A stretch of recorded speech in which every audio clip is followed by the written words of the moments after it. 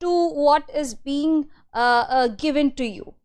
And this kind of unconditioned leads to another kind of response, that is conditioned response. And this conditioned response elicits the fact that we are accustomed to a stimulus, we become habitual to it, and you are likely to respond in a similar fashion. So in schools, for example, students are conditioned to have lunch, or they are conditioned to have games in their special class. Or you can say that in the experiment, Pavlov has tried to explain that the conditioned responses can be produced in the first interaction also. So this is most common when the response is fear. And for example, if dog bites a child, they may be conditioned to fear dogs. So there are slight differences when it comes to categorization of these 5 terms: unconditioned stimulus, neutral stimulus, and conditioned stimulus. And then we have unconditioned response and the conditioned response. So now let us look up at this slide, the 3 stages where we will try to understand the Pavlov's experiment. And at first there comes before conditioning, at second there is during conditioning, and then the third stage is after conditioning. So what happens is, before conditioning is that a natural response to something unfamiliar.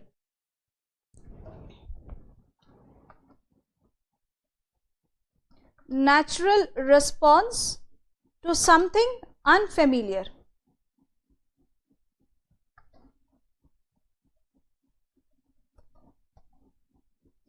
Okay, so before conditioning refers to an unlearned response to an unconditioned stimulus. It doesn't mean a new behavior has been adopted. This is the first response produced by the unconditioned stimulus. And the neutral stimulus that does not elicit a response also falls under this stage only, because in the classical conditioning theory it is said that there is no as such excitement when it comes to the ringing of the bell. So at first there is nothing happening, so it's a neutral one. So before a neutral we are taking up into the first category. And then there comes a next stage, which is during conditioning. What happens in during conditioning is the stage where conditioned stimulus elicits a conditioned response. Conditioned stimulus elicit conditioned response.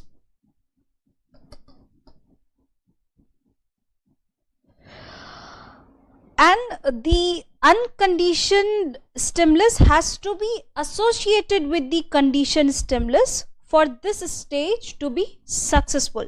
So this can take several repetitions or even single instance, some kind of outcome. So this can take several repetitions, like I said, in the during conditioning, and this is the step in the process where unconditioned response to the stimuli get repeated and become learned response. And the next stage is where a response to an unconditioned or conditioned stimulus become conditioned. So repetition is the key in the second stage, that is the during one. And after conditioning tells us to the fact that when the conditioned stimulus and the unconditioned stimulus have been identified, they will elicit a conditioned response. So I'm writing over here conditioned,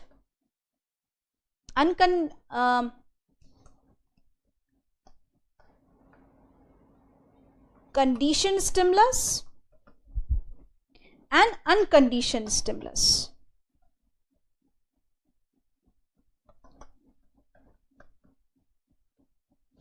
When they both are identified, they will come out as a conditioned response. And it is important to make a sharp differentiation between the conditioned and unconditioned response and the conditioned and unconditioned stimuli. So here both the stimuli are basically leading to the response, and that's where we are coming up to the end of this stage. So after conditioning is the completion of the classical conditioning theory, and it means the theory is effective and successful, and your behavior in response to a conditioned stimulus is the same. And in order to help you understand this final stage, I can take up an example that if you are experienced vertigo in the past, you will try your best to avoid places which are located at high heights. So with this, we have understood the three stages of this Pavlov's classical conditioning theory. Now we will try to look up at the points that tells us that what are the limitations when it comes to the implications of these classical conditioning. Are these conditioning systems helpful in the learning system, or they are not worthwhile enough? So at first, as it is mentioned in the slide, it is written that classical conditioning does not account for the idea of free will. It means that there is something which is being given to the learner, and you keep on supplying the product, or you keep on supplying the lesson to the learner continuously, and in such a way this process happens that the learner becomes conditioned. However, the free will and the response that is required from the part of the learner is not really elaborated in this theory. The second point, as it is mentioned in the limitations, is that this learning process underestimates how unique human beings really are. So some may elicit response in a positive way, but some learners out of their experiences would react or respond in a different way. So like we cannot ignore the fact that each individual is different in nature. Now coming up to the third point, it is mentioned there is no predictive quality to classical conditioning since it's running short of the empirical evidences. So that's why there is nothing like we can say that a dog, or if it is successful in dog, we cannot say that a learner would react or would respond to in a certain way. This is slightly unpredictable, and it seems like we should remember the difference between creating and learning.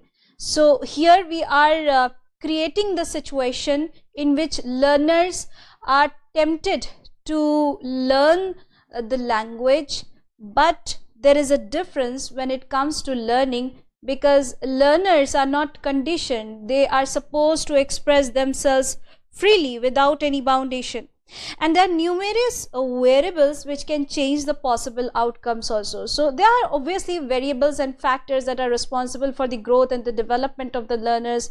What a learner bringing along with himself, what kind of situation he is dwelled into it, what is he thinking at the point of time, that all matters. And what are the social and demographic features involved in it, that also brings the results of the outcomes. So variables may bring change in the possible outcomes. And the other limitation that is mentioned over here is that it requires someone to have positive association to be useful. In order to understand this line, let us not forget that there are numerous changes that can occur in stable environments, which may impact how someone can react. So individual experiences, perspectives and habits are just essential. And of course, if a person has set feelings about someone or something that is predominantly negative, then classical conditioning will automatically not run. So people do not develop positive feelings towards anything just like that they dislike intensely. If you have for example a damaged taste towards a specific food item, then you would not like to visit that particular place again. So that's how this that's how the Pavlov's classical conditioning theory fails to justify the numerous aspects that are involved with regard to the individual's variability and the situations and the circumstances that come across. The other point that is mentioned over here is that people can choose to act against their conditioning also. So let us take the example from the experiment to address this advantage, but then apply it to people. an individual feels hunger pains in their stomach every time that they smell cooking in a cooking pot, in a slow cooker. They begin to think of the potatoes or vegetables, which only further the need to eat, strengthens the need to eat something. So a timer going off at this moment can create a trigger which ultimately stimulates a similar physical response when it occurs every time the pot roast is cooking. And then it provides a temporary effect when generating results. So classical conditioning can create a positive response to different stimuli, but Pavlov here discovered that associating a bell or whistle with the presentation of food could cause a similar biological response once the connections were made, but it would fade with constant use. And if we kept ringing the bell several times without the food, then the paired association that we have tried to maintain so far will be diminished or deteriorated. And therefore we can say that though classical conditioning comes out with a lot of scope, but it has certain limitations that cannot be ignored. Now let us take another perspective of the behaviorist theory. It is B.F. Skinner's operant conditioning. It says that the ideas that follows up with actions are basically result in reinforcing the language. So there are two types of reinforcements that are mentioned over here: positive reinforcement and the negative reinforcement. And one of the examples is that children alter their use of language in response to this reinforcement. So let us take this example in a more depth. What happens is, if a child says mama, papa, dinner, and the response is positive. So if the child is provided with the dinner following this demand, then the positive reinforcement takes place and the child is somehow conditioned that with the use of this language the dinner is supplied. Now what happens is, if the child doesn't produce the right language, and provided if the response is not given, or what if the child is ignored, or what if the food is not supplied right after his language use, then the negative reinforcement would take place, which means that the child would somehow think of reusing the language in order to correct himself, and then the positive reinforcement would grow. So that's how this Skinner's theory is conditioning, Skinner's operant conditioning theory is designed. And we will now look up at that how the limitations of the behaviorist theory, especially with regard to the Skinner's operant conditioning works, is that there is a developmental milestones, the critical period of language acquisition varies, and the complicated nature of language matters. So what is developmental milestones? Research has shown that children go through a series of milestones at around the same age, and this suggests that there may be more than just simple imitation and conditioning takes place. So not just that child says and the answer is given in the form of the product, but it needs to be understood that the imitation and conditioning that takes place may not usually be the same as far as the development of the child is concerned. So there would be just more than something than imitation and conditioning, not constrained to conditioning and imitation. And this suggests that the operant conditioning is somehow restricting the child to use the language in a more creative way.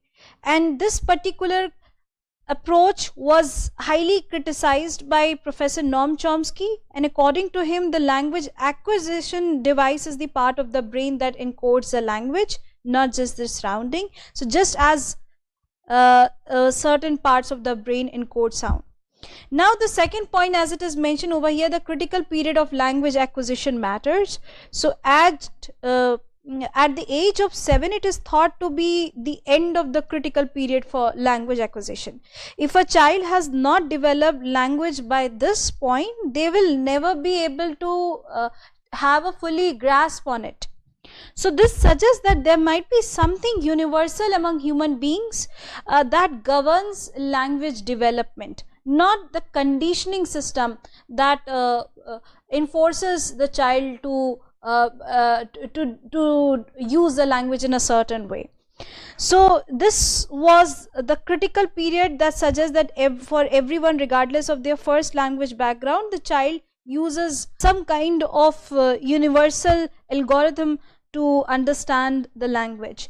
Now the other point is the complicated nature of language. It has also been argued that language and its development are simply too complicated to be taught sufficiently through reinforcement alone, and children learn grammatical rules and patterns seemingly independently of positive or negative reinforcement.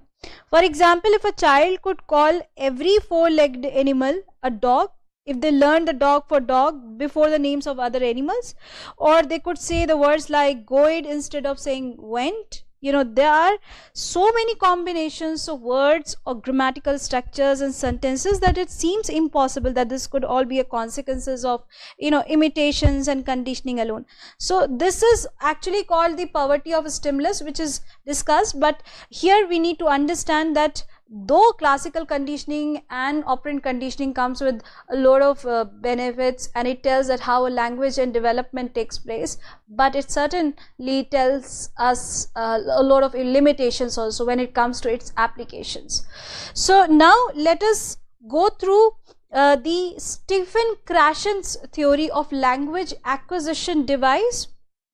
This is really helpful when it comes to the acquisition and learning, and Stephen Krashen is the one person who has distinguished the two important terms, language and learning. Now look up at this slide. Language acquisition, according to Stephen Krashen, does not require extensive use of conscious grammatical rules and does not require tedious drill.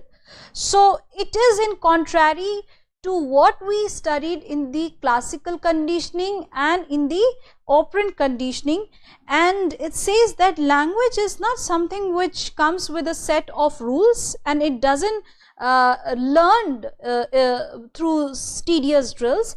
The acquisition requires meaningful interaction, which means the context provides the learner the opportunity to develop the language, and also the natural communication in which speakers are connected not with the form of the utterances but with the messages they are conveying and understanding. And he referred something called comprehensible input, which is the crucial and necessary ingredient for the acquisition of language.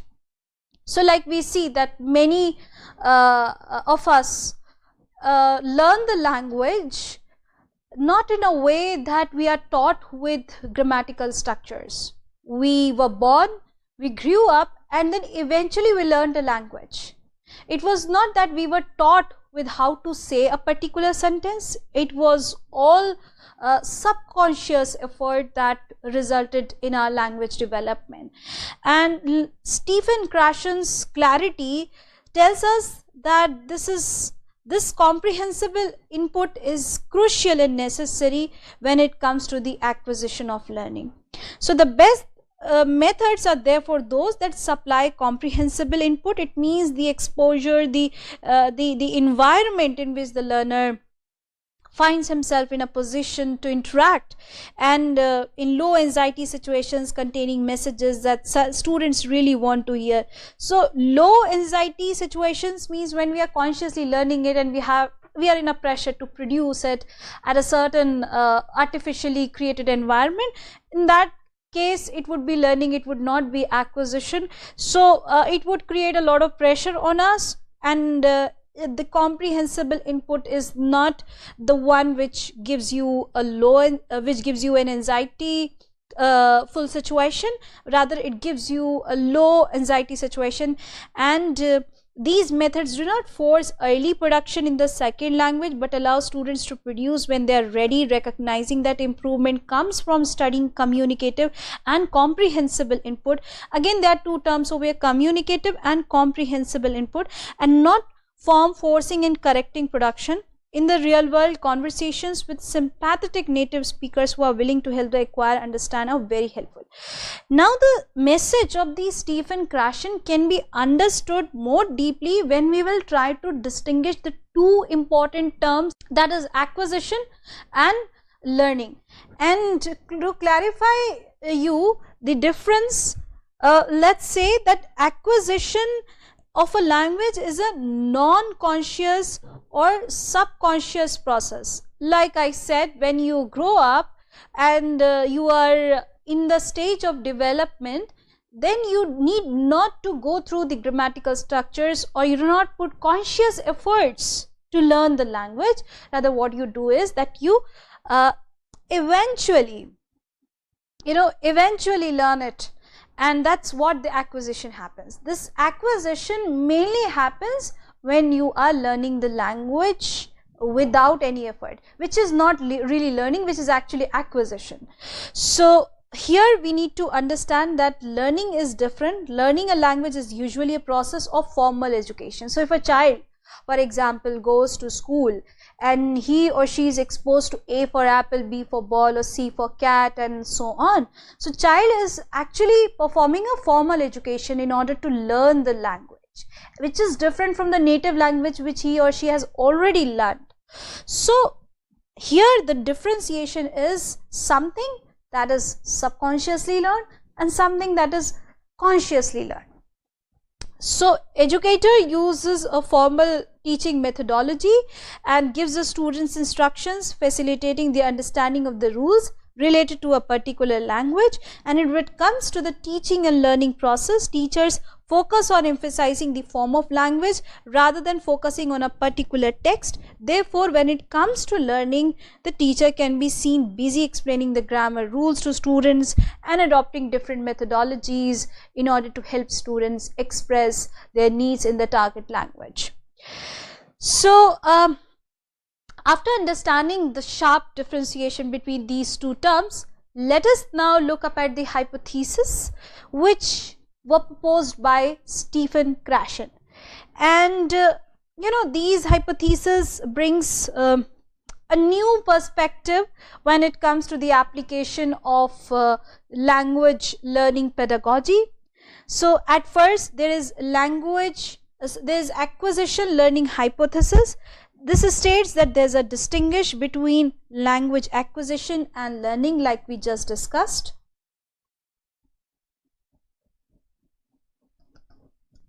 And learning. In language acquisition, the students acquires a language unconsciously, and this is similar to the example that when a child picks up their first language, right? And on the other hand, language learning happens when there is conscious effort of discovering and exploring and learning the rules and the grammar of the particular language. Now coming on to the monitor hypothesis. Monitor hypothesis states that the learner is consciously learning the grammar rules and functions of a language rather than its meaning. So this theory focuses more on the correctness of the language. And to use the monitor hypothesis properly, it stands on three important standards. And what are these? That the acquirer must know the language. Know the language. The acquirer must concentrate on the exact form of language. And also the acquirer must set aside some time to review and apply the language rules.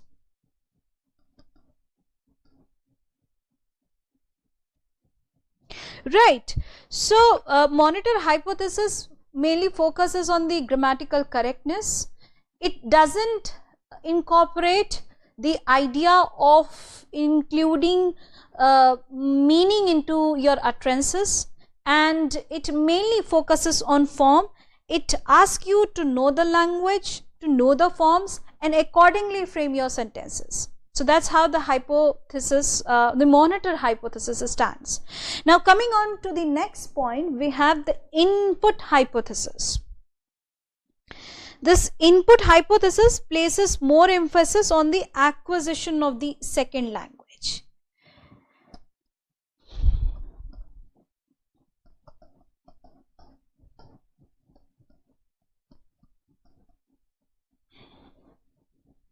This theory is more concerned about how the language is acquired than it is learned.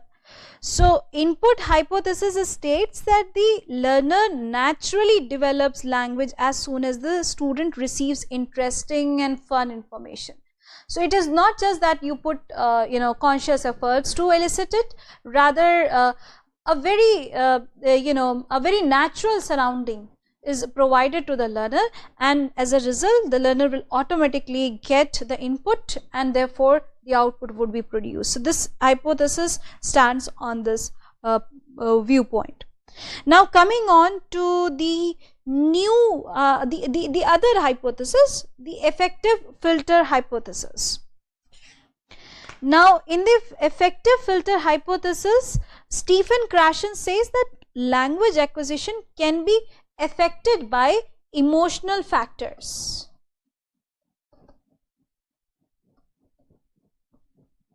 Right, and if the effective filter is high, then the student is less likely to learn the language. Therefore, the learning environment for the student must be positive and it should be stress free so that the student is open for the input. So input is grasped efficiently only when the learner is stress free. And if the learner is surrounded by stress and anxiety, it would be difficult for him, or some kind of emotional stress and factors would influence his performance. So that's how the effective filter hypothesis works. And then the natural order hypothesis come into existence. Natural order hypothesis says that the language learners should learn grammatical structures in a fixed and in a universal way. So there is a sense of predictability to this kind of learning, which is similar to how speakers learn their first language. So a sense of predictability is there.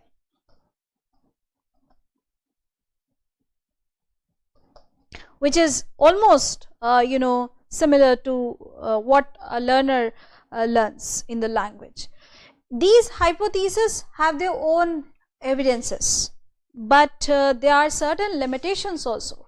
So the hypotheses have faced a lot of criticism, and one of the important criticism that it faced was there were lack of evidences in order to support these hypotheses. We have got to know about the filter hypothesis, the effective hypothesis, the monitor model and all, though they sound quite relatable, but when it comes to extensive research, there is still a scope of knowing about it.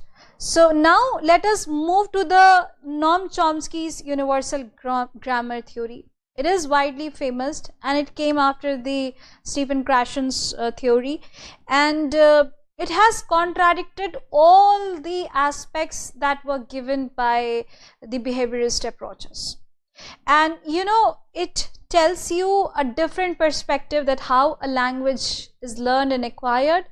And it is not that the formal grammatical structures are learned in a school or in an institution. It is something that you automatically get it. By automatic, I mean that it is something which is universally involved. And what is it, how it is incorporated, and what does Noam Chomsky brings to our classroom, we'll try to look up at through these lines that are mentioned in the encyclopedia. Now the universal grammar theory suggests that every language has some laws, okay, and for example every language has a way to ask a question or state something that is remarkable. So in addition, every language has a way to identify gender or show something that has happened in the past or present. If the basic grammar laws are the same for all languages, a child needs only to follow the particular set of rules. That is, peers follow in order to understand and produce their native language. In other words, his environment determines which language he will use, but he is born with the tools to learn any language effectively. Now, notice the term over here.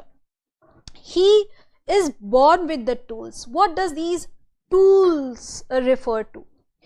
Noam Chomsky argued the fact that the human beings are brought up under normal conditions. They will always develop language with certain properties. And this theory proposes that there is innate, biologically determined language faculty. I'm writing over here, biologically determined innate faculty,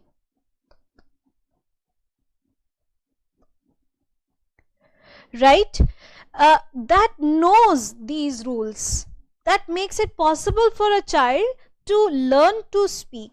This faculty does not know the vocabulary of any particular language, and there remains several parameters which can vary freely among languages. So this universal grammar theory states that we have innate capacity to learn the language, and especially when the child is born, he is already having that capacity to learn the language. It is just the matter that which language he is. So this universal grammar theory states the fact that every language has some important laws, but a child is already born with the tool which is biologically determined, and he or she has innate faculty which is responsible for the development of the child. And when the child gets exposure to a particular language, the child needs not to learn the grammatical structures of it, rather he or she eventually acquires it by just placing up in the setup that is already there in his brain. Now, Noam Chomsky also faced criticism with regard to universal grammar theory, and few of the criticisms I'm mentioning here in the slide. Please go through. Universal grammar has no coherent formulation and is indeed unnecessary, which is given by Wolfram Hinsen. Universal grammar is in conflict with biology. It cannot have evolved by standard accepted new Darwin evolutionary principles. Then there are no linguistic universals. Universal grammar is refuted by abundant variation at all levels of linguistic organization, which lies at the heart of human faculty of language. These criticisms of universal grammar are there, and like I mentioned, that was given by Wolfram Hinsen. But let me tell you that universal grammar's theory is widely accepted across the globe. Now, let us consider the fact that Chomsky doesn't say that language cannot be learned or cannot be acquired. He just says that we have the innate capacity to learn. It is just that we are supposed to get exposed to it, and by the time we get exposed to it, we eventually develop it. So it becomes easy for us to acquire the language. But when it comes to learning, on contrary to that, or when it comes to learning, a child needs to go through the formal education, and this formal education will help him to develop the rules and learn those rules consciously to get a command over it. So that's how these important theories come to an end. There are varying theories in the second language teaching pedagogy. We have taken up two important approaches over here. One, that the behaviorist view, the idea which was proposed by Noam Chomsky under the heading of universal grammar theory. So now let us consider the points that are mentioned in the conclusion. At conclusion, I would say that as far as the classical conditioning is concerned, many of our behaviors today are adapted through this theory of learning by pairing of a stimuli, the conditioned and the unconditioned stimuli and so on. However, in human beings, the conditioned stimulus is not only elicit a physical reflex such as salivation, eye blinking, or fast heart beating, etc., but it also can result in a fairly intense of emotion. So though classical conditioning comes up with lots of limitations, but we see its practical implications in varying ways.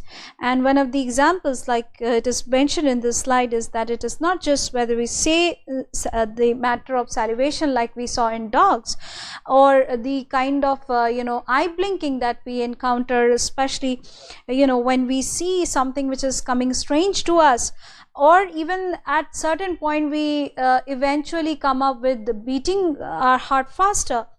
But we also respond in a variety of ways, and that results certainly in intensive emotion and positive and negative behavior and so on.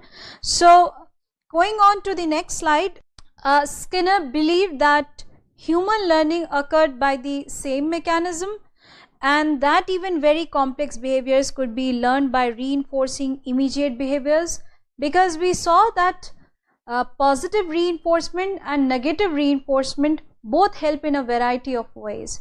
So positive reinforcement helps the child to use the language, and the negative one could help the child to reorder the sentence or to correct the language, and in this way the child is conditioned, right? So both the operant as well as the classical conditioning come under the category of the behaviorist approach that were introduced to the language learning pedagogy at the earlier phases. Now we see that nowadays we look up at drill and practice, and we include it in our language learning classes. And the earlier language teaching pedagogies had drills and a lot of practicing exercises that ask the students to convert from active to passive and direct to indirect sentences. And there are drill and practice exercises existing today, but there comes with certain limitations also. Though the child becomes constrained to the conditioning systems, but there are certain limitations that cannot be ignored. But the fact to be noted over here, as mentioned in this slide, is that the drill and practice software is helpful for specific content if we use it in a computer technology, such as multiplication tables or second language vocabulary. In these kind of scenarios, these conditioning systems would somehow help, and that must be learned to a level of automaticity. So if it is brought to the learner, it would somehow contribute to the development of only certain kind of devices like vocabulary, like multiplication, and can be used in a variety of mathematical and numerical problems to help them up. In second language learning pedagogy, games that are being used and are prevalent in the market, they also follow the idea of the Skinner's operant conditioning. And in many of the management systems, we see a lot of examples that gratifies the idea of drill and practice and the operant conditioning by giving a reward and by not giving a reward. By giving a reward, which means the learner is giving a positive reinforcement, and by not giving a reward, the learner goes up with no points. So this kind of conditioning is existing throughout, and game is one of the examples that we are considering over here as an utmost simplification of this theory. Acquiring resources and leveling up, this provide reinforcement while losing one's sword in a battle or falling off a cliff serve to punish errors. So in the development of games that mainly aim to help the learners not to develop the second language learning, but also to enforces the learner to learn the system or the values. We see that positive and negative reinforcement provides extensive support to the responses. By positive reinforcement, I would mean that the learners come up with a response of medal, or maybe one can see a sword, for example, as a matter of proud. And then, you know, when we keep continuing that particular game, and there's a mistake that happens, or there is an error that comes across, that is encountered by the learner, then there are certain negative reinforcements in the form of punishments, which results in the conditioning system. So next time when the child would be playing that game, he or she would be very conscious of getting the positive reinforcement and utilizing it in a positive way, and may be restricting him or himself from getting the punishments. Now, these theories that are developed by behaviorists, even though both classical and operant conditioning focus on the observable responses of the subjects that produces a large impact in the language learning, there are many differences, in fact, between them based on the nature of the response, the role of the learners, the involved reinforcement, and the nature of learning. So these are the important points that to be considered before implementing the conditioning system. And defeating these two kind of conditioning, there come a universal grammar. And universal grammar says that in modern linguistics there is the innate biological component of the language faculty. This theory is usually credited to Professor Noam Chomsky, and the basic postulate of universal grammar is that there are innate constraints on what the grammar of a possible human language could be. So when linguistic stimuli are received in the course of language acquisition, children then adopt specific syntactic rules that conform to universal grammar. So language is something which is already innate, especially when it comes to native language. It is just that the child needs to get himself exposed to the language, and the child responds to the stimuli when he come across with it. So the child develops the language from his surroundings, from the context that is being given to him. It is not that he learns the grammatical structures consciously, it is the subconscious effort that takes place. And that's what the universal grammar argues. Universal grammar takes up to the fact that there is an innate faculty in our brain which helps us to grow and develop language. These are the references. So with this, we have come to an end of this session. We will take up needs analysis in the next one. I hope you enjoyed it. Looking forward to see you in the next session. Thank you very much.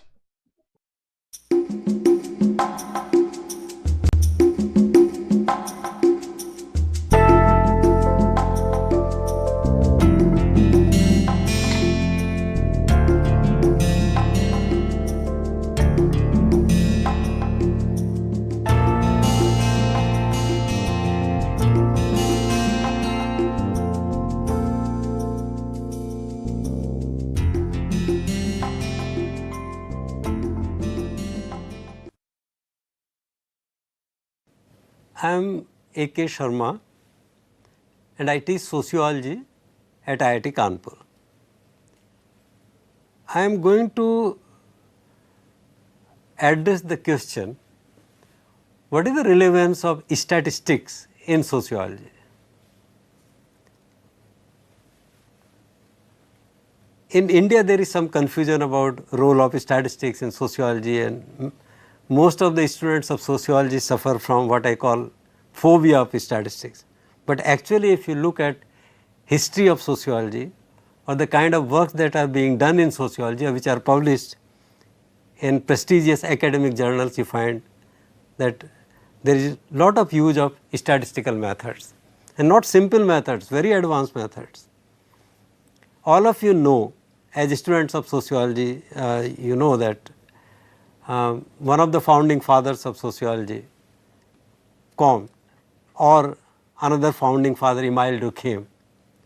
They said that sociology is one subject which differs from other subjects in the questions that they try to answer, but they use the same method, the method of science. And that in sociology, those who believe in this kind of approach, they are called positivists. Emile Durkheim called them positivists. They believe that social issues must be studied by using observations, experiments and other modes of collection of data. Now, statistics can help sociologists in three ways.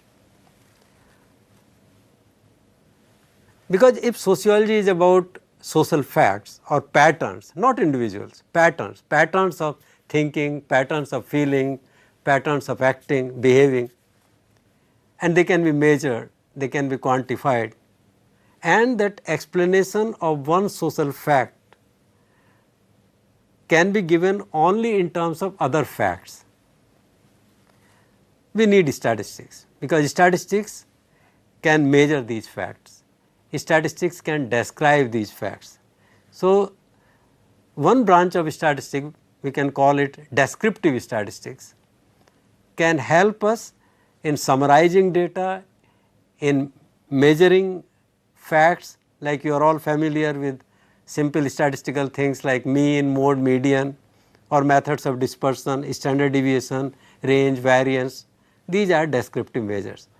They can also be used to measure skewness or symmetry or asymmetry in the data. Other types of statistical methods, which are called inferential statistics, are used to test hypotheses. We know that any science, including sociology, if we follow that positivistic tradition, is about testing hypotheses using scientific methods. And for testing hypotheses, like for comparative purposes, comparing means of two samples or comparing variances of two samples or comparing correlation coefficients or regression coefficients, we need inferential statistics. And if you are familiar with some of them, t-test, z-test, chi-square test, f-test, these are the tests which come under inferential statistics. We use statistics for drawing inferences about two or more samples. And thirdly, statistics can also be used for posing new questions. I remember that a few months ago, I read an article in Population and Development Review in which the authors, Cole and Gramajo, they tried to explain homicide rates and variations in homicide rates across countries in the entire world. And they found, based on statistical analysis, logistic regression and all, they found that one factor which explains variations in homicide rates in the world is female education. Not culture, not governance so much, not even male education, but female education. Now, if facts are showing this, so you have a new sociological question. Why is it that rise in female education leads to higher homicide rates? And Cole and Gramajo then gave certain hypotheses. You may not agree with those hypotheses. You may conduct this study on your own or test these hypotheses given by Cole and Gramajo using statistical methods. But the point I am making, that in addition to describing data, drawing inferences, statistical methods can also be used for raising new questions in sociology.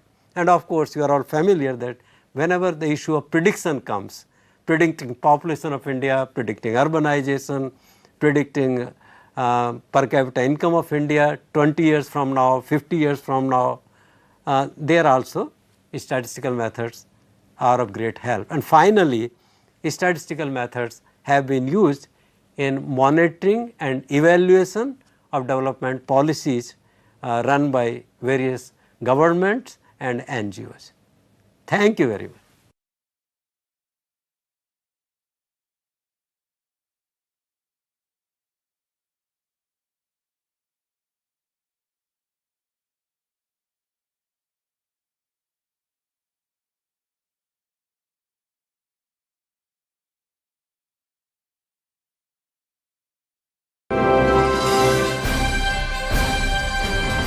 Swayam Prabha. Digital India. Educated India.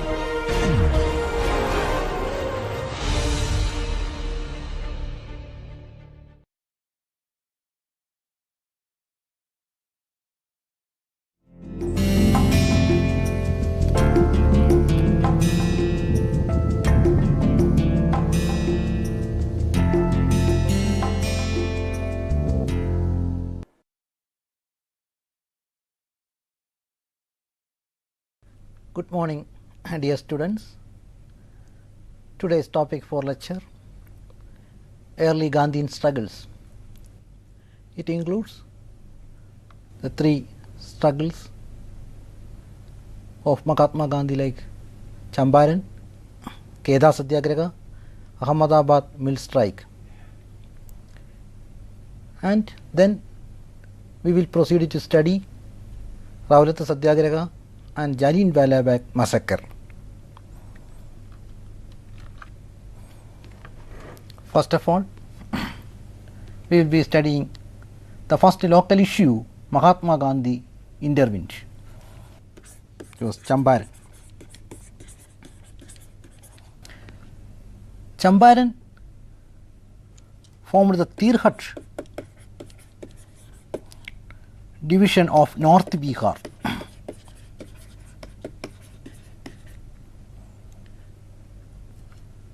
The European planters had been started the cultivation of indigo since the beginning of the 19th century. Since the beginning of the 19th century, the European planters had started the cultivation of indigo in Champaran. The system of cultivation existed in Champaran came into known as Tingadiya. Tingadiya system. This was the system of cultivation existed in Champaran of Tirhat division of North Bihar. It was a kind of indirect cultivation. Indirect cultivation.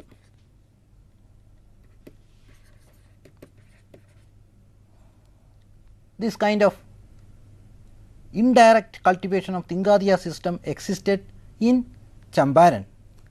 Now we will be looking into the characteristic features of the Tingadiya system of cultivation. Under this system of cultivation, the peasants leased land from landowners.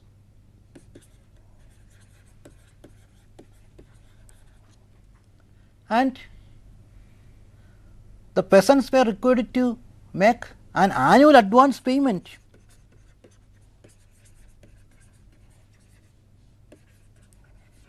An annual advance payment was made by the peasants for leasing out land from the landowners, and an agreement was entered into between the peasant and the landowner.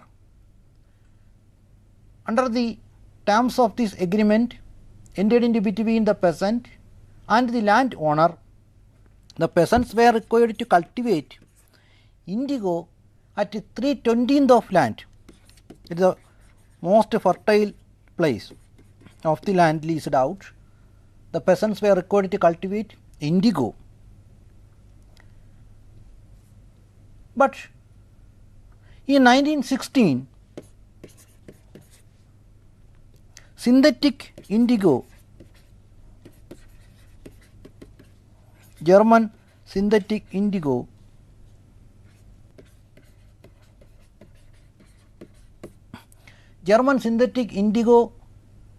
was heavily imported to India,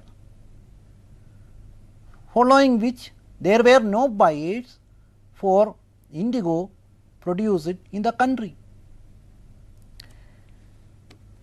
However, under the terms of agreement entered into between the peasant and the landowner against the payment of annual advancement, the peasants were required to cultivate indigo.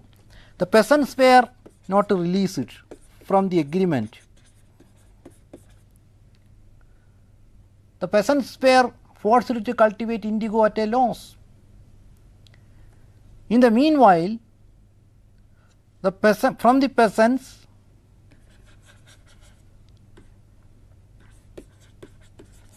forced to pay illegal dues. Illegal dues to the landowners in order to release from the obligation of cultivation of indigo. This was the issue at Champaran. Under the Tingadiya system, the peasants were required to cultivate 3/20th of part of the land, indigo. In other remaining areas, they used to cultivate food grains. But in 1916, because of the import of German synthetic indigo, there were no buyers for indigos produced at Champaran. However, the peasants were forced to cultivate indigo at a loss. Then later, the landowners collected illegal dues from the peasants to release from the obligation of cultivating indigo at Champaran. This was the issue at Champaran. It was Rajkumar Shukla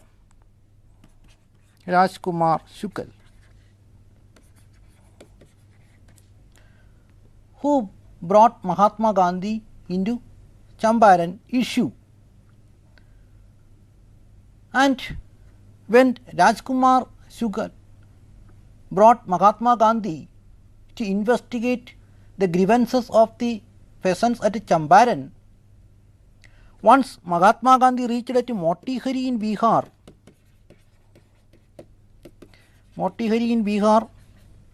Mahatma Gandhi was arrested by the district administration.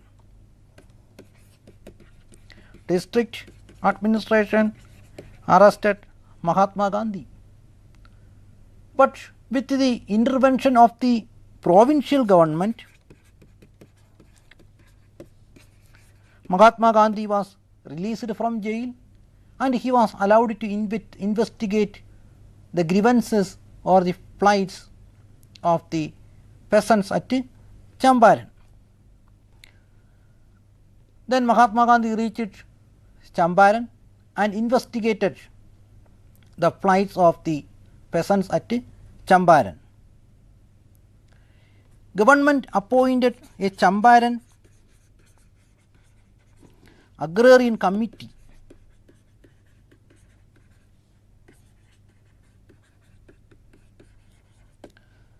Champaran agrarian committee was appointed by the government. Mahatma Gandhi was one of his members.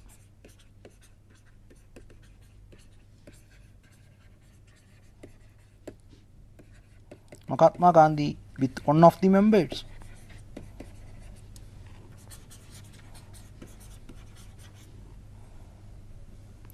This Champaran agrarian committee recommended that 25% of the illegal dues collected by the landowners from the peasants would be refunded. 25% of the illegal dues collected by the landowners from the peasants would immediately be refunded. Following the recommendations of Champaran Agrarian Committee, a Champaran Agrarian Act was also passed.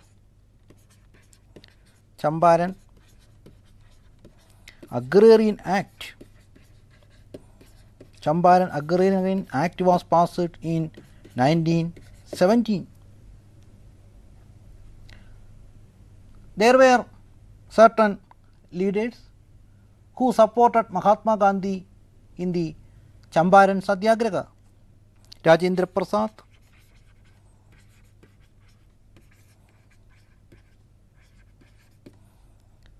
Gorak Prasad,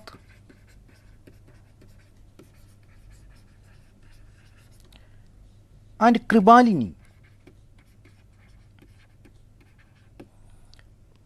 They were the leaders who supported Mahatma Gandhi in the Champaran issue. The second local issue Mahatma Gandhi intervened was Kheda Satyagraha.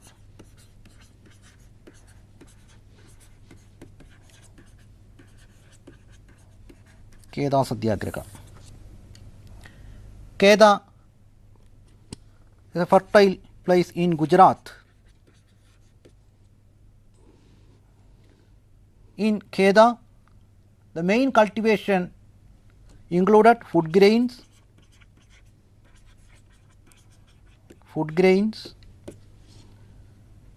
tobacco, and cotton. These were the major items cultivated in Kheda, and these products were marketed at Ahmedabad. But in 1917, due to heavy rainfall,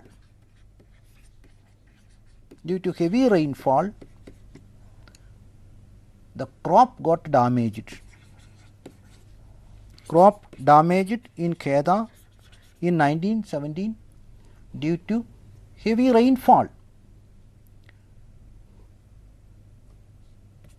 The kharif crop was damaged. In 1917, due to heavy rainfall, the kharif crop in Kheda got damaged. Since the peasants were not in a position to pay land tax, the peasants demanded that they would be exempted from the payment of land tax. Because of the crop failure, the peasants demanded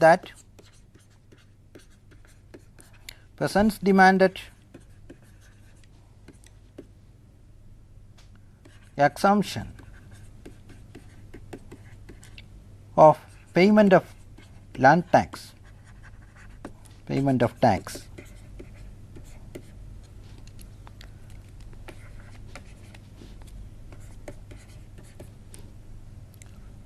The peasants demanded remission of land tax because of the crop failure. In the Land Revenue Code,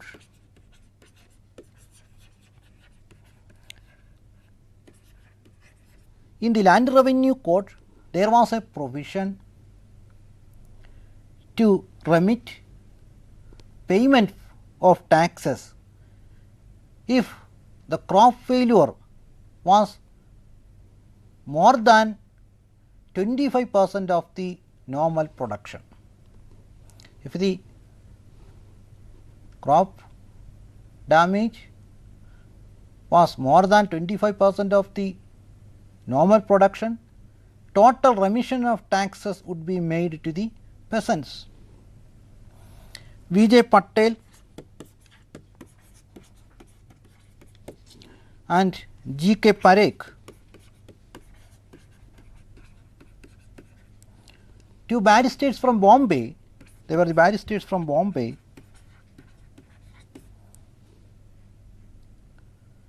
they inquired about the extent of the crop failure and found that the failure was more than 25% of the normal production. So, the peasants were entitled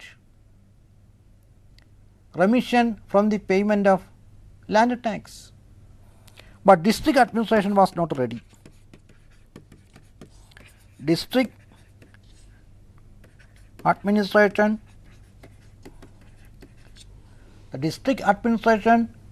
did not permit any kind of reduction in quantum of taxes to be paid by the peasants. The district administration expressed the view that it was not a spontaneous uprising of the peasants, but outsiders organized by Gujarat Safa, of which Mahatma Gandhi was then the president.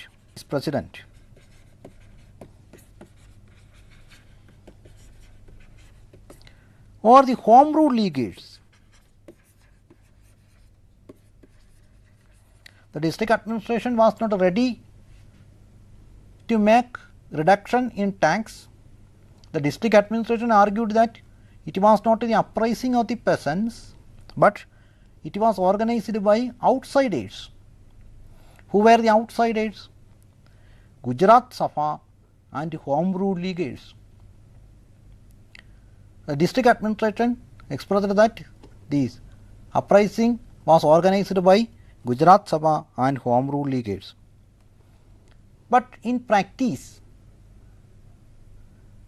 neither Gujarat Safa nor Home Rule Leaguers did involve in the organization of peasant agitation in Kheda. It was organized by Mohanlal Pandey,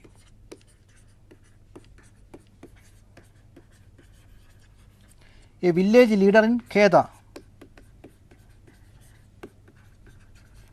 Village leader from Kheda actually organized the peasant agitation.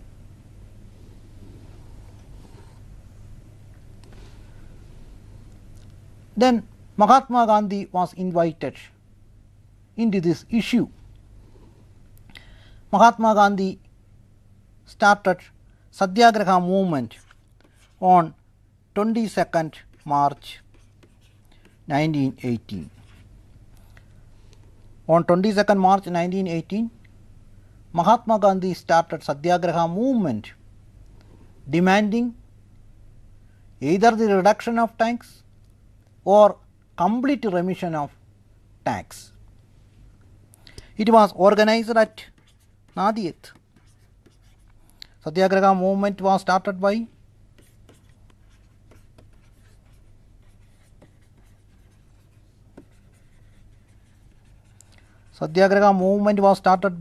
Mahatma Gandhi at Nadiad on 22nd March 1918 to redress the grievances of the peasants.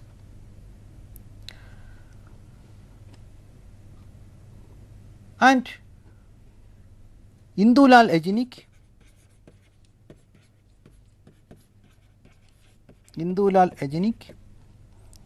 Vallabhbhai Patel,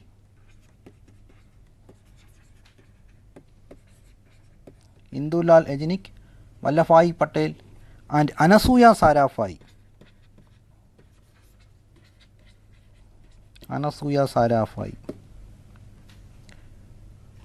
Helped Mahatma Gandhi in the organization of Satyagraha movement at Kheda. Indulal Ejinik, Vallabhbhai Patel and Anasuya Sarafai helped Mahatma Gandhi to organize Satyagraha movement in Kheda. On 21 April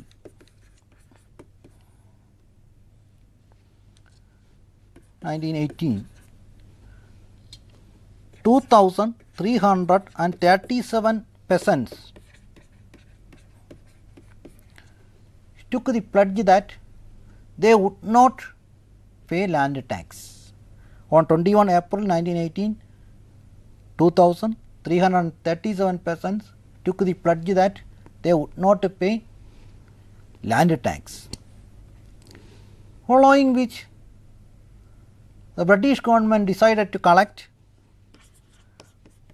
land tax only from those peasants who were able to pay land tax.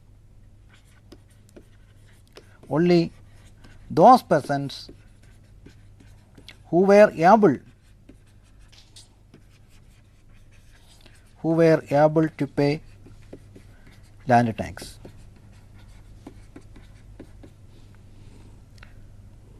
This was the second local issue.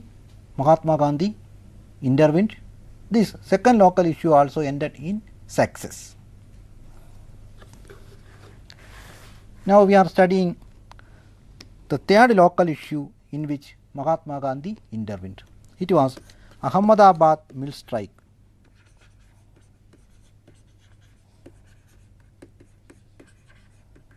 Ahmedabad mill strike. This was the third local issue. Mahatma Gandhi intervened. Ahmedabad during this time was one of the large industrial towns, large industrial town,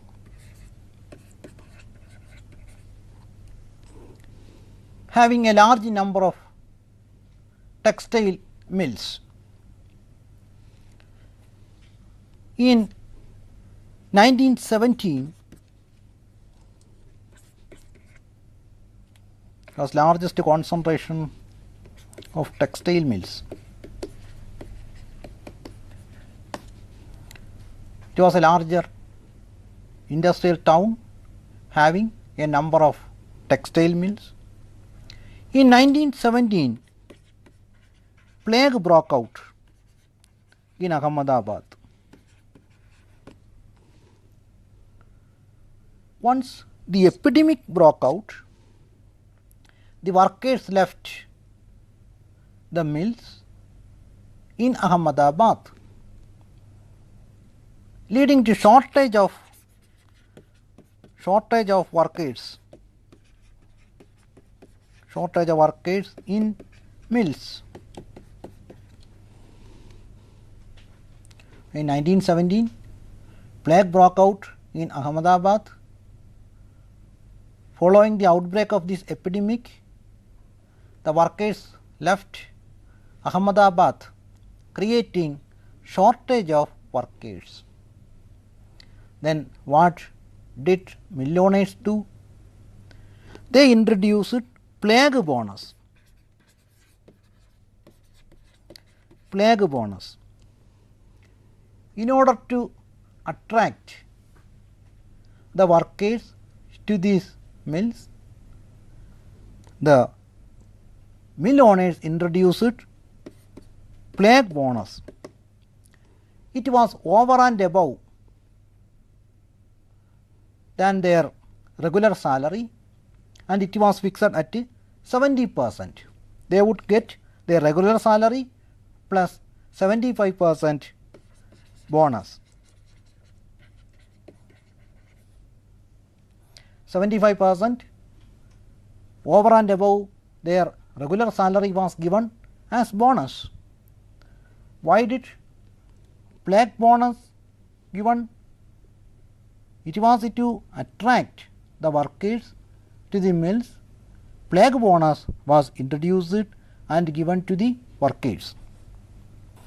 Around 22,996 persons died in Ahmedabad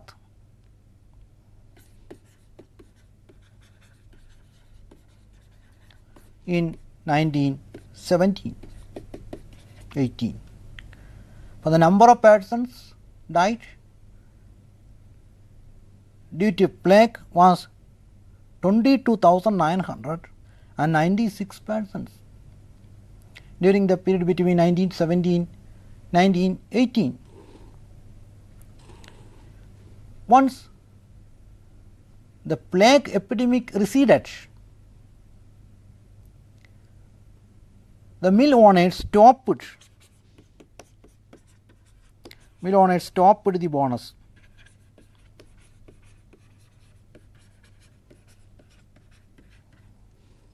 Once plague was over, the mill owners stopped the plague bonus, but the mill workers were not ready to accept.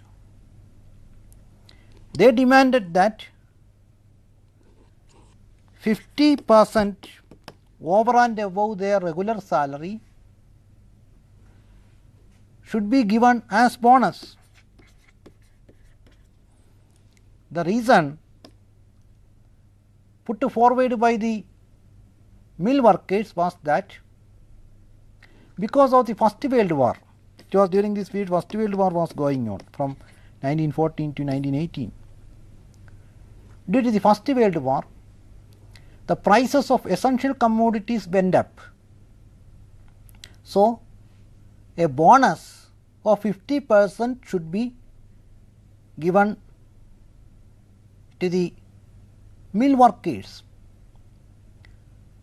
This was the response of the mill workers, but mill owners were not ready to give 50% as bonus to meet the rising prices of essential commodities due to the First World War, but the mill owners were ready to pay only 20% bonus. But the workers were not satisfied with this 20% bonus. They were eagerly arguing for 50% bonus over and above their regular salary. This was the issue at Ahmedabad mill. Ambalal Sarafai.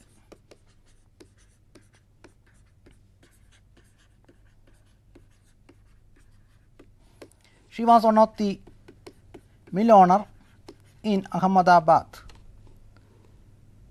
and had a reverence for Gandhi and financially contributed to the ashram of Mahatma Gandhi.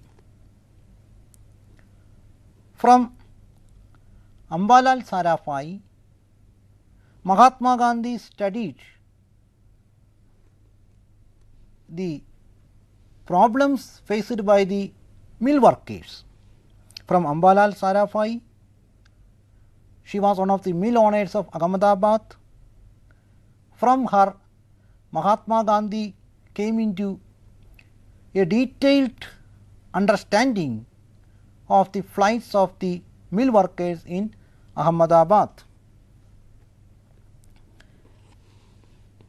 And she decided to invite Mahatma Gandhi into this issue.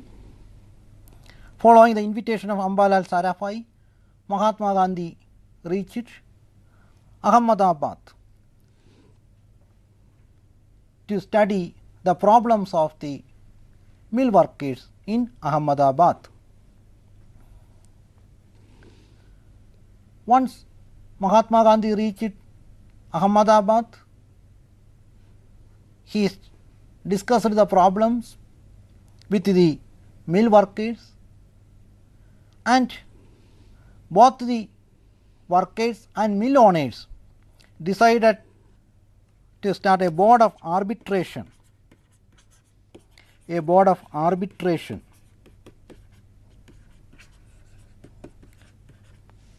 It was decided to start a board of arbitration. Chairman was the collector. District collector was the chairman of this board of arbitration.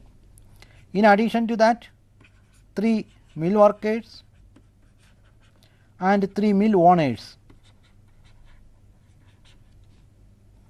were included in this board of arbitration. A board of arbitration was constituted with district collector as the chairman. In addition to district collector, there were 3 mill owners and there were 3 mill workers. The interesting fact was that Mahatma Gandhi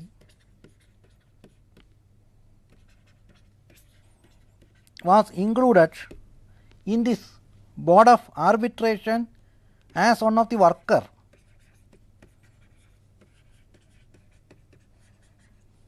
Mahatma Gandhi was included in the board of arbitration as one of the mill workers. But the mill owners were ready to accept the representation of Mahatma Gandhi as one of the workers in the board of arbitration. They unilaterally withdraw.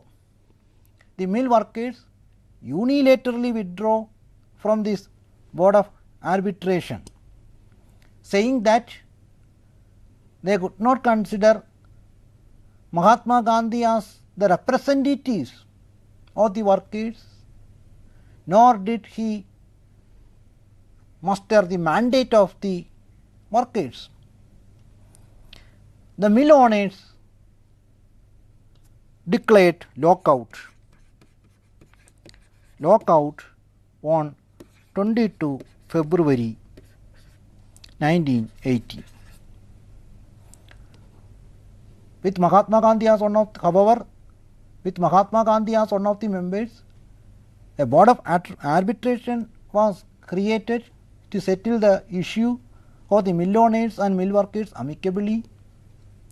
The mill owners withdrew unilaterally from the board of arbitration, saying that they could not consider Mahatma Gandhi as one of the representatives of the workers, and they declared lockout on 22nd February 1918.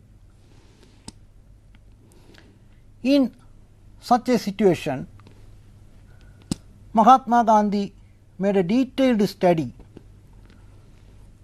of the grievances of the workers and the condition of these mills. After making a detailed study of the condition of the mill owners and mill workers, he expressed that the workers should demand 35% as bonus. Initially, the workers demanded 50% as bonus, but this time, after making a detailed study of the entire problems, Mahatma Gandhi came with the plan that the workers should demand 35% over and above their regular salary as bonus. But mill owners were not ready to pay even 35% as bonus. And Gandhi started Satyagraha movement. Mill owners ended the lockout on 12 March 1918. Even 35% as bonus was not acceptable to the mill owners. Hence, Mahatma Gandhi started Satyagraha movement. Satyagraha movement.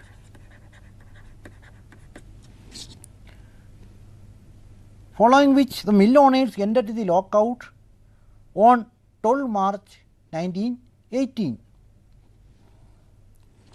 On 15 March 1918,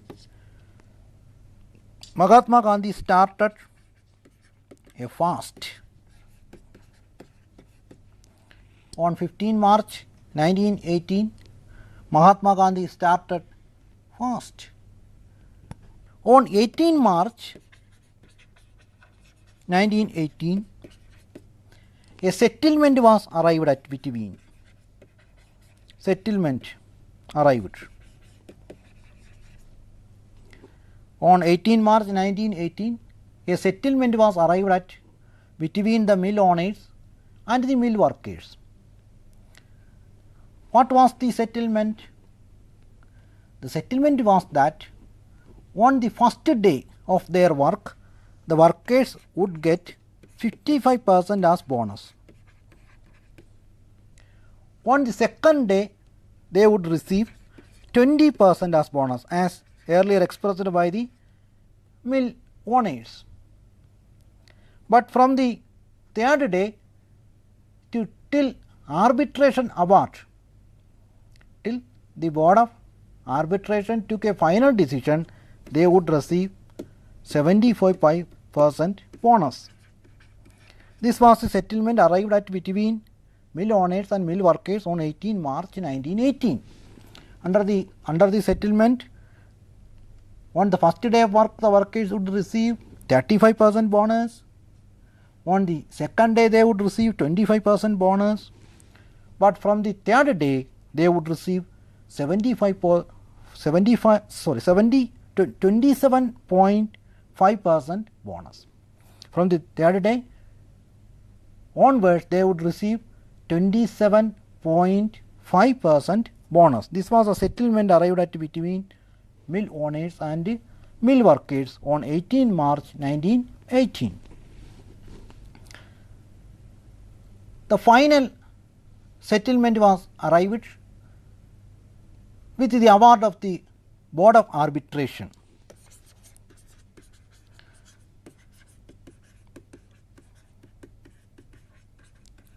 Board of Arbitration.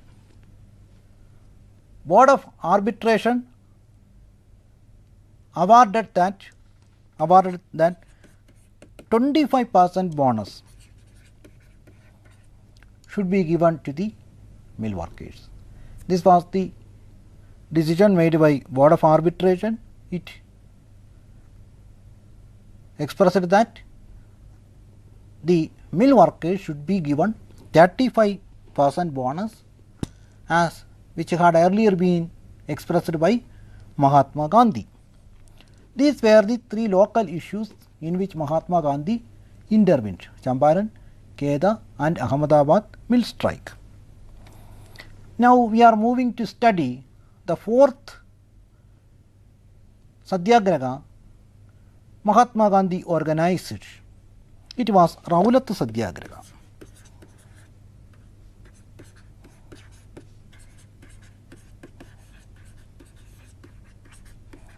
Rowlatt Satyagraha. First of all, we will be looking into the circumstances behind the start of Rowlatt Satyagraha by Mahatma Gandhi. In 1917, the British government appointed a committee under Justice Sidney Rowlatt. Justice Sidney Rowlatt to investigate revolutionary crimes in India. Revolutionary crimes in India, and to suggest remedial measures for the effective suppression of the revolutionary crimes. In 1917, Justice Sidney Rowlatt was appointed by the Government of India to investigate revolutionary crimes in the country and suggest measures for its effective suppression.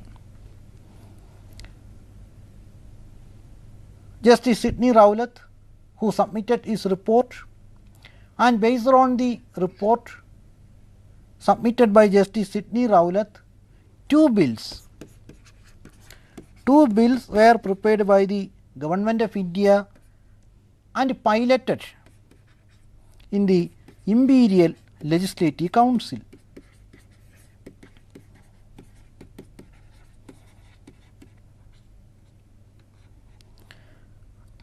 Based on the recommendation made by Justice Sidney Rowlatt, two bills were prepared and introduced in the Imperial Legislative Council by the Government of India on 6 February 1919. Now we are going to analyze the major provisions of included in this bill. The bill aimed to introduce in India wartime restrictions permanent. 1. What were the provisions included in these bills? introduced in the Imperial Legislative Council. Revolutionary crimes would be tried in a special court consisting of 3 High Court judges.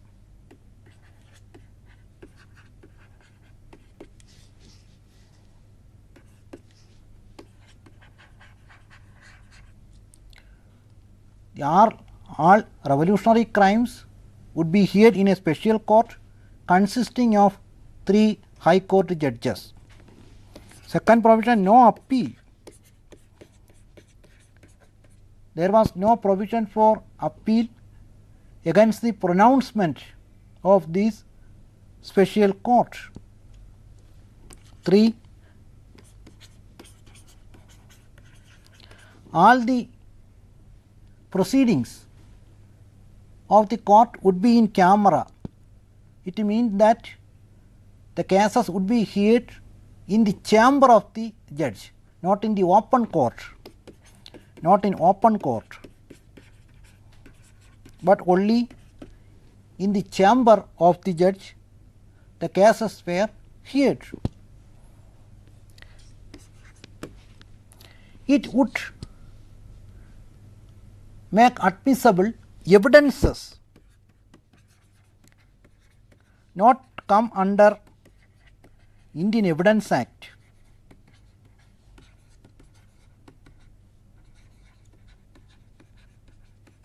It also used to admit evidences which normally did not come under the Indian Evidence Act. 5. It would empower the police to search any place or arrest any person without a warrant.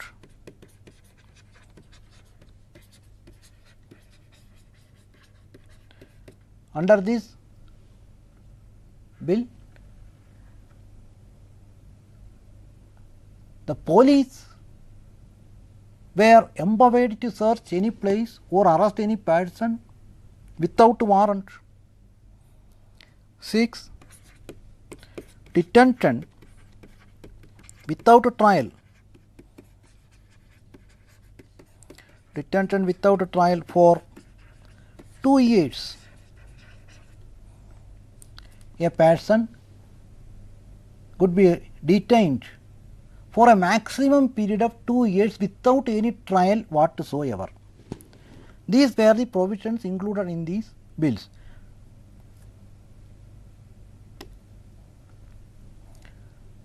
Gandhi started a Satyagraha Sabha.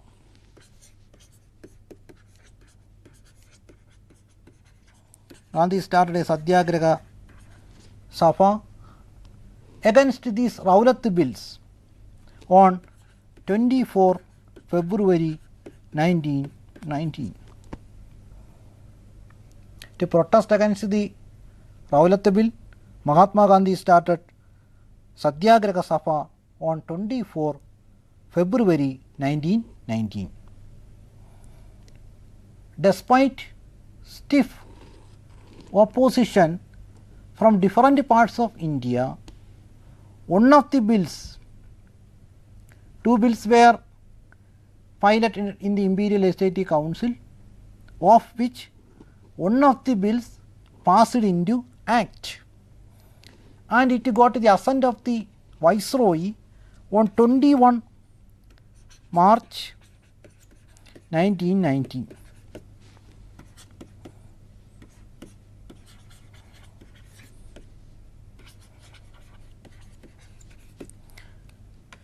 Viceroy gave assent to one of the Rowlatt bills passed in the Imperial Legislative Council despite stiff resistance from different parts of the country against the Rowlatt bills.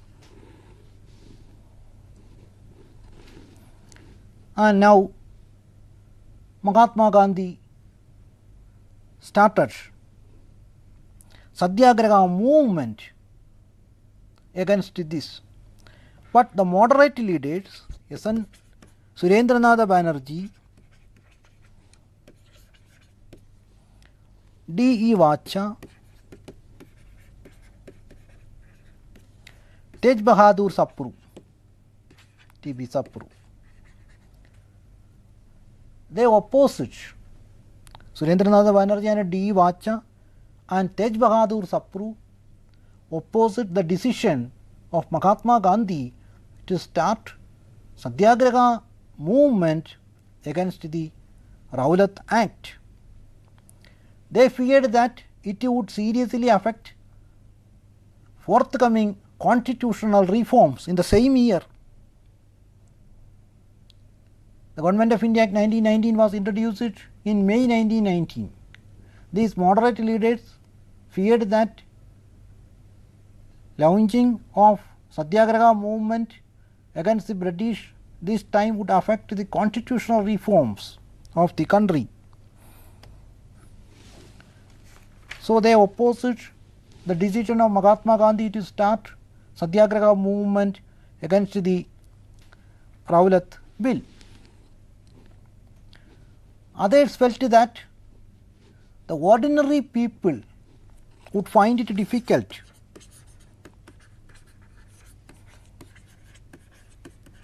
ordinary people would find it difficult to disobey the Rowlatt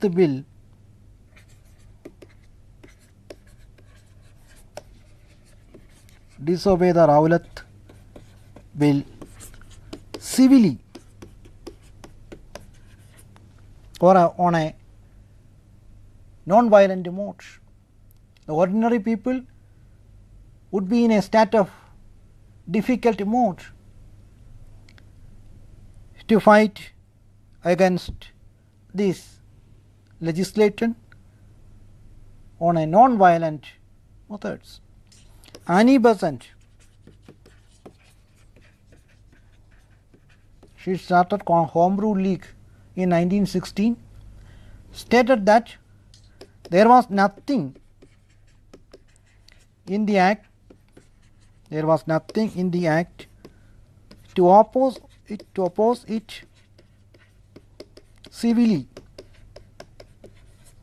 There was nothing in the act to oppose civilly. This was the statement made by Annie Besant. But the younger and radical elements in Home Rule League enthusiastically supported Mahatma Gandhi in the Satyagraha movement against the Rowlatt Bill. Gandhi inaugurated the Satyagraha movement by calling upon the entire people of the country to observe Hartal on 30 March 1919. Mahatma Gandhi inaugurated the Satyagraha movement against the Rowlatt Act by calling upon the people of India to observe a Hartal on 30 March 1919. But later Mahatma Gandhi changed the date of Hartal to 6 April 1919. But in Delhi, the Hartal was observed on 30 March 1919. In this Hartal in Delhi on 30 March, 6 persons died. 6 persons died in police firing.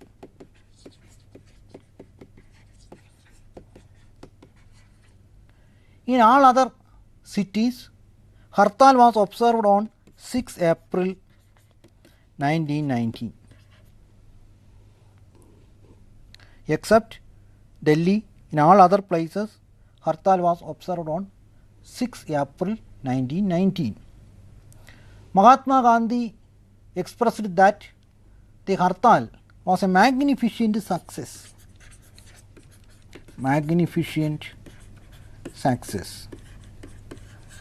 Both the Hartals observed on 6th April and 30 March were magnificent success.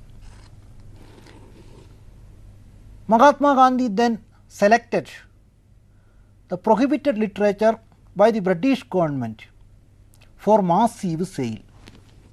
Massive sale of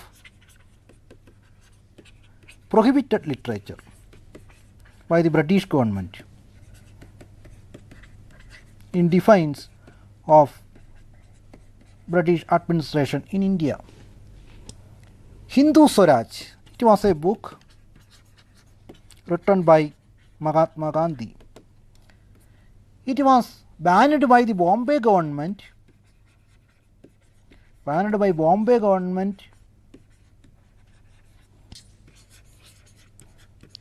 in 1910. Gandhi decided the massive sale of the Hindu Swaraj against the British government. Hindu Swaraj was selected for the massive sale against the British government. This book, penned by Mahatma Gandhi, had been banned by the Bombay government earlier. It was in 1910, it was banned by the Bombay government. On 8th April,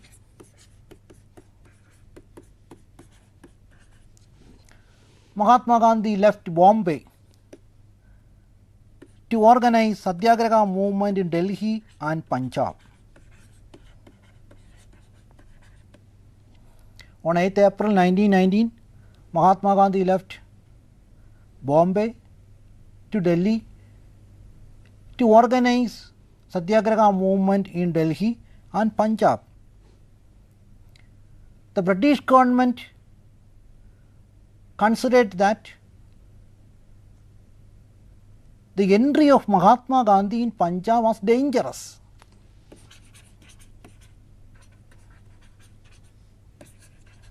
The entry of Mahatma Gandhi in Punjab was dangerous by the British administration. Hence, Mahatma Gandhi was arrested at Palwal near Delhi and sent back to Bombay. He was not allowed to go to Punjab because his entry into Punjab was considered as dangerous by the British administration. So he was arrested at Palwal and sent back to Bombay. Punjab met worst scenes of violence during this time, and the civil authority lost control, and the military took over the administration. The Punjab met violent scenes between the Satyagrahis and the police. On 10 April 1919, two local leaders, Kichilu and Satyapal, on 10th April 1919, two local leaders were also arrested, Kichilu and Satyapal. In order to protest against the arrest of the popular leaders,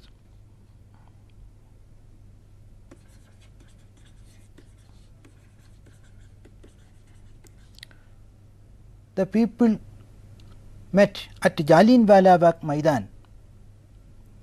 The people were not aware of the banning of meetings and processions. In order to register their protest against the arrest of Mahatma Gandhi, Kichilu and Satyapal, the people assembled at Jallianwala Bagh Maidan. This time General Dyer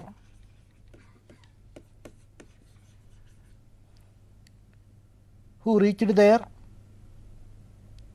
and without giving even a slightest warning, he ordered his troops to fire on the people. Jallianwala Bagh Maidan was surrounded by buildings on 3 sides and there was only one entrance. So it took a heavy toll of life. According to British official figures, the number of deaths was 379. It was the British official figure.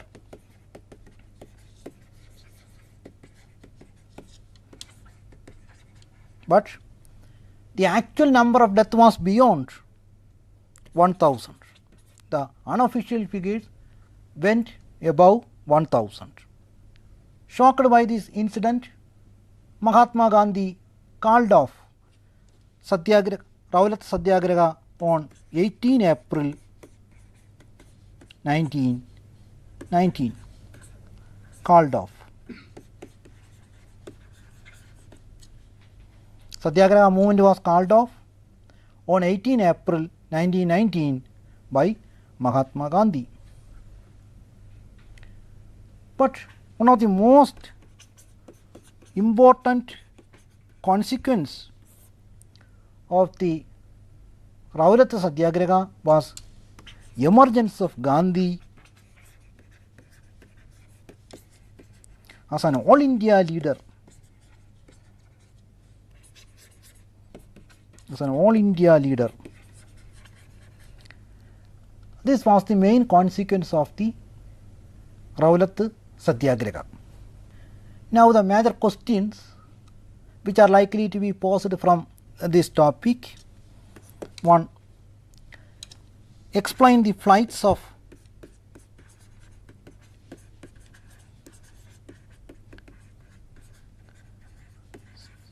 grievances of peasants.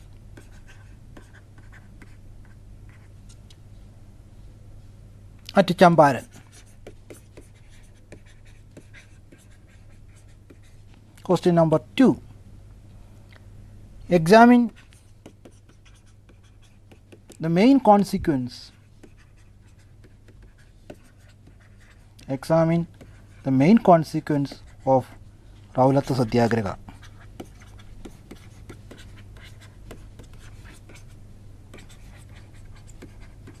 Question number 3.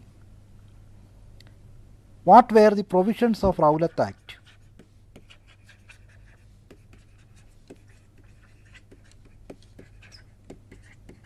What were the provisions of Rowlatt Act?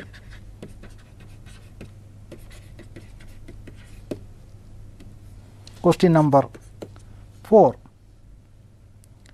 What were the problems?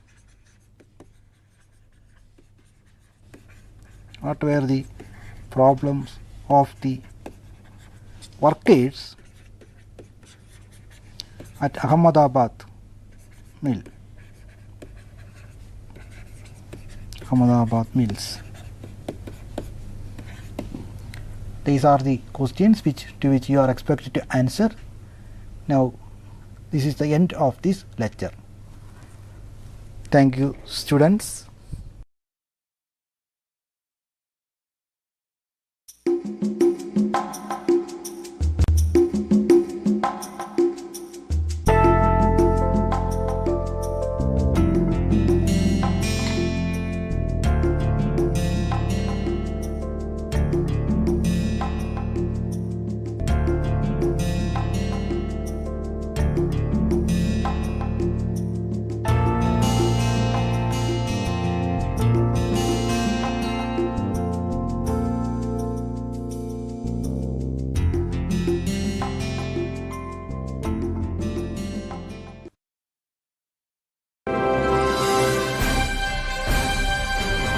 Swayam Prabha. Digital India. Educated India.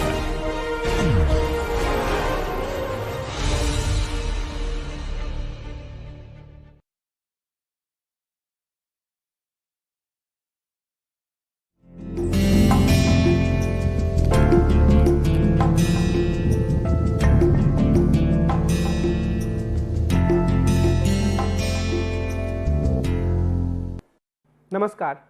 भारतीय शासन और राजनीति से संबंधित कई विषयों, कई मुद्दों की हम चर्चा कर रहे हैं। और उसी सिलसिले में आज के एपिसोड में हम भारतीय संसद के बारे में बातचीत करेंगे। हम सब जानते हैं कि अगर हम हिंदुस्तान की राजनीति को समझना चाहते हैं तो हमें यहाँ के संसद और इसके स्वरूप को समझना आवश्यक होगा। संसद, संसदीय कार्यवाही, सांसद, राजनीतिक दल, ये सभी ऐसे आयाम हैं जो हमारे राजनीतिक जीवन का अभिन्न हिस्सा है। और भले ही हम सब राजनीति में रुचि रखें या ना रखें, हमारे पास इनके बारे में थोड़ी बहुत जानकारी होती है और हम यह समझते हैं कि हम जिन्हें अपने प्रतिनिधि के रूप में चुनकर भेज रहे हैं वे हमारे एमपी या सांसद होते हैं और संसद में कानून बनाया जाता है और संसद में बहुमत होने पर ही सरकार बनती है। इस तरह की एक आम फहम समझ आम भारतीय के मन मस्तिष्क में होती है। हालांकि इसका सामान्यीकरण नहीं किया जा सकता है, पर आम तौर पर लोग इतनी समझ ज़रूर रखते हैं। आज के इस पूरी चर्चा में मेरी यह कोशिश होगी कि मैं आप सबको भारत की संसद के बारे में कुछ सामान्य बातों की जानकारी दे दूं। मेरी यह कोशिश होगी कि इस एपिसोड से गुजरने के बाद आप यह समझ पाएँ कि संसद के भीतर कौन कौन से तत्व आते हैं, संसद किस तरीके से कानून बनाने का काम करती है, संविधान संशोधन में संसद की क्या भूमिका होती है, और इसी तरीके के तमाम दूसरे पहलुओं पर मैं बातचीत रखने की कोशिश करूँगा। अगर हम और नज़दीक जाकर देखें तो असल में भारतीय संसद और उससे जुड़ी विवेचना अपने आप में एक बहुत लंबा विषय हो सकती है, क्योंकि यह एक ऐसा विषय है जिसके बारे में अलग अलग तरीके के पहलू हैं और उन पर गहराई में जाने की काफ़ी संभावना है। इसलिए कई बार आपको यह लग सकता है कि इस पूरे एपिसोड में जो बातें कही जा रही हैं वह थोड़े सामान्य किस्म की हैं, लेकिन मेरी जो पूरी कोशिश है वह यह है कि जो संवैधानिक व्यवस्था है उसकी जो ऐतिहासिक पृष्ठभूमि है उसकी जानकारी देने के साथ ही साथ मैं संसद के अंगों के प्रदर्शन पर भी थोड़ी बातचीत रखूं। इस पूरी परिचर्चा का जो स्वरूप है वह इस प्रकार से होगा कि सबसे पहले हम एक ऐतिहासिक पृष्ठभूमि की बात करेंगे, उसके बाद संसद के अंग माने जाने वाले 3 तत्वों राष्ट्रपति, राज्यसभा और लोकसभा के बारे में एक सामान्य समझ बनाने की कोशिश करेंगे। फिर हम यह समझेंगे कि संसद के सत्र और बैठकें कैसे होती हैं, उनका स्वरूप कैसा होता है, और उसके बाद कानून निर्माण की प्रक्रिया किस तरीके से आगे बढ़ती है, संविधान का संशोधन कैसे होता है और जिसे हम संसदीय विशेषाधिकार कहते हैं उसका क्या तात्पर्य है, और संसद और कार्यपालिका के बीच में कैसा संबंध रहा है, उसका क्या अनुभव रहा है, इसे हम समझने की कोशिश करेंगे। और इस संदर्भ में हम अपने देश में संसदीय लोकतंत्र के इतिहास से भी गुजरने की कोशिश करेंगे। मिसाल के तौर पर हम ये देखने की कोशिश करेंगे कि अगर नेहरू का दौर था तो उस समय कैसा संबंध था, वर्तमान दौर में उसमें क्या परिवर्तन आया है, और उसके बाद हम संसद और न्यायपालिका के बीच के संबंध पर भी विचार करेंगे कि आखिर इनके बीच के संबंधों को कैसे देखा जा सकता है। यह काफ़ी महत्वपूर्ण मसला इसलिए बन जाता है क्योंकि जो संविधान में संशोधन करने का एक पूरा अधिकार है या नया कानून बनाने का अधिकार है वह संसद के पास होता है, ऐसा संसदीय व्यवस्था में माना जाता है। लेकिन हमारे देश में जुडिशरी ने, न्यायपालिका ने न्यायिक पुनरीक्षण या जुडिशियल रिव्यू की शक्ति का विकास किया है और इसके तहत जो संसद की सारी शक्ति है वह जुडिशियल रिव्यू के दायरे में आ गई है। इसका क्या तात्पर्य है और समय के साथ विधायिका यानी कि लेजिस्लेचर और जुडिशरी यानी कि न्यायपालिका के बीच में किस तरीके के संबंध विकसित हुए हैं, हम इसके बारे में भी चर्चा करेंगे। और आखिर में हम संसद के क्षरण से संबंधित कुछ विवादों को निष्कर्ष के रूप में देखेंगे और उन पर बातचीत करेंगे।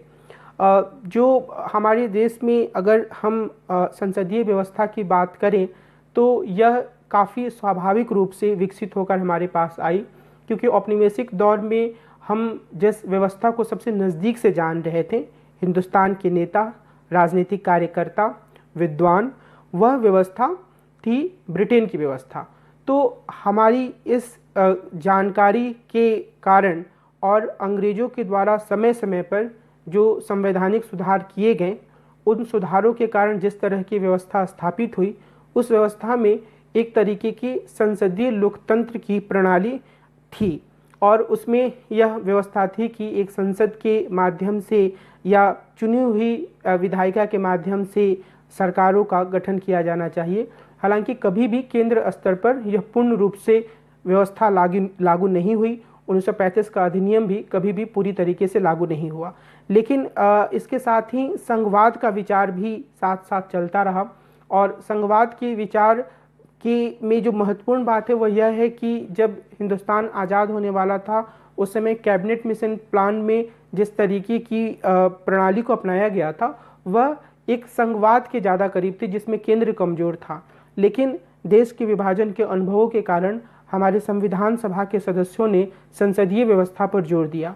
और अगर हम अपने संविधान के अलग अलग प्रावधानों को ध्यान से देखें तो हम यह पाएंगे कि उस संसदीय व्यवस्था में केंद्र की तरफ ज़्यादा झुकाव है, संसद को ज़्यादा शक्तियाँ प्राप्त हैं इकाइयों की तुलना में या राज्यों की तुलना में।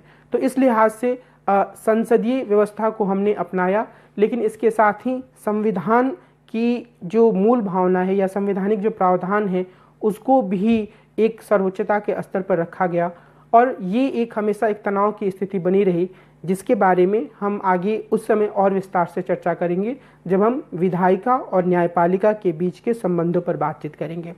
अगर हम अपने देश के लोकतंत्र को देखें, भारतीय लोकतंत्र के बारे में विचार करें, तो यहाँ संसद जनता की सर्वोच्च प्रतिनिधि संस्था है। इसी के माध्यम से आम लोगों की संप्रभुता को अभिव्यक्ति मिलती है। संसद ही इस बात का प्रमाण है कि हमारी राजनीतिक व्यवस्था में जनता सबसे ऊपर है, जनता सर्वोपरि है। और आप यह भी ध्यान रखेंगे कि अगर हम लोकतंत्र के विकास की ऐतिहासिक यात्रा पर ध्यान दें तो उसके आरंभिक दौर में हमेशा ही प्रत्यक्ष लोकतंत्र को एक आदर्श माना गया, जहां पर लोग बैठें, आपस में बातचीत करें और मसलों का समाधान निकालें। और कई सारे विद्वानों ने, जिसमें रूसो प्रमुख हैं, प्रतिनिधि लोकतंत्र की काफ़ी तीखी आलोचना की। लेकिन अगर हम आधुनिक दौर की बात करें, जहां जनसंख्या काफ़ी ज़्यादा बढ़ चुकी है, वहां जो रिप्रेजेंटेटिव डेमोक्रेसी है, प्रतिनिधिमूलक लोकतंत्र है, वह अनिवार्य है। और ऐसी स्थिति में जो संसदीय लोकतंत्र की व्यवस्था है वह एक बेहतर माध्यम के रूप में सामने आती है, लोगों के विचारों को उनके प्रतिनिधियों के माध्यम से अभिव्यक्त करने के माध्यम के रूप में। तो इस लिहाज से हमें यह समझना होगा कि जो संसदीय प्रणाली है वह लोकतंत्र के प्रत्यक्ष रूप के संभव ना होने के कारण ही सामने आई है। और इस अर्थ में जब हम संसदीय शब्द के अर्थ पर विचार करते हैं तो इसका अर्थ होता है एक ऐसी लोकतंत्रात्मक राजनीति जहां सर्वोच्च शक्ति लोगों के प्रतिनिधियों के उस निकाय में निहित है जिसे संसद या पार्लियामेंट कहते हैं।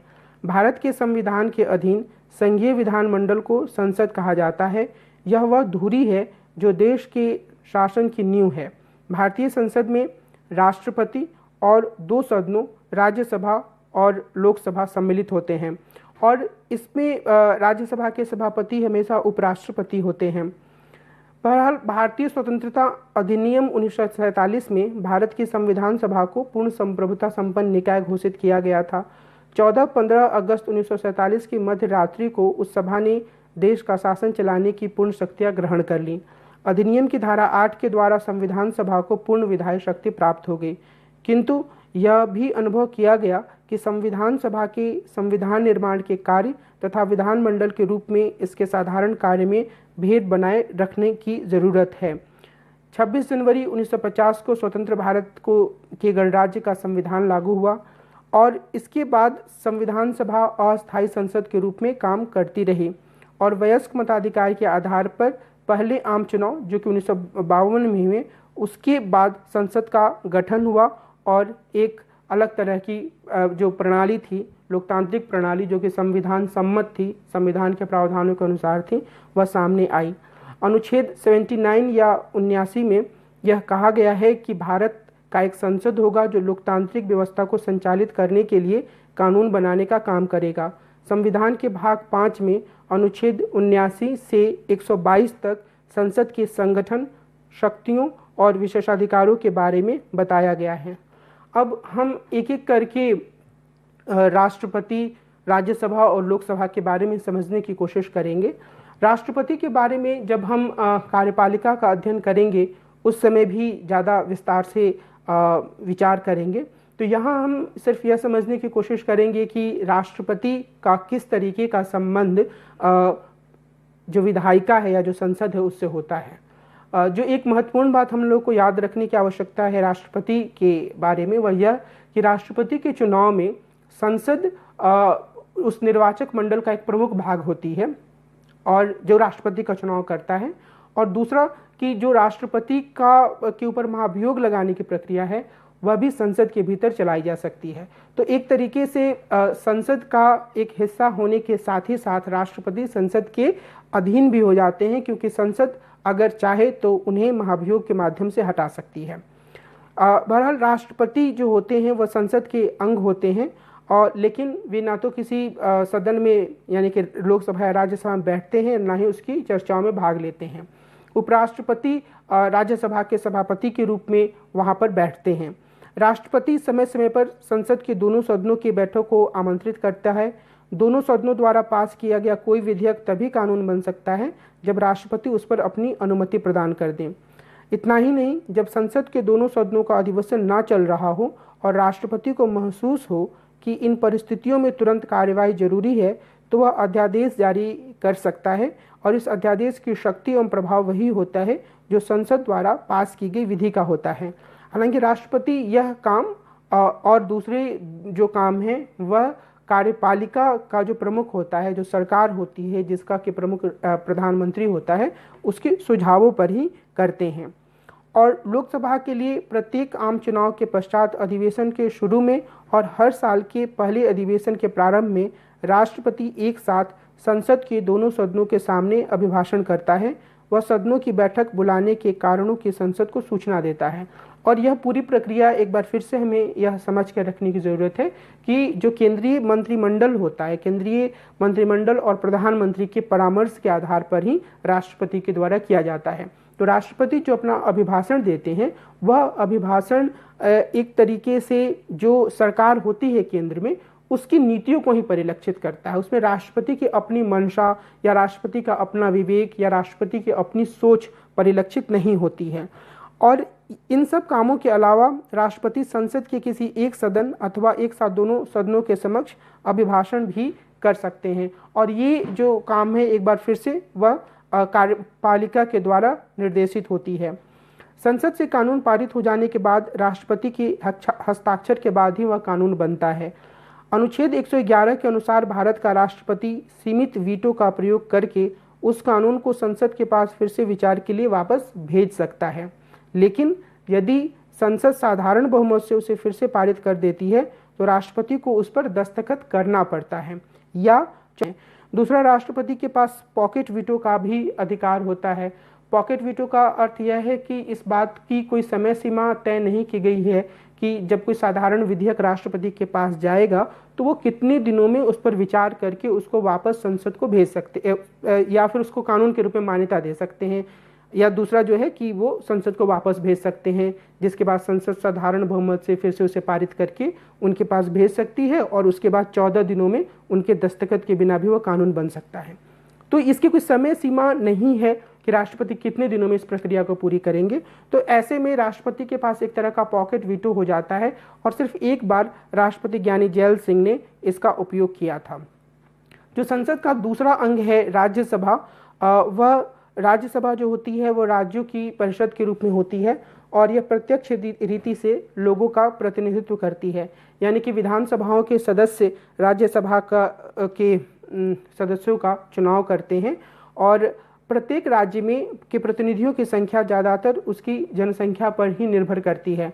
अब इस संदर्भ में हम यह ध्यान रखेंगे कि राज्यसभा को जिसे आमतौर पर अपर हाउस के रूप में जाना जाता है वह अप्रत्यक्ष तरीके से चुना जाता है और बहुत सारे लोकतांत्रिक देशों में अपर हाउस की व्यवस्था है। और ख़ास तौर पर यह माना जाता है कि जो अपर हाउस या राज्यसभा या फिर अगर हम अमेरिका के संदर्भ में सीनेट की बात करें तो वह एक तरीके से जो पूरी प्रक्रिया होती है कानून बनाने की उस पर निगरानी रखता है। अमेरिका के संदर्भ में यह जो संघीय व्यवस्था है उसका भी प्रतिनिधित्व करता है और अमेरिका में अलग अलग जो प्रोविंसेस हैं उनके आकार के बजाय, मतलब उनकी चाहे जो भी उनका आकार हो, चाहे उनकी जनसंख्या जो कुछ भी हो, सबके सदस्य बराबर हैं। लेकिन हिंदुस्तान में, भारत में ऐसा नहीं है। हमारी संसद में जो राज्यसभा के सदस्य चुने जाते हैं वे अलग अलग राज्यों की जनसंख्यात्मक स्थिति के आधार पर चुने जाते हैं। तो जिन राज्यों की जनसंख्या ज़्यादा है वहाँ से ज़्यादा सदस्य चुने जाते हैं, जिन राज्यों की जनसंख्या कम है वहाँ से राज्यसभा के कम सदस्य चुने जाते हैं। तो छत्तीसगढ़ के में से राज्यसभा के 5 सदस्य हैं, उत्तर प्रदेश से 31 सदस्य चुने जाते हैं, मणिपुर, मिजोरम, सिक्किम, त्रिपुरा आदि छोटे राज्यों से केवल एक एक सदस्य हैं, और राज्यसभा में कुल 250 तक सदस्य हो सकते हैं, और इनमें से राष्ट्रपति के द्वारा 12 सदस्य मनोनीत होते हैं और 238 राज्यों और संघ राज्य क्षेत्र द्वारा चुने जाते हैं। इस समय राज्यसभा के 245 सदस्य हैं और इनमें से 233 सदस्य निर्वाचित और 12 राष्ट्रपति द्वारा मनोनीत हैं। जहां लोकसभा का सदस्य चुने जाने के लिए न्यूनतम आयु 25 वर्ष है, वहीं राज्यसभा का सदस्य चुने जाने की न्यूनतम आयु 30 वर्ष है। और इन दोनों ही मामलों में बाद में न्यायालय के निर्णय के द्वारा अब यह एक नियम बन चुका है कि अगर कोई व्यक्ति इन दोनों सदनों का चुनाव लड़ता है और उसे 3 वर्ष से ज़्यादा की सज़ा हो चुकी है तो उसकी सदस्यता खत्म हो जाएगी और वह चुनाव नहीं लड़ पाएगा। दूसरा ये कि इन दोनों ही सदनों में जब लोग चुनाव लड़ने जाते हैं तो वो एक शपथ पत्र या एफिडेविट दाखिल करते हैं, जिसके माध्यम से वे अपनी शैक्षणिक स्थिति के बारे में बताते हैं, अपनी धन संपत्ति के बारे में लोगों को सूचना देते हैं, अपने ऊपर लगे केसेस के बारे में भी बताते हैं। तो ये एक महत्वपूर्ण विकास हुआ है जो कि बाद के समय में दोनों सदनों के सदस्यों के चुनाव से जुड़ा हुआ है। उपराष्ट्रपति जो होते हैं हमारे देश में वो संसद के दोनों सदनों के सदस्यों द्वारा चुने जाते हैं, निर्वाचित किए जाते हैं। वह राज्यसभा के पदेन सभापति होते हैं और उपसभापति पद के लिए राज्यसभा के सदस्यों द्वारा अपने में से किसी सदस्य को चुना जाता है, और आमतौर पर जो दल बहुमत में होता है राज्यसभा में उसी का कोई सदस्य उप सभापति चुना जाता है। राज्यसभा के सदस्य राज्यों के लोगों का प्रतिनिधित्व करते हैं और इनका चुनाव राज्य विधानसभा के सदस्यों के द्वारा होता है, और इसके बारे में हम पहले बात कर चुके हैं। आमतौर पर ये जो सदस्य होते हैं वह 6 साल के बाद अपने उनका कार्यकाल समाप्त होता है और फिर दूसरे सदस्य चुने जाते हैं। और ये पूरी प्रक्रिया इस तरीके से चलती है कि हर 2 वर्ष के बाद कुछ सदस्य जो होते हैं वो रिटायर होते हैं या उनकी कार्य अवधि समाप्त होती है और नए सदस्यों का चुनाव होता है। राज्यसभा कभी भंग नहीं होती है। ऐसा नहीं होता है कि एक साथ सभी राज्यसभा के सदस्य जो हैं वो रिटायर हो गए और एक बार में ही सारे सदस्यों के चुनाव की स्थिति आ गई। तो राज्यसभा को एक अस्थायी सदन के रूप में भी जाना जाता है। अगर हम लोकसभा की बात करें तो लोकसभा के सदस्यों का चुनाव जनता द्वारा सीधे वोट डालकर किया जाता है और इसमें first past the post system को अपनाया जाता है। इसका अर्थ यह है कि जो जितने उम्मीदवार चुनाव में खड़े होते हैं उनमें से जिस उम्मीदवार को सबसे ज़्यादा वोट मिलता है उसे ही निर्वाचित घोषित किया जाता है। और 18 वर्ष या उससे अधिक आयु वाले प्रत्येक भारतीय नागरिक को इसमें मतदान देने का अधिकार है। और हम सब जानते हैं कि 61वें संविधान संशोधन से पहले ये जो आयु थी, जो कि 1988 में संविधान संशोधन हुआ था, तो उसके पहले यह आयु 21 वर्ष थी, तो बाद में इसको 18 वर्ष किया गया। भारत में जो ये लोअर हाउस या लोकसभा होता है उसकी कार्य अवधि या उसका कार्यकाल 5 वर्षों का होता है। 5 वर्ष की अवधि समाप्त हो जाने पर यह लोकसभा या यह सदन जो है वो खुद भंग हो जाता है। कुछ परिस्थितियों में संसद को पूर्ण कार्य अवधि समाप्त होने से पहले ही भंग किया जा सकता है और हमारे देश में ऐसा कई बार हुआ भी है। मिसाल के तौर पर जब 1977 में जनता पार्टी की सरकार बनी और वह अपना कार्यकाल पूरा नहीं कर पाई तो मध्यावधि चुनाव हुए 1980 में। उसी तरीके से 1989 में जनता दल की सरकार बनी थी वीपी सिंह के नेतृत्व में, उसके बाद चंद्रशेखर की सरकार बनी। लेकिन ये दोनों सरकारें चूँकि सदन में अपना बहुमत साबित नहीं कर पाईं और उसके बाद कोई और दल सरकार बनाने के लिए इच्छुक नहीं थी, तो 1991 में चुनाव हुआ। उसी तरीके से फिर 1998 और 1999 में भी हमारे देश में मध्यावधि चुनाव हुए हैं। तो कई बार ऐसी स्थितियां पैदा होती हैं जब लोकसभा में किसी भी दल को बहुमत प्राप्त नहीं होता है, कोई भी दल सरकार बनाने की स्थिति में नहीं होता है, तो मध्यावधि चुनाव या मिड टर्म इलेक्शन कराए जाते हैं। अच्छा, संसद के दोनों सदनों को कुछ मामलों को छोड़कर सभी क्षेत्र में समान शक्तियां एवं दर्जा प्राप्त हैं, लेकिन ये जो कुछ मामले हैं वो काफ़ी महत्वपूर्ण हैं। कोई भी गैर वित्तीय विधेयक अधिनियम बनने से पहले दोनों सदनों में से प्रत्येक सदन द्वारा पास किया जाना आवश्यक है। राष्ट्रपति पर महाभियोग चलाने, उपराष्ट्रपति को हटाने या निर्वाचित करने, संविधान में संशोधन करने और उच्चतम न्यायालय एवं उच्च न्यायालयों के न्यायाधीशों को हटाने जैसे महत्वपूर्ण मामलों में राज्यसभा को लोकसभा के बराबर ही शक्ति प्राप्त है। राष्ट्रपति के अध्यादेशों, आपात की उद्घोषणा और किसी राज्य में संवैधानिक व्यवस्था के विफल हो जाने की उद्घोषणा और किसी राज्य में संवैधानिक और इस उद्घोषणा को जब संसद के सामने रखा जाता है तो दोनों ही सदनों की एक सहमति इस पर जरूरी होती है। किसी धन विधेयक और संविधान संशोधन विधेयक को छोड़कर अन्य किसी भी विधेयक पर दोनों सदनों के बीच असहमति हो तो इसके लिए संसद के संयुक्त बैठक को बुलाया जाता है। इस बैठक में मामले बहुमत द्वारा तय किए जाते हैं। दोनों सदनों की ऐसी बैठक पीठासीन अधिकारी के द्वारा बुलाया जाता है। जो लोकसभा का अध्यक्ष होता है वही पीठासीन अधिकारी होता है, वही इसकी अध्यक्षता करता है। अगर वह नहीं है तो फिर लोकसभा का उपाध्यक्ष और उसके बाद राज्यसभा का उपसभापति इस तरह की बैठकों की अध्यक्षता करता है। जब हम संसद के द्वारा कानून बनाए जाने की पूरी प्रक्रिया के बारे में चर्चा करेंगे तब हम एक बार फिर से इस मुद्दे पर वापस लौटेंगे कि संसद का जो संयुक्त सत्र बुलाया जाता है उसका क्या प्रभाव होता है। लेकिन अगर हम संसद के सत्र और बैठकों की बात करें तो इस संदर्भ में एक जो महत्वपूर्ण बात है वह है कि लोकसभा प्रत्येक आम चुनाव के बाद चुनाव आयोग द्वारा अधिसूचना जारी किए जाने के बाद गठित होती है और लोकसभा की पहली बैठक शपथ विधि के साथ आरंभ होती है। इसके नवनिर्वाचित सदस्य भारत के संविधान के प्रति श्रद्धा और निष्ठा रखने के लिए, भारत की प्रभुता और अखंडता अक्षुण्ण रखने के लिए और संसद सदस्य के कर्तव्यों का श्रद्धापूर्वक निर्वहन करने के लिए शपथ लेते हैं। राज्यसभा के बारे में जैसा मैंने पहले कहा कि चूँकि वह एक लगातार चलते रहने वाले सदन के रूप में है तो उसका अलग से ऐसा कभी मौका नहीं आता है उसके पास कि सारे सदस्य एक साथ शपथ ले रहे हैं, लेकिन जो भी नए सदस्य चुने जाते हैं वह भी इसी तरीके से शपथ लेते हैं। इसके बाद राष्ट्रपति समय समय पर संसद के प्रत्येक सदन को बैठक के लिए आमंत्रित करता है। प्रत्येक अधिवेशन की अंतिम तिथि के बाद राष्ट्रपति को 6 मास के भीतर आगामी अधिवेशन के लिए सदनों की बैठक के लिए आमंत्रित करना होता है।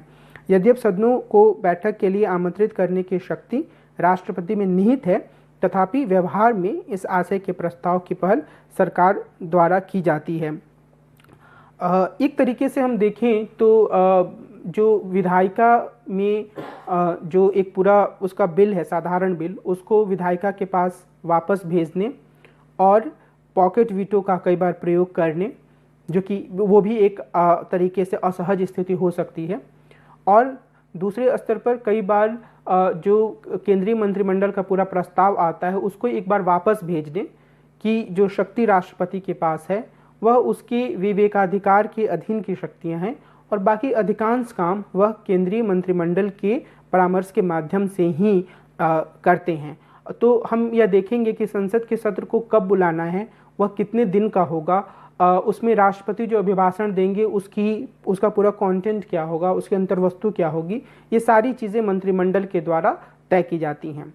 अब जो संसद का सत्र होता है हमारे देश में वह प्रतिवर्ष 3 सत्र होते हैं, बजट अधिवेशन, मानसून अधिवेशन और शीतकालीन अधिवेशन। अब इसमें बजट अधिवेशन काफ़ी बड़ा होता है, यह 2 भागों में बटा होता है और इस दौरान बजट प्रस्तुत किया जाता है, रेल बजट प्रस्तुत किया जाता है। आज वर्तमान दौर में रेल बजट और बजट को एक साथ मिला दिया गया है, पहले यह अलग अलग होता था। तो और इसके अलावे भी कई अन्य तरह के विधेयक इसमें प्रस्तुत किए जाते हैं। तो ये सत्र जो होता है वो सबसे बड़ा होता है। आमतौर पर मानसून सत्र और शीतकालीन सत्र छोटे होते हैं, लेकिन किसी भी 2 सत्र के बीच में 6 महीने से ज़्यादा का अंतर नहीं होना चाहिए। राष्ट्रपति का जो अभिभाषण होता है वह बहुत महत्वपूर्ण अवसर होता है क्योंकि ऐसी नीतियों के क्योंकि इसके माध्यम से वे नीतियों और कार्यक्रमों को प्रस्तुत करते हैं जो कि सरकार के द्वारा लागू की जाने वाली होती हैं या जिन्हें सरकार महत्वपूर्ण मानती है। साथ ही पहले वर्ष की सरकार की गतिविधियों और सफलताओं की समीक्षा भी इसमें दी जाती है।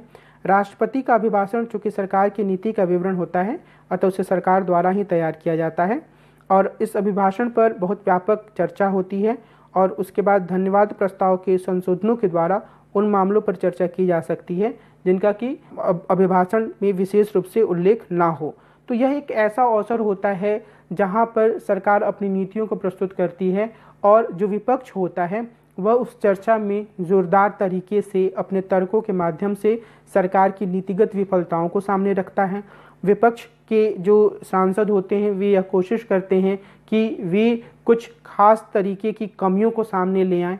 तो ये एक ऐसा अवसर होता है जिस पर कि सरकार के पिछले वर्ष के काम, उसके आगे की नीतियों, अगर नई सरकार गठित हुई है तो उसकी भविष्य दृष्टि, इन सब का एक दस्तावेज संसद में राष्ट्रपति के अभिभाषण के माध्यम से सामने आता है और सांसद उस पर खुलकर वाद विवाद करते हैं।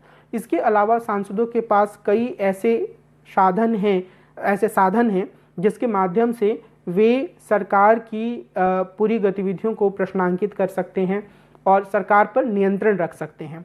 ऐसे कुछ जो तरीके हैं जिनके बारे में हमें जानने की ज़रूरत है, वो एक प्रश्नकाल है जिसमें आमतौर पर प्रश्न पूछा जाता है सांसद द्वारा किसी मंत्री से मंत्रालय के बारे में और मंत्री उसका जवाब देते हैं। उसके बाद शून्यकाल होता है जिसमें कि आमतौर पर किसी भी तरीके के तात्कालिक मुद्दों को उठाया जा सकता है। ध्यानाकर्षण स्थगन प्रस्ताव होता है जिसमें कि यह कहा जाता है कि कोई मुद्दा इतना ज़रूरी है कि उस पर व्यवस्थित रूप से संसद को बातचीत करनी चाहिए और उसके लिए अभी जो एक सामान्य कार्रवाई चल रहा है उसको स्थगित कर देना चाहिए। ध्यानाकर्षण प्रस्ताव होता है, इसके माध्यम से भी सांसद जो होते हैं कुछ ऐसे मामलों को सामने लाने की कोशिश करते हैं जिन पर कि उन्हें लगता है कि चर्चा किए जाने की आवश्यकता है। आपातकालीन चर्चाएं, विशेष उल्लेख, प्रस्ताव, संकल्प, ये सभी इसी तरीके के माध्यम हैं जिससे कि अलग अलग तरीके से जो सांसद होते हैं वो सरकार के सामने उन मुद्दों को लाने की कोशिश करते हैं, सदन के सामने उन मुद्दों से जुड़े विशेष पहलुओं को सामने लाने का प्रयास करते हैं। निंदा प्रस्ताव में किसी एक खास मंत्री या मंत्रालय की कमियों को सामने रखकर उसकी आलोचना प्रस्तुत की जाती है और यह कोशिश की जाती है कि उसका ध्यान इस ओर दिलाया जाए। निंदा प्रस्ताव काफ़ी एक गंभीर प्रस्ताव माना जाता है और इसका माना जाता है कि और यह माना जाता है कि अगर यह प्रस्ताव किसी के खिलाफ पारित हो जाता है, किसी मंत्री के खिलाफ, तो यह पूरी सरकार के खिलाफ एक तरीके से बहुत ही गंभीर आरोप। और अविश्वास प्रस्ताव का मतलब है कि सरकार के खिलाफ जब ये अविश्वास प्रस्ताव लाया जाता है तो उस पर भी चर्चा होती है और उस चर्चा के बाद वोटिंग होती है और वोटिंग में अगर लोकसभा में सरकार, और ये अविश्वास प्रस्ताव हमेशा लोकसभा में ही आता है, तो वोटिंग में अगर सरकार अपने बहुमत को साबित नहीं कर पाती है तो फिर वो गिर जाती है और एक या तो नई सरकार बनती है जिसके पास बहुमत हो, या फिर राष्ट्रपति लोकसभा को भंग कर देते हैं और नए चुनाव की तैयारी शुरू हो जाती है। तो ऐसे बहुत तरह के साधन हैं जिसके माध्यम से लोकसभा और राज्यसभा के जो सदस्य होते हैं वे सरकार को उसकी कमियों के बारे में जागरूक कर सकते हैं। और चूंकि लोकसभा और राज्यसभा में होने वाली बहस पर मीडिया की नज़र होती है तो मीडिया के माध्यम से लोगों को भी यह जानकारी पहुंचती है कि किस तरह की कमियां सरकार के कार्यों में हैं और विपक्ष के जो दल होते हैं उनकी सक्रियता से जो सरकार है उसकी कमियों को ज़्यादा मजबूती से सामने लाया जा सकता है। संसद में बजट पेश करने का काम भी काफ़ी महत्वपूर्ण होता है और अनुच्छेद 112 में बजट पेश करने संबंधी प्रस्तावों के बारे में बताया गया है। बजट पास करने की प्रक्रिया में संसद के दोनों सदनों में गंभीर एवं पूर्ण चर्चा होती है। यह बजट पेश किए जाने के कुछ दिनों बाद होती है। चर्चा सामान्य वाद विवाद से आरंभ होती है। यह संसद के दोनों सदनों में 3 या 4 दिन तक चलती है। यहाँ ध्यान देने वाली बात यह है कि राज्यसभा को सामान्य चर्चा के अलावा बजट से कोई सरोकार नहीं होता है। मांगों पर मतदान केवल लोकसभा में होता है और अगर राज्यसभा कुछ संशोधन भेजती भी है तो लोकसभा उसे स्वीकार करने या स्वीकार ना करने के लिए स्वतंत्र है। तो इसमें राज्यसभा सिर्फ चर्चा कर सकती है और राज्यसभा इसके अलावा और कोई महत्वपूर्ण भूमिका नहीं निभाती है। बजट पास करने की प्रक्रिया बजट पेश किए जाने से इस पर चर्चा करने और अनुदानों की मांगें स्वीकृत करने और विनियोग तथा वित्त विधेयकों के पास होने तक सामान्यतः चालू वित्तीय वर्ष के आरंभ होने के बाद तक चलती रहती है, यानी कि एक लंबी प्रक्रिया होती है बजट का पारित होना। और इसीलिए जब तक संसद इस पूरी बजट के मांगों को या बजट के प्रस्तावों को स्वीकार नहीं कर लेती है, तब तक के लिए यह आवश्यक होता है कि देश का प्रशासन चलाने के लिए सरकार के पास पर्याप्त धन उपलब्ध हो, और इसीलिए लेखानुदान के लिए विशेष उपबंध किया गया है कि इस पूरी अवधि के लिए कुछ जो राशि आवश्यक होता है वह लेखानुदान के माध्यम से दे दिया जाता है। इस संदर्भ में यह भी याद रखने की आवश्यकता है कि बजट के अलावा एक अन्य श्रेणी मनी बिल की होती है, और बजट को भी उसका हिस्सा माना जाता है, जिसे धन विधेयक बोलते हैं। लोकसभा अध्यक्ष किसी बिल को मनी बिल घोषित करता है, और ऐसे बिल के संबंध में भी राज्यसभा की शक्तियां और राष्ट्रपति की शक्तियां सीमित हो जाती हैं। तो ना तो राष्ट्रपति और ना ही राज्यसभा जो है वो मनी बिल के संदर्भ में कुछ खास कर पाता है। आमतौर पर ये जो पूरी प्रक्रिया है उसमें मनी बिल संसद में राष्ट्रपति के अनुमोदन के बाद ही प्रस्तुत किया जाता है, लेकिन वह मनी बिल है या नहीं इसके बारे में आखिरी निर्णय लोकसभा अध्यक्ष का माना जाता है। मनी बिल और फाइनेंस बिल के बीच में भी एक अंतर होता है, और अनुच्छेद 110(1)(a) से (g) के बीच जो विषय आते हैं वे धन विधेयक माने जाते हैं, और इसमें कई बार विवाद भी होता है कि किसी विधेयक को धन विधेयक माना जाए या नहीं माना जाए। और धन विधेयक या मनी बिल मानने का फ़ायदा सरकार को क्या होता है? सरकार को फ़ायदा यह होता है कि अगर राज्यसभा में उसका बहुमत नहीं है तो वह किसी विधेयक को मनी बिल घोषित करवाकर लोकसभा में अपने बहुमत के आधार पर आसानी से आगे बढ़ा सकती है। तो इससे कई बार कुछ उपबंधों को जोड़कर, थोड़ी जोड़ तोड़ करके भी किसी विधेयक को मनी बिल के रूप में पेश करने की कोशिश की जाती है। वित्त विधेयकों में के संदर्भ में संसद का संयुक्त सत्र बुलाया जा सकता है। कुछ वित्त विधेयक सिर्फ लोकसभा में प्रस्तुत किया जा सकता है, तो कुछ दोनों सदनों में से किसी सदन में प्रस्तुत किए जा सकते हैं। तो मुख्य जो श्रेणी है वो मनी बिल या बजट से संबंधित है। तो बजट के अलावा भी एक मनी बिल होता है, लोकसभा अध्यक्ष उसके बारे में फैसला करते हैं, और ये एक ऐसी प्रक्रिया है जो कि एक विधेयक के संदर्भ में लोकसभा की शक्ति को काफ़ी बढ़ा देती है, और राज्यसभा की जो पूरी शक्ति होती है उस संदर्भ में कम हो जाती है। हम अगर संसद में कानून निर्माण की प्रक्रिया की बातचीत करें तो जो सबसे बुनियादी चीज़ इस संदर्भ में है वो ये कि कानून बनाना संसद का प्रमुख काम है, कि जो नई नई तरह की स्थितियां सामने आ रही हैं उसमें कानून बनाएं, और कानून बनाकर एक उस परिस्थिति को सही तरीके से संचालित करने के लिए दिशा निर्देश दे। यह संसद का काम है, और इसके लिए पहल अधिकांशतः कार्यपालिका द्वारा ही किया जाता है। सरकार विधायी प्रस्ताव पेश करती है, उस पर चर्चा तथा वाद विवाद के पश्चात संसद उस पर अनुमोदन की अपना मुहर लगा देता है। सभी कानूनी प्रस्ताव विधेयक के रूप में संसद में पेश किए जाते हैं। विधेयक विधायी प्रस्ताव का मसौदा होता है। विधेयक संसद के किसी एक सदन में सरकार द्वारा या किसी गैर सरकारी सदस्य द्वारा प्रस्तुत किया जा सकता है। इस प्रकार मोटे तौर पर दो प्रकार के विधेयक होते हैं, पहला सरकारी विधेयक और दूसरा गैर सरकारी सदस्यों के विधेयक। अब विधि के रूप लेने वाले अधिकांश विधेयक सरकारी विधेयक ही होते हैं।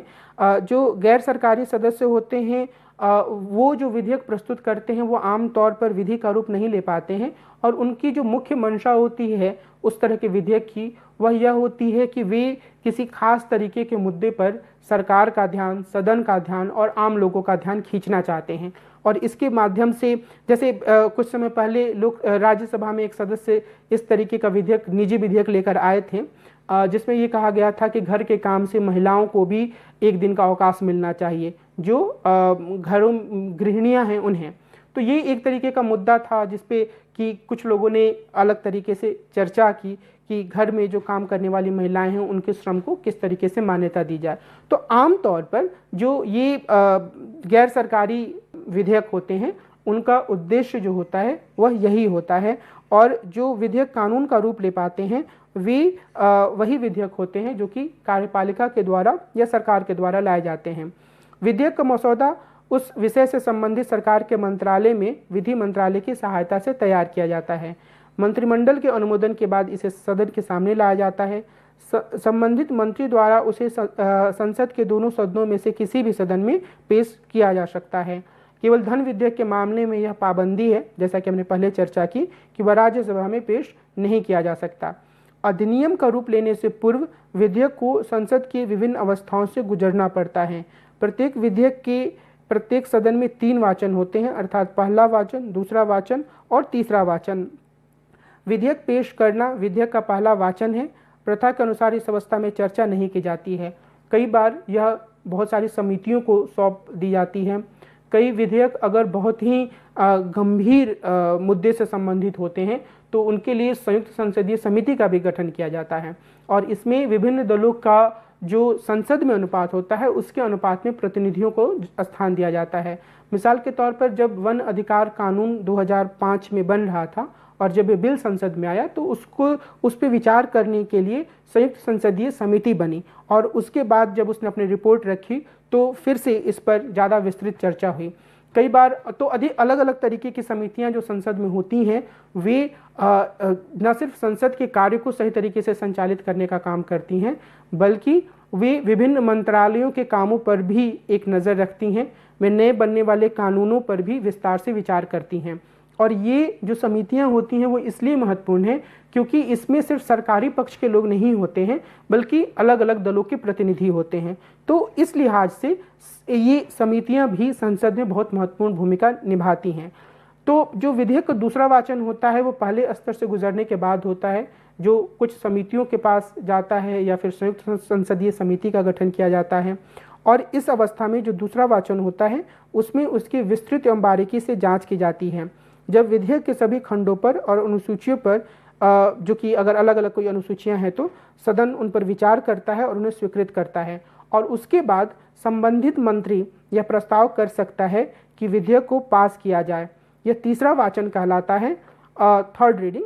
और जिस सदन में विधेयक पेश किया गया है उसमें पास किए जाने के बाद उसे सहमति के लिए दूसरे सदन में भेज दिया जाता है। वहाँ विधेयक पर को फिर से इन 3 अवस्थाओं से गुजरना पड़ता है, और अगर संयुक्त संसदीय समिति इसके द्वारा विचार कर लिया गया है तो उसको थोड़ी बहुत वैधता मिली होती है दूसरे सदन में भी। किसी विधेयक पर दोनों सदनों के बीच असहमति के कारण गतिरोध पैदा भी हो सकती है, और उस गतिरोध पैदा होने की स्थिति में सदनों की संयुक्त बैठक को बुलाने का प्रावधान है अनुच्छेद 108 के अंतर्गत। और हमें यह ध्यान रखना होगा कि हालांकि यह एक ऐसा तरीका है जिसका कि सहारा सरकारें ले सकती हैं, खासतौर पर वैसी सरकारें जिनका कि लोकसभा में बहुमत है पर राज्यसभा में बहुमत नहीं है और कानून बार बार रोक दिए जाते हैं राज्यसभा के द्वारा।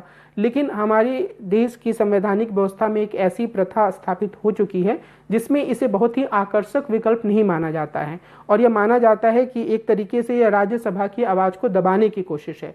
तो आमतौर पर सरकारें इसका सहारा नहीं लेती हैं, और अभी तक की हिंदुस्तान के संसदीय इतिहास में सिर्फ 3 बार संसद के संयुक्त सत्र को बुलाया गया है। पहला दहेज निषेध कानून 1961 के संदर्भ में, दूसरा 1978 में banking service commission repeal bill के बारे में, और तीसरा प्रिवेंशन ऑफ टेररिज्म एक्ट पोटा के बारे में 2002 में। तो इसका बहुत ही कम उपयोग किया गया है। और जब अगर मान लीजिए कि संयुक्त सत्र की बैठक बुलाई जाती है तब भी यदि उसके बाद जब वो बिल पास होता है तो उसे राष्ट्रपति के पास भेजा जाता है अनुमोदन के लिए, और यदि राष्ट्रपति अनुमति प्रदान कर देता है तो उस स्थिति से विधेयक जो है वो अधिनियम बन जाता है। यहाँ पर हम संसदीय विशेषाधिकारों की भी बात कर सकते हैं क्योंकि ये काफ़ी महत्वपूर्ण होते हैं, और इसमें प्रत्येक सांसद को अपने विचारों को रखने की आज़ादी होती है संसद में, और संसद में वो चाहे जो भी विचार रखे इसके लिए उस पर किसी न्यायालय में मुकदमा नहीं चलाया जा सकता है। तो एक सांसद अगर चाहे तो वो संसद में न्यायपालिका की भी तीखी आलोचना कर सकता है, और उसकी उस आलोचना को आधार बनाकर न्यायपालिका अवमानना का जो पूरा एक केस है उसके ऊपर दर्ज नहीं कर सकती है। संसद के परिसरों के भीतर अध्यक्ष या सभापति की अनुमति के बिना दीवानी या आपराधिक कोई कानून सम्मन नहीं दिए जा सकते हैं। अध्यक्ष सभापति की अनुमति के बिना संसद भवन के अंदर किसी को भी गिरफ्तार नहीं किया जा सकता है, क्योंकि संसद के परिसरों में केवल संसद के सदन के या अध्यक्ष सभापति के आदेशों का पालन होता है। यहाँ अन्य किसी सरकारी प्राधिकारी के या स्थानीय प्रशासन के आदेश का पालन नहीं होता। इसके अलावा अगर संसद को यह लगता है कि किसी बाहरी अधिकारी ने उनके आदेशों की अवमानना की है या किसी ने कुछ ऐसी टिप्पणियां की हैं जो संसद की गरिमा के खिलाफ हैं, तो फिर संसद उनके खिलाफ प्रस्ताव पारित कर सकती है या फिर उन्हें संसद के भीतर बुलाकर भी एक तरीके से उन्हें यह कह सकती है कि उन्होंने जो किया है वो गलत किया है। तो एक तरीके से उन्हें संसद के में बुलाने और उनसे ये कहने का अधिकार भी संसद को है कि संसद की गरिमा का उल्लंघन नहीं किया जा सकता है। तो संसद के पास संसदीय विशेषाधिकारों के रूप में काफ़ी महत्वपूर्ण अधिकार प्राप्त हैं, और अगर कोई मंत्री गलत सूचना देता है, अगर कोई सांसद गलत सूचना देता है, तो उस पर विशेषाधिकार के उल्लंघन का भी प्रस्ताव लाया जाता है। जो संसद का एक महत्वपूर्ण कार्य है वह संविधान के संशोधन से जुड़ा हुआ है। इस प्रक्रिया का विवरण संविधान के अनुच्छेद 368 में है, जो कि संविधान के भाग 20 में शामिल है। 1995 में संविधान के लागू होने के बाद से इसमें 103 संशोधन किए जा चुके हैं, और चूँकि संशोधनों की संख्या बढ़ती रहती है, तो ये मुमकिन है कि जब तक आप इसे देख रहे हों उसमें कुछ और वृद्धि हो गई हो। लेकिन जो ये पूरी प्रक्रिया है उसे समझने की आवश्यकता है। संविधान के अनुच्छेद 368 में संशोधन की प्रक्रिया का उल्लेख किया गया है। इसमें संशोधन की 3 विधियों को अपनाया गया है। साधारण विधि द्वारा संशोधन, दूसरा संसद की विशेष बहुमत द्वारा संशोधन, और तीसरा संसद की विशेष बहुमत और राज्य के विधानमंडलों की स्वीकृति से संशोधन। साधारण विधि द्वारा संशोधन: संसद के साधारण बहुमत द्वारा पारित विधेयक राष्ट्रपति की स्वीकृति मिलने पर कानून बन जाता है। इसके अंतर्गत राष्ट्रपति की पूर्व अनुमति मिलने पर निम्न संशोधन किए जा सकते हैं। पहला, नए राज्यों का निर्माण। दूसरा, राज्य क्षेत्र, सीमा और नाम में परिवर्तन। तीसरा, संविधान की नागरिकता संबंधी अनुसूचित क्षेत्रों और जनजातियों के प्रशासन संबंधी तथा केंद्र द्वारा प्रशासित क्षेत्रों के प्रशासन संबंधी व्यवस्थाएं। दूसरा, विशेष बहुमत के द्वारा संशोधन होता है। यदि संसद के प्रत्येक सदन द्वारा कुल सदस्यों का बहुमत तथा उपस्थित और मतदान में भाग लेने वाले सदस्यों की 2/3 मतों से विधेयक पारित हो जाए, तो राष्ट्रपति की स्वीकृति मिलते ही वह संशोधन संविधान का अंग बन जाता है। न्यायपालिका तथा राज्यों के अधिकारों तथा शक्तियों जैसी कुछ विशिष्ट बातों को छोड़कर संविधान की अन्य सभी व्यवस्थाओं में इसी प्रक्रिया के द्वारा संशोधन किया जाता है। तीसरा, संसद के विशेष बहुमत और राज्य के विधानमंडलों की स्वीकृति से संशोधन। संविधान के कुछ अनुच्छेदों में संशोधन के लिए विधेयक को संसद के दोनों सदनों के विशेष बहुमत तथा राज्यों के कुल विधानमंडलों में से आधे द्वारा स्वीकृति मिलना आवश्यक होता है। इसके द्वारा किए जाने वाले संशोधन के प्रमुख विषय हैं: पहला, राष्ट्रपति का निर्वाचन। दूसरा, राष्ट्रपति निर्वाचन की कार्यपद्धति। तीसरा, संघ की कार्यपालिका शक्ति का विस्तार। चौथा, राज्य की कार्यपालिका शक्ति का विस्तार। पांचवा, केंद्र शासित क्षेत्रों के लिए उच्च न्यायालय। छठा, संघीय न्यायपालिका। सातवां, राज्यों के उच्च न्यायालय। आठवां, संघ एवं राज्य में विधायी संबंध। नौवां, 7वीं अनुसूची का कोई विषय। 10वां, संसद में राज्यों का प्रतिनिधित्व। और 11वां, संविधान संशोधन की प्रक्रिया से संबंधित उपबंध। संविधान संशोधन के लिए कभी भी संयुक्त सत्र नहीं बुलाया जा सकता है। सर्वोच्च न्यायालय ने यह सीमा भी लगाई है कि संविधान की बुनियादी संरचना में परिवर्तन नहीं हो सकता है। ये बुनियादी संरचना की जो बात है उस पर मैं और थोड़ा विस्तार से अपनी बातों को रखूँगा जब हम कार्यपालिका और जब हम विधायिका और न्यायपालिका के संबंधों की बात करेंगे। लेकिन जो मुख्य बात है संविधान संशोधन की पूरी विधि के बारे में, वह यह है कि संविधान में कुछ मामलों के लिए बहुत ही सरल संशोधन पद्धति रखी गई है, कुछ मामलों के लिए थोड़ी कठिन और कुछ अन्य मामलों के लिए अत्यधिक कठिन। और ये जो पूरी प्रक्रिया है अब वह न्यायपालिका की जांच के दायरे में भी है बुनियादी संरचना की अवधारणा के माध्यम से, जिसके बारे में हम कुछ समय बाद बातचीत करेंगे और विस्तार से।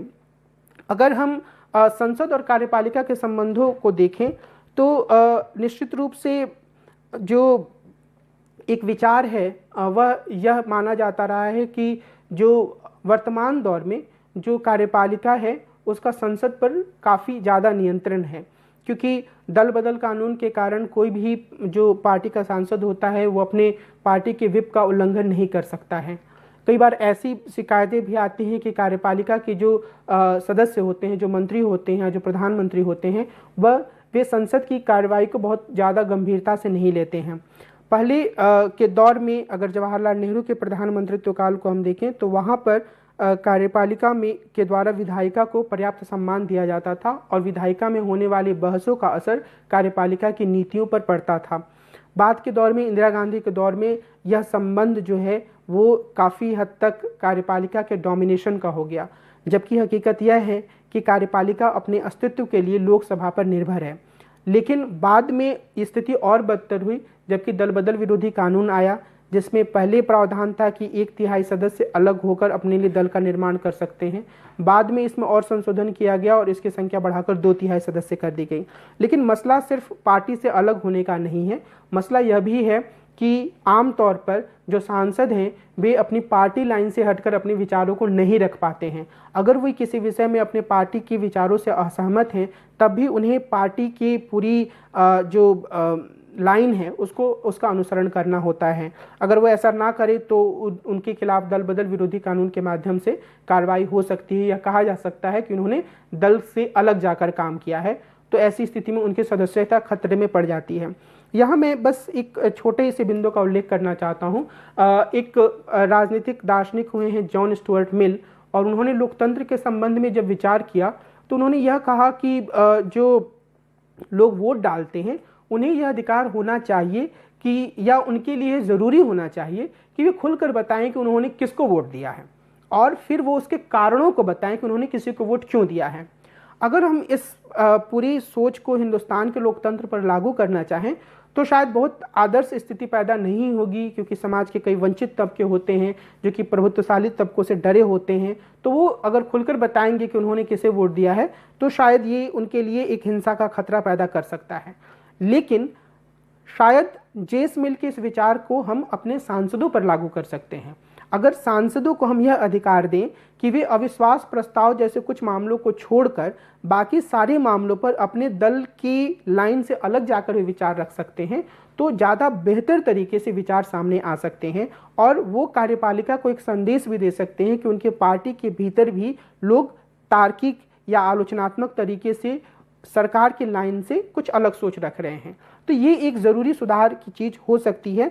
लेकिन वर्तमान स्थिति में हम यह कह सकते हैं कि जो विधायिका है वह काफ़ी हद तक कार्यपालिका के नियंत्रण में है। हालांकि कार्यपालिका का अस्तित्व विधायिका पर निर्भर है, लेकिन अगर किसी सरकार को पूर्ण बहुमत प्राप्त है तो वह विधायिका से वो सारे काम करवा लेती है जो वो करवाना चाहती है। गठबंधन सरकारों के दौर में स्थिति थोड़ी बहुत बदली थी, लेकिन जैसे ही वह सरकार एक दल की हो जाती है तो वो पूरी तरीके से अपना मनमाना कार्य करना आरंभ कर देती है। कई सरकारें नहीं करती हैं, कई सरकारें कर सकती हैं। हालांकि गठबंधन के दौर में सरकारें हमेशा ही अलग अलग दलों के कारण विधायिका पर ज़्यादा निर्भर रहती हैं। अब अगर हम न्यायपालिका के संदर्भ में बात करें तो हमने ये जिक्र किया था कि जो केशवानंद भारती जजमेंट आया था 1973 में, उसके बारे में उसके आधार पर एक या उसके द्वारा एक बेसिक स्ट्रक्चर की संकल्पना प्रस्तुत की गई।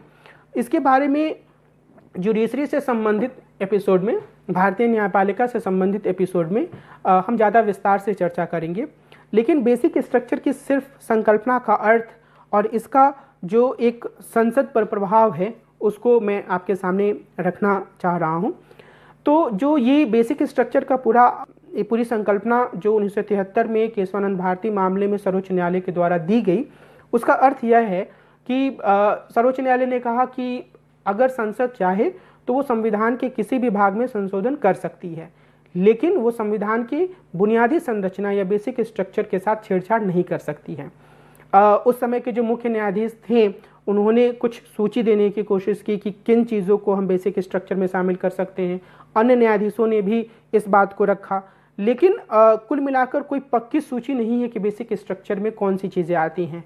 बाद में मिनर्वा मिल्स मामले में सर्वोच्च न्यायालय ने फिर से बेसिक स्ट्रक्चर की अवधारणा को दोहराया और अब इसे एक तरीके से स्वीकार कर लिया गया है कि संसद संविधान की बुनियादी संरचना के साथ छेड़छाड़ नहीं कर सकती है।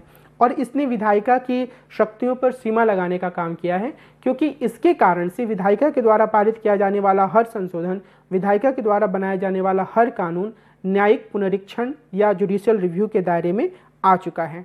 लेकिन कुछ मामलों में विधायिका ने भी अपने शक्तियों की दावेदारी फिर से करने की कोशिश की है।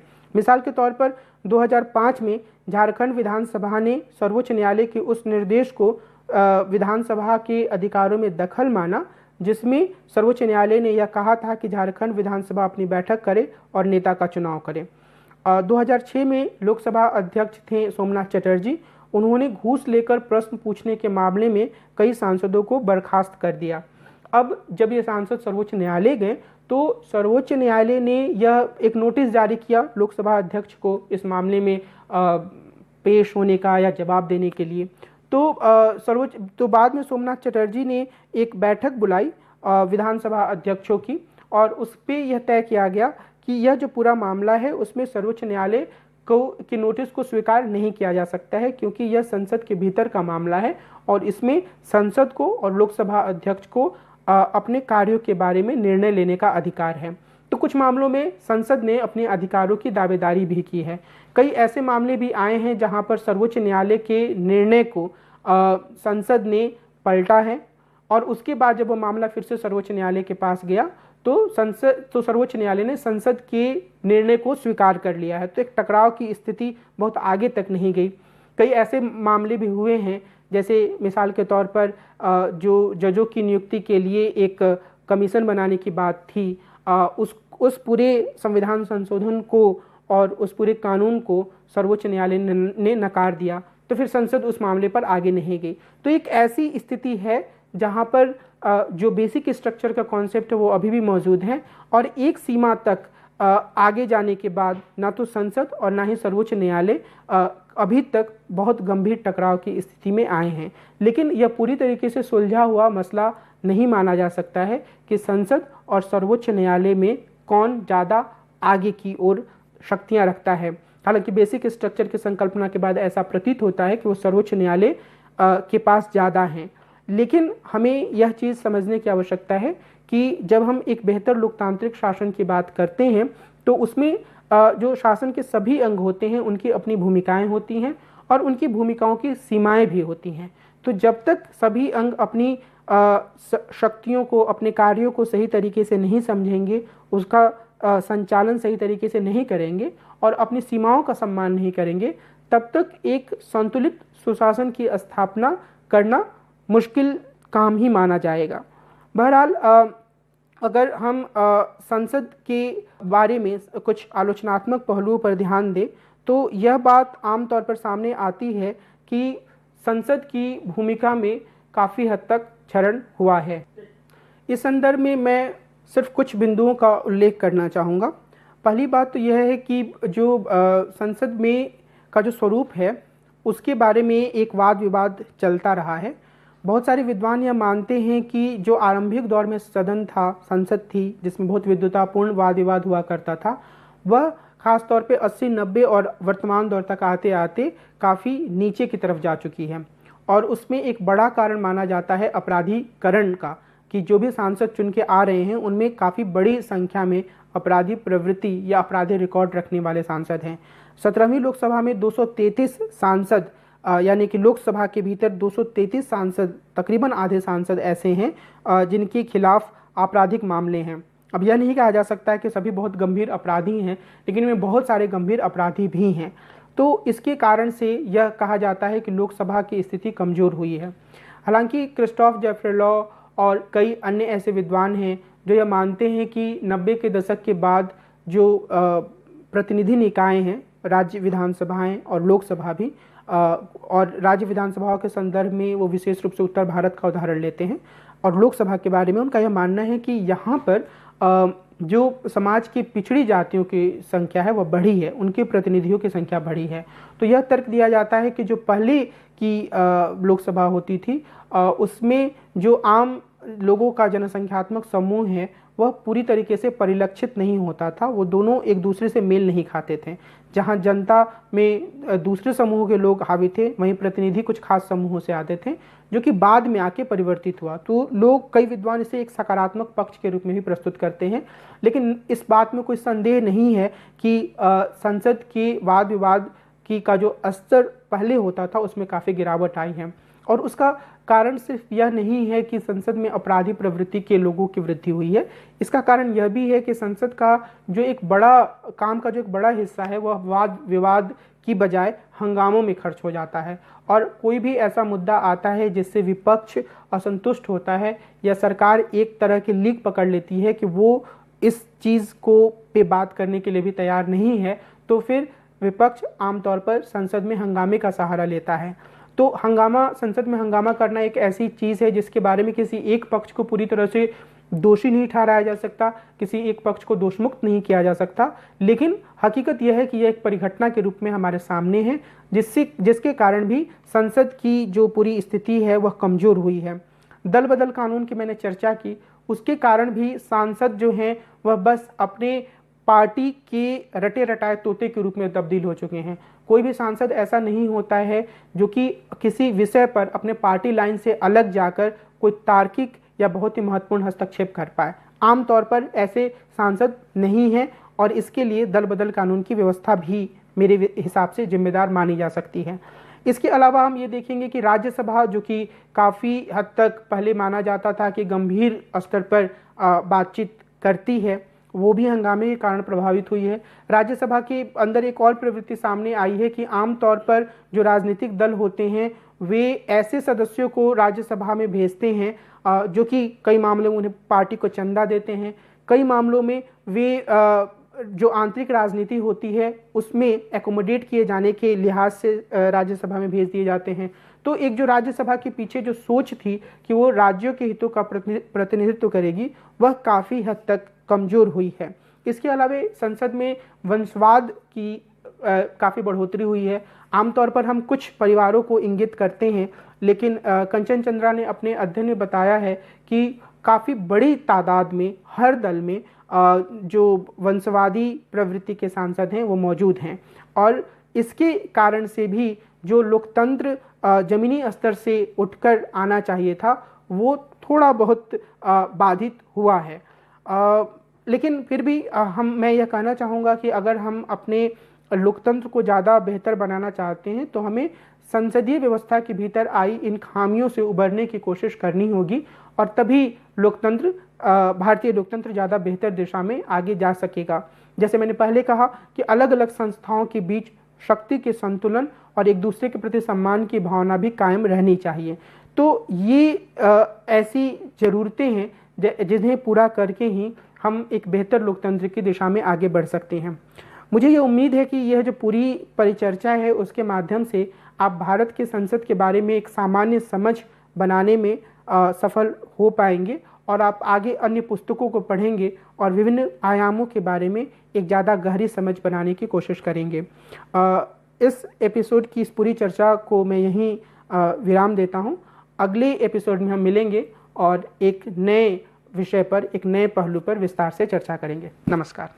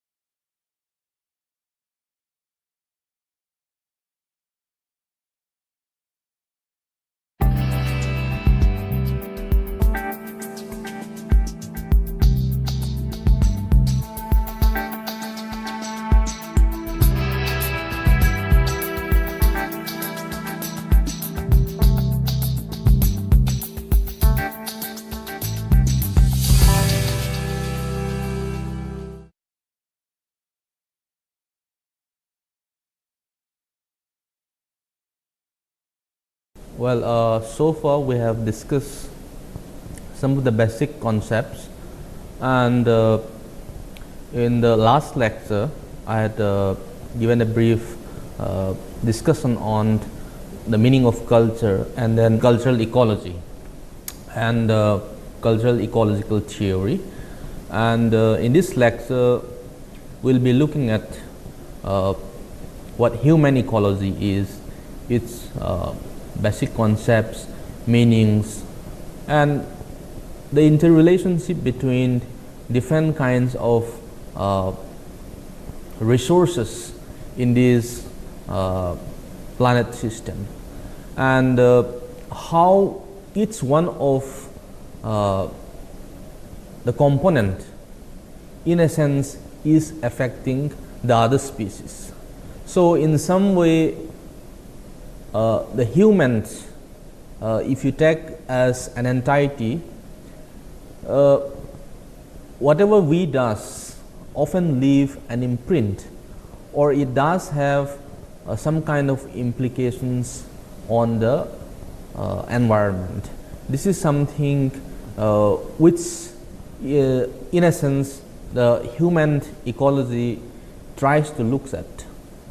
Now to begin with, let's try to familiarize ourselves with what human ecology is. Human ecology in essence is a kind of approach in order to look at or study human behavior, and this can perhaps be divided into two. And the first part looks at how humans should be studied, living systems operating in a complex environment. Now if you look at in the slides, you'd see operating in complex environments. Why is human seen to be or known to be operating in the complex environment? Is because it is different from the plants and animals, and we all know human itself in itself is unpredictable, for the simple reason that human is guided by different emotions, different desires, different needs. Therefore the way humans operate in this environment is quite complex, and therefore human ecologists tends to deal with this and art the way how humans operate, or tries to make an in-depth study into this. And in a sense, human science also can be divided into several social science disciplines. If you look at in the social sciences, it can be divided into humanistic as well as the human biological disciplines. Now within this, ecologists attempts to understand how these diverse part of the system operate together in order to produce some kind of behavior, and this behavior is something which is being learned as a part of socialization. It is not something which is pre-given, but it is something which is being learned not just in the environment, but also beginning from the family system. Therefore it is important to look at this diverse part of system, which in a way environment also affects or have and implications on human behavior. Now in a sense, in a traditional sense, human science disciplines take or separate people apart, while the human ecologist posits or attempts to put us back together. Now that's some of the basic difference between a human science and a human ecologist. Now, partly human science tends to separate or segregate depending on our needs, or at the same time based on our expertise, skills, so on and so forth. Whereas human ecology tends to put human together because it tends to situate human in relationship with the ecosystem, or maybe in terms of our relationship with the biodiversity, for instance. And having said that, secondly, human ecology also deals with how in this similar setting, or if not through this ecology and evolutionary processes, human is also part of the other species. So in a sense, if I may say so, human ecologist tends to posit, if not follow, this approach of biocentric. By biocentric, I mean to say that human is also part of the ecology, if not part of the whole ecosystem.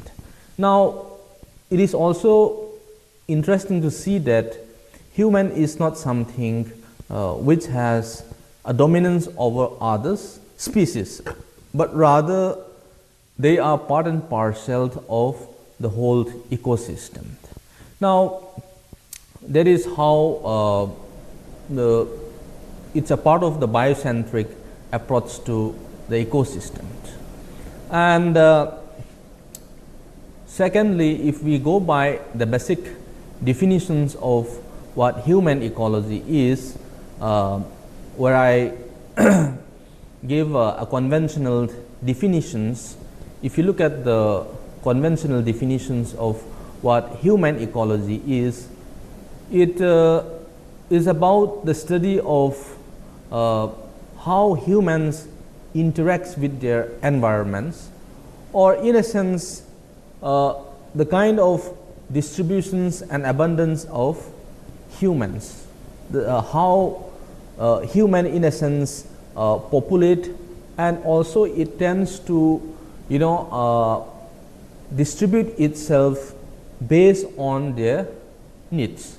Now, over here you can bring in the idea of this carrying capacity. For instance, a human population will definitely try to inhabit a geographical area wherein it in essence provide enough resources for the needs of those populations.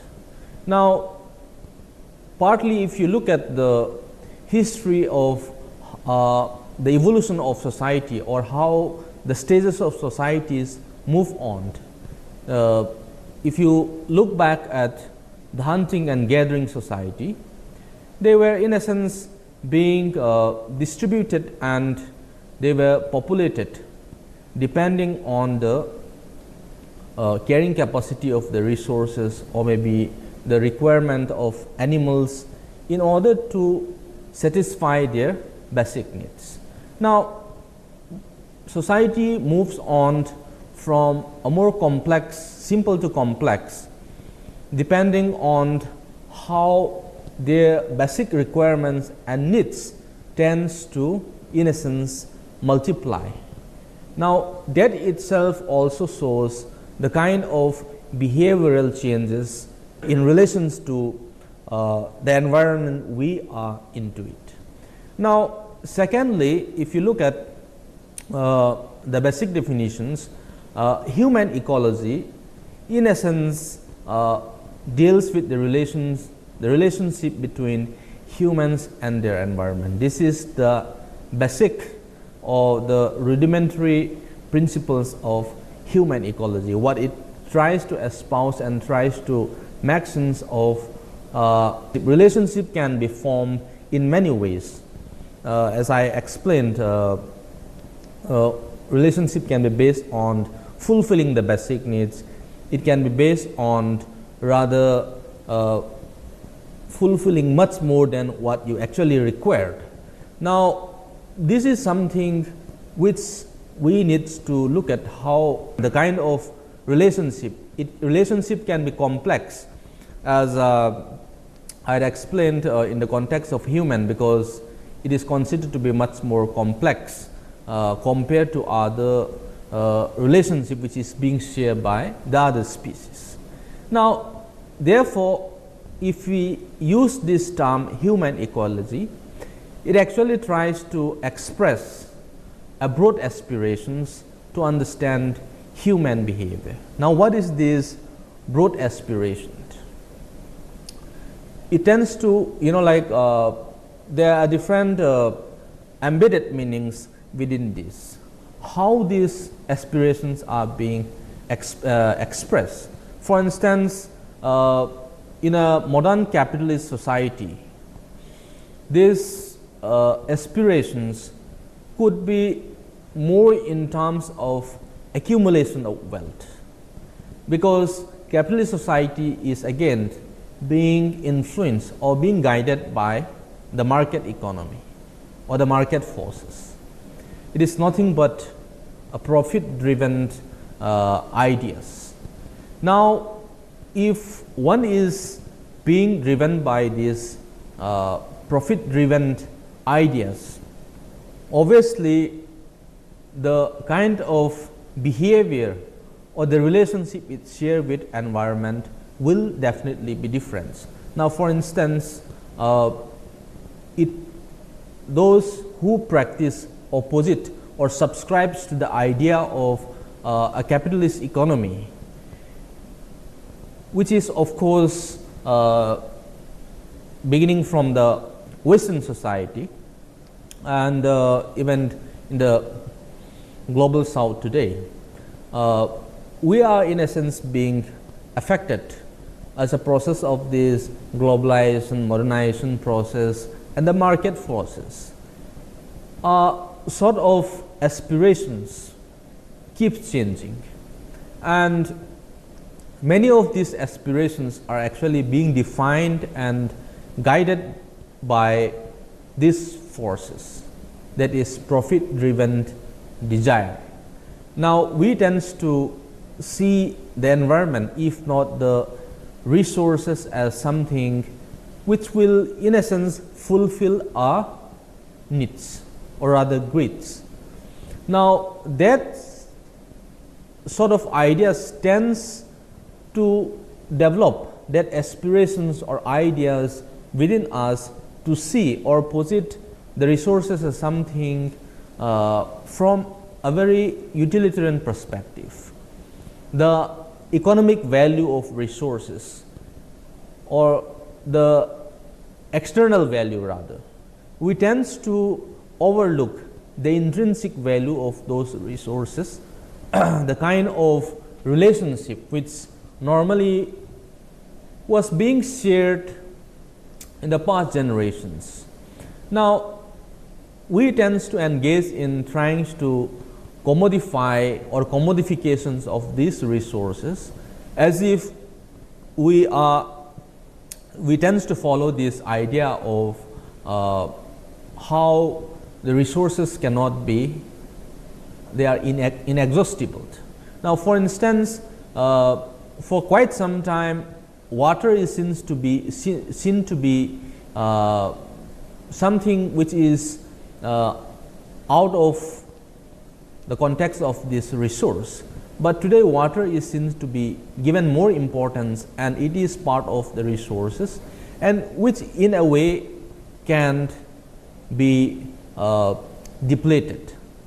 Now, this sense of urgency or realization in a sense has come up because there has been an extensive commodifications of even these water resources. Now, we can cite certain examples, and the list can go on, how many of these the corporate companies now, for instance, like the Coke company, for instance, producing this Coca-Cola and Pepsi, for instance. They have been excessively exploiting or using these fresh drinking water bodies in order to satisfy their sort of market needs. Now, and we also tends to like come across different kind of intertrans boundary water disputes between states within India, for instance, and across different countries and nations. Now, because we in a sense felt the sort of importance of this water resource as which was considered to be like freely given to us, as if it cannot in a sense be exhaustible. Now, these are partly something which we can try to perhaps include or trying to sort of give a critique, questions, debate about the human relationship with their environment across different stages, and then primarily in the present context. And why is this relationship between human and environment is in a sense given so much importance today, and why is the need to locate and situate this relationship? And in the upcoming lectures, we'll try to address and look at how society maintained or connected with nature or environment in the past. So these are something which we would be looking at. Now, looking at the background of how this human ecology study in essence emerges, what is the basic need of even talking about human ecology or positioning human ecology in the academic domain. Now, partly if you look at history, human usually engage in different kinds of activities, and that have in a sense directly or indirectly affected or so to say damaged the environment, and some of these implications are seen to be dangerous and permanent in a sense.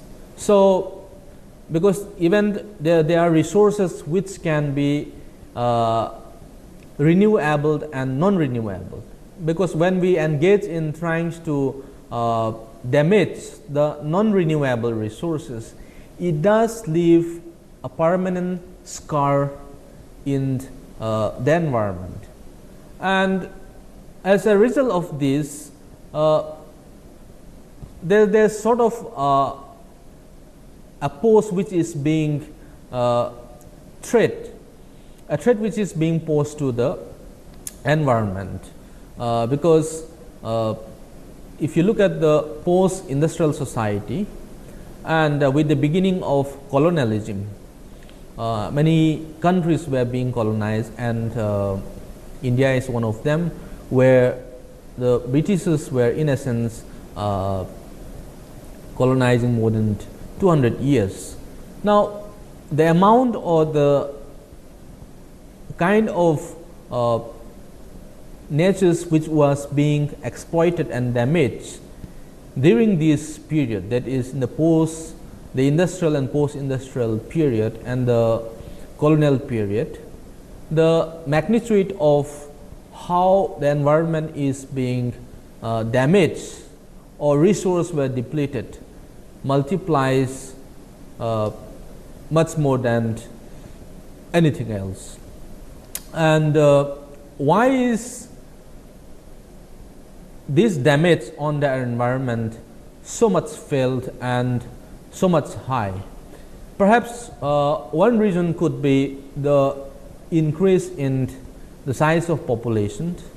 Now, Malthus might have a different, if you go by the Malthusian theory of these populations, it tends to see the increasing population size as something which also is posing a threat to the environment, because he tends to see in terms of the supply and demand, or maybe if population increases, and definitely it is going to have an impact on the environment, that is in exploiting of much more resources. Therefore, if we go by the Malthusian theory, increase in size of populations is perhaps one of the factors of how the natural system is being affected or reduced, or the carrying capacity is being under threat. Now, perhaps Malthus, in a sense, also contribute to influencing some of the earlier thinkers who tends to come up with this idea of this human ecology, or the human ecologists rather. Now, when we talk about this increasing human population, for instance, if you take the examples of the present day, for instance, the process of this urbanization. The urbanization has, in a sense, tends to exploit the resources, or maybe there is much more demand of land, a space which is required for the human settlement. Now, by and by, as a result of this modernization process, people tends to shift more and more from the rural to the urban spaces, and those populations in the urban spaces again is dependent on the hinterland, if not the rural areas, for the supply of food. Now, that rural urban continuum is, in a sense, have started maybe prior to the colonial period, and then it is much more strengthened. Now, why is this urbanization seen as a problem? Now, for instance, as population increases, crowding, and then many of the cities, especially in the south or maybe in India, are unplanned, and there is an irresponsible sort of dumping of waste items, and as a result of this, it tends to pollute the river water bodies, and as a result of this, it not only poses a threat to the land as such, but also to the water resources. These are some very basic things which, in essence, we can explain in this context. There are a lot more examples, but this will suffice for us to make sense of how the population increases, and also it resulted to reduce the natural ecosystem. Now, secondly, why are these natural systems, in essence, or the ecosystems under threat? Because they are no longer able to kind of process and rid the biosphere of waste which accumulate and are called pollutants. Now, even pollutants can be broadly divided into different. It can be air, water, and mostly as a result of the industrial waste. Now, I'll show you some of the pictures in the later slides, where how as a result of the industrialization process, and there is a lot of toxic items being dumped on the river, and then the river, in a sense, becomes unfit for human consumption. Now, why is this pollutants in a sense being seen to be a threat to the natural ecosystem is because they are a substance which are added to the environment. Particularly, these are because of the results of human activities, and the human activities can vary. Now, dumping of waste in a sense is one of them, and which in a sense indirectly directly lead to the undesirable effect for all living things, and ultimately on the humans themselves, which in a sense is hardly being realized. Now, human in a sense by engaging all this kind of activity involved in adding pollutants of all sorts to the biosphere, that is land, water and air. Now, these activities which humans in a sense engage in a very irresponsible manner has a far-reaching impact on the biosphere. Now, for instance, the depletion the ozone layer, which in a sense is also something which is very much debated and discussed. Now, what are these factors? What are the different factors which in essence affect the human population growth? Now, there were times where human populations were not really a problem or a threat. Rather, there was a static growth. Now, why is the population of humans multiplied, and what are the factors responsible for that? First and foremost could be the agricultural revolution, and as a result of agricultural revolutions, the food productions in a sense multiply, and as a result of this, it also in a sense through the use of different kinds of technologies, human tends to produce much more food, and there was a surplus of food rather. Now, the second thing is there is an awareness or an increasing knowledge of ideas, and how, for instance, malaria at one point of time was a threat to mankind, and it also resulted to the death of many people. Now, for instance, now since that very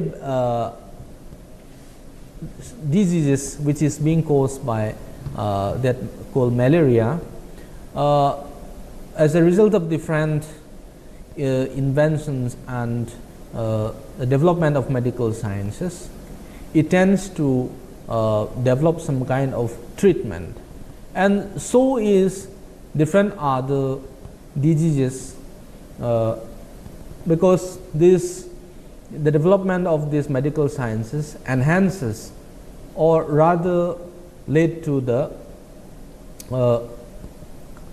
cutting down of the mortality rate of humankind, and therefore that it could be one factor which led to the growth of populations, and obviously the healthcare facilities is much more higher compared to those say 10 years or 50 years before, and accessibility to like the healthcare centers like hospital, dispensaries, so on and so forth, is much more rather available in close proximity than maybe 10 years, 20 years before, because people tend to travel, like kilometers after kilometers, or maybe they don't have accessibility to these health facilities, and it resulted to the death of many. Now, what is this? The advances in medicines and technology not just only simply cut down the mortality rate, but rather also the longevity of human life in a sense is being extended. The lifespan usually has in a sense increased. Now maybe 70 years or more than 70 in a sense is an expected lifespan of a human life. Now as a result of these emerging facilities, the development of medical science, technology, knowledge, and the development of this agriculture revolution, all these in essence have catered to the decrease in death rate and also led to the longer lifespan and an increasing birth rate in some areas. Increasing birth rate in a sense, if you look around, for instance the IVF, even the couples who lose the hope of like conceiving a child through the use of the medical help can in a sense conceive. So these sort of facilities were unknown to people like maybe a few decades back. Now as a result of this, there has been an increasing fertility rates and mostly in the underdeveloped nations. Now because the underdeveloped nations, primarily I mentioned this because there is there's no checks and balances, and the kind of health facilities which has been discussed in the, like for example countries like India, maybe there is an imbalance still because we don't have adequate number of these maybe doctors or medical centers which in essence can cater to the needs of the people. Now and also there is no sort of population controlled, and in essence there is an imbalance in the terms of the existing populations and the kind of facilities which is normally being provided by not only the government but also the resources, the natural resources. Now what have all these led to, like the increasing the rate of population growth? Now in essence there are two types of resources which I had mentioned. One is the renewable resources and the second is the non-renewable resources. What is these renewable resources which can perhaps be replaced? Now for example the food supply, the solar energy, air, water, soil, living things, all these are in a sense renewable, whereas they are non-renewable resources which cannot be replaced in one's lifetime, that for example the fossil fuels. Now for instance on this picture you could actually see how there has been changes in terms of not just the use of motor vehicles or the changes which in essence resulted to the depletion of resources, and all these are in essence as a result of the human population growth and the environment. Now again these are partly something which is a result of the supply and demand of the market, how people are extensively engaged in extraction of timbers from the forest, that itself in essence lead to the deforestations, or the amount of deforestation is much more at a faster and higher speed compared to the past, because there is much more of a demand in the market for woods, maybe for furniture, and or maybe as we talk about in the people like populating in the urban spaces in cities, because population grows, and not just extraction, but we also tends to be in much more demand of spaces for settlement, and also resulted in consuming more resources, and also we produce more waste, because the more human population, the more human waste is. And if we look around in many of our cities, the kind of waste management or waste treatment is something which we are very much lagging behind. And if you go to any city, the manner in which the municipality corporations, the way they functions, it is as if something not really adequate, and then they are not able to, in a sense, engaging in cleaning up all these waste items. Perhaps the strength and forces is not really much after the demand, because there's a lot of population, and then the waste items multiplies and increases. Now, in this picture, you can also look at how this introduction of railway, in a sense, also contribute to the depletion of resources. Now, going back to the colonial period, why was this railways being introduced in every nook and corner of the country in India? Is simply because it is being used for sort of transporting different kinds of resources, and these resources in a way is raw material which is to be supplied to the industry. Now, as a result of this, the kind of resources which are being exploited is enormous, and it has led to a higher scale and speed compared to before this introduction of railways and other facilities were available.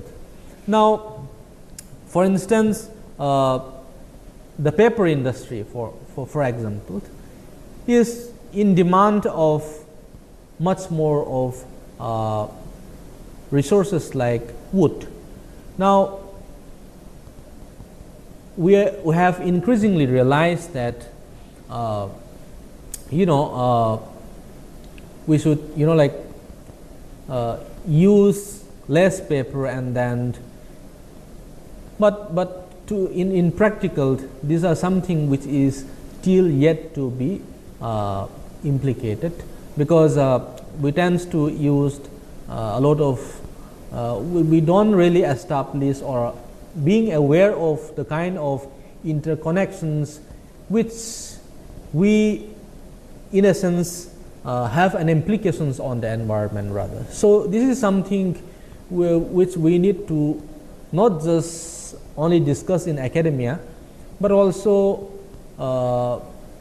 this environmental awareness needs to be developed even in the right from the high schools. And in the last few years, the environment component is being taught in high school, and this increasing awareness will definitely have an implications in terms of the relationship between the human and the environment.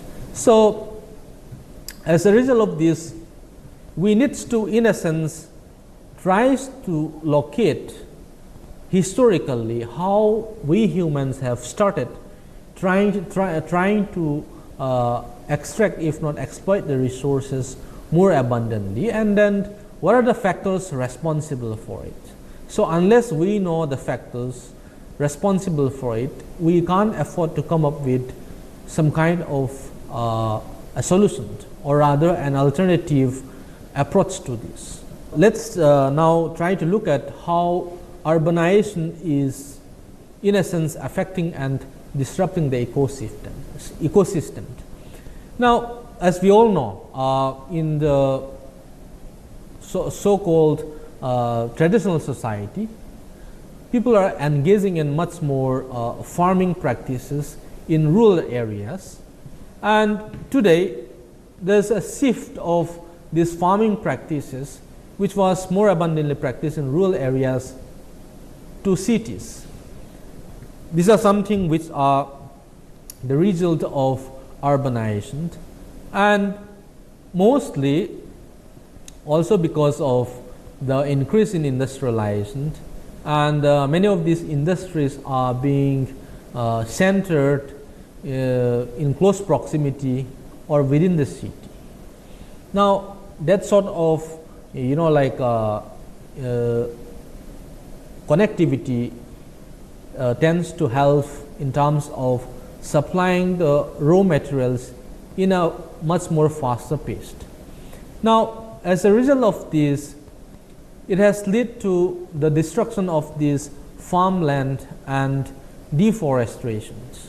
And this, when we talk about this farmland, we are talking about in the rural context.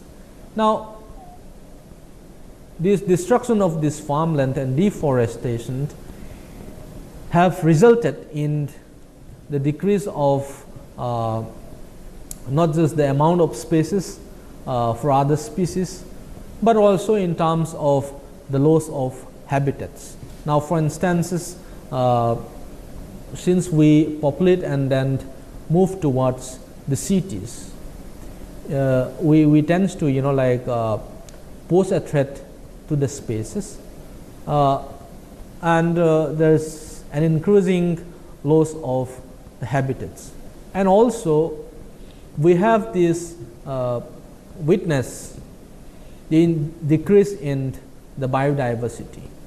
Now, when we talk about biodiversity, it includes not just the land but also the water bodies. Like, for instance, some of the floods which we have encountered and witnessed in the past few years, like for instance the flood in Chennai. If you looked at the kind of study which are being done, some of the possible factors was an unplanned way of human settlement, and also by developing those wetland areas into human settlement.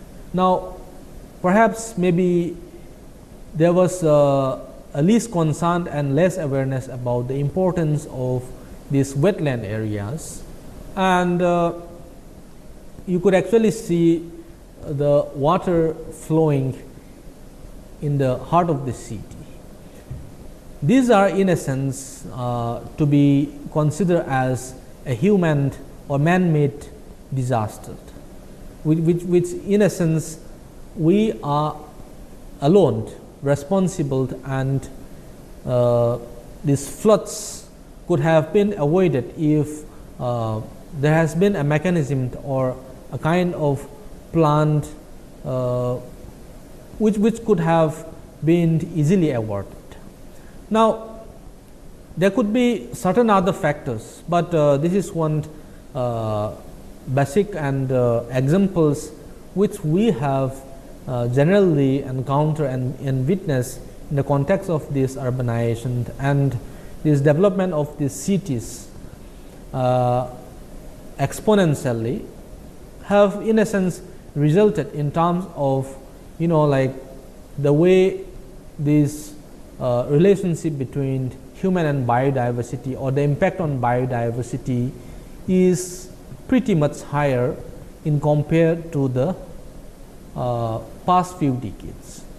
Now, all this in essence has led to the disruption of the ecosystem by not just introducing new species to an area known or without not known to the predator.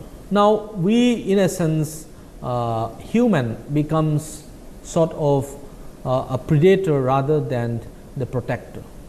Now, that sort of unmindful activities which we usually engage tends to have a threat, and it disrupts the whole ecosystem. Now, continue to the increasing number of this industry and the establishment of agriculture mostly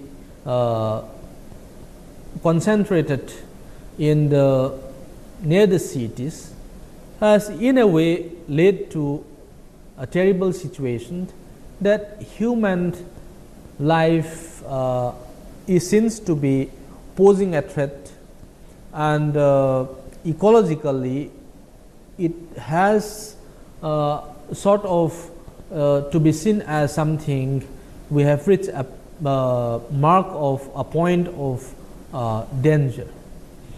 Now, as a result of this increasing high level of industry and the agriculture which is concentrated mostly on human economic activities, have not just only posed a threat to the ecology, for instance, the pollution of environment, that is water pollution, air pollution and land pollution.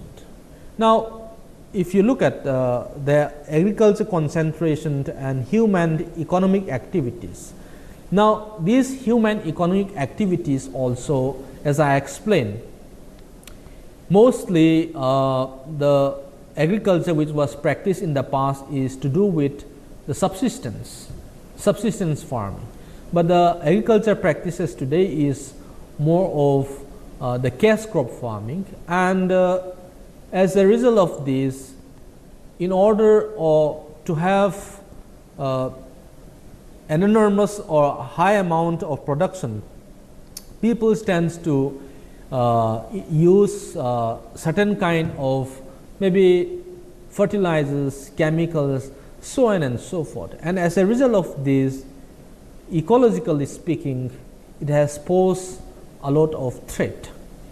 Now, and which eventually has led to the pollution of the environment, and in return these have a far-reaching impact on the human health.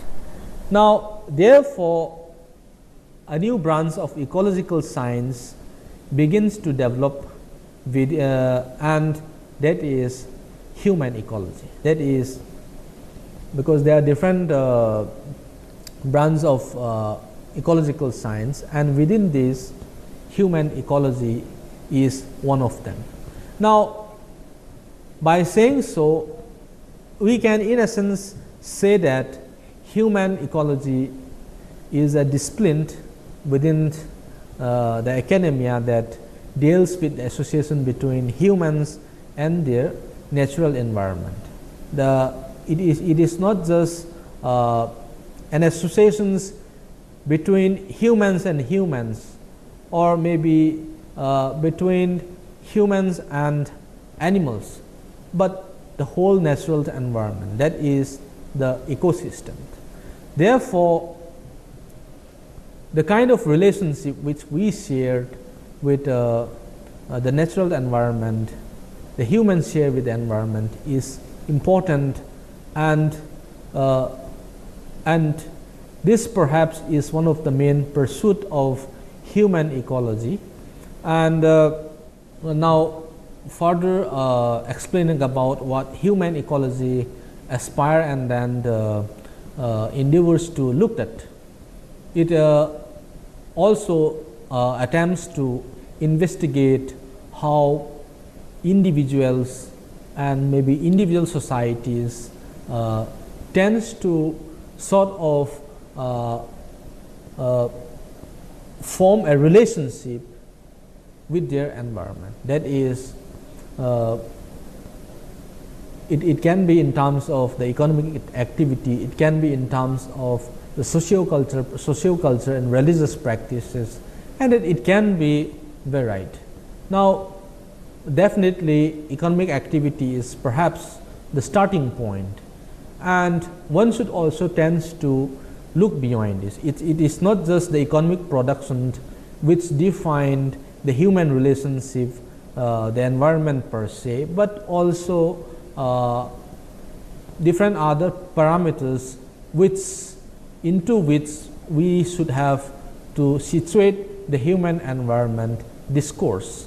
Now, in the human ecology, it also attempts to integrate knowledge from old disciplines and the human experience, and also through these experiences it tries to improve the human relationship between in social and the natural communities.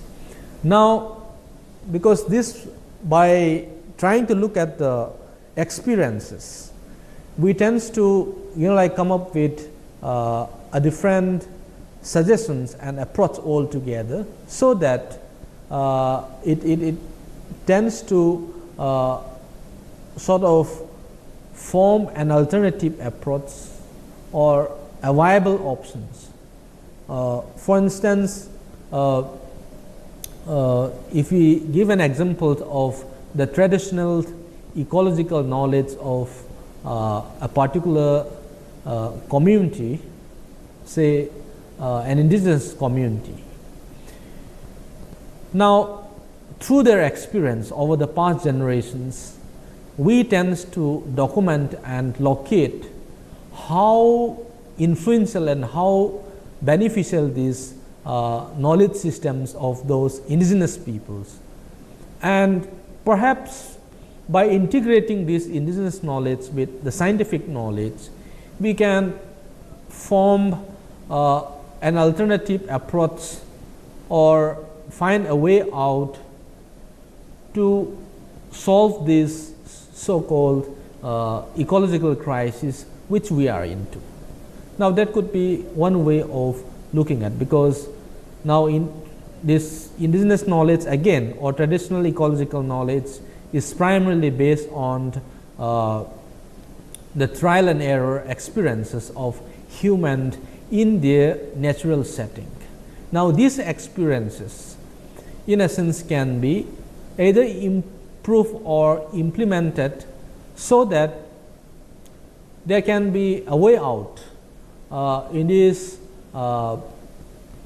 present context, wherein the idea or this sustainability is pretty much talked about and debated, or maybe sustainable development.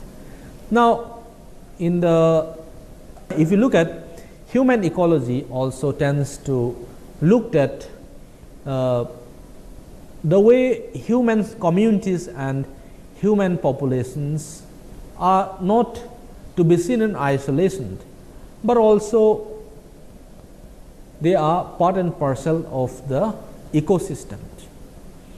They are one of the interrelated parts of the earth. Now, it is the special ecology of this species which is called the Homo sapiens. Now, the humans are also part of this whole ecosystem, and which is to be known as Homo sapiens.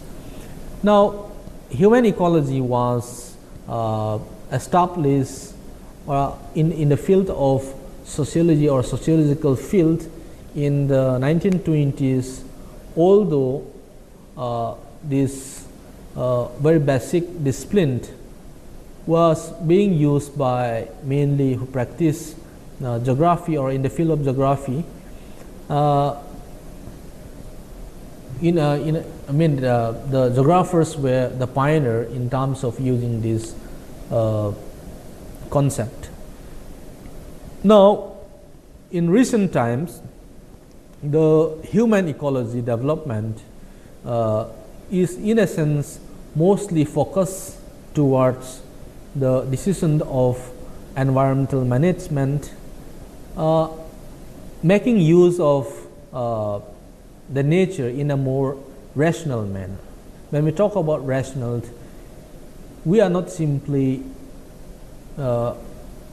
making sense of the resources, but we tend to weigh between the pros and cons, and ultimately if it only benefits the humans, we tend to engage in that. That is more or less a choice which is being made rationally, and this in essence has led to a diverse understanding of anthropological systems.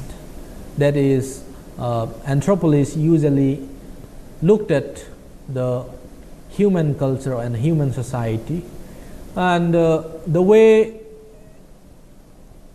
human society operates in the environment is something the ecological anthropologist tends to look at, and which perhaps I'll be discussing more in detail in the upcoming lectures, how the ecological anthropology operates.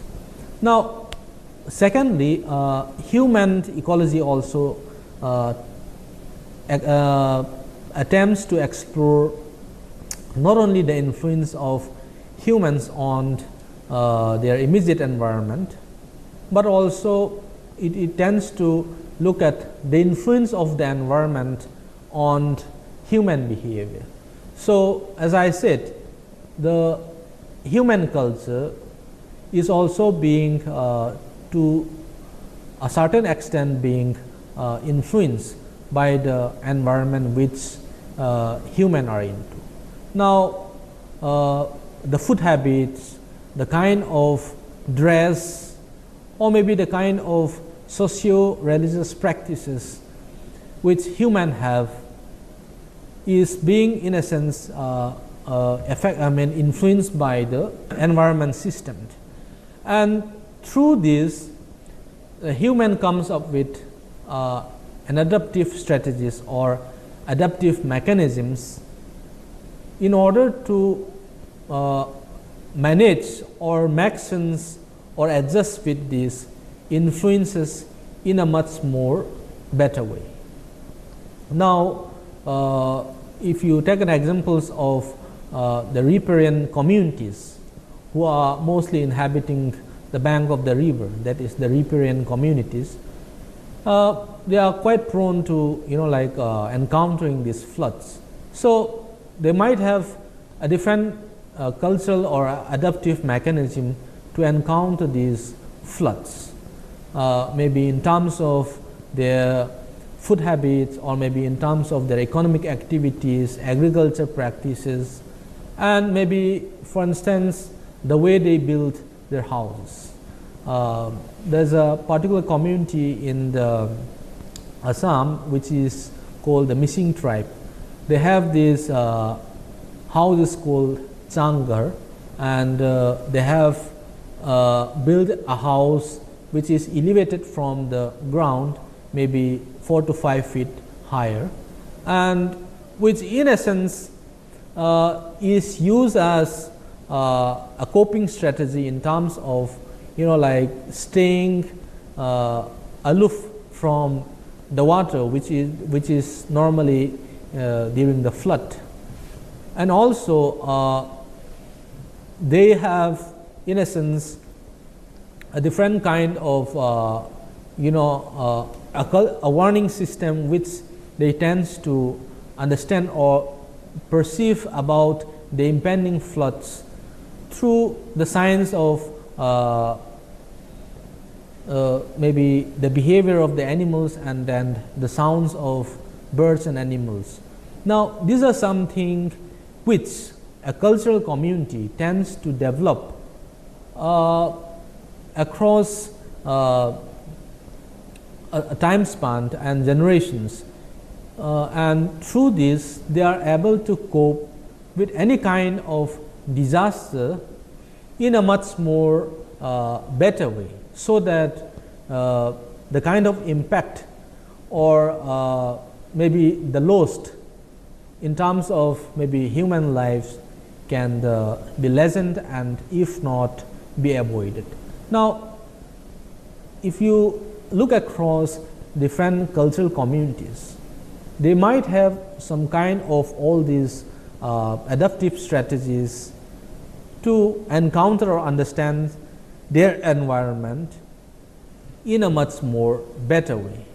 Now, this perhaps in a way is a way of thinking about the world, or maybe let us say the cosmology of any community, that is the worldview, how they perceive and how they try to situate and make sense and understand their relationship with the environment.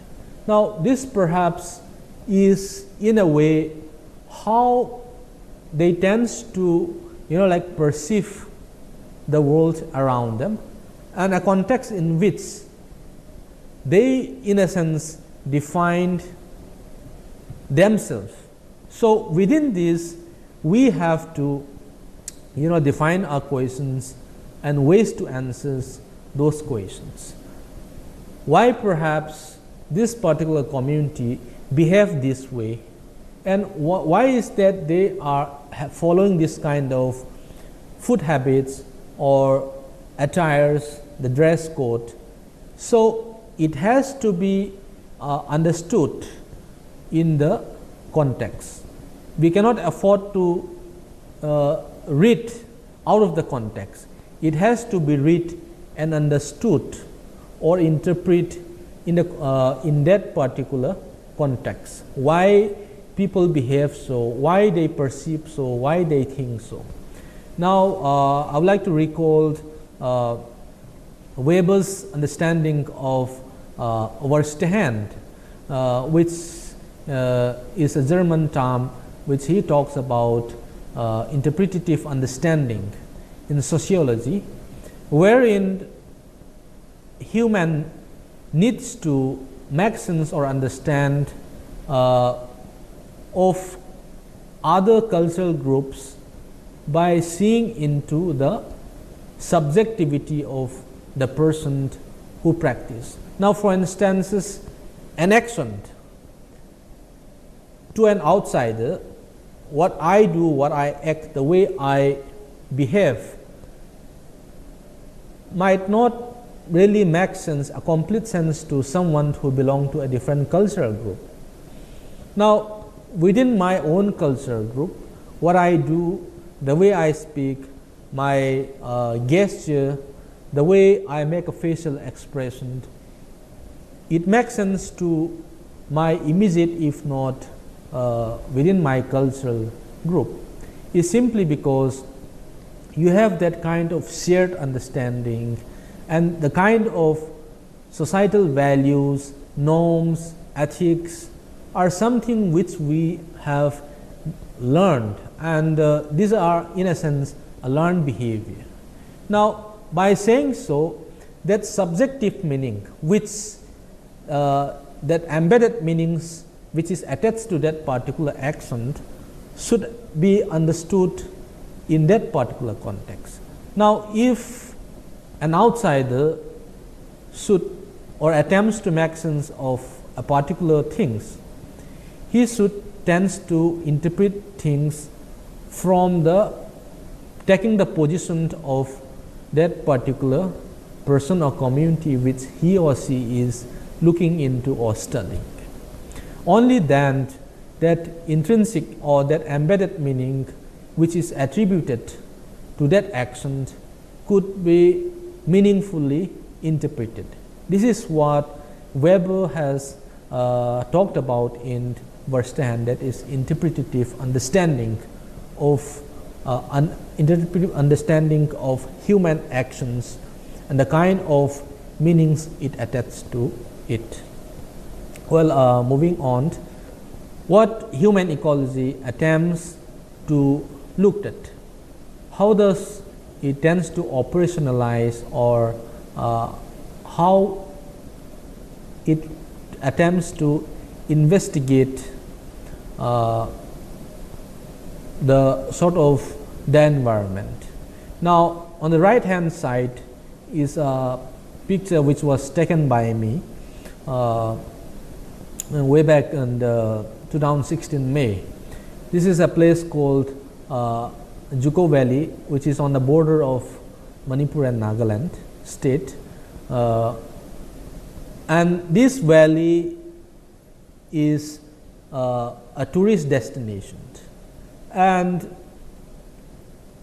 it is the panoramic view and the picturesque view of this valley is so fascinating to the people around. And then there's this visitor which is, you know, like across different parts of the country, and then even we have come across foreigners visiting.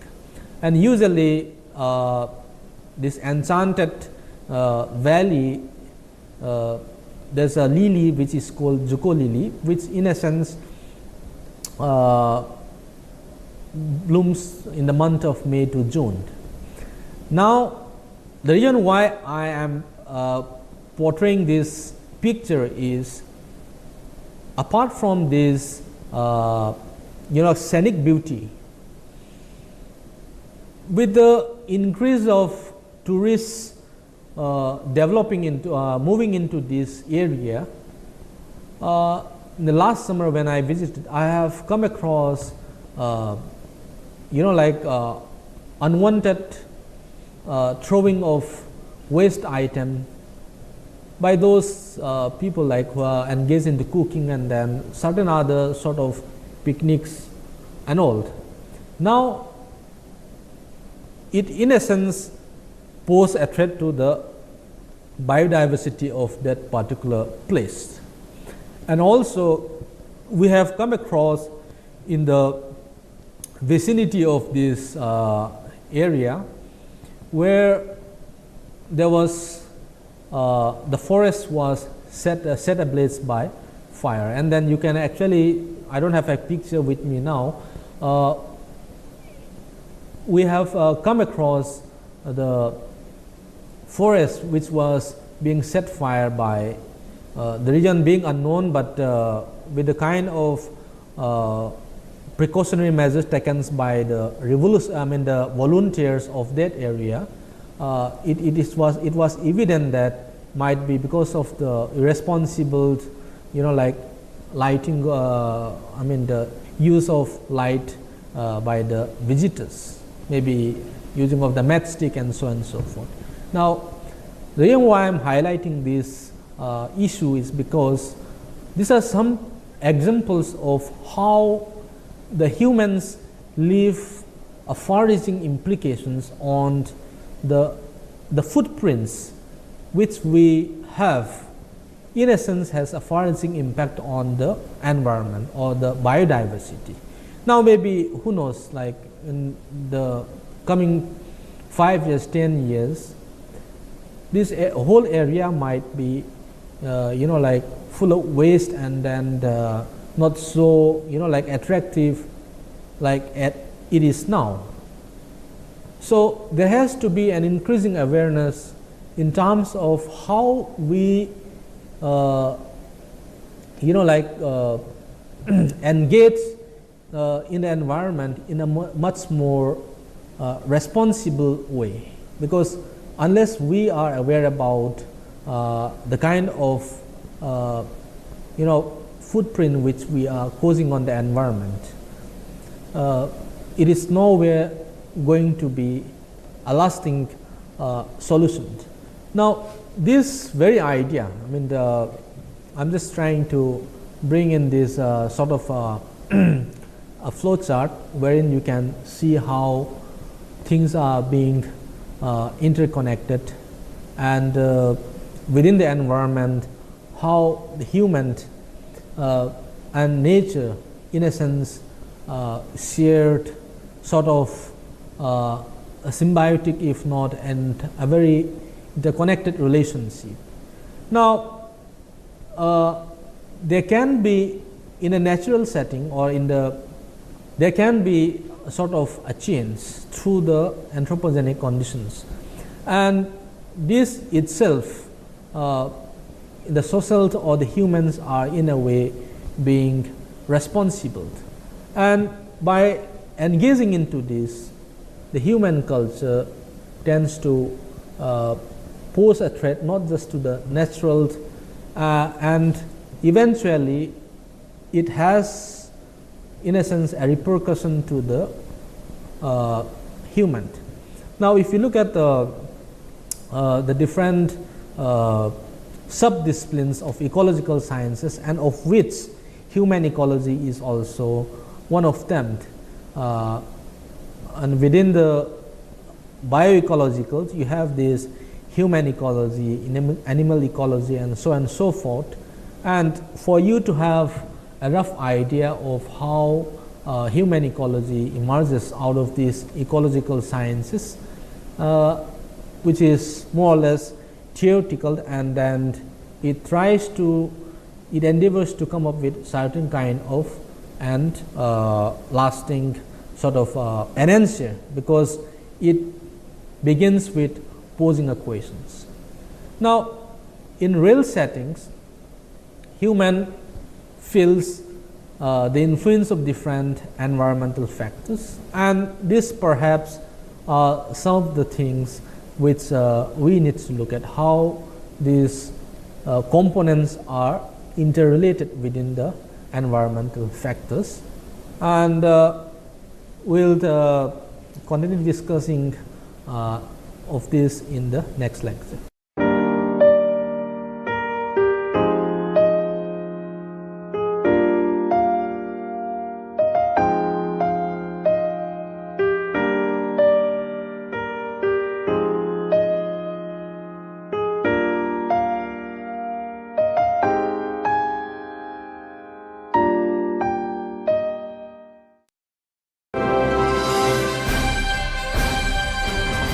Swayam Prabha. Digital India. Educated India.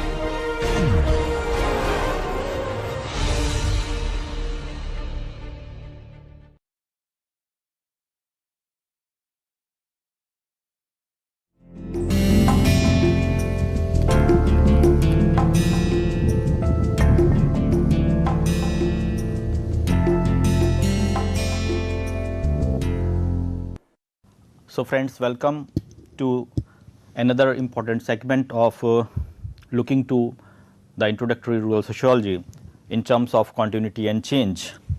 And within that framework, we try to see that what can be the possible ways in which we try to explore the rural sociology.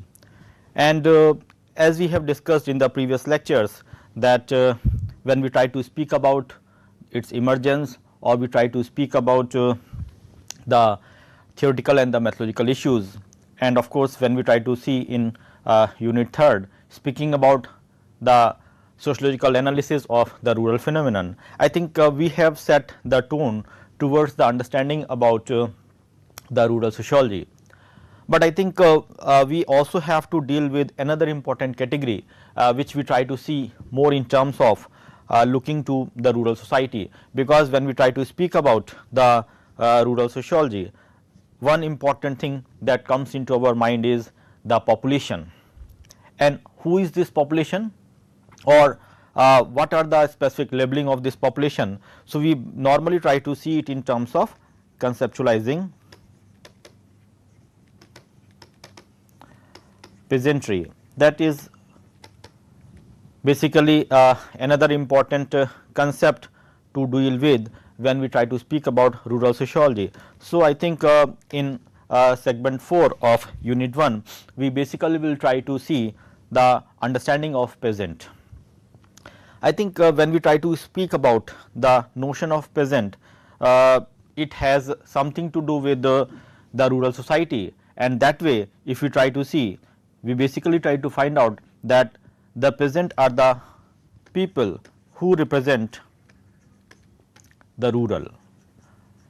Like if you can recall that peasants were basically the people who were dominating in the agrarian sector, especially in the countryside, and they are the people who basically are the core of the rural society. And in that way, I think the understanding of the peasant as a concept and also the peasant society becomes a crucial issue. And here in this lecture, we are basically going to speak about many components which are going to be crucial when we try to speak about the understanding of peasant. I think if we try to see, there are numerous anthropological studies which has been conducted, which are basically speaking about the understanding of the peasant society, and these peasant studies basically try to explore the understanding of peasant in a specific way. But what is more important, of course, is that how they have come into the mainstream framework, that is going to be crucial. And I think there are group of peoples who basically can be seen in terms of understanding about the peasants. So, apart from anthropological, if we try to see, I think basically we have talked about Robert Redfield's contribution when he was speaking about the village Tapestron. So, Robert Redfield's understanding about the Tapestron in terms of the concept of the folk society, we have spoken at length that the folk society is marked by the presence of the peasant society. And apart from that, I think now the time has come where we have the advent of the political science and sociology, which basically try to address upon the issue of the peasant. And that way, of course, I think we try to see that the growth of peasant in terms of concept, especially in the Europe and the European heartland, has been marked by the debate and the discourse which has been generated by the sociologist and the political scientist. So, we try to see a mix of academicians who have come into the prominence, and they try to highlight the peasantry in various perspective. And in that way, I think one significant name that deserves attention is the contribution of Chenin. So, we have Theodor Chenin, whose contribution in terms of the specific work, that is speaking about the peasants and the peasant society.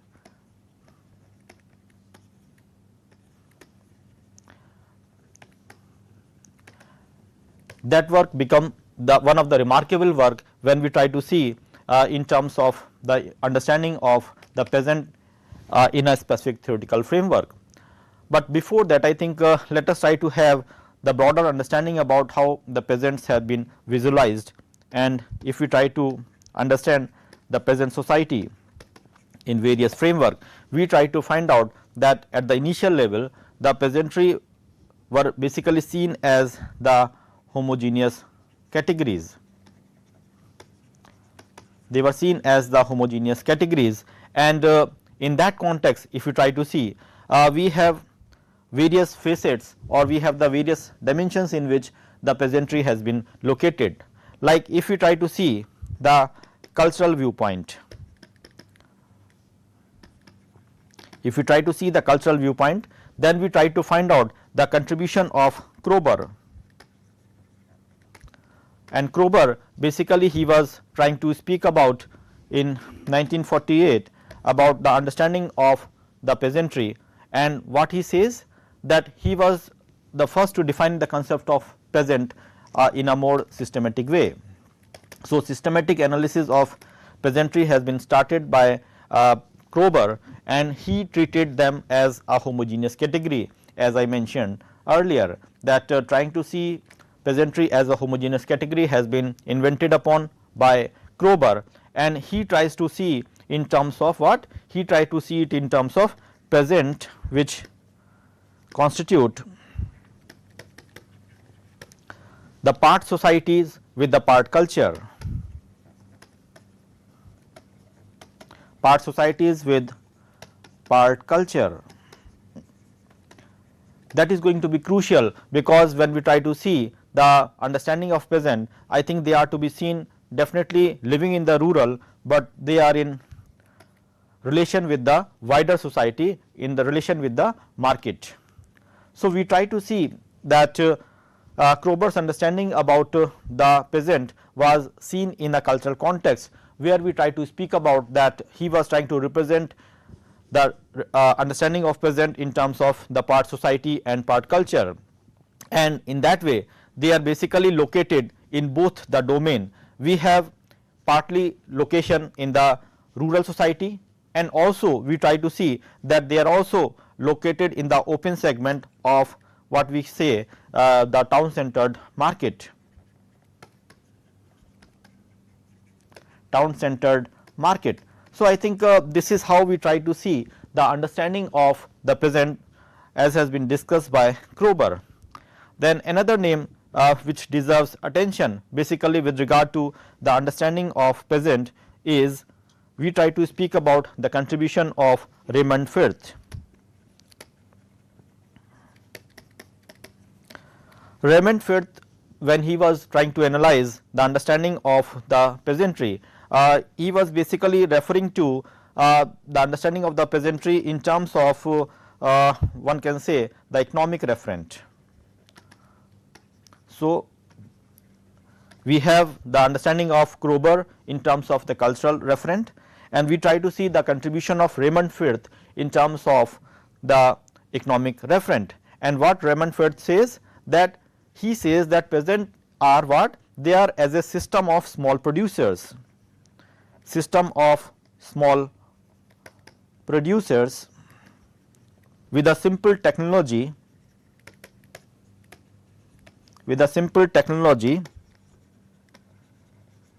and the equipment of simple technology and the equipment often relying primarily for their subsistence, primarily for their subsistence.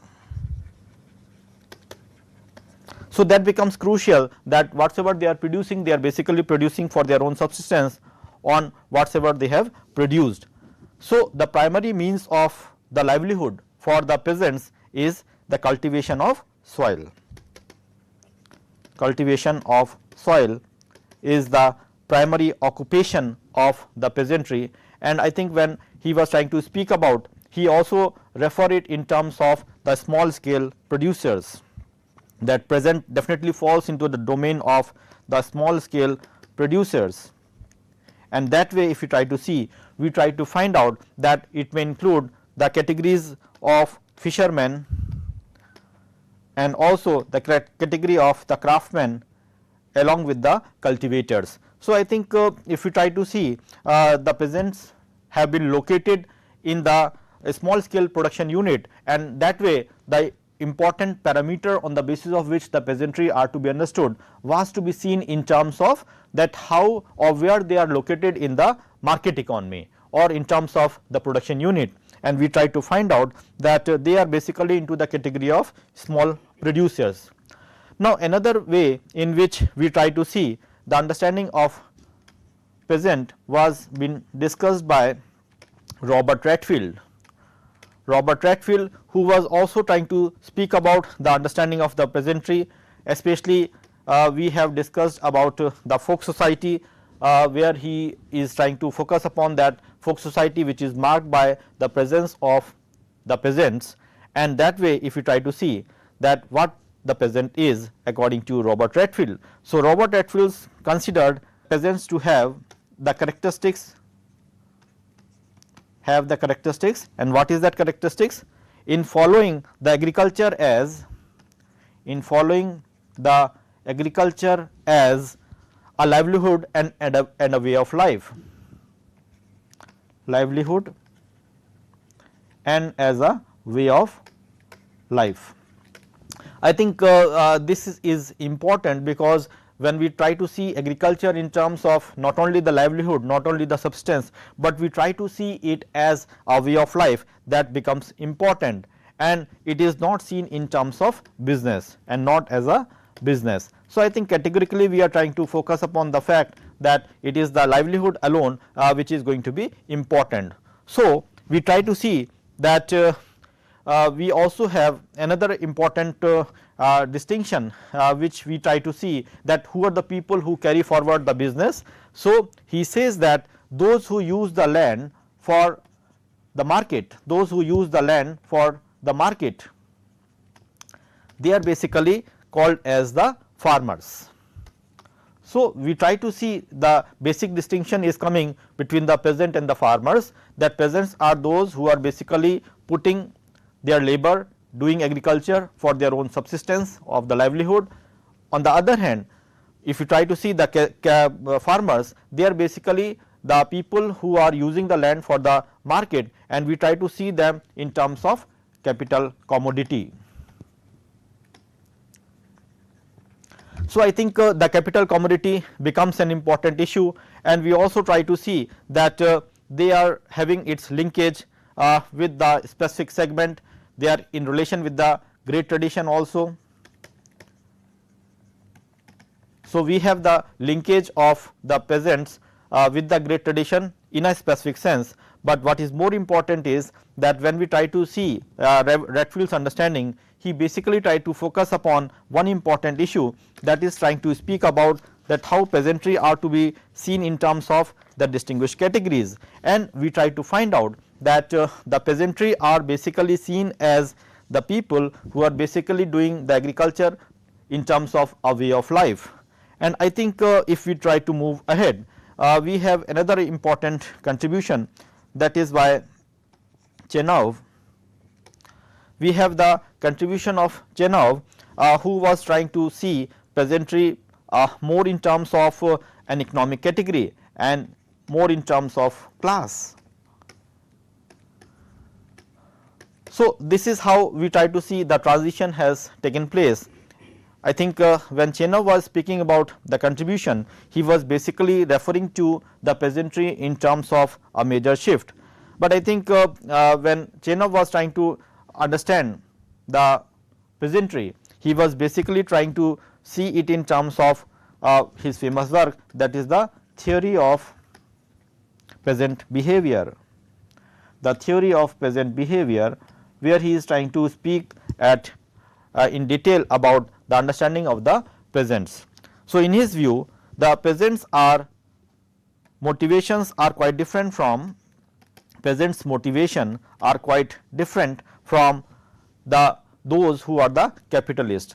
So, peasantry basically involves the specific peasant behavior, and their motivation are being very different from the capitalist. I think he was basically trying to seek for the shift which has taken place in the society, especially with the advent of the capitalism, how the peasantry has to see their survival. So, we try to see that what Ch-25 was trying to speak about is that their basic aim is to providing for the minimum needs of the family rather than the market profit,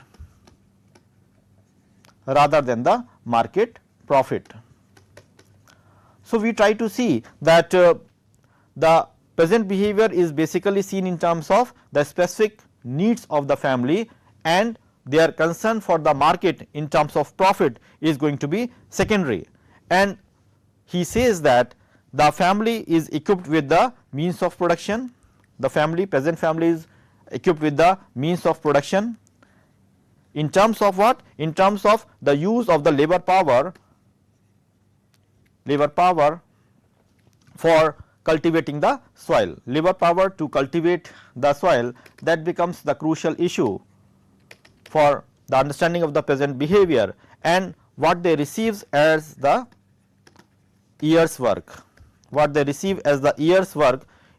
in terms of amount of the labor which they have put, and that particular good is going to be crucial for them. So, the peasant behavior is basically seen as their own efforts, the family members trying to contribute throughout the year, and whatever they are producing is going to be crucial for understanding what the peasant is. So, he is trying to see the peasant in terms of a specific class, and also he is trying to see its linkage in the capitalistic mode. I think we will try to speak about these particular issues in the later phase, how peasantry has moved towards the other dimensions. But I think one specific name, as I suggested, which deserves special attention, is trying to speak about the contribution of Theodor Schenin. Was seen as a landmark person who tried to speak about the peasantry in a very focused way, especially when we try to see that what he is trying to speak about the peasantry is that, and he tries to define it in terms of the peasantry, especially to him the peasantry consists of what? The peasants are what? Consist of the small agricultural producers, consist of small agricultural producers who with the help of the simple equipments,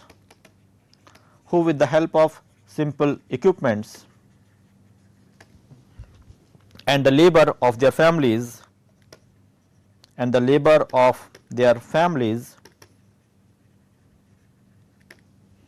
produce mainly for their own consumption,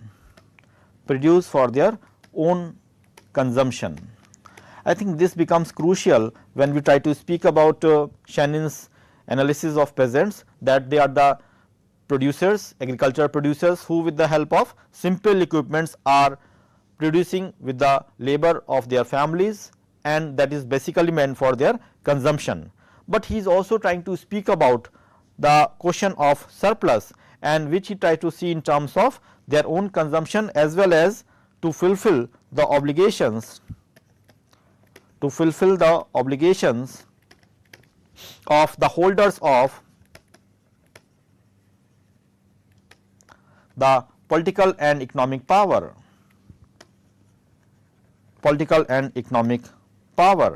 I think this is how we try to see understanding of peasantry in terms of the utilization of the produce, basically meant for the obligations for the economic and the political holders of the power. So, we try to see that they are using the produce basically for the obligation also, which is trying to be seen in terms of surplus. So, I think the question of surplus is going to be diluted, because this surplus, if they have, they are basically trying to satisfy the needs for the holders of the political and the economic power. And in that capacity, if we try to see, we basically try to see that the understanding of the peasantry are to be seen more in terms of the specific parameters, and that is where the contribution of Schenin becomes important.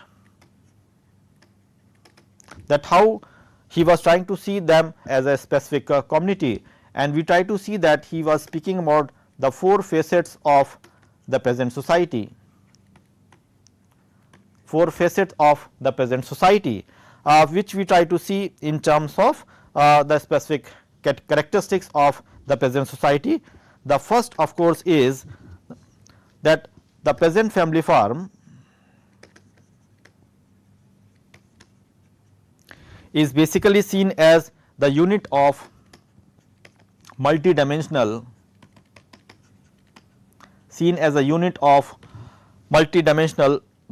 social organization.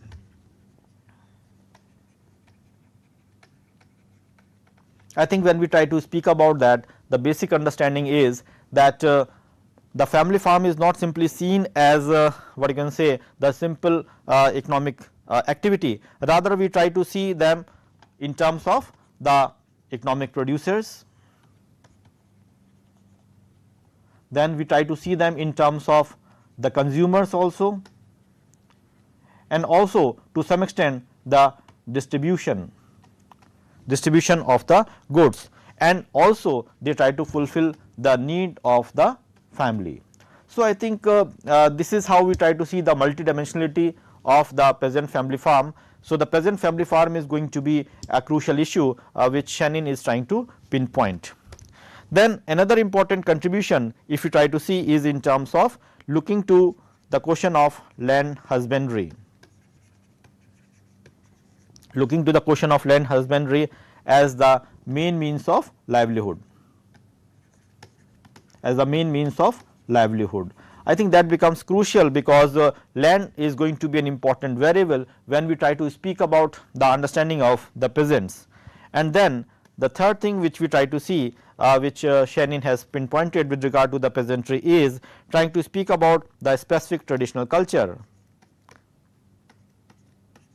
specific traditional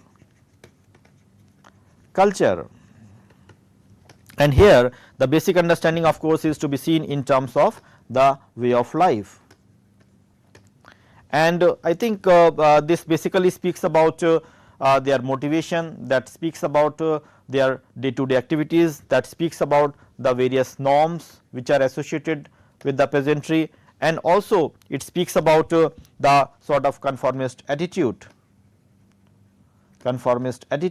So, I think these are the different component which is seen with regard to the peasantry in terms of the traditional culture. And the fourth thing which has been talked about by Shenin is trying to see them as the underdog position,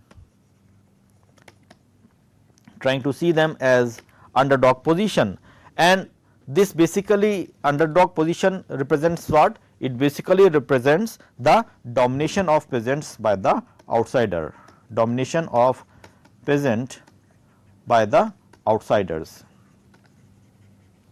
So, this is going to be crucial because they are put at length from the power positions. Peasantry are not going to be involved with regard to the power positions, and sometimes we try to see that they are basically the economic exploiters, they are being economically exploited in terms of their underdog position. So, we try to see that these are the different ways in which we try to understand the notion of peasants as has been discussed. And if we try to go beyond in terms of understanding of the peasantry, we try to find out the contribution of another significant person, that is John S. Saul and Roger Woods. John S. Saul and Roger Woods, who tries to see peasant are those whose ultimate security and subsistence lies in their having certain right over the land,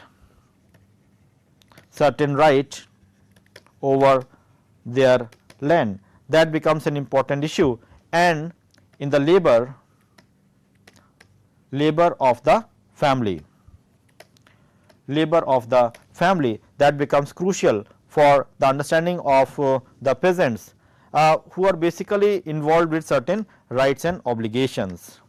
So, there are rights and obligations which are associated with the peasant family farms, and he is trying to see them in terms of the wider economic system,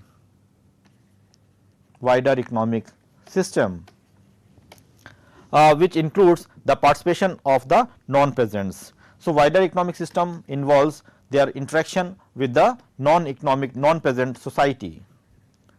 So, this is how we try to see that John Small and Roger Woods try to understand the peasantry. Then we try to see the contribution of Fowler. Fowler was trying to see peasant society as being society which constitutes the units and are semi autonomous, which are seen as the semi autonomous local communities,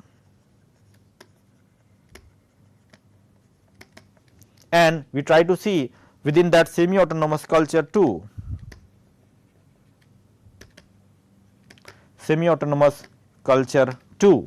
So, we try to see they are the semi autonomous local communities in the semi autonomous culture. That is how we try to see the Fowler was trying to understand the peasant. And if we try to move ahead, we try to have another significant contribution by Eric Wolf, and Eric Wolf was basically speaking about the peasantry in terms of making the distinction of peasant with the farmers. So, what he says that what the peasant are? The peasants are the farmers who grows and raise livestock raise livestock in the rural areas. So, I think the domain lies within the rural areas, but they are not like the commercial farmers. So, they are unlike the commercial American farmers.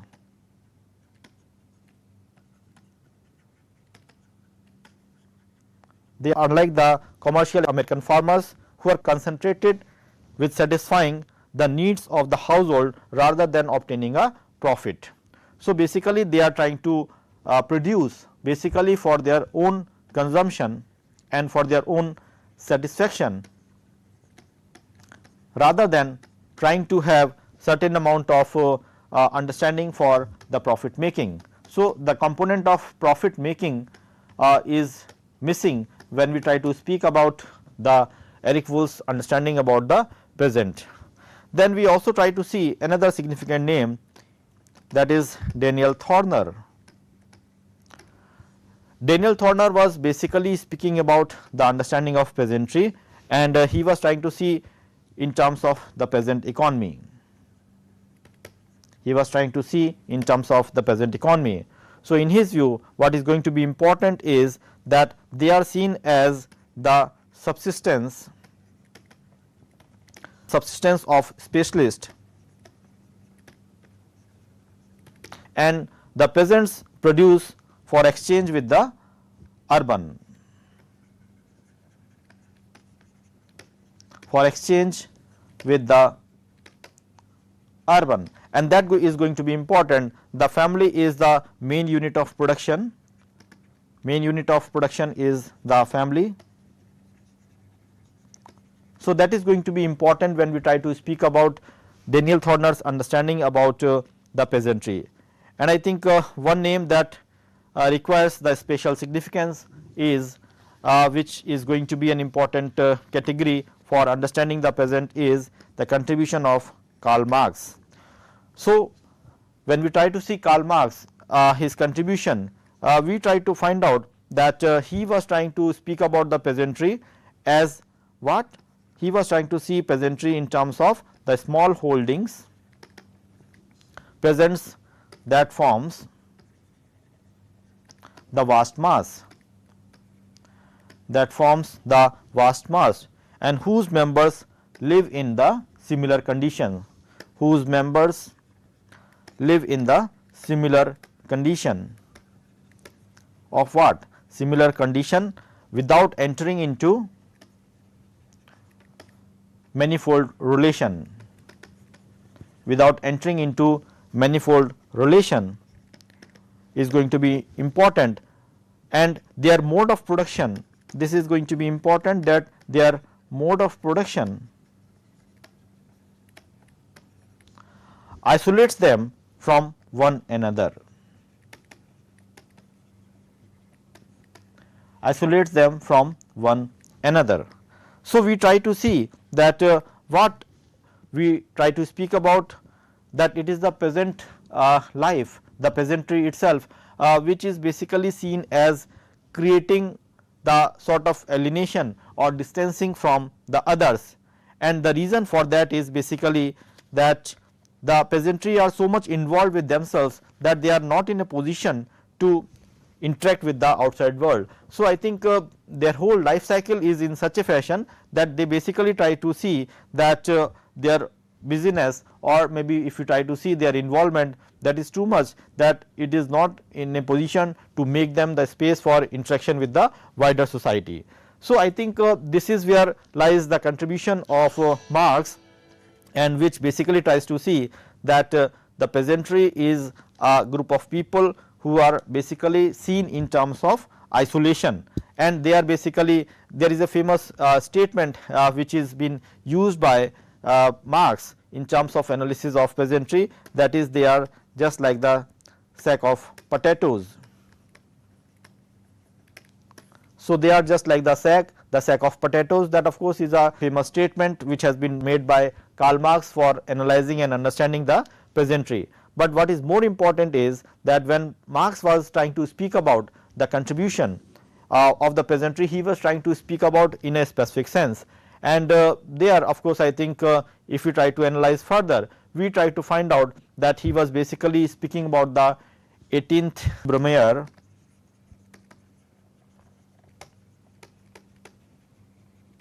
He was basically speaking about the 18th Brumaire, which is going to be an important issue with regard to the analysis of the peasantry. I think we already had some understanding and grasping about the peasantry, but what is going to be more crucial is that if we have the detailed analysis of some of these thinkers who try to have the contribution towards the understanding of the peasantry. Like I think in the coming lectures in unit 2, we will try to speak about the contribution of Chenin in detail. We will try to speak about the contribution of Karl Marx. We will also try to speak about the contribution of A.V. Ch-25, and also we try to see the contribution of what you can say, speaking about the notion of moral economy, which of course is going to give a different color to the understanding of the peasantry. And also we try to see that how the peasantry has been revisited in terms of the capitalistic era, especially the contribution of Ch-25 in that framework is going to be important. Now, I think when we try to speak at length about how the different peoples they try to have their understanding about the peasantry, especially like we try to speak about Eric Wolf's contribution, which we have referred, that he tries to make a distinction between the farmers and the peasantry, that they are not meant for the profit making. And the significant work of Eric Wolf lies is Peasants, which basically has came in 1966.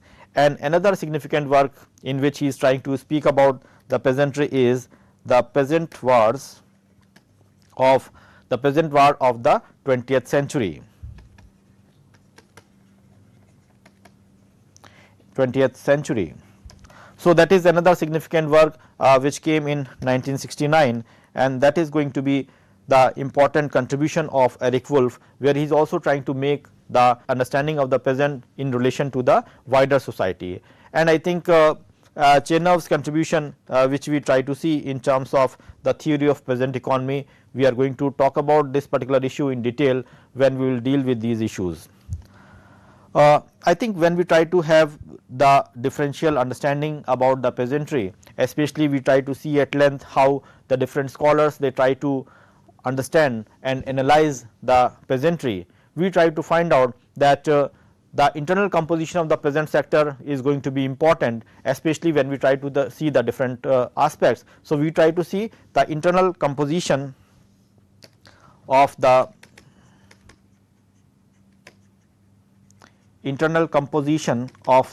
peasant is going to be important, and we try to see its significance in terms of definition of peasant. So, that is one way in which we try to see that how the peasantry are to be viewed in terms of the analysis of the peasant society. Another of course is the relationship of the peasants with the subgroups within the peasantry. So, another important way of analyzing the peasant is that relationship of peasant with the other peasantry, means people who are living in the rural areas in the countryside, and how the peasants are going to interact with them. That is another way in which we try to see the relationship between the two. I think to be very specific, we can say that the peasant versus the non-peasant sector, that is how we can see the broader understanding about the peasantry. And the third in that sense of course is the use of the concept of the traditional culture,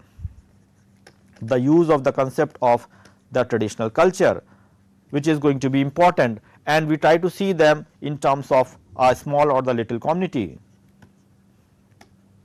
Now, I think that is also going to be crucial for understanding and analyzing the peasantry in terms of the analysis of the peasantry in detail.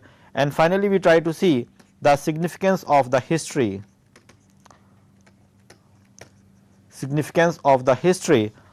of the development of the typology of peasants. It basically indicate the sort of trajectory which is going to be there, the trajectory which marks the advent of or which marks the development of the peasantry through time, that is going to be crucial. And in that way we try to see we can have certain operational definitions of peasantry, because the different developmental phase will have the different definitions, that is going to be crucial. And in that way if we try to see, we basically try to see that as we shift from the feudal society to the capitalistic society, we try to see that the peasantry also was in transition. So, we try to see a shift which has taken place, and as we were referring earlier also that when we try to speak about the understanding of the peasantry, we basically try to see that the peasantry was seen as the homogeneous category.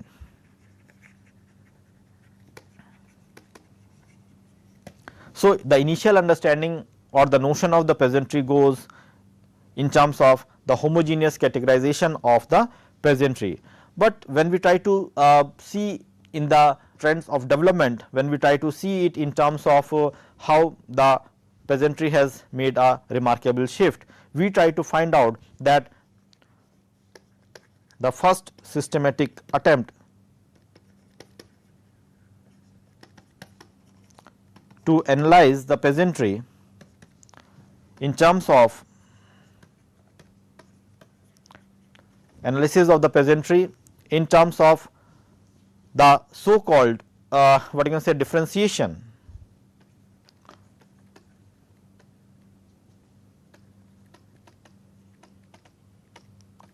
Peasant differentiation, we try to see the contribution of V.I. Lenin.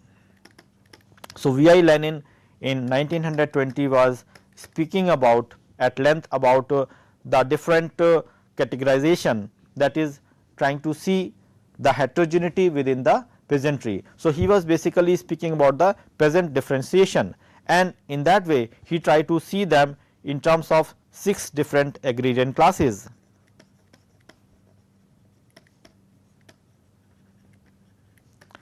Six different agrarian classes, and what are that? They are basically seen in terms of the agricultural proletariats, that is of course one thing. We try to see in terms of ownership of means of production, that is the base on which we can have the formation of the classes, and also in terms of the labor exploitation.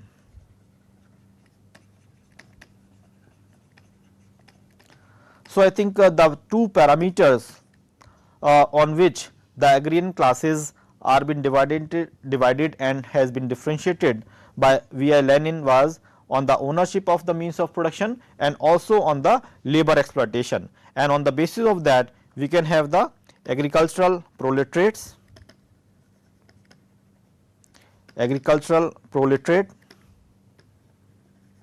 that is one. Then we try to see the semi proletariat, that is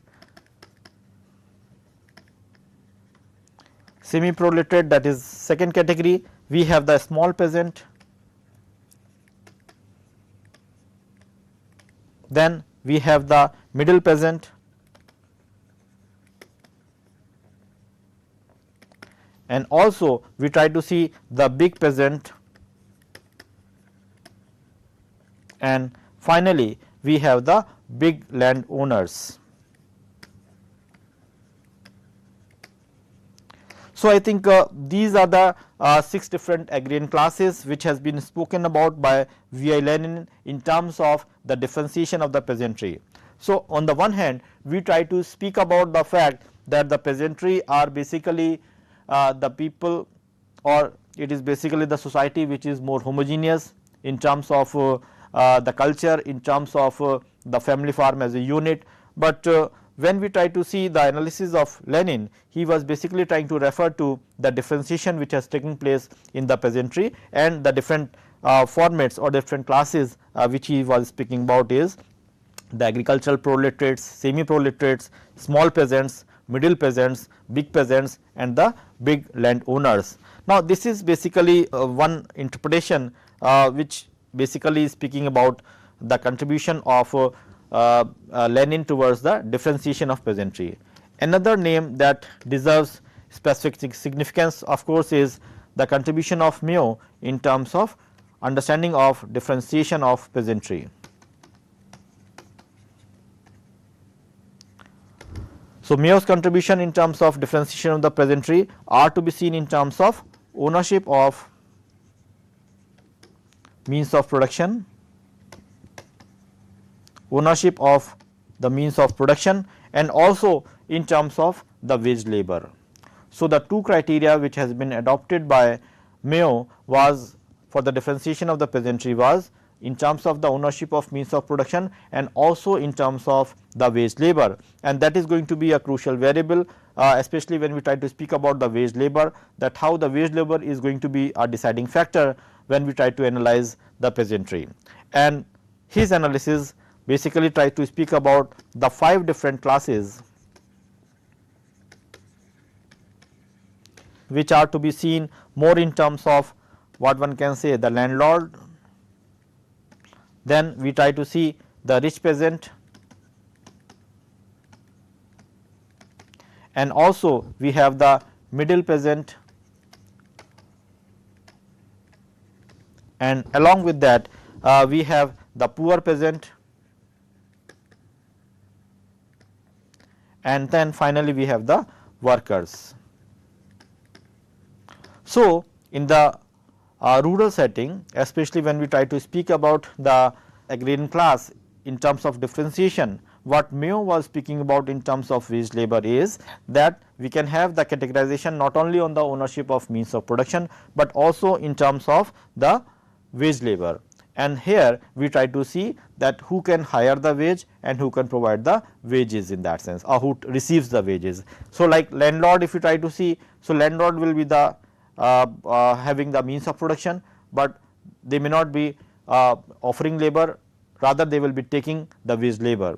Similarly, rich peasants having the lesser means of production in terms of the quantity, but the wage labor also will be quite significant, that hiring of the wage labor is going to be important. But as we move towards the lower end to the poor peasant and the workers, we try to see that the means of production criteria is going to be less significant, or it is going to be less quantified, but the wage labor component is going to be higher. So, I think this sort of understanding try to give us an impression that the peasantry should not be seen in terms of the homogeneous category, rather they are to be seen in terms of the differentiated masses. And I think this was a significant shift which took place when we try to see in terms of the ownership of means of production and the wage labor according to Mayo. So, we have that the Lenin's contribution and Mayo's contribution of classes of the peasantry, and we try to see it in terms of not only the means of production, but also in terms of the question of exploitation, which is going to be significant. And I think that can be seen in terms of a specific theoretical formulation to have the real class of peasantry. Real class of peasantry. And here if I just go back and refer to the contribution of Karl Marx, who is considered to be an important proponent for understanding or defining the class in terms of the ownership of means of production, we try to find out that the contribution of Marx for the analysis of the peasantry is going to be significant, because he was simply trying to restrict it to the fact that the so called understanding about the peasant was seen in terms of what you can say the vast mass which are not having the interaction. It was trying to see in terms of that their own mode of production is going to put them away from interaction with each other. So, we try to see that the class dimension of the Marx for the analysis of the peasantry was missing, but when we try to see the contribution of Lenin and Mayo, I think they were the significant contributors for analyzing the peasantry in terms of the class. And here I think when as we shared earlier also, that when we try to speak about the contribution in terms of the question of exploitation, Eric Wolf's contribution is going to be significant, especially his contribution which is to be seen in terms of what I can say, the exploitation. The peasants are seen as the subordinate, and they are basically seen as the people who are being ruled. So, if we try to see Eric Wolf's contribution, we try to find out that he was trying to see them as the subordinates, and also they are the people who are being ruled in that sense. So, I think this is in relation to the wider society, with relation to the cities in that sense as such, and he tries to define it in terms of a population that are essentially involved in cultivation,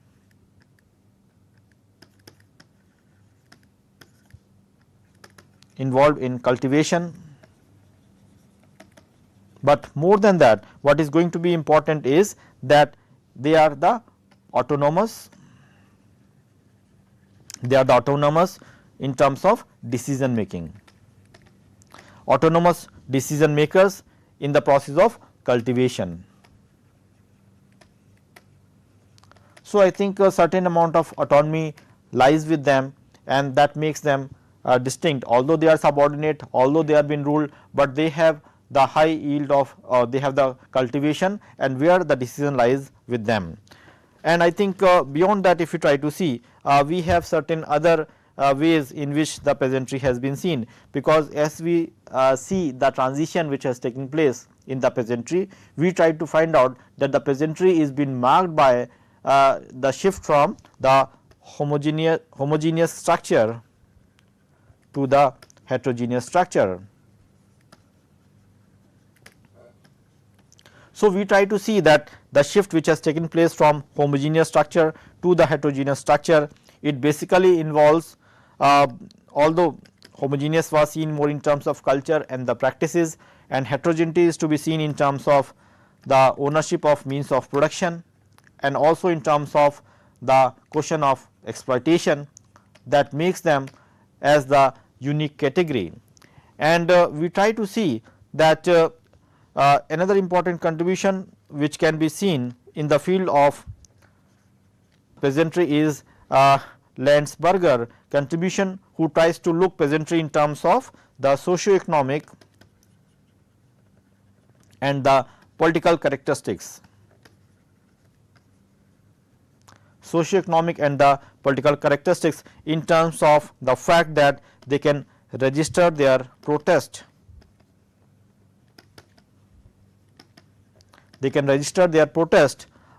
And here we try to see that registering against their protest is against the exploitation which they are facing or which they have faced. So, basically it is against the so called the ruler class. So, basically we try to see that the ruler class are being questioned, and the exploitation done by them are being seen in terms of protest by the peasantry, which we try to see peasantry in terms of class in itself. And then we try to see a major shift which has taken place, that is trying to speak about the political class. So, the political class we try to see it in terms of class for itself.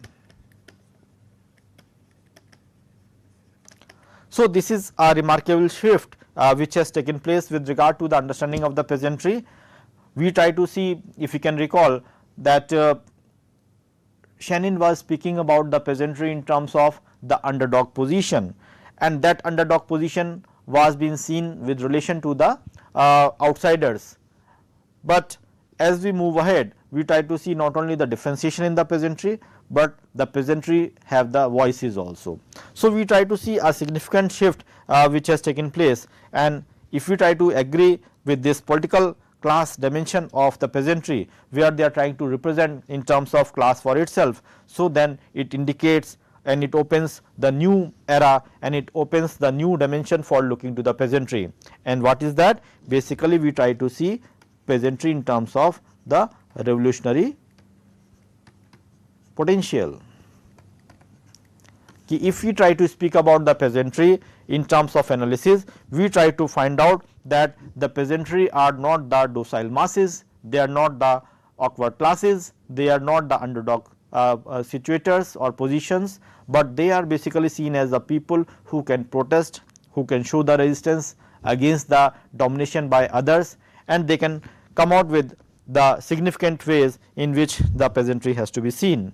And we basically try to see that this political character which has been added to the peasantry gives a new understanding about the peasantry in even in the contemporary era, and this revolutionary potential was been visualized, especially when we try to speak about the Mexican Revolution.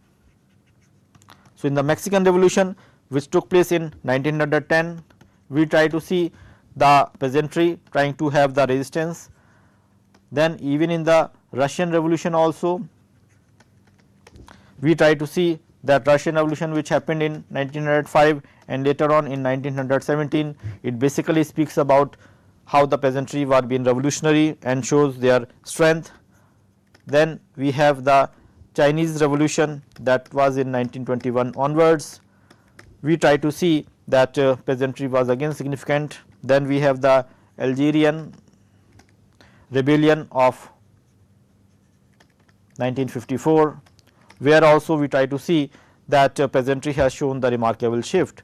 And finally, when we try to speak about the Cuba Revolution, which was quite significant in the history of the world, we try to find out that the Cuba Revolution also was found to have the sufficient cause for understanding to the peasantry in terms of the political character. So, the revolutionary character of the peasantry basically reflects a new dimension to the understanding of the peasantry, especially when we try to speak about the fact, we try to basically pinpoint one important issue, that is we try to speak about that how the peasantry are seen as a shift from the homogeneous category to the heterogeneous category, how the position has shifted from what one can say the social or the cultural aspect in terms of homogeneity towards speaking about the contribution which is to be seen in terms of economic, that is the class dimension, which where we try to see the heterogeneity, and then we try to see the shift which has taken place further in terms of polity, the political, and where we try to see them in terms of the revolutionary character. So, I think this is how we try to see the different format in which we can locate the peasantry, and I think when we try to apply the understanding of the peasantry in the context of India, I think many significant contribution can be listed, especially we try to see the contribution of Daniel Thorner. Daniel Thorner in 1956 was speaking about the broader classification of the rural society, and the agrarian classes are being seen in terms of the basis of income obtained from the soil. Income obtained from the soil, and in that way we try to see that the so called peasantry can be differentiated into Malik, Kisan and Mazdoor. So, we have the differentiation of the peasantry in terms of the income obtained from the soil, as well as also on the extent of the field work which has been done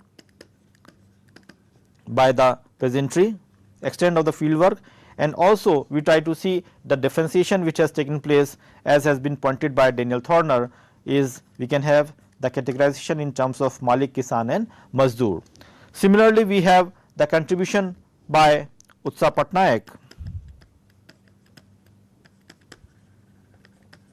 Utsa Patnaik was basically speaking about the understanding of peasantry in 1976, especially in the exploration of the class character of the peasantry in 1976. It was to be seen in terms of the question of labor exploitation. So, labor exploitation was seen as the criteria in terms of the understanding of the class dimension of the peasantry in the Indian society, and it is basically the labor exploitation in terms of the use of the outsiders. So, how the labor exploitation in terms of use is going to be an important variable for understanding the class dimension of the peasantry. And in that fashion, if you try to see, we try to find out that you have the poor class, you have the middle class, you have the lower class, you have the middle upper, and then you have the upper middle. You have the middle upper, and then you have the rich capitalist. So, this shift basically we try to see in terms of what you can say the labor exploitation, and finally, I think the biggest exploiters are to be seen in terms of the landlords. So, finally, the landlords which are seen as another category. So, the use of labor exploitation can refer to the various class structure in the rural India, which of course has been talked about by Utsa Patnaik, which tries to see in terms of the Marxian analysis. Then we have also the contribution of what you can say D.S. Swamy, who was trying to see in terms of 4 classes, especially when we try to speak about the class structure in the rural society, the peasantry. We try to find out that Shiva Kumar, that D.S. Swamy was trying to see it in terms of the landlord, then he was trying to see it in terms of the poor peasant, and also he was trying to see in terms of small peasants and well to do peasant. So, I think these are the different ways in which the agrarian classes, especially in the rural India, has been experimented and seen by the various scholars. But the important thing is that when we try to speak about these characteristics, the shift which has taken place about the understanding of the peasantry in the world framework, and also trying to see it in terms of the Indian scenario, we try to see lot many changes in terms of its use, in terms of its application, because their understanding may vary in terms of various aspects, and if you try to imitate and apply in the Indian setting, sometimes the things will be different. So, I think these dimensions of locating peasantry into a specific framework will make our understanding more sharper, that how we can locate the peasantry both theoretically and in terms of practice. So, with these things I think we will have further discussions with regard to the specific theories of peasantry in the coming units, and with these words I think we can go ahead with further readings which will be suggested in the due course of time. Thank you.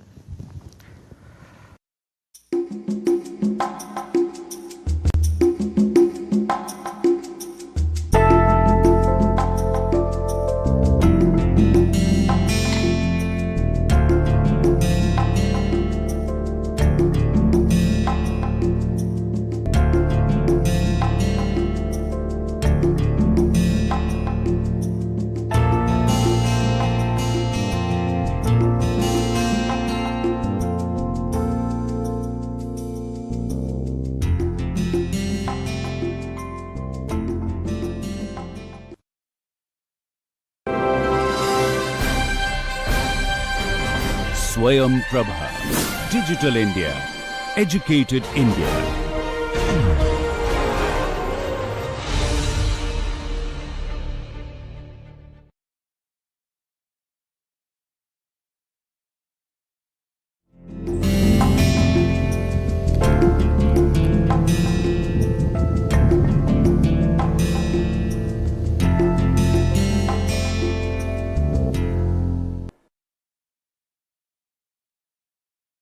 Welcome back to the course Decoding Comic Studies and Reading Graphic Narratives in 21st Century India.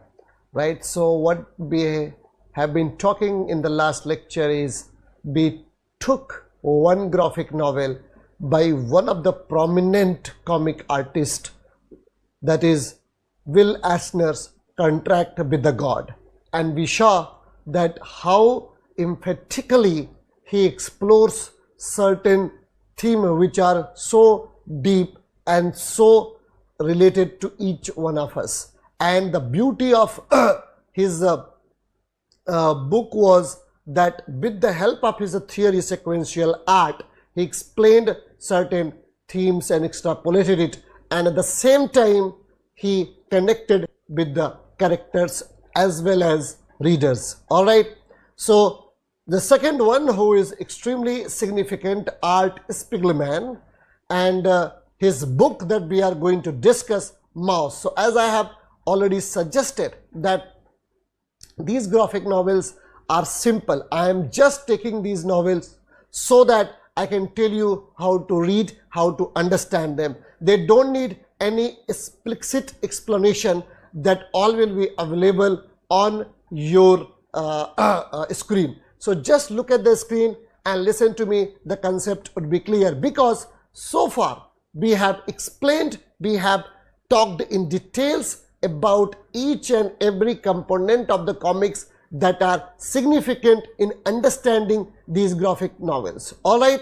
So look at the slides now, and you see that he is the one, Art Spiegelman, which we are moving ahead to the next work in this lecture. Let's talk about Art Spiegelman and his contribution to comics. All right. He is an American cartoonist, editor and comic advocate who is best known for his graphic novel Mouse. Spiegelman was born in Stockholm, Sweden in 1948 and grew up in the United States. In the 1970s, he became involved in the underground comics scene, publishing his own comics and contributing to publications such as Raw and Arcade. All right.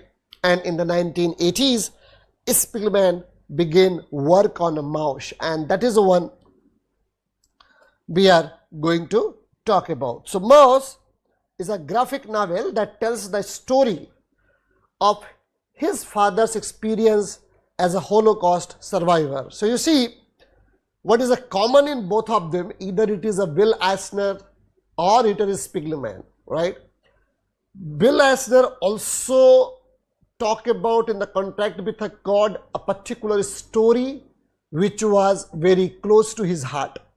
And here also you see he's talking about a very close incident that occurred in his life, and he's talking about that incident in his book called Mouse. All right. So the point what I'm trying to bring over here is that your job is to examine the treatment of the personal experience in the comics. All right. So look at the slides now. So here you see that Mouse, a graphic novel that tells the story of his father's experience as a Holocaust survivor. You see, interestingly, the subtitle is A Survivor's Tale, you know, A Survivor's Tale. My father bleeds history, something like that. And here my trouble began. So the book was published in 2 volumes, one in 1986, right, and another one is 1991, and won numerous awards, and you will be surprised to know that it also won Pulitzer Prize, right? Everyone know about this. So Mouse is widely regarded as a landmark work in the history of the graphic novel and is credited with helping to establish the medium as a legitimate form of literature. In addition to his work as a creator, Spiegelman has also been an advocate for the comic book medium, right? And serving as an editor for publications such as Raw and Little It, and working to promote the artistic and the literary merits of a comics. Spiegelman continues to work in the comic book medium, and his work has been exhibited in galleries and museums around the world. Overall, Art Spiegelman is a pioneering figure in the world of comics whose work has helped to elevate the medium form, a form of entertainment, right, for children, to a legitimate form of literature and art. In 1978, Art Spiegelman convinced his reluctant father Waldeck to talk to him about his experience as a Polish Jew during the Second World War. What came out of it was a serial of comics about a life smashed up by the Holocaust. After nearly 40 years, Spiegelman Mouse confirms itself to be a postmodern analysis of World War II, and later on Pantheon Books published Mouse in general volumes and then a single volume editions, but its first appearance was in December 1980. It was an insert in Raw, a magazine founded by Spiegelman himself and his wife, Francois Mauly, in the same year. It was an influential magazine in the comic field and treated them as a cultural object worth disseminating and analyzing, not just as an entertainment. Spiegelman Mouse is the first and only graphic novel to win the Pulitzer Prize in 1992. In 2011, the author made MetaMouse, a complete guide and detailed study of a mouse, including content such as an interview with Spiegelman, sketches, photographs, and the original versions of Waldeck's recording.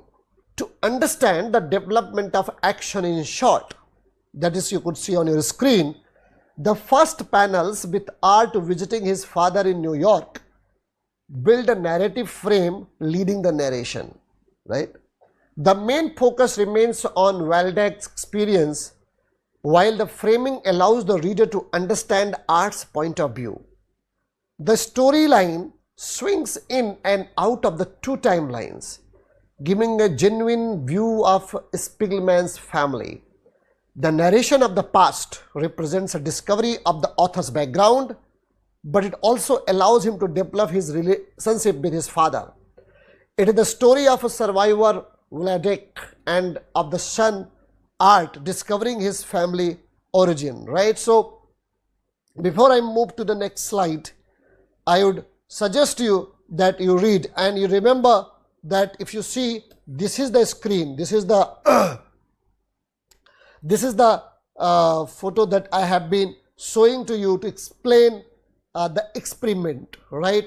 And interestingly, what you realize when we are reading Spiegelman's Mouse, that one thing what he does after winning the Pulitzer Prize, that the gap between art and comic is reduced, right? And the second interesting part of Spiegelman is that when he is talking about his families, or let's say tracing the origin, you have to read it closely and understand the technique and the method through which he does. So before I move to the next slide, you can pause your video and read the details given to it. Obviously, I'll suggest you that later on you should read in details, but for now I would ask you just read the slides that is on your screen. So I'm not reading it, I'm just keeping it for you, and I'm sure that you will read it. So moving to the next slide, what you see that in the first part, Waldeck speaks about his marriage with Art's mother Anja in 1937. The Nazis invaded Poland shortly after and sent him to a work camp, right? On his release, life for Jewish people became more and more difficult. In 1943, the Nazis arrested Waldeck and Anja and deported them to Auschwitz. I'm sure that we all are very familiar what Auschwitz is famous for. However, it's a beautiful place, but it has become notorious for the heinous act committed by Hitler in Auschwitz. The second part starts with a jump in time to 1986. While Art is experiencing writer's block, he can only move on when he has to host his father. At that time, he had the chance to know what his father never told him, namely what he went through during the months in Auschwitz and Dachau. Waldeck tells his story in a detached manner from his suffering to the end of the war, when he could finally find his wife and start a new life. The last panel shows Waldeck and Anja's gravestone. He died in 1982 before the comics were finished, right? So the author leaps out hyperbole, judgment or personal comments. Like you see on the screen, that is a very touching moment. So describing what happened is enough.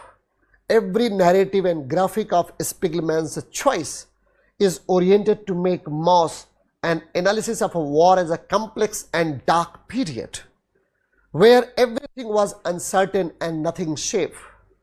Mauss uses a specific linguistic style. The language Spiegelman father speak is the outcome of the USA's melting pot. Jews living in New York developed a unique way of speaking, a hybrid language that can be heard in some Woody Allen movies, just as in The Marvelous. I am sure that you all are very familiar with The Marvelous. Waldeck's English follows Polish grammar structure and contains words coming from Yiddish spoken by Jews in the east of Europe. I have already spoken about it in the previous lecture. Some Yiddish terms became part of everyday American English, such as bagel or mesuga, and created a language that contributes to cultural identification. Right? I am just writing it for our convenience sake. Right? Waldeck's speech is confident in flashbacks while it gets uncertain in the present. Reflecting the distance from his home country since he had to leave, he feels his nation betrayed him. He does not belong to Poland anymore, nor to the USA, where he feels like a stranger. So his language reflects his sensation of estrangement in the present time. The language becomes a metaphor for his long journey to find a safe place without forgetting where he comes from. The title itself is a pun. Mauss means mouse in journal, right? And I'm sure that you could easily understand when you saw the pic or the photograph of the book cover. So what happens, right? That this Waldeck speech is very confident in flashback and it gets uncertain in the present, reflecting the distance from his home country.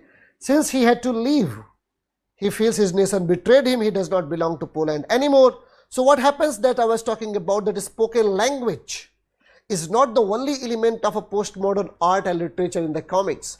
The frame scheme represents a solid meta-narrative element, given how it follows on from seeing how the comics develop in author's mind. The author blurs the line between present and past. Interruption in dialogues and jumps between the timeline make clear the chaos in his mind while listening to the story, right? So what interestingly we see that you see that the slide, if you see that mouse means mouse in German, but really recalls the German verb, right? So this is the something speaking like a Jew.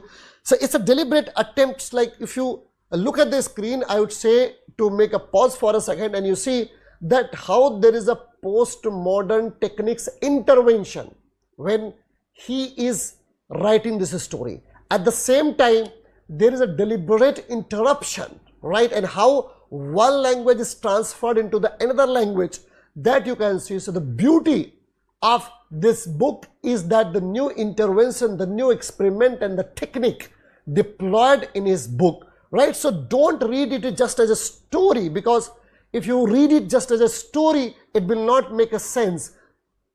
It is emphatic, it is a critical. When you think from a different perspective, you see that how I can look at it as a postmodern text itself. All right. So going back to the slide, now you see, you can pause it and you read it again so that you can understand in details, right? So what happens is Spiegelman's mouse, right? Spiegelman chooses various animals as metaphors of nationality. He represents Jews as mice, right? Germans as cats, American as dogs, and Polish people as pigs, and French as frogs. Characters pretending to belong to the other countries visually wear a mask. The use of anthropomorphized animals in comics is nothing new in itself, both in children comics as Walt Disney's Mickey Mouse, right? I'm sure that everyone knows, and in underground comics for adults such as Robert Crumb's Fritz the Cat. But those were just anthropomorphic animals, recalling the fairy tale tradition of a beast acting like a humans. Spiegelman takes one step further, being the first illustrator using animal to show cultural differences, right? It is the first device he uses to obtain emotional detachment, making identification difficult. Spiegelman Mouse is the first comic to talk about the Holocaust. Dealing with the concept and the story of a genocide, Spiegelman decided to let the story talk, putting himself in the background and showing more than telling. He eases as much as possible both the narrative and the graphic style. Growing apart from events, page after page, panels are more and more neutral and stylized. Lines become rough and words seem screamed. The fragmented narration, dark sketches, and cold gaze on events create a historic reportage that does not even try to find an explanation or a sense, just expose. So matching history with its consequence in the present, Spiegelman's Mouse gives a strong and personal point of view on war. Mouse was among the first books to be classified as a graphic novel, following the path that was opened by Will Eisner in A Contract with a God. It helped to strengthen the idea that comics can address several targets and discuss grown-up serious subjects. Spiegelman wanted to create a more mature and underground style, taking inspiration from Harold Gray, who wrote Little Orphan Annie, and Franz Machorel, known for The City. He contributed to comics recognition as art forms and not just entertainment, in opposition with superhero comics. Together with two DC comic stories, Watchmen and The Dark Knight Returns, which I will be in fact discussing in the next lecture, right? Watchmen and The Dark Knight Returns. Mouse contributed to changing the general perception of the comics. From that moment on, also thanks to independent publisher and a growing market, the comics industry was no longer dominated by Marvel and DC comics, and it started to be something that could address not only kids but also a vast audience of mature readers, right? So Mouse, a survival tales, can be considered as an autobiography, weighing the parts of the story where Spiegelman's life story is interrupting his father's account of Holocaust. The narrative does not completely fall into that category. Moreover, Mouse is considered to depict postmodern ethnography. Even though the text unravels in an order following Waldeck's account of Holocaust and Nazi Germany, it is not a historical documentation of the shame. Unlike other stories and documentaries and films that have been based on Holocaust, Mouse is a depiction of a personal history as well as official history. It throws light on the personal experience of Spiegelman's family during the World War and the lives of other Jews and their survival. The autobiographical part, which describes the author's life, itself focuses on how his family's Holocaust trauma has become his trauma and the way in which he has inherited his parents' survivor guilt. See, so the point is that when we are reading this story and when we go back to understand the personal experience, what happens that personal experience are put in challenge to the official documentation, right? So a person who has survived the Holocaust, he is speaking to us and he is telling a kind of a different story which are possibly unavailable or which are not accessible by common man, right? So what happens that we are more like these stories are more believable because it is lived by a person who witnessed it, who survived this Holocaust. So therefore, as a postmodern technique, it's not just about personal story we are listening, it's also challenging the meta narrative that is called history, right? So personal story is taking the shape of a history, and that idea is documented in comic writing, right? So this is something unique way to look at Mouse. All right, so going ahead now to the slide that you see, Mouse, a survivor's tale, can be considered as an autobiography, right? Weighing the parts of the story which is interrupted also by his father's account of the Holocaust. But history is a narrative, right? We all know this. History is a narrative, and that combines heterogeneous elements. It can be said as a construct which might appear objective at the surface, but is actually subjected to various prejudices and is distorted, mind this word. But here, the dominating voice of Vladek throughout the story is what gives the reader a clear picture on the magnitude of larger historical events. Here, the account of history is given through the voice of the subject who underwent the trauma. Here, Mouse cannot be considered as an accurate, indisputable testimony of the genocide. The author himself has said that despite the fact that the story seems to be concrete in an order arranged box by box, it is a recollection of the past and a retelling, right? That mind the word, retelling of how much truth the father was willing to share. And that is why, more than the horrors of Holocaust, what strikes the reader most are the second generation trauma experienced by the author and the guilt of survival.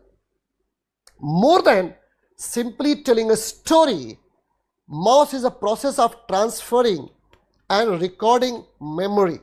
The reflexivity of the memory of the past is well portrayed in the story through the intrusion made by daily life.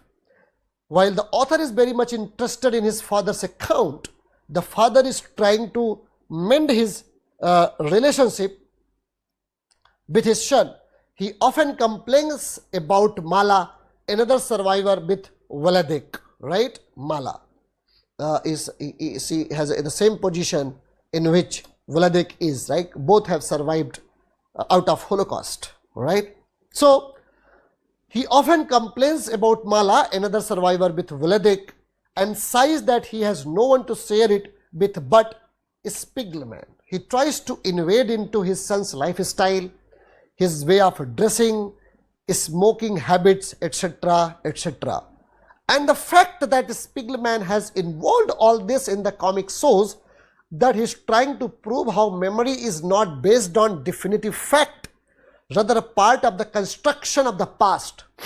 Thus, the story generated as a result of this father-son interaction is not something that is already known, but a unique experience that belongs to the teller.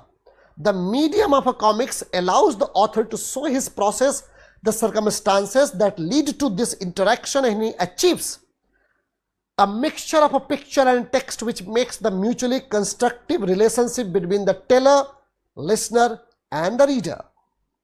The part where Art is trying to obtain his mother Anja's journal proved that he was also in search of another perspective or another experience within his family. Though later the realization that those have been destroyed in the war brings immense pain to the author. This is a metaphor that points out the difficulty in recovering different narratives of the Holocaust and other historical incidents, right? So, as you saw yourself that I am picking up one side narrative, another side I am picking up a history, another side I am picking up the memory, and when I was talking about the memory, as we all know, the memory is not just about the act of remembrance, but it has also to do with act of forgetting. So when we are indulged in the memory, in the memory's act of recording the events, we also know that there are certain things which are not remembered. Obviously, I am not getting into memory studies, but we all know that how certain things becomes a part of a memory and how certain things does not become a part of a memory. So that's a very politics. So but the point what I'm making is that when I'm dealing with the mouse, even a Spiegelman along with me, we both are nowhere trying to suggest that we are telling you a part of history. We are just saying that it is a part of a memory, it is a part of a story, but at the same time, as I have been talking about, that at the same time I am making a point that this is also challenging the grand narrative produced by history.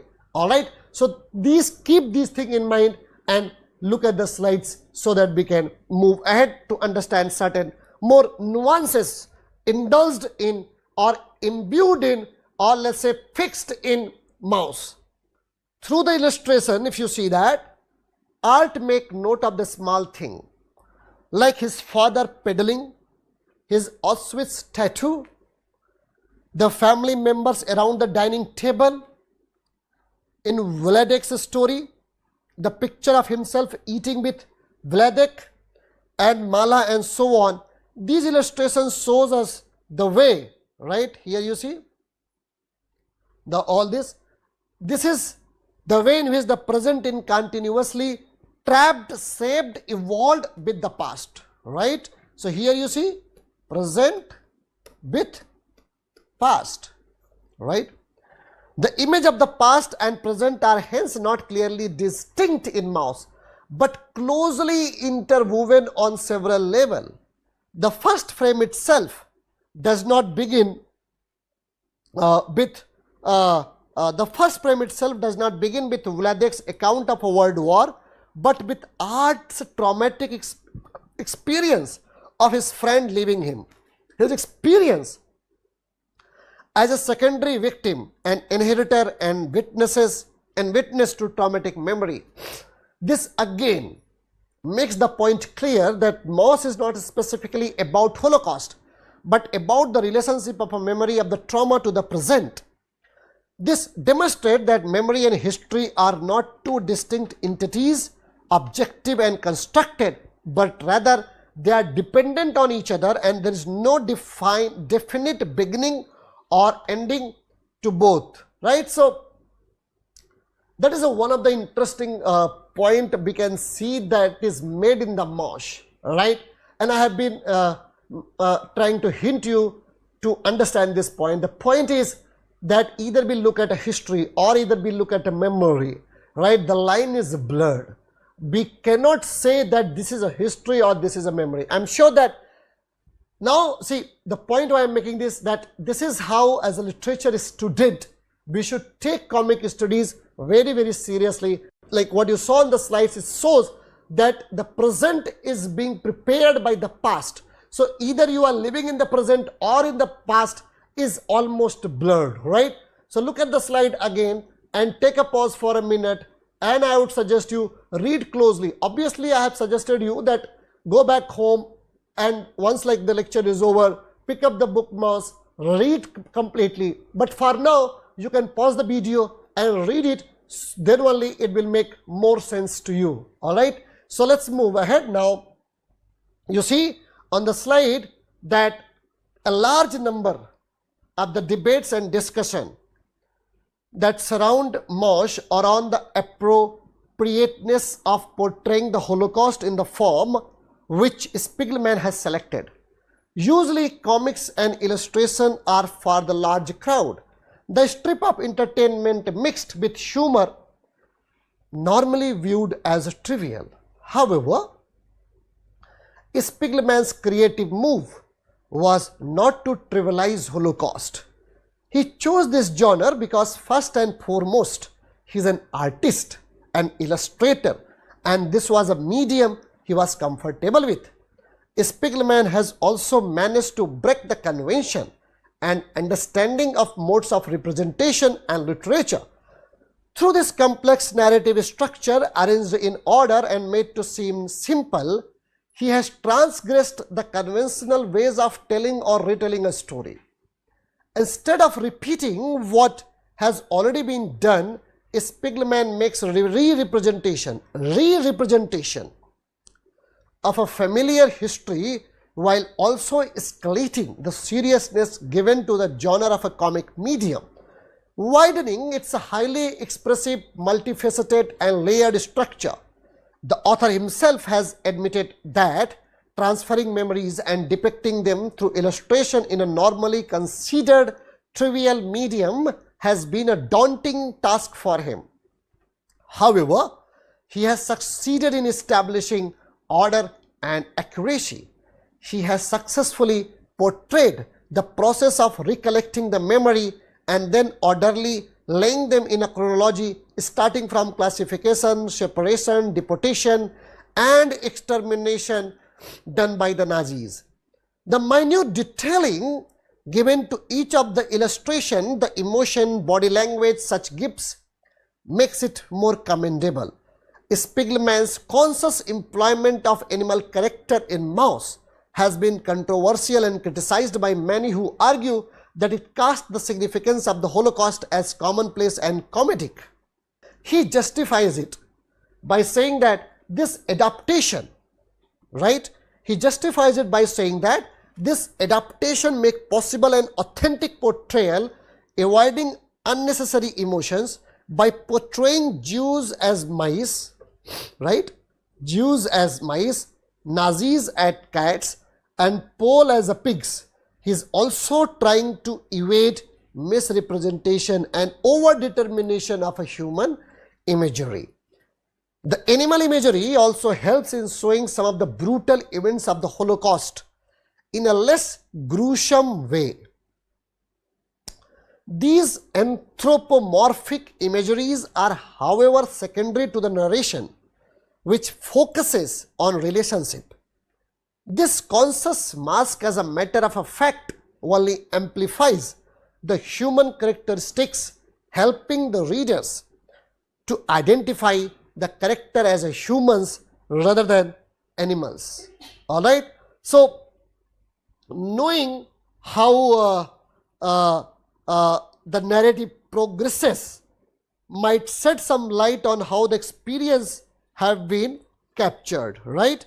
So Mouse, a survivor's tale, consists of a book 1, My Father Bleeds History, and book 2, And Here My Trouble Began, from Mothwitz to Catskills and beyond.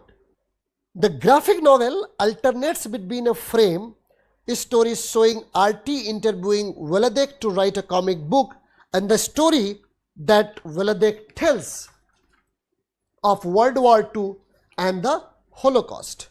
Right? So the book begins with a prologue set in Rezo Park, New York around 1958. RT explains that he was 10 or 11 years old and his roller skate broke while he was playing with friends. Those friends leave him behind and call him a rotten egg. As RT helps his father Vladek saw some wood, Vladek notices that RT is crying. Vladek does not comfort him. Instead, Vladek suggests RT does not know what friendship is. We can see that while the story is primarily focused on Vladek's life, there is also a frame narrative, right? So frame narrative basically means, frame narrative basically suggests a story within the story, right? A story within the story. So remember this was, I'm sure that you can find in Conrad, right? So that shows RT and his father interacting in the present, with RT asking question as Veladek relays his experiences. As Veladek describes the horror that he faced as a Jewish person in the World War II, there are interspersed scene that reveals some of the challenges that RT faces as the son of a concentration camp survivor. For example, Vladek is obsessive about money and constantly fusses over RT's clothes, decision and refusal to eat everything on his plate, even though we know that RT is adult, right? So I am very much tempted to read this story again. In fact, I want to read this and explain to you, but it will take a lot of time. So that is why I am just focusing on the slides and explaining to you so that you can understand, but I am sure that you will read it. So except for a brief scene that depicts RT as a human, you see, wearing a mouse mask, all the people in the story appear as anthropomorphic animals, right? Just to revise the abstract manner of representation, Jews are depicted as mice, right? And German, you see, as cats, and Pole, you see, as pigs, you know, see the Pole as a pigs, and then French as a frogs, see here, and American as a dogs, right? The story begins around 1978 with RT visiting his father Vladek in New York City. Vladek looks frail and unhealthy. He has had 2 heart attacks and the suicide of his wife Anza's mother a decade earlier has taken a serious toll on him. Vladek is remarried to a woman named Mala, right? Another survivor of the Holocaust, with whom he constantly argues. RT asks Vladek to tell him stories about life during World War II so that he can create a comic book based on Vladek's experience, right? So here we come to the story now. So Vladek starts his story in 1935 while he was living in Poland. After marrying Anza Zelbag, Vladek moves to Soloswy, Poland, where her wealthy family helps them get established. Vladek and Anza have a son named Rishu, and Anja's father, a millionaire, gives Vladek money to buy a factory in Bielsko. Vladek runs the factory during the week and returns home to Sosnowiec and the weekends to visit Anza and Rishu. Anza has a breakdown due to severe postpartum depression. All right. So Vladek stays with her in a sanitarium in Czechoslovakia until she recovers. In 1939, Vladek is drafted into the Polish army and sent to the front lines to fight the Nazis, where he is captured and becomes a prisoner of war. Vladek is eventually released back to Poland and he returns to Anza and Richiu in Sosnowiec. Right? This is a story. Now, what you see, as the war continues, the Nazis begin rounding up Jewish people in Sosnowiec and sending them away on trains. Food and resources became scarce, and Vladek begins trading goods on the black market in order to provide for his family. Several of his friends are caught trading goods and executed. The Nazis later order everyone to report to the local stadium to have their papers verified. This is a simple story. I'm just that is on your screen itself. You can read it by your own self by pausing the video. Once there, many Jews are taken away from deportation. Luckily, Vladek's cousin is working one of the tables at the stadium and he is able to secure Vladek's release as well as Anja's and her parents. Vladek's sister Fila, who has 4 children, and Vladek's father are not as unfortunate. Sorry, they are not as fortunate and they are never seen again, right?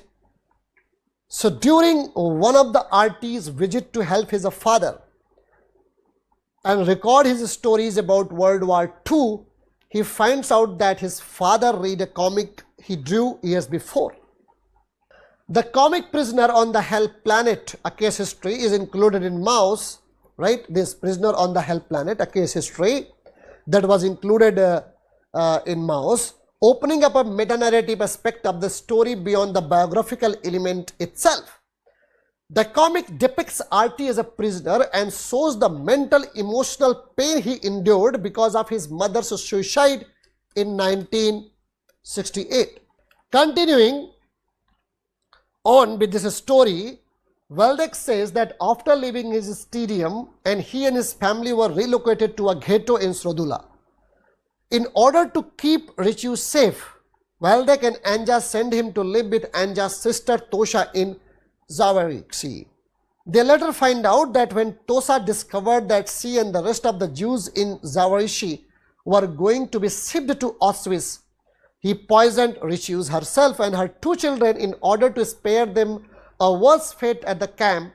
When Waldeck and Anja realize that the Germans are going to send everyone in the ghetto to concentration camps, they go into hiding to avoid capture.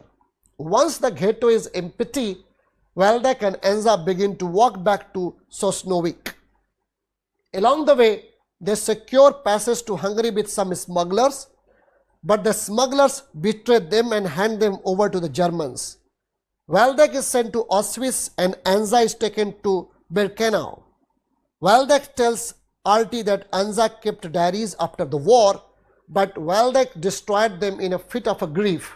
RT becomes upset and yells at his father, saying that he would have had valuable information in them.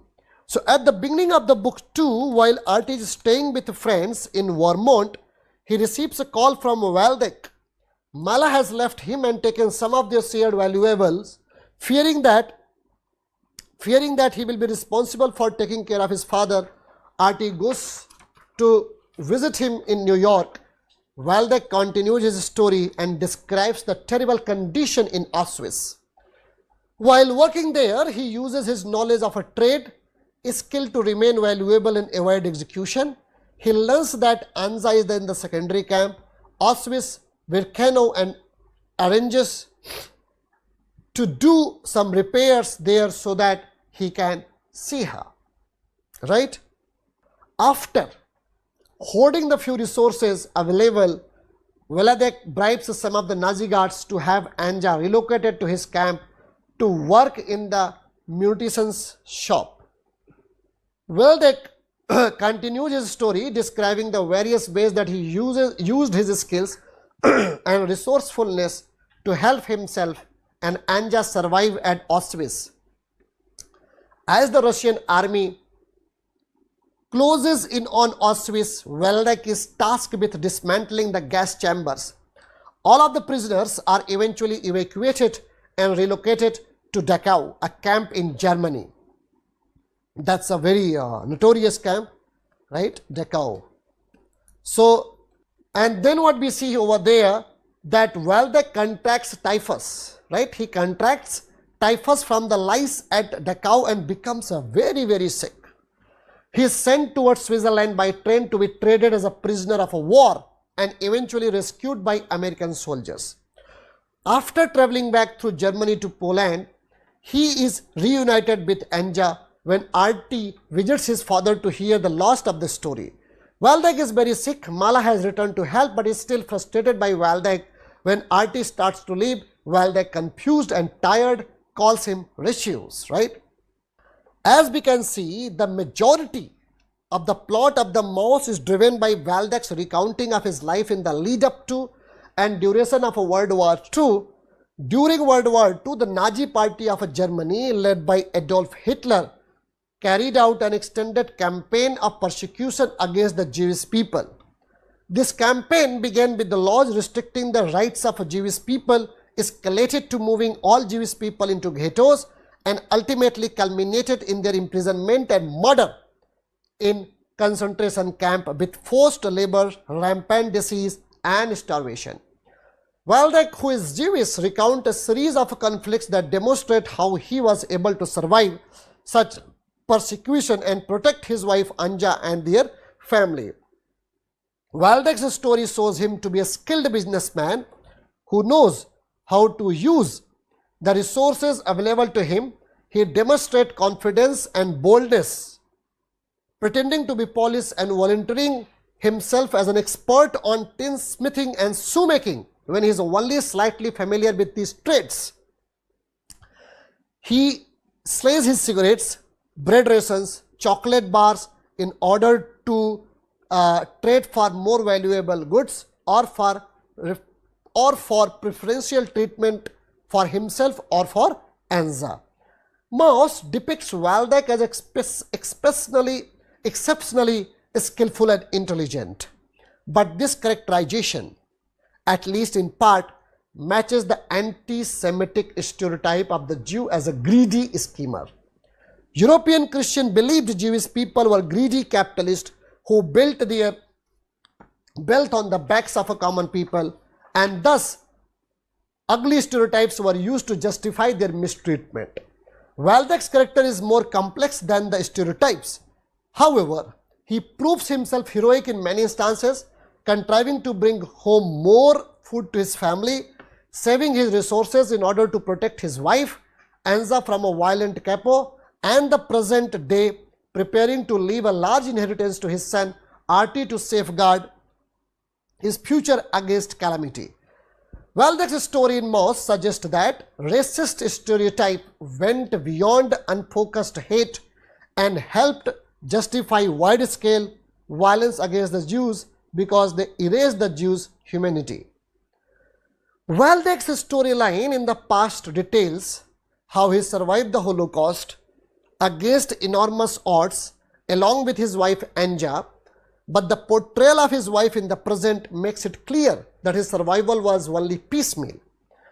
He is often angry in the present day, displaying a short temper with his second wife Mala and often expressing his frustration with his son Artie. Anja's survival was short-lived as she died by suicide decade after the end of World War II. During the war, Waldeck and Anja's survival teetered on a knife's edge. Any moment could be the one that leads to death. The trauma of such uncertainty are never far from the surface in the present day. From Waldeck's inability to throw out any foods to his fights about money with Mala, the past has broken Waldeck in many ways, making it difficult for him to connect meaningfully with his loved ones. So each chapter in Mauss begins and ends with scene set in present days that dramatize Artie's project to record Waldeck's story and turn it into a comic book. This storyline includes a series of conflicts between Artie and Waldeck, demonstrating their tumultuous father-son relationship. Waldeck hassles Artie to help around the house, which Artie actively avoids doing. In one memorable moment, Waldeck throws out Artie's jacket because he thinks it is too savvy and pushes his own hand-me-down jacket on Artie. Artie also reveals that the reason he became an artist in the first place was to spite Waldeck by choosing a profession that was fundamentally unpractical. The source of the conflicts between Artie and Waldeck often boils down to money. That is, Waldeck wants to save it at all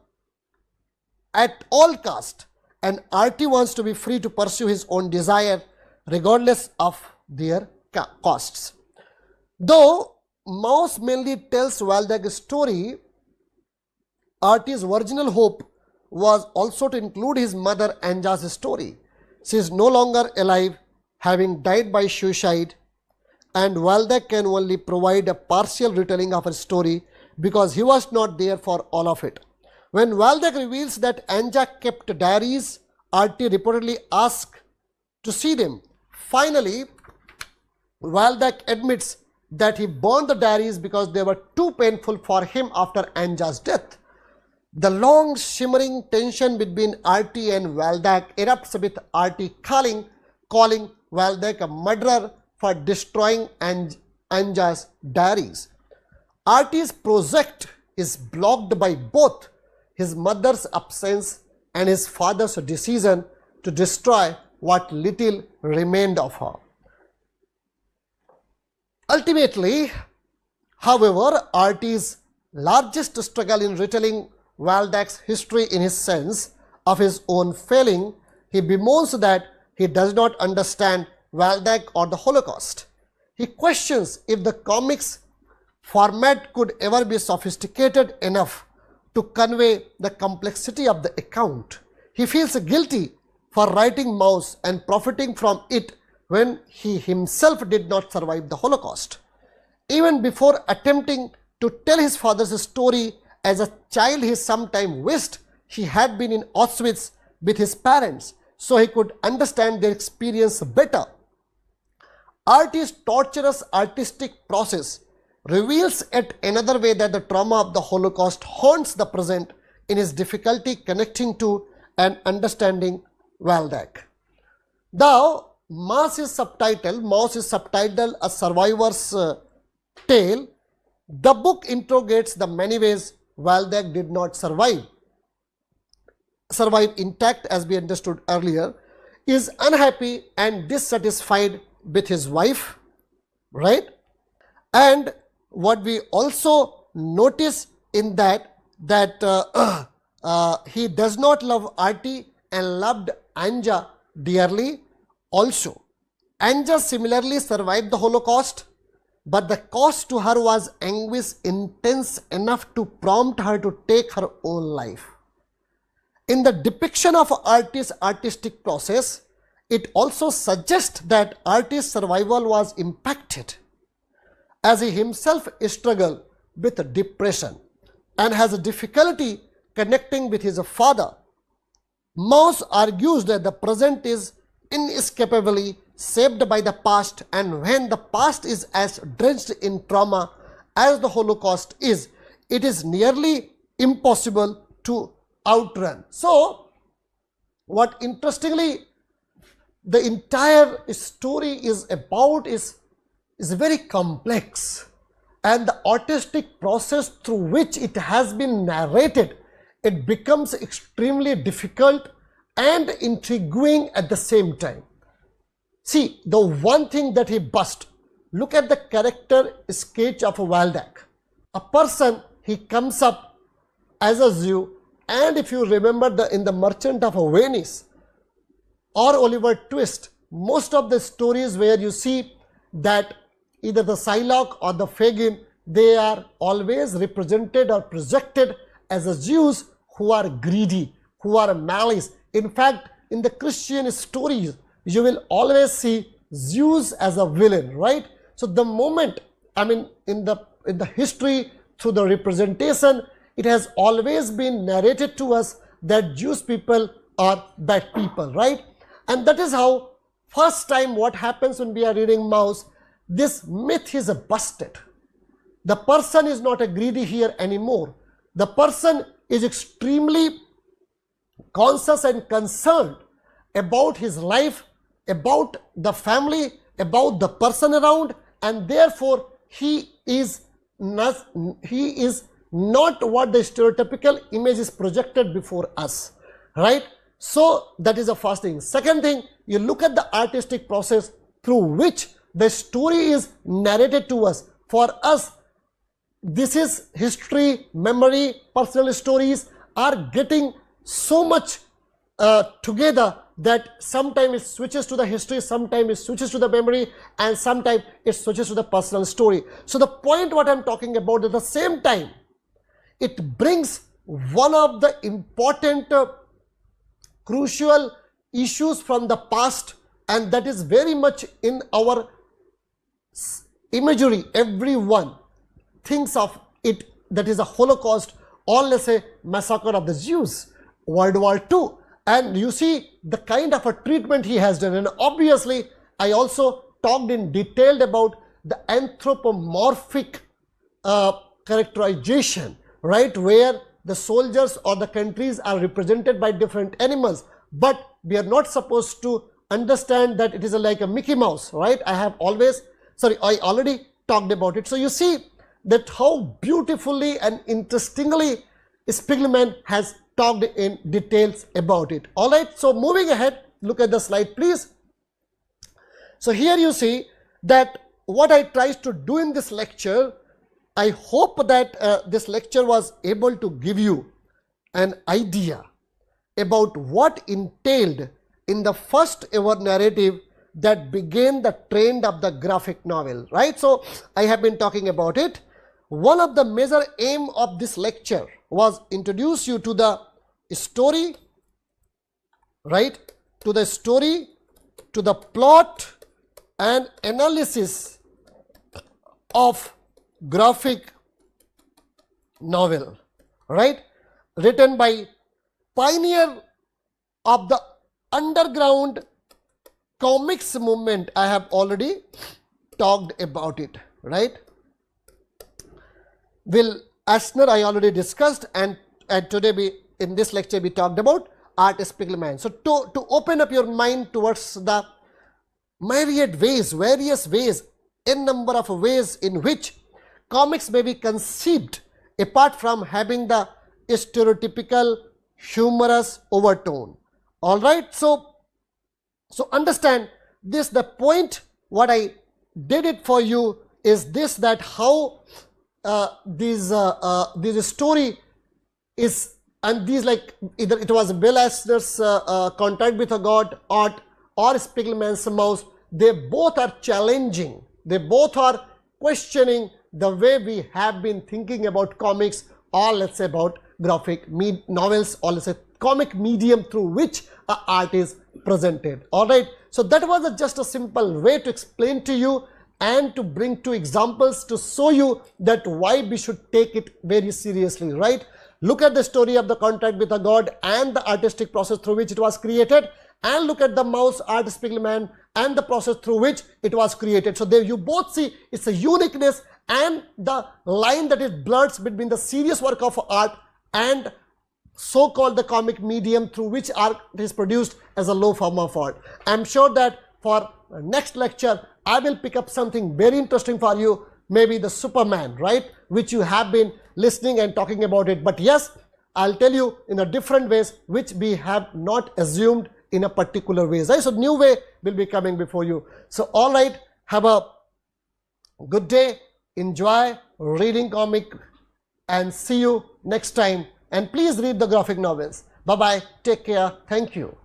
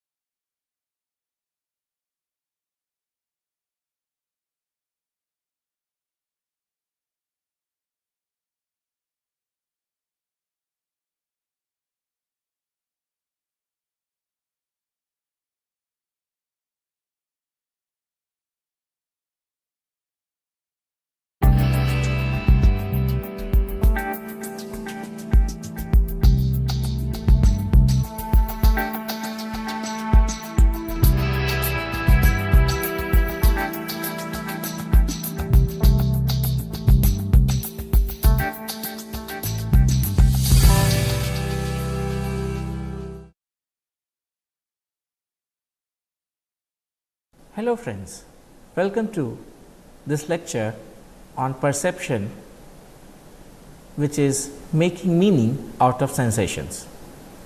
One of the basic problems with psychology is to take in the physical environment, to understand the physical environment, interpret it and make meaningful, observable interpretations out of it. So, one of the basic questions that psychology faces or human beings face is to interact with the human environment, to interact with the external environment. Now, psychology is the science which makes us understand which makes us observe or realize how physical inputs are actually taken in by our senses and interpreted into some meaningful interpretations. So, we can understand this by a simple diagram. So, as I was saying, the basic problem or the basic idea about psychology is to integrate. Hello friends, this lecture is focused on perception. Perception is about making meaning out of sensations. What are sensations? Sensations are the raw input which the brain receives from various sensory organs. Sensations are the stimulus which has been imprinted on different sensory organs, and perception is the process which makes interpretations of these sensations.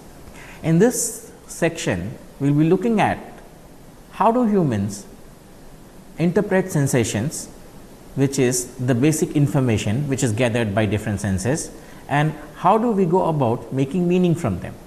It is a very important part in cognition or in cognitive psychology, because this is the first part which or the first step in the cognitive process. Think of this in terms of the computer analogy. Perception is equivalent to inputting something to the computer system. Perception can be thought of as the processes which take in input from various attachments to the computer, various input devices to the computer, and makes interpretations out of it. Sensations are equivalent to things like key presses on the keyboard, push of the mouse button, or writing of the right pen onto a computer screen, which leads to an electrical current, and this electrical current are then interpreted by the computer system in terms of meaningful stimuli. Perception is an important process, as it should be able to quickly verify what is being inputted, and also should be able to distinguish between different inputs. For example, if you press the W key and the V key, the computer should be able to know when the W key is being pressed and when the V key is being pressed. Perception is a process akin to, similar to this, but it takes place in the human beings. Now, perception is actually a very complicated process. That is what most artificial intelligence scientists would tell you. For us, it is easy because it is a process which is very natural to us. Now, before understanding the process of perception, let us understand a little bit about what is sensation. And even before understanding sensation, let us talk a little bit about what psychology does. The basic aim or the primary aim of psychology is to understand the physical environment and convert the physical environment into a psychological environment. Psychology is the process through which physical input is converted into psychological input. What do I mean by that? In the environment, in the physical environment around us, we have physical stimuli like light waves, which are packets of photons, or sound waves, which are pressure differences created by sound moving through the air. Now, these stimuli, this physical stimuli is converted into or is transferred into the psychological realm, and the process which converts these physical stimulus into psychological stimulus is perception. But even before perception, the physical stimulus has to be read in the correct format and inputted into the human system, the human computer, and that is what sensation does. So, sensation is basically a system which takes in a physical stimulus like a light wave or packets of photons which are impinging into the eye, and then convert them into electrical signals which are then passed on to certain brain regions which pick up these signals, and depending on the strength of the signal, depending on the type of signal, it interprets what this signal means. Now, let us look at one basic sense organ and try to understand how does this really happen. A basic sense organ or a primary sense organ is the human eye. Now, if you look at the human eye, what really happens is there is a lens with a lot of structures around it, and this is how the structure of the eye looks like. There is a physical stimulus here, and this physical stimulus reflects light which is falling onto it, onto the lens. The lens then redirects this light into or onto the retina, which has photoreceptors onto it. These photoreceptors then look at or understand the strength of the light and pass these along through optical fiber nerves onto the occipital lobe or the occipital region of the brain. The occipital region of the brain then parses this stimulus and tries to make meaning of what this stimulus is. The process through which this light wave is picked up by this retinal part of the eye is sensation, and after that, anything after that is perception. And so, this is what perception or difference between perception and sensation is all about.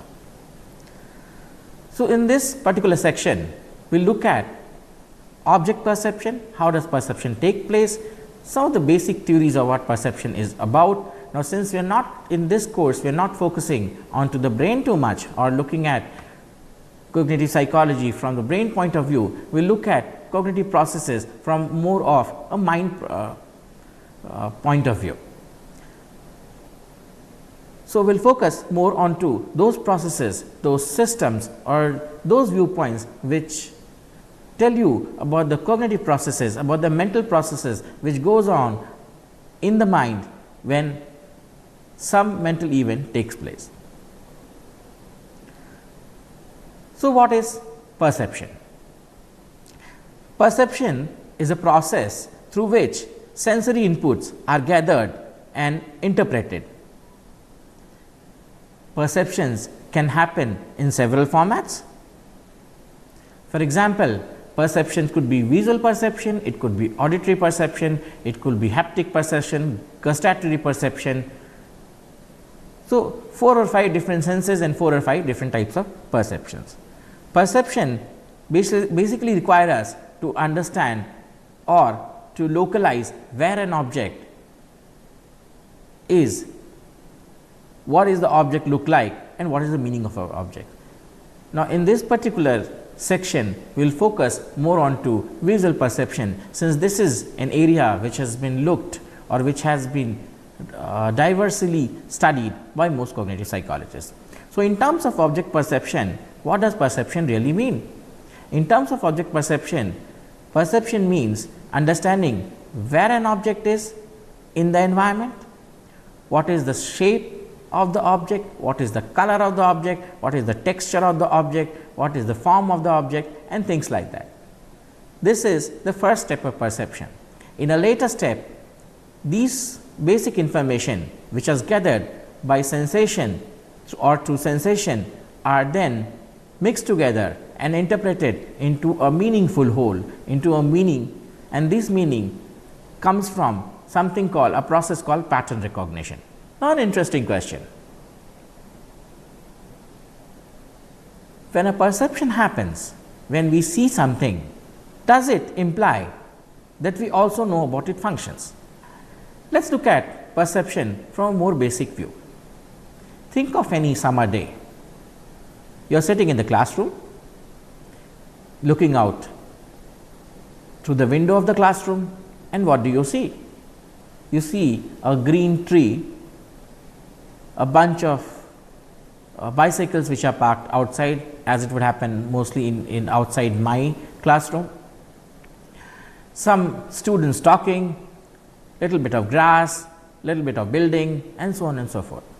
The idea here is that when you actually look out, or when your eye actually looks out of the window, it is not the tree that you see, it is not the bicycles that you see, the vehicles that you see, it is not the building that you see or the shape of the building that you see. What you actually see when you look outside the window is some kind of information about various light waves which are reflected from these basic objects into the environment.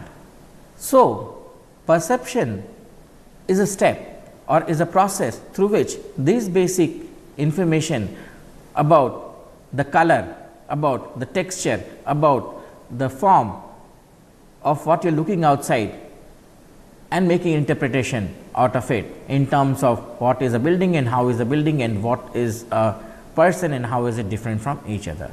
So, that is what perception will involve. And let us come back to the original question which I just asked you, is when we perceive something, when we look at something and when we identify something, do we also go ahead and understand its function? Now, we will leave this for a time being and answer this a little bit later. This particular question has its answer on something called the Gibsonian approach proposed by J. J. Gibson, who believes that as we see an object, we also see its function. So, the next time when you see something new, a new model of a car, do you also actually perceive its function, or something which you have not seen before, a new model or a new type of object out there in the visual field, in the market, do you also perceive its function? And there is a lot of debate which is there. Gibsonian view, or Gibson believes that most organisms, when they look at something, they not only see the object, classify the object or understand the object and make meaning out of it, they also have gathered some idea about the function of this. And there is this debate between something called the classical approach and the Gibsonian approach. More about Gibsonian approach a little bit later. So, let us again start studying about the classical approach to perception. Classical approach to perception. The classical approach to perception starts with identifying something called the distal stimulus and something called the proximal stimulus. Look at the figure which we have here. As you look at it, what we see, there are two objects on the field or on the environment. These objects have a particular shape, a particular texture, a particular form, and light is reflected from these objects onto the retina. The retina looks at this light and converts them into electrical impulses. Even before that, the light which is reflected from these objects fall onto the lens of the eye. The image of the object, these objects into the environment which forms on the retina is inverted in shape. So, as you see, these objects, an inverted image of this object falls onto the retina. This image which is on to the lens is then straightened up by through certain processes, and these processes send this image back to the retina. The retinal cells are very specialized cells. They are not only able to tell you or correct the orientation of this object, they can also at this very point, at the first step of perception, look at or make the optical areas of the brain or the optical centers of the brain provide information about the various shadings, the various lights, the various textures, the kind of intensity of light which falls onto it, the various edges and so on and so forth about the object. These informations taken together, when passed on to the brain, an interpretation of it is made, and this interpretation is then compared with some kind of already stored template, and that is how perception happens. So, basically the objects in the environment as envisioned by the classical approach is generally called the distal stimulus, and the image, the inverted image which falls onto the retina is the distal stimulus. The interpretation of the distal stimulus. Now, understand the distal stimulus is just packets of photon or intensities of light which are actually falling onto the lens and then later on to the retina. The interpretation of these lights which are falling into a tree or a box is what is called a percept. So, the percept is basically the psychological concept. It's an interpretation which the brain does of the proximal stimulus. So, basically what I am trying to say here is the distal stimulus is the object in the environment, the proximal stimulus is the image of the object in the environment or the inverted image of the object in the environment, but recognizing an object or what an object is or the meaningful interpretation of an object or distinguishing an object as a tree, as an animal, as a child, as anything else, as humans, as buildings is basically what is the percept. Now, the percept actually gets compared with fixed patterns which are stored into the brain, and this is called pattern recognition.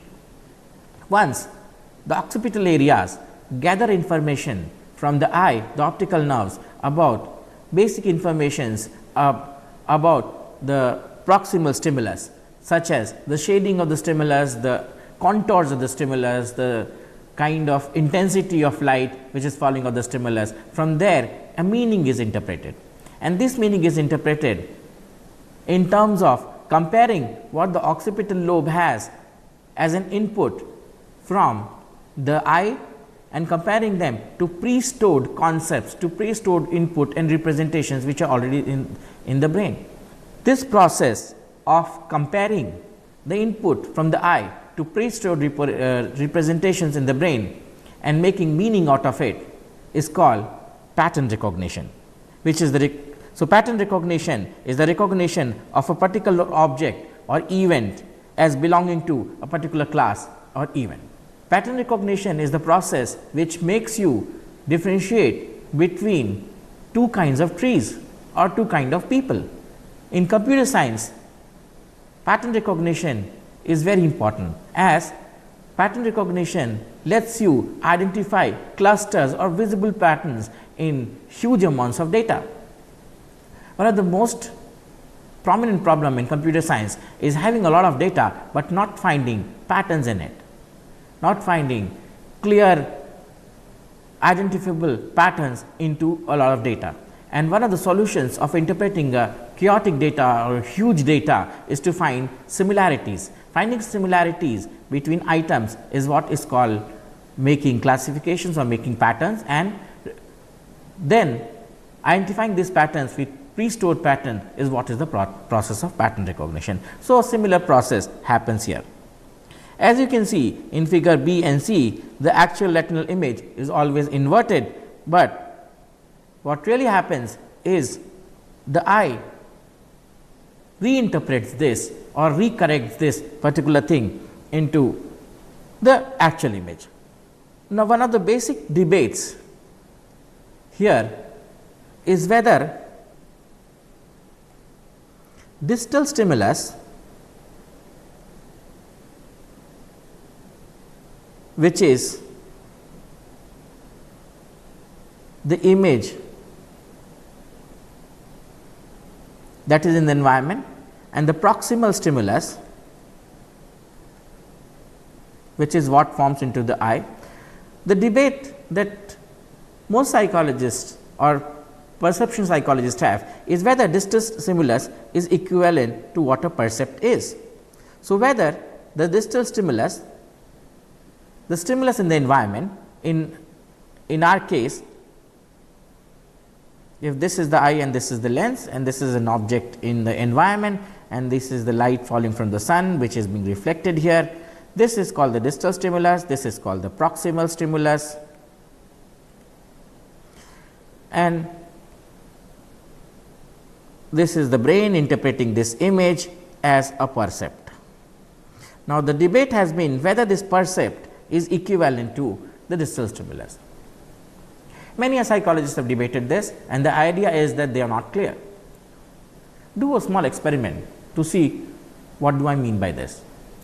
The percept, the meaning that the brain does or the brain makes of anything in the environment is entirely different from what actually is in the environment. So, brain recreates or adds on to certain things, adds on to certain values to or certain elaborate interpretations to what the proximal stimulus is. A small experiment to basically tell you the difference between what a percept and what a distal stimulus is. Extend your hand in front of you and slowly bring the hand towards you. What do you see? You see your hand moving towards you, but do you see, or when you see your hand moving towards you, actual physics says that as the hand moves away from you, its size on the retina is small and you should see a smaller hand, whereas when it moves towards you, the size of this particular hand increases as the distance between your eye and the hands increases. So, you should see a bigger image. But is that what you see? Is that what you feel? No. When the hand is extended and when it is near the eye, at both the times the hand, your hand has the same shape, or the percept of the hand has the same shape, which basically proves the fact that the proximal stimulus, the changes in proximal stimulus do not make changes into the percept, and the percept is entirely different from what the proximal stimulus is. This particular feature is called size constancy, a feature of a perceptual system which maintains sizes of things. More about size constancy in later units. Now, one of the basic things in perception is to identify what is in the environment, and one of the basic approaches for that is the Gestalt approach. Let us start with the Gestalt approach. Look at the figure displayed on your screen. What do you see? There are two interpretations of this figure. It could be that white birds are flying towards your right, or it could be the black birds are flying towards your left. These interpretations depend upon which part of the figure, which part of the image you consider a figure and which part of the image you consider as the background, and that is what Gestaltists say. The basic interpretation, basic idea of Gestaltists in terms of perception is what is figure and what is background, what part of an image is figure and what part of an image is background, and this is the first distinguishing that happens in terms of making the percept. These kind of images are called reversible images. Look at this image. What do you see? Most people, when they see this image, they see an old woman. But if I tell you that this is a reversible image and you also can see a young woman out of it, you will be surprised. But then I can show you how to change this figure or how to change this picture into a young and an old woman. This part over here that I am highlighting is what creates the difference. The red color part becomes the mouth of the old woman, whereas it becomes the necklace of the young woman. And as you see, this part over here becomes the nose of the young woman and the eyes of the old woman. So, basically then percepts or meaning that are made from physical stimuluses depends a lot about subject's motivations, subject's expectations, and a basic process about understanding what is the figure and what is the background. So, let us jump into one of the first approaches in understanding perception. There are several theories which are out there which help you understand perception. One of the basic theories that we are going to talk today about is Gestalt approach to perception. Now, one of the first primary interpretation of Gestalt approach is Gestalt approach. It interprets visual perception as interpretation of stimulus arrays into objects and backgrounds. What does Gestalt approach start with? What is the starting point of a Gestalt approach? Gestalt approach believes that processing of a percept starts by parsing or interpreting the visual stimulus or electrical patterns which are transferred from the eye into foregrounds and backgrounds. So, interpretation of an image, interpretation of a visual field will start by first distinguishing that into foreground and background. So, the first step into the understanding of figure according to Gestalt approach is basically parsing or interpreting the figure in the background. As we saw in these figures, as you change the object, as you reclassify a figure as a background and a background as a figure, the meaning of the image changes.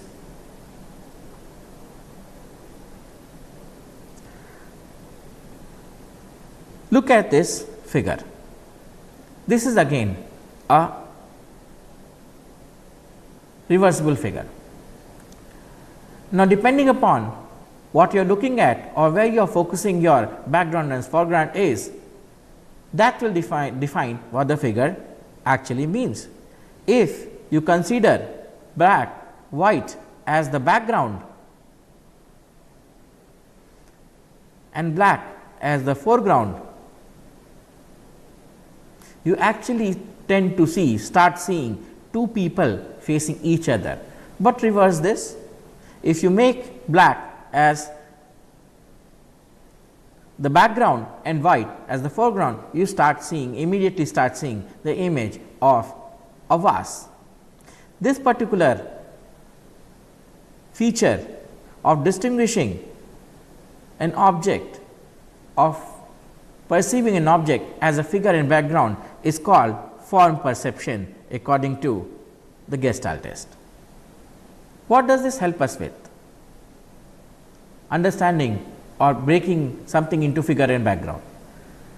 Breaking an image into figure and background helps us with several things. First, the figures tend to show better shapes and tend to be remembered better than the backgrounds. As soon as you interpret a visual environment into figures and backgrounds, what really happens is the contours of the figure, the idea about the figure or the part of the image which you consider as figure is remembered much better with much better perception than the background. Now, form perception happens when we actually are able to classify part of this image into figure and into background. Now, distinguishing the figure into distinguishing a visual field into figure and background requires us to understand or mark up subjective contours. Now, these contours will actually define what a figure is and what a background is. For example, in this particular figure, as you can see, these lines are the contours which define what a figure or an background is.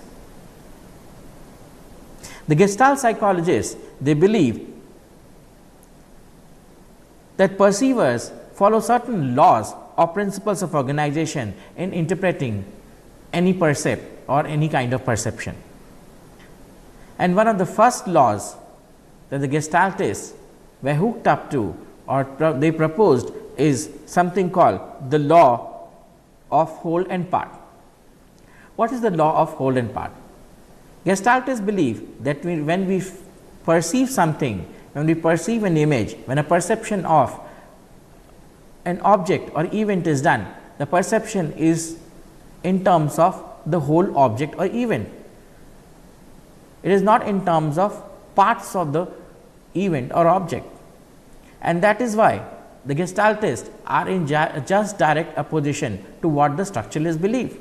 Now, the structuralist school of psychology believe that any mental event, any mental process can be broken down into its part, and it could be studied that way.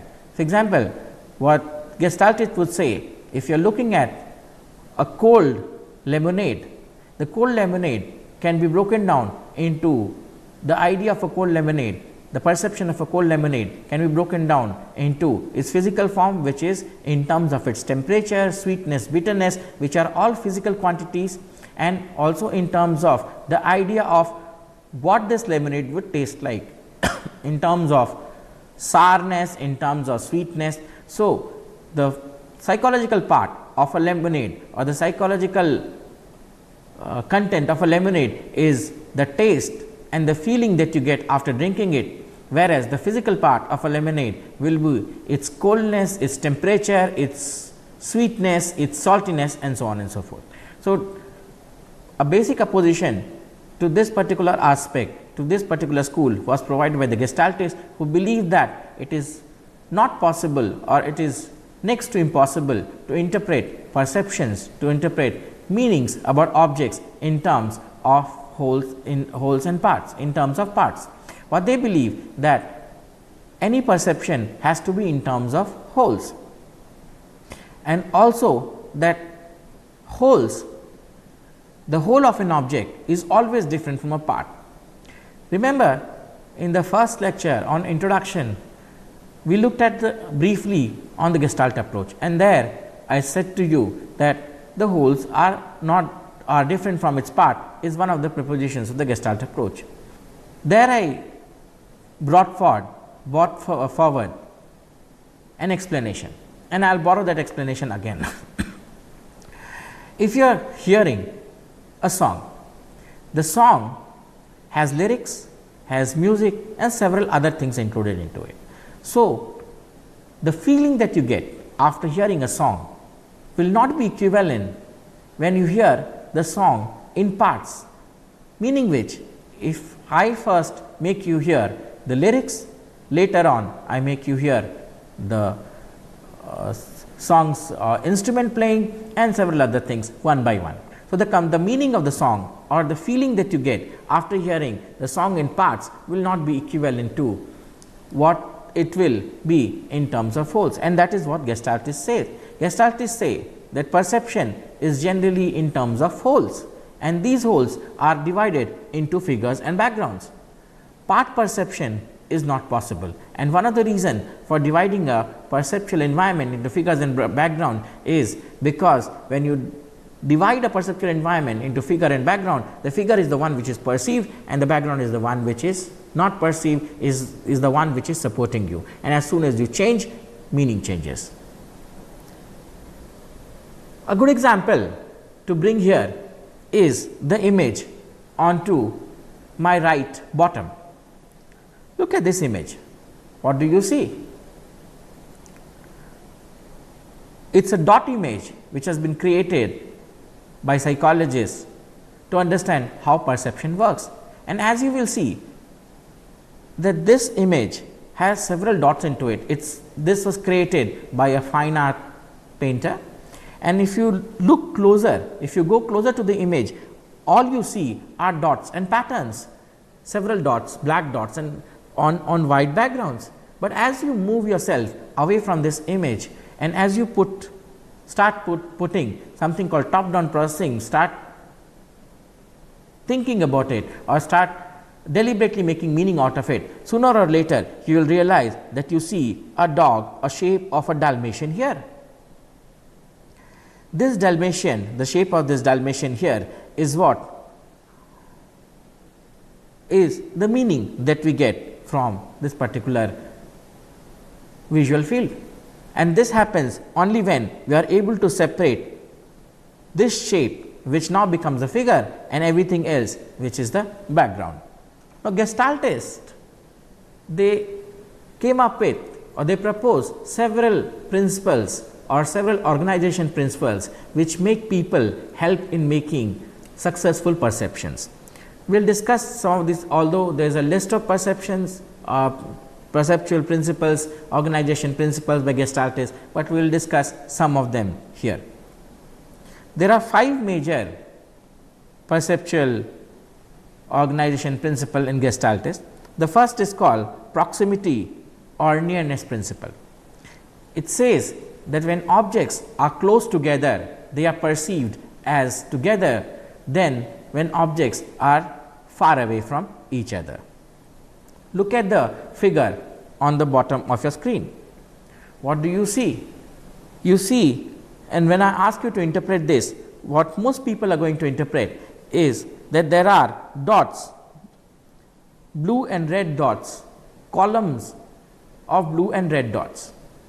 Although nowhere it is clear whether these are columns of blue and black dots, but people club these blue and black dots, since they are close together, since they are proximal together, into one, and now they say there are, most people try to explain this figure as 4 columns and of repetitive blue and black dots, and this is what the perception of the principle of proximity really means. The principle of proximity says that when 2 objects are brought together, or when multiple objects are brought together, they are combined into togetherness, or they are interpreted as together, and this is one of the principles of organization, of perceptual organization, which helps us in making perception, in understanding or making interpretation of the visual field.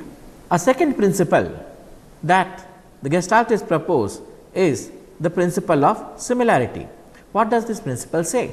It says that if in a visual input or a visual field we have objects which are similar together, we tend to club those items which are similar as grouped together. And so, when I ask people to interpret what this is, and when I ask my students to interpret what this is, most people come up with the answer saying that there are 2 rows, alternating rows of red and white dots. Now, when they say 2 alternating rows of red and white dots, they club the red dots together and white dots together. A third principle is a principle of good continuation. This principle suggests that when we group objects together whose contours form a straight line or a curve angle, they are grouped together. So, when I ask most people to look at this particular image, since these objects share a curved contour, most people actually go ahead and say that this is a wave pattern, whereas most of us can disagree to that, saying that it is not wave pattern, as this and this part, this and this part, this and this part can be separately different, but most people see these as wave pattern because the contours of these lines are similar, are forming an arc. A fourth principle is a principle of closure. Looking at this, most people tend to interpret this as a circle, whereas this is not a circle. Now, the brain, what it does is, using a principle of closure, it tries to make or close this figure to make the easiest interpretation out of it, and the easiest interpretation of this figure is the circle. The brain fills up the gap which is there into the image. The fifth principle is a principle of common fate. This principle is difficult to explain on 2D surface, but then a basic idea is that objects which move together in a particular direction are grouped together. As you can see, since these objects tend to move on the upward direction and these objects tend to move on the downward direction, they are grouped together as moving together, and that is why we say there are groups of balls which are moving up and which are moving down. What is the need of the Gestalt principles? One of the basic needs of the Gestalt principle is that it helps us into organizing the perceptual details, the details from the visual environment, and make meaning out of it. Gestalt principles help us into organizing the information which is coming on from the senses together to make some meaningful interpretation, and Gestalt principles, the organization principles of Gestalt also help us in a quick pattern recognition. Another important Gestalt principle is something called the law of pranks.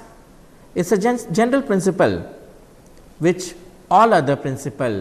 holds all other principle, and the interpretation of this principle is that the simplest meaning is always the most correct meaning. What this principle says, that looking at anything, the most simplest explanation that is available for a particular image, for a particular event or idea, is the most correct idea or most correct interpretation of that event or image. Looking at this particular figure here, most people can define it in number of ways, but the most simplest explanation of this is squares which form chain. As you can see, these squares actually tend to form a chain, and the most simplest interpretation of this is that squares which are arranged in chain. Now, the Gestalt approach is not without limitations. There are a number of limitations to this particular approach. One of the most basic limitation to the Gestalt approach is that this particular principle or Gestaltist view cannot be translated into cognitive or physiological process. There is no one-to-one agreement of how these principles of organization of the Gestalt gets translated into cognitive processes, or what cognitive processes actually come into play, what physiological processes or brain processes come into play when these principles are in operation. Another interesting, or I would say another limitation of this approach is the circularity of the pranks.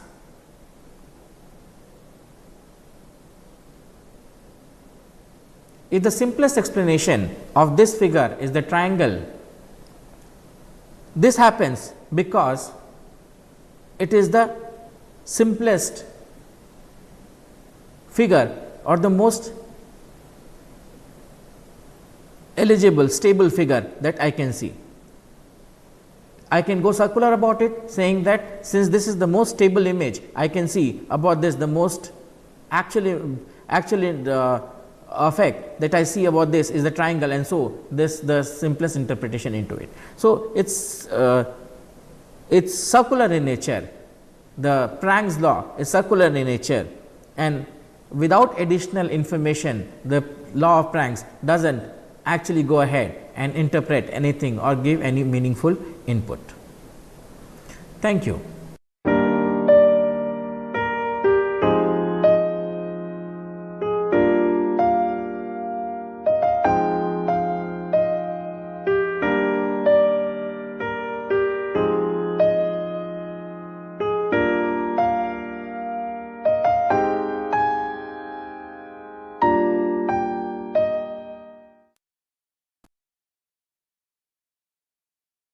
Hello, good morning everybody. I am Raghunandan Sengupta. So, I will just give you a very brief excitement area of finance, which is quantitative finance, and that has a huge market starting around about 10 years back, and it is exploding exponentially. So, what do we mean by quantitative finance? Quantitative finance is actually the application of different mathematical and statistical techniques in the area of financial markets, be it say for example derivative pricing, be it in the area of say for example portfolio management, be it in the area of asset liability management, be it in the area of portfolio management.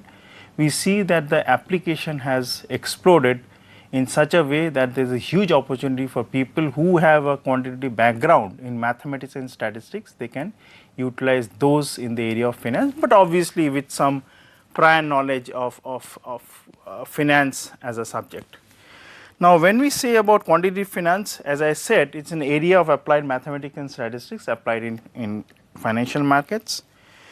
Use of different areas, if somebody is interested to know, we have stochastic calculus, we have derivative pricing, we have operation research, we have quantitative techniques like differential equations, stochastic calculus, time series, and they are heavily used in the area of quantitative finance, as I mentioned. Now, we all know that in 1997, the Nobel Prize in Economics, so it's basically the Nobel Memorial Prize in Economics was given to the work of Merton and Scholz in the area of derivative pricing, and after that there has been an exponential increase in the area of quantitative techniques in quantitative finance and in the area of different type of derivative pricing. With the advent, moreover with the advent of high-ended and sophisticated computing data, big data has come in a very big way, where application areas starting from computing, from different type of algorithm design have been taken up in such a big way that nowadays at least we are able to understand that how high frequency data algorithm trading can be utilized using the concept of quantitative finance in the area of finance as such. But there is a flip side also, obviously when there is a huge amount of development, so obviously due to some regulation errors or something, there has been some pitfalls, which I think should be a bullet point for people who are really interested to take up quantitative finance. They should be aware. So consider the financial crisis in 2008 and later on, and we are seeing different banks are failing, different financial institutions are facing a problem, countries are facing a problem like in Europe, in USA. So what should be done? So the main thing is that even if you know the technique, is best for people who are investors, who are private players, organizations like banks, governments should use these techniques in a very somber manner, such that the application areas of quantitative finance using the techniques which we learned can be utilized in the best possible way to garner the overall the in-depth knowledge a person has in trying to utilize these quantitative techniques in finance. And I am sure that people who have the background, who have the knowledge, who have the sophistication, who have the knowledge of the society can definitely use quantitative finance in a very big way in trying to make their mark in this exciting field, which you are going to see in years to come. And I am sure it will be a very exciting learning tool for all the participants who will take quantitative finance as a subject in years to come. Thank you, and I wish all the participants all the best and best of luck for the programs they will take. Thank you.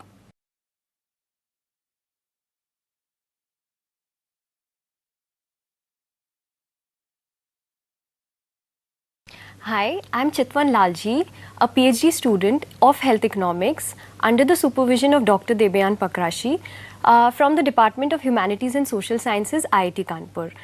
In one of my essays, I'm interested in understanding the relationship between consumption of fruits and vegetables and various health indicators. Health indicators, both subjective and objective health indicators like mental health, self-assessed health, various measures of blood pressure and various measures of cholesterol. Measures of blood pressure like systolic and diastolic BP, you have your incidence of high BP, MAP and incidence of high MAP. And as far as cholesterol is concerned, I have tried to concentrate more on total cholesterol, good cholesterol and incidence of high cholesterol. Now before I go on to what have been my major contributions and various policy implications, I would like to briefly tell you about the policy initiatives of WHO and various countries. The WHO, that is the World Health Organization, it started with a campaign of 5 a day. That is, you should have 5 portions of fruits and vegetables per day. That would be approximately, you could say, 400 grams of fruits and vegetables. Now a portion, before we go further, I'll just tell you what exactly is a portion. One portion is equivalent to a medium-sized apple, or one small glass of fruit juice, which is approximately 150 milliliters, and maybe 3 teaspoons of vegetables. So the WHO went with the 5-a-day campaign, which was further taken up by various countries. Countries like UK, Netherlands, Germany, Norway, they adopted the 5-a-day policy, while some went for expansionary dietary policies like France, Australia, Canada, Denmark. So for example, Australia, it went for 2+5 policy, in which it said that you should consume 2 portions of fruits and 5 portions of vegetables per day. And USA went for a policy of fruits and vegetables more matters. That is, you must consume more and more fruits and vegetables. Now, irrespective of these expansionary dietary policies and dietary propagations, it has been found that only 28% of women and 25% of men, they actually meet the recommended dietary norms of 5-a-day portion. So the major contribution of my work is firstly to find an association between fruits and vegetables, whether there exists a relationship between fruits and vegetables and health indicators, and if there exist, whether due to heterogeneity in the data, so I will be doing it according to age, by gender and by your weight. So apart from that, I will go for policy recommendations, in which I am basically studying how much fruits and vegetables matter. Apart from that, which type matters more. So for that, I have taken data from the Health Survey of England. Health Survey of England is an annual survey which takes data, which conducts information regularly on demographic and socioeconomic characteristics. You have your lifestyle behaviors, like an individual smokes or doesn't smoke, alcohol consumption, you have your sedentary and physical activities, and you have various health indicators also which have been collected. Before I go on to what exactly is my research, I would like to concentrate more on fruits and vegetables, like what kind of questions were asked in the survey. Questions like, what kind of fresh fruit do you eat? Did you eat any dried fruit yesterday? Don't count dried fruits in cereals, cakes. Apart from that, for vegetables, they asked how many tablespoons of vegetables did you eat yesterday? So approximately after this whole survey was conducted, data was converted into portions of fruits, and like for example, 3 tablespoons of vegetables is equivalent to 1 portion. So data was converted and provided to the users, that is us, from the UK Data Health Survey. So the major contributions of my paper is that I found a strong negative association between intake of fruits and self-assessed health, then various measures of blood pressure like mean arterial pressure, high blood pressure, systolic and diastolic BP, and your total cholesterol. Apart from that, I have found a strong positive association between consumption of vegetables and good cholesterol. So it is recommended in a way that if you want to control your blood pressure, you must consume more and more fruits. And as far as vegetables are concerned, they impact your good cholesterol. Apart from that, I went in for a falsification test. A falsification test is basically conducted to know whether the model that you have adopted and the conclusions that you are drawing are not spurious. So if a falsification test is done to know, in a way it is tested by seeing an indicator, a health indicator, which is not being impacted by your consumption of fruits and vegetables, and then we see whether there is significant result or not. If there is no significant result, that means your model is good and your results are non-spurious. So what we did is, for falsification test, we took ear complaints and infectious diseases. Now ear complaints, like if you are deaf since birth, or you have some kind of imbalance, body imbalance, that is not being impacted by your consumption of fruits and vegetables, and we did find insignificant results. Apart from that, infectious diseases like HIV, AIDS, etc., we found similar insignificant results, indicating that our results are non-spurious. Apart from that, we went, since there was a lot of heterogeneity in the data, like by gender, by age, and by weight, we did the regression analysis. We found results which stated that as far as fruits are concerned, it impacts a male's health more than a female's health. So it is basically said a man should consume more fruits to impact his health, whereas As far as vegetables are concerned, they impact a women's health more. But this has been only seen as far as cholesterol is concerned. The various measures of cholesterol like total cholesterol, good cholesterol and your incidence of getting high cholesterol.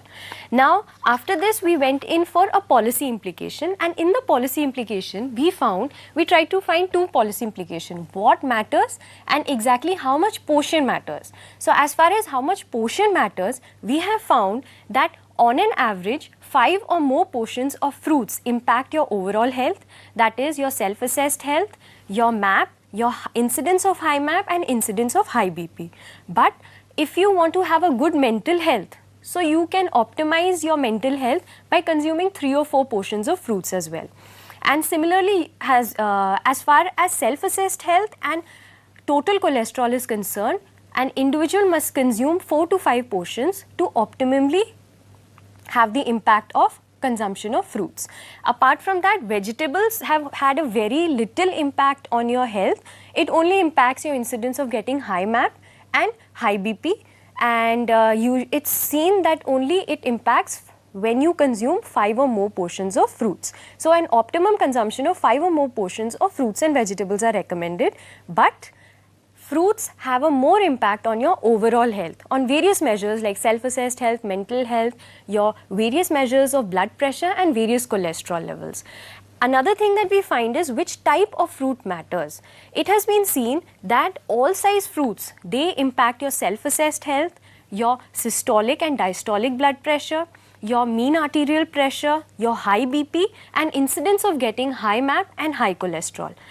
But we find that as far as frozen fruits or canned fruits are concerned, they help in regulating your incidence of getting high MAP or high BP, but it has a trade-off. That means there is something negative happening. It reduces the good cholesterol in your body.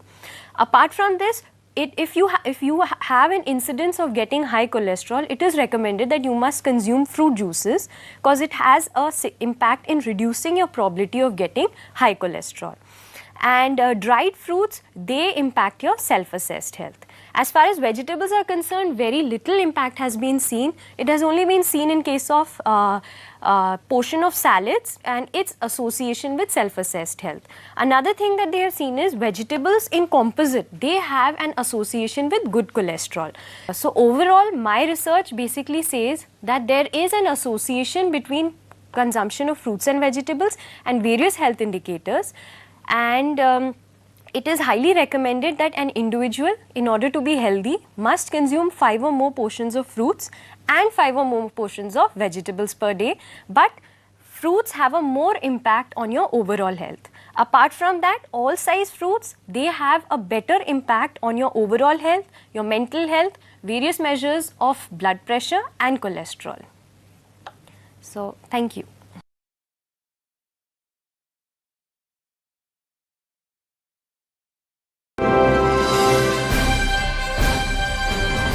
Swayam Prabha. Digital India. Educated India.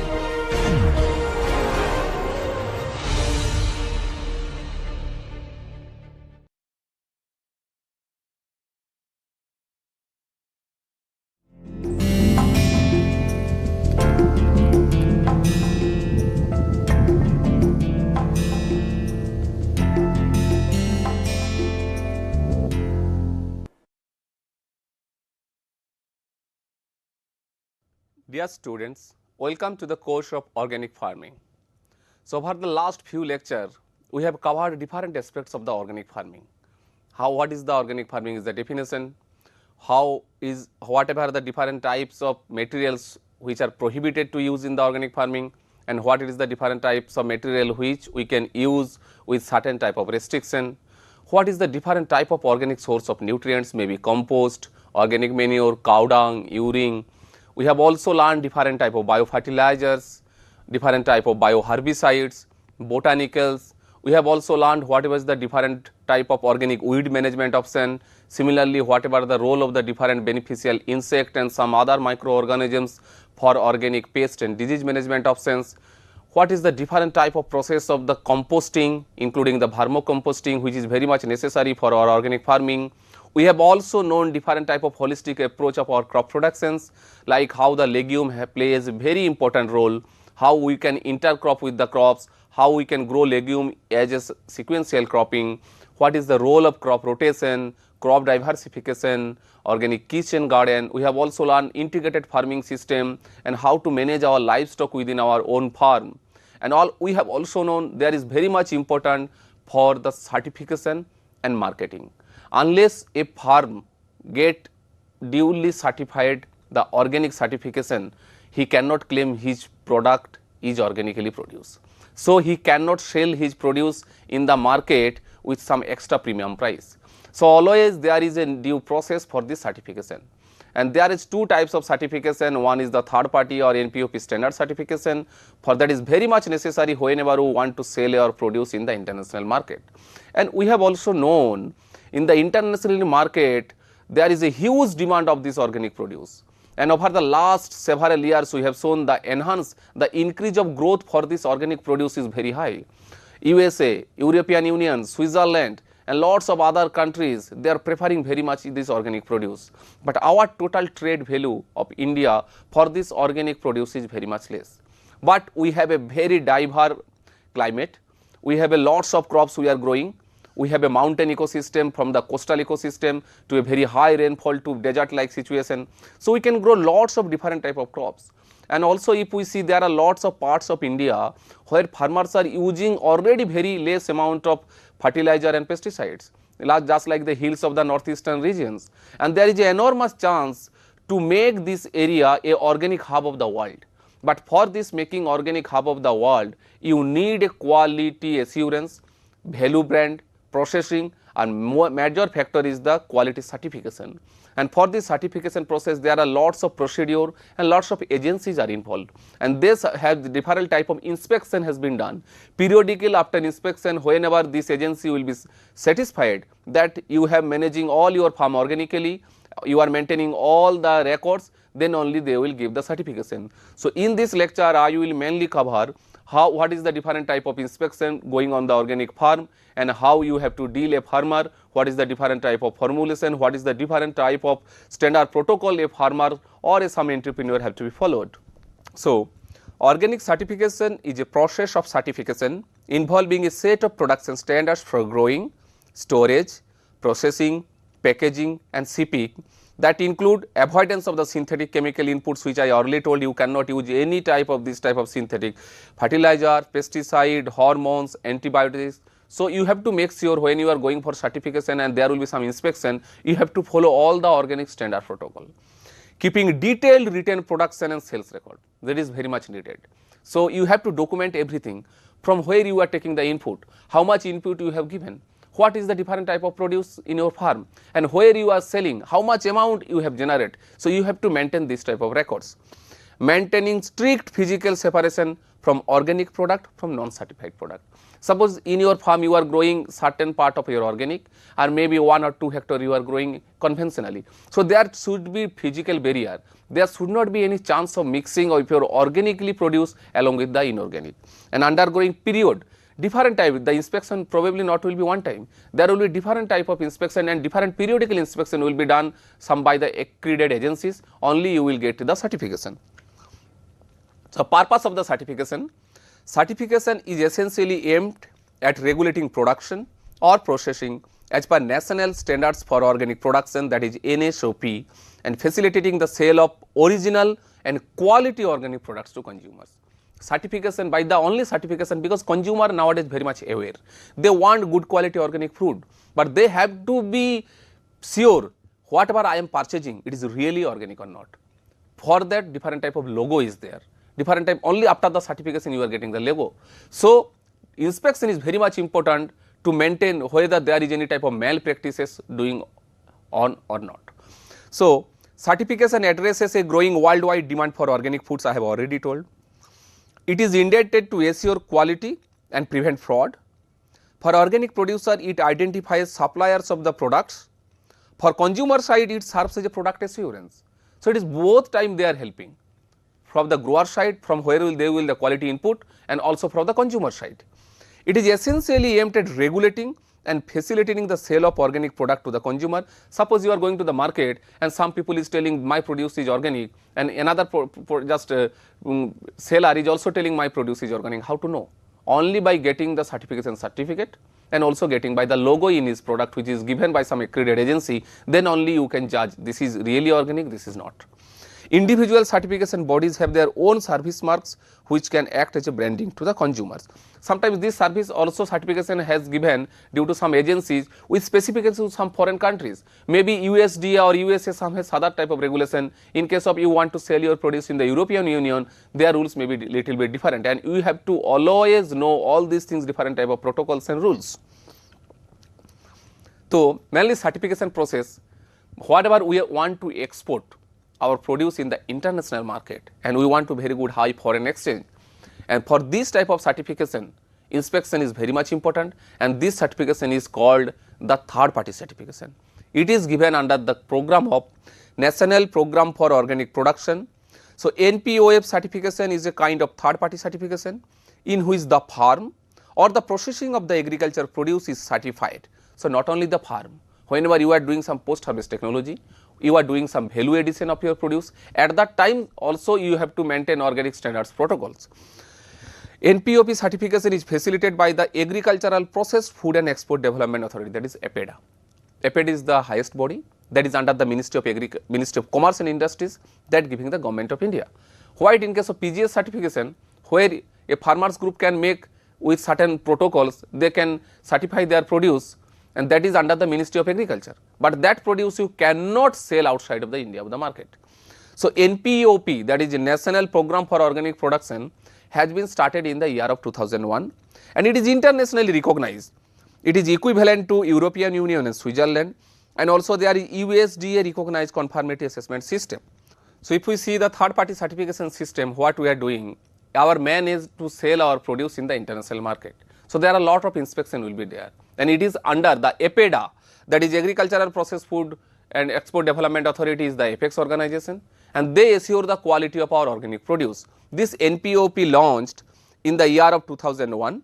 It is equivalent to the European Union and Switzerland, and also USDA, United States Department of Agriculture, has been approved, because USDA is very much important, because whenever you sell your produce, you have to think in the global market.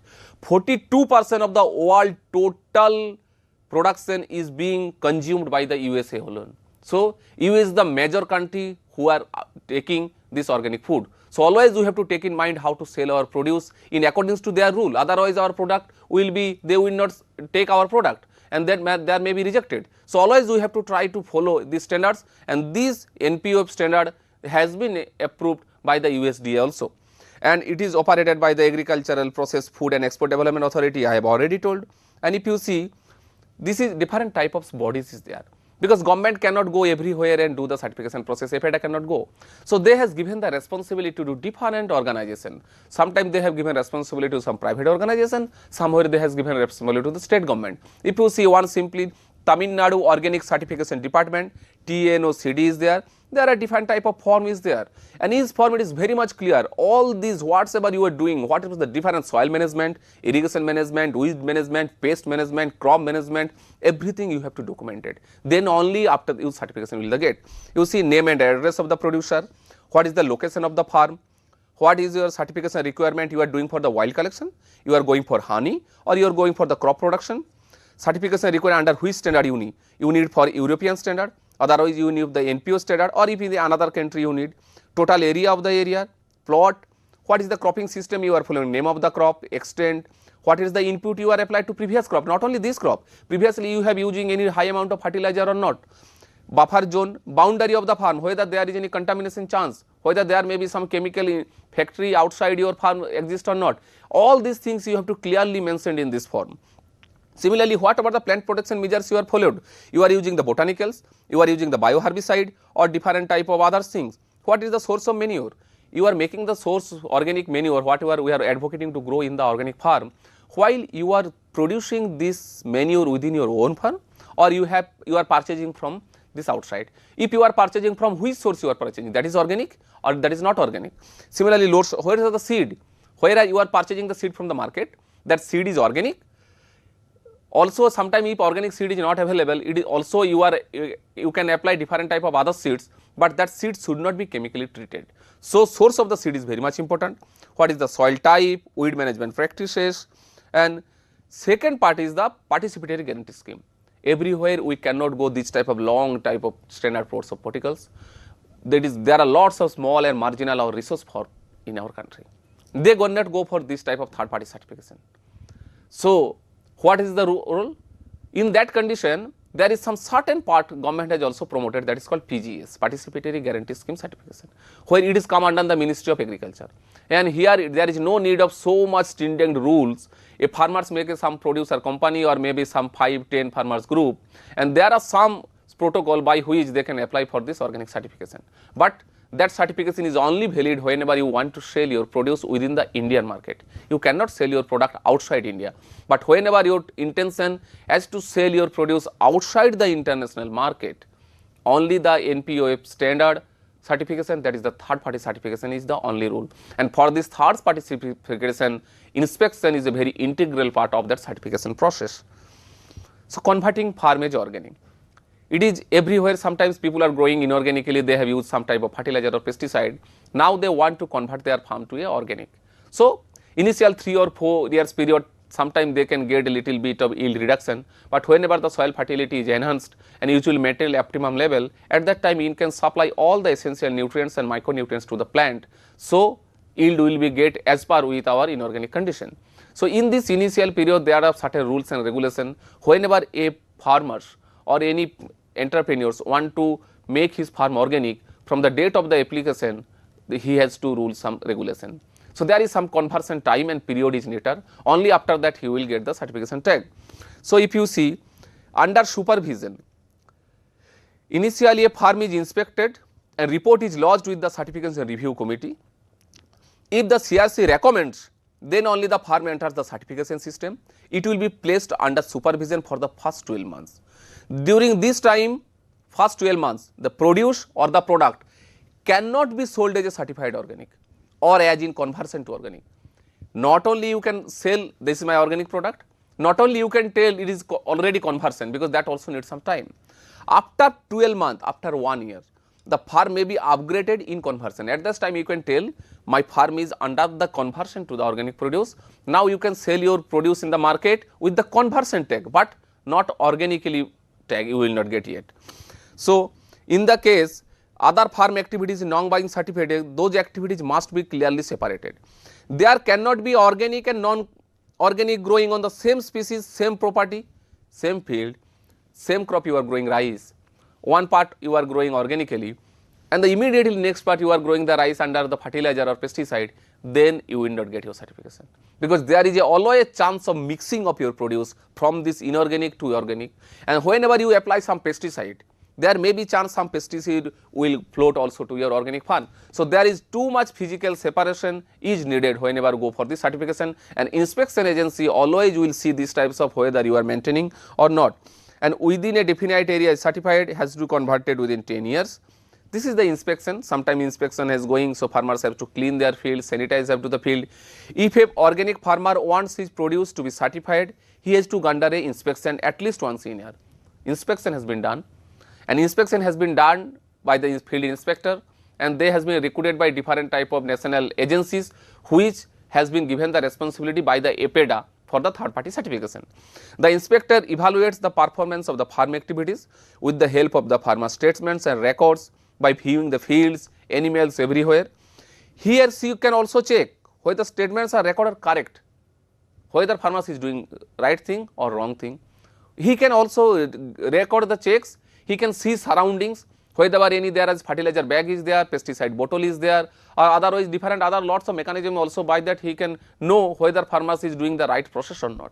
In case of doubt, sometimes it may be also the doubt in the inspector can take samples. He is taking the soil sample, he can take water sample, he can also take your plant sample or food produce, and he will go for laboratory testing. There are a lot of accredited laboratory also in the India, and he can send this produce, soil, water, as well as the organic produce, this lab, and they can tell how much pesticide, whatever the residue is present or not. So if that is the found, then immediately this farm will not get the certification. So organic inspection is the physical verification they will come, see, that is the physical, and evaluation of the product and in production. It involves the observations, very much important, judgment, by their own judgment when he is doing or not, measurement, he can take different type of measurements, whether sample, testing, laboratory. The findings are put into a report, which is evaluated by a certification committee and the decision made. By his own, every time he cannot take the decision. So whatever he has observed, he has to document it in the written form, and there will be some apex committee bodies there, and they will see after that decision will be taken. The inspection are carried out by the certification body staff or their contracted party. Sometimes they do not have their own staff, because they have to cover a very huge area for the certification. So they can also outsource some contractual people, and they made the certification inspection on their behalf. So inspection and certification process is the national accreditation body. There is one NAB, National Accreditation Body, is responsible for giving approval on the authorization of an application inspection and certification agency. Before approval, the NAB have to satisfy itself whether the applicant inspection is doing right or not. On approval given by the NAB, after the NAB approval, that is the National Accreditation Body approval, the APEDA, I have already told, that is the highest decision making body under the Ministry of Commerce, that issues a certificate of authorization, and which contains certain protocols. Number 1, certification of the authorization number, the name and address of the inspection and the certification agency, the nature of the activities to be covered, and the date of issue and date of the expiry. So what is the process of inspection? Now I am going. When the auditor or inspector visits a farm, either farm where the production is doing, other is a processing unit. Suppose turmeric is been production, and the turmeric has been being produced as a turmeric powder. So inspection will not only for the farm, but also the small scale industry or the anywhere the post value addition or value addition is going on, or post harvest mechanism, everywhere the inspection can inspect.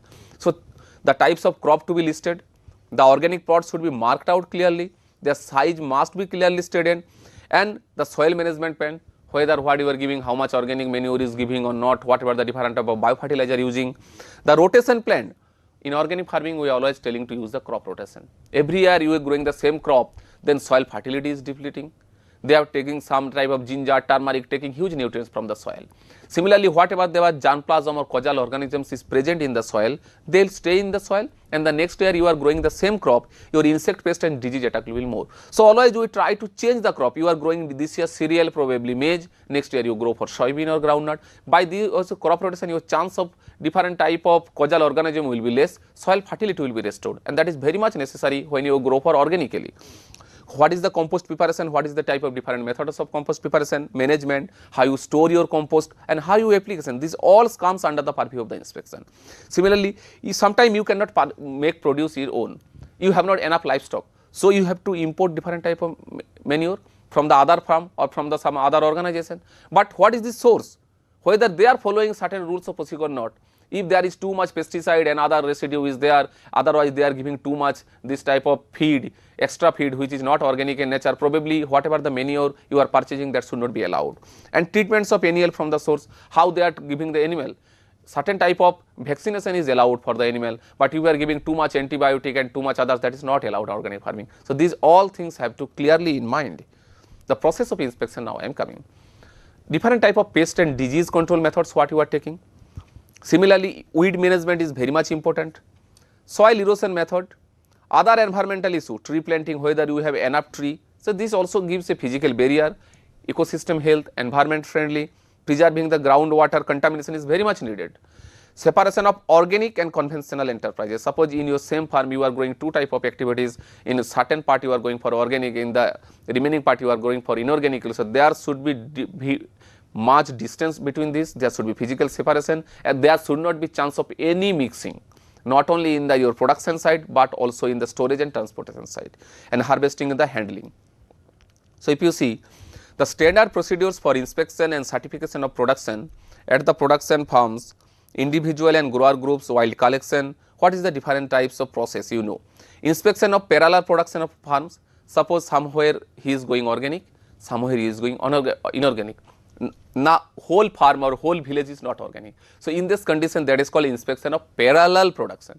Inspection of the processing unit, where you are just making different type of turmeric powder, you are maybe different type of juices, beverages, and other things. So, processing unit also come under the purview of the inspection. Similarly, inspection of the grower groups, when not only one farmers, probably 10, 100, 200 farmers make a cluster and they want to certify their big area. So, in this condition, inspection of the grower groups is important. Inspection of the wild production collection.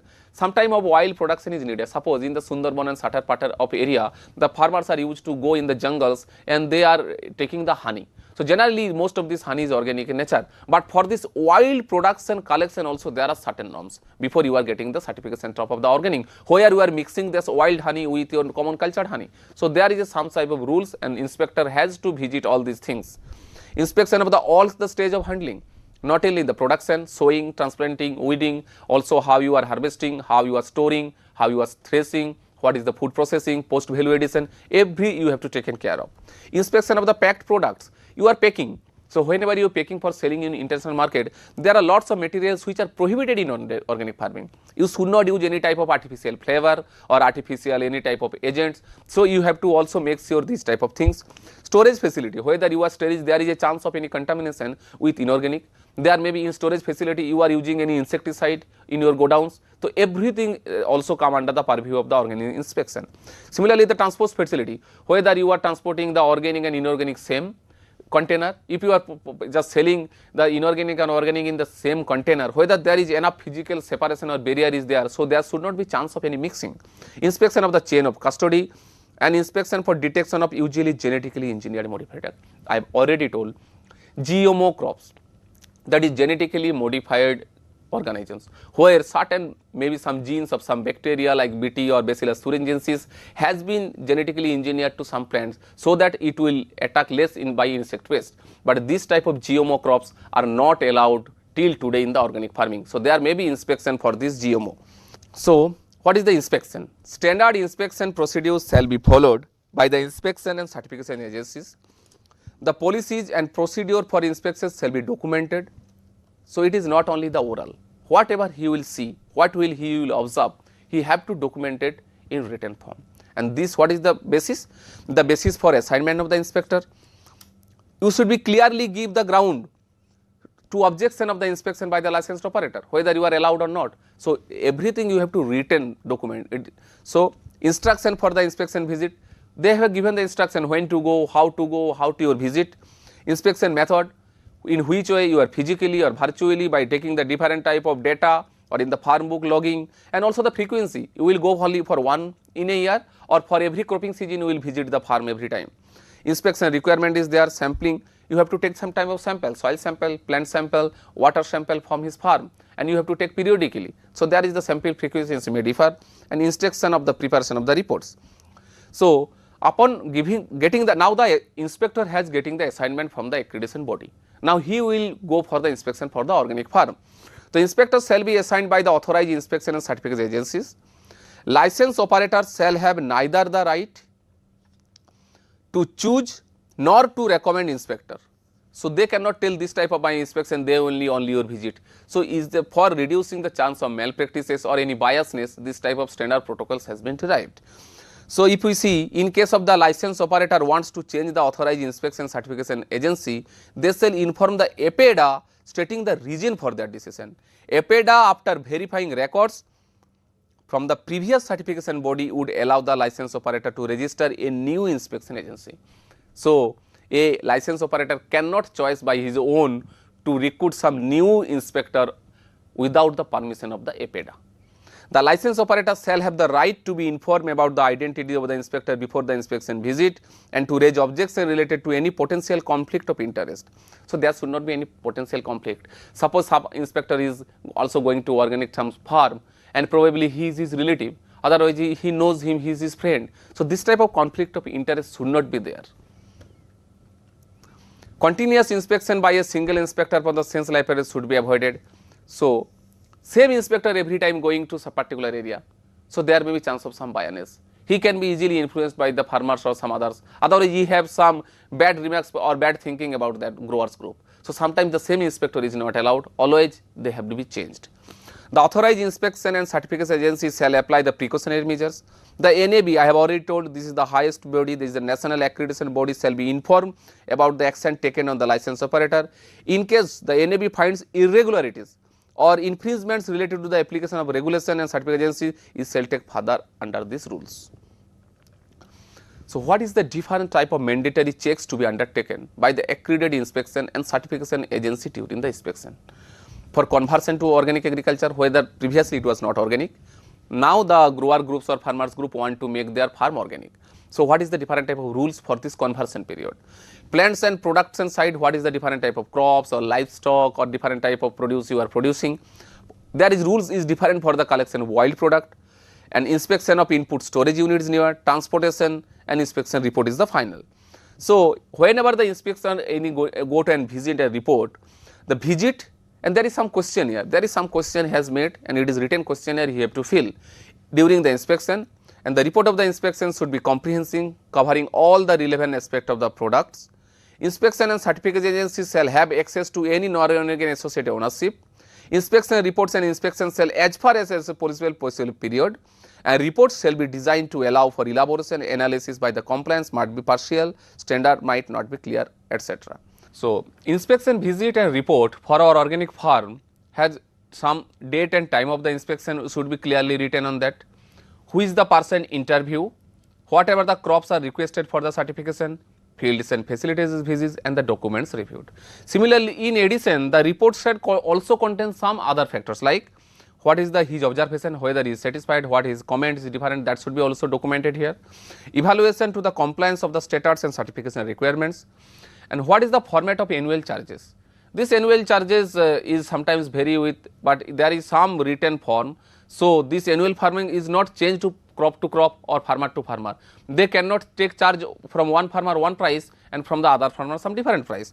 So, this is generally what is the fee for score certificate 1000 rupees, per transaction certificate 500, similarly for foreign standard it will be 1000 rupees. And if we also see the Tamil Nadu Organic Certification Department, that is a government agency, and the APED has given due recognition to this institute so that they can certify a large area under the organic, especially for the third party certification to export in the international market, and their resistance fee is also there, and sometimes fee structure is given for the power unit of a farmer, also as a group of the farmer. So, sometimes this fee may be varied, and if we see the fee structure per farm unit corporate or business category.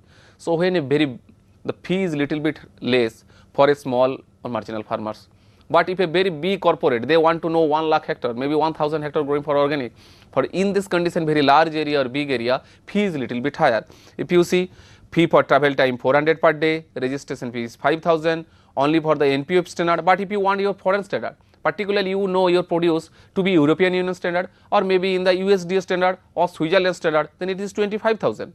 So, similarly, if you see it is fee for scope certificate is 2000, but it is 2500. So, there are lots of these type of protocols and these type of cost involved for the third party certification. That is why for the third party certification, PGS certification has been introduced for the small and farmers where there is no fee is needed, and that, but that is only for the domestic market. So, what is the method and frequency of this inspection?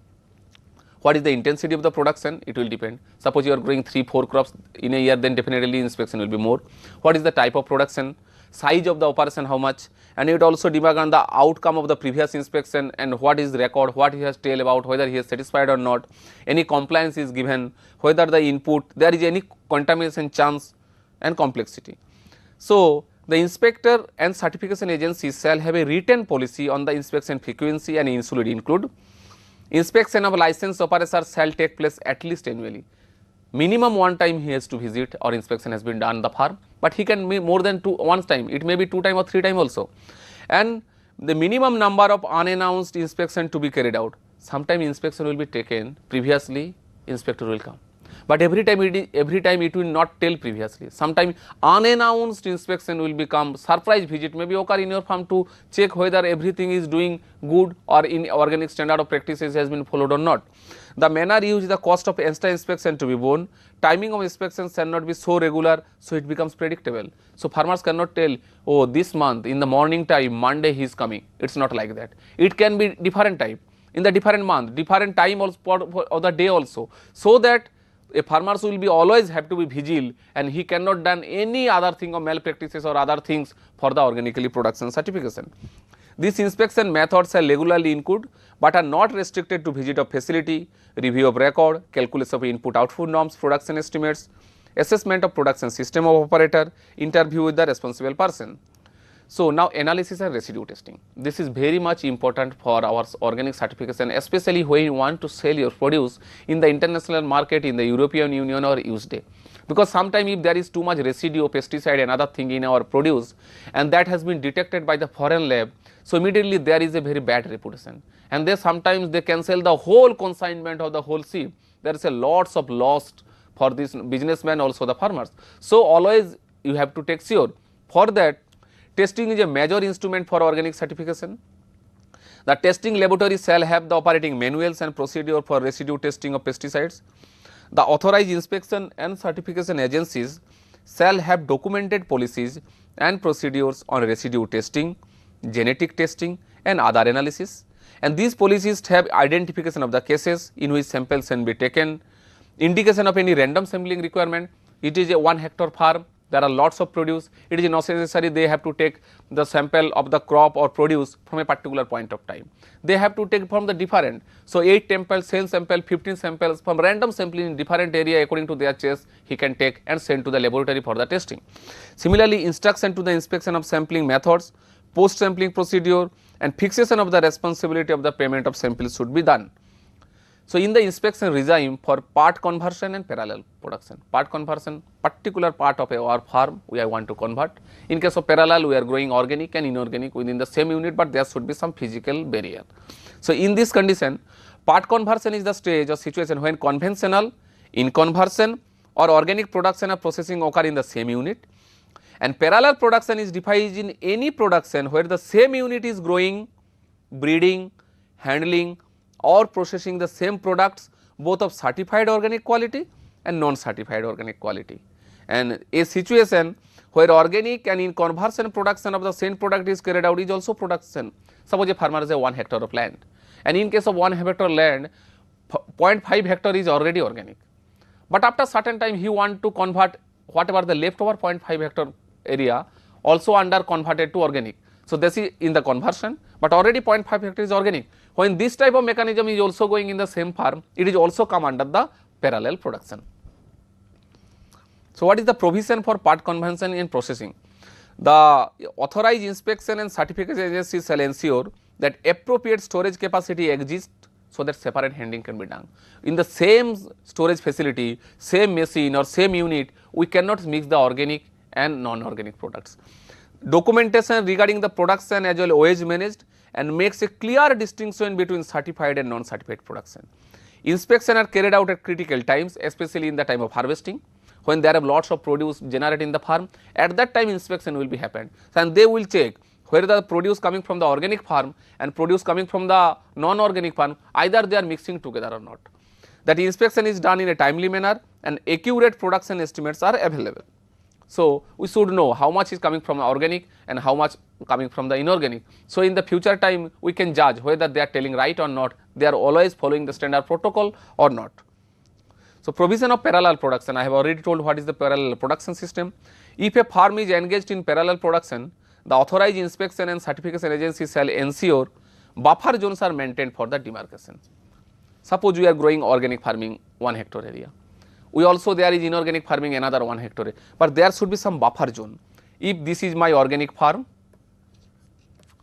this is my inorganic farm, so this is called the buffer zone. Here we can grow some different type of crops and others activities, so that there should not be chance of any mixing the produce from this organic farm and inorganic farm. Crops are virtually distinguishable, so there are different type of crops are growing. Here I am growing rice, here I am growing wheat. So there is no any chance of mixing, because rice is producing organically, not the wheat. So there will be not any chance, but if you are growing rice and rice, then probably there will be some problem. The crops are harvested in such a way that there is relative method to harvest. Suppose we are growing here also rice, here also rice, but here in case of rice we have grown 1 month before and this crop is 1 month after. So their harvesting time will not coincide with each other. They will harvest at different types, so then it will be easily handled and there will be separation. So such a system shall be approved by the authorized inspection and certification agency for in individual situation. Inspection for use of genetically engineered product. I have already told any type of GMO, that is genetically modified organisms, are not permissible to use in our organic farming. So, sometime inspection body can want to know whether GMO crop is using in his farm or not. Especially it is very much common in the other part of world where GMO crop is very much popular. So, in that condition what they do, the authorized inspection and certificate agency shall implement a system of inspection of potential use. The authorized inspection and certificate agency shall at least once in a year publish and distribute all licensed operators a booklet they will give to the inspector, and they listing the common name or product name of all the genetical products, and such booklet also include seeding and planting stock, animal breeds what they are using, what is the input, what is the livestock input, processing and input. When approved, they have to also write in some signed documents, and whenever there is some chance of any type of contamination, if they detect the organic farmers or growers are using this type of GMO crops or genetically modified organisms, so immediately there will be chance of rejection of the certification. Whatever the cost has been incurred by the growers, that does not matter, he will not get the certification. There are lots of accredited certification bodies under the NPOP standard, that is the National Production of Organic Production, and if we see, they have given to different private as well as the government agency. How is the different agency? Private agency Bureau Veritas Limited, EcoSart, IMO Control, Lacan, SGS, and also the TQ Scott Service Private Limited, Aditi Organic Certification. So, if you see, they are giving certification the NPOP standards, that is given by the Indian our standards protocols. They are also giving certification for the USDA. So, if they certify your products, this company certify your product or your farm, then you can sell your produce to the USA. And you know USA has the major global market for this organic produce, more than 40%. They have also different type of and if you see, they have also given the responsibility to different type of government organization, that is, if you see Uttarakhand State Organic Certification Agency. Similarly, there is Rajasthan State Organic Certification Agency, Chhattisgarh Certification Agency, Tamil Nadu Organic Certification Agency is there. So, if you see, there is also certain agency which has come under the government purview, Madhya Pradesh, Odisha, Gujarat Organic Production, Uttar Pradesh State Organic Agency, Sikkim State Organic Agency. So, this is the different type of standards. So, a particular farmer have to choose whether his area. Suppose a particular staying in farmers from the Gujarat, he can go for the Gujarat our state organic certification agency, and he can tell I want to do my organic farm. So, accordingly there will be some protocols and there will be some method, there will be some inspection. So, you have to approach at the correct body. This certificate and number is there, company name will be there, company address will be there, whether you are doing the national project of organic product standard, otherwise national organic program technical standard of the USA you are following. So, everything you have to maintain, and after whenever the initial date of certification will be there, after this scope certification only, then you ultimately you will get the certified. So, grower group certification. Every time not a farmer individual farm is going organic, sometimes some people make a cluster or make a group and they want to convert a little bit bigger area as compared to a small individual farmer. So, grower group are organized group of farmers who intend to produce organic product in organic processes and according to the NSP standard. So, what they do? There is a need of constitution of the internal quality service, that is called ICS. This is very much needed because they are growing a grower group. Every individual farmer we are not going to certify, we want to certify a very large area. So, there is need, some regulation is different as compared to the individual farmer, and constitution of the ICS will have a registered legal identity will be there and have a constitution of the organization. Whatever there will be some rules and regulation, there will be written constitution for this organization, what is allowed, what is not allowed, how they will manage and function, and that will be presented by an organization, a chart. International core system group certification based on this, and implementation will be there, which I will show in my next few slides how to go for this type of group certification with the help of the international quality system. And if you see, this is the ICS, international quality system. The producer in the group must apply similar production system. The farm should be in the geographical proximity, otherwise one farm is here and another farm is after 20 kilometers, then definitely we cannot make is a group. The farm should be nearby. You can take a whole village, you can take a whole panchayat. So, this cluster approach always help you. Their distance should be minimum, they should be neighboring. Similarly, the individual farm's hand with holding of 4 hectare and above can also be a part of this good, but will have to be inspected separately. Suppose, why this is rule? Suppose there are 100 farmers, they have a very small area they can grow for this cluster, but a farmer has a very big farmer, some farmers, their area is 4 hectare and above. So, in that condition, even it will be grow for the group certification, but inspection will be gone for individual farm, because 4 hectare or 10 acre area is a huge area. So, there may be too much variation one farm and another farm. For that's why this type of standard protocol has been derived. The grower group shall consist of minimum 25 farmers can group and maximum has 500 farmers. So, there is wider flexibility, and processor and exporter traders can manage the ICS system, but we have to be inspected by the external certification body. There is a standard authorization, there will be written constitution of the organization, but that will be inspected by the additional bodies, that is the external certification body, only the certification will be done. And how to develop an ICS, that is internal quality system. Development of continually policy procedures, identification of the farmers in the group, their name, everything will be written, creation of awareness should be there. So, what type of crop we will grow in a particular methods, give necessary training in production and ICS development, what is the implementation of policy and procedures, and review and improvement of the ICS. So, in this internal quality system manager, there is one post, this manager shall develop and implement the ICS, and he would be responsible to organize different type of inspection, coordinators, stepped up, because suppose there are 30 farmers in a group.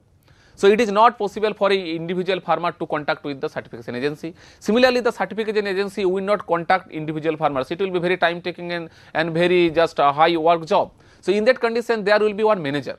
So, he will take care of the all the farmers group, and whenever there will be some contact from the higher authority or accreditation authority, who will be the single point person to contact with.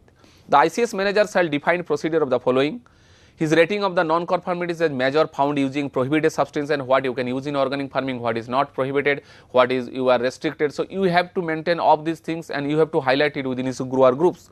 For imposing sanction or default members of the group, suppose some farmers is not doing properly, he is using certain type of urea, he is not ready to follow. So, this internal quality manager has the capacity to remove from the group, so that due to the fault of only one farmer or grower, the other whole team, the whole grower group will not be punished. The responsibility of the ICS managers shall be to ensure that all the requirements are under NPOF and fully implemented by the group. Now, approval manager or committee will come, will designated from the group who take the approval decision. Similarly, field officer will be there.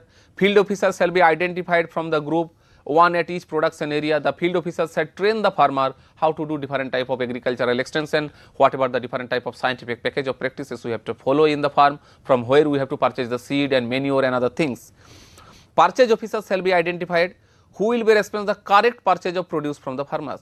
So, there is maybe a group, there may be 100 farmers, they cannot sell their produce individually. So, there is some other college purchase officer. So, they will collect different type of produce from this group and he will be the purchasing responsibility to sell in the market. Similarly, warehouse manager, if the farmers group is very high and more be 100 hectare of area, so there may be too much production. So, there will be need to storage in the warehouse. So, in that condition, it is separate hours, it will be necessary to have a warehouse manager who will be responsible for handling the produce. Similarly, processing. Suppose lots of turmeric is growing in more than 1000 hectare area by a farmers group and they want to produce different type of turmeric oil, curcumin content, that is the turmeric powder. So, in that condition there will be also post of processing manager, and it may be necessary the processing manager is required to be trained to the handling procedure. So, that not be any problem in getting the organic certification and getting the premium price for these groups. So, what is the typical operation of the structure of the ICS? That is internal quality system. Internal quality system manager has the manual and is the different, I have already told, purchase manager, storage manager, inspection manager, field manager and the processing manager. And after that the internal inspector will contact different type of farmers and there will be approval body, there will be external inspection, there will be certification, only then they can sell their produce with a organic logo to the international market. So, there is different also needed ICS application form. So, whenever the farmers group have produced and 10, 20, 30, 50, it should be minimum 25. So, 50, 60 or 100 farmers, they have to also in a particular written application form for the application of this ICS. So, you have to write the manager, what is the farmer's name, what is the village name, farmer address, what is the crops he is growing, and also there is need in the GPS, sometime there is need in GPS coding, what is the actual altitude, longitude and latitude, and also what is the area total, how much crop he is growing to the Rabi season, what is the you are growing any intercrop or in growing what is the main crop in Kharif, and list of the all the inputs, whatever the different type of manures, composting, biofertilizer, green manuring, cow dung and other things whatever you are using in his farm, and name of the field situation. Also owners are organic, they have to clearly write in by their own signing should be there that we are growing organic, we are not applying any prohibited or restricted in our farm, and that there is the declaration. So, if you see that information provided is correct and I have understand the condition for the organic produce.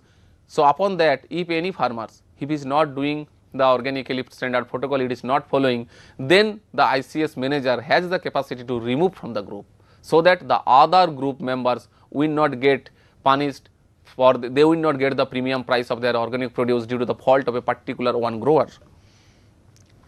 So, if you see what is the different type of procedure the international quality system, registration of members, all the members of these groups will be legally registered and they have the provision of document copy of the manual everyone, internal standard document in local language, sometimes it is not necessary every farmers will understand the English. So, it is probably it is also necessary to make this type of different type of bulletins and procedure in the local language, maybe Hindi or Bengali or others. There will be the definition of the production unit will be there, field records may be included, farm entrance form including the last use of prohibited substance will be clearly written in the entry of the farm. So, this type of area you cannot use, fertilizer you cannot use, this type of pesticide you cannot use, and there may be some restriction of the others. So, details and description of the various steps required for the process flow, right from the cultivation of the harvest to the sale of the produce, how to have to post harvest handling, how to have to store it, what is the procedure of the transportation. So, in any case not only the production side or post harvest or the value addition or transport, anywhere there should not be chance of any mixing or contamination, everything should be under the national standard protocol of the organic farming, then only you can sell your produce in the international market and get a very high premium price. Written contact will be there, annual farm inspection checklist only be there, and due to the operating document the quality manager shall prepare the operating document.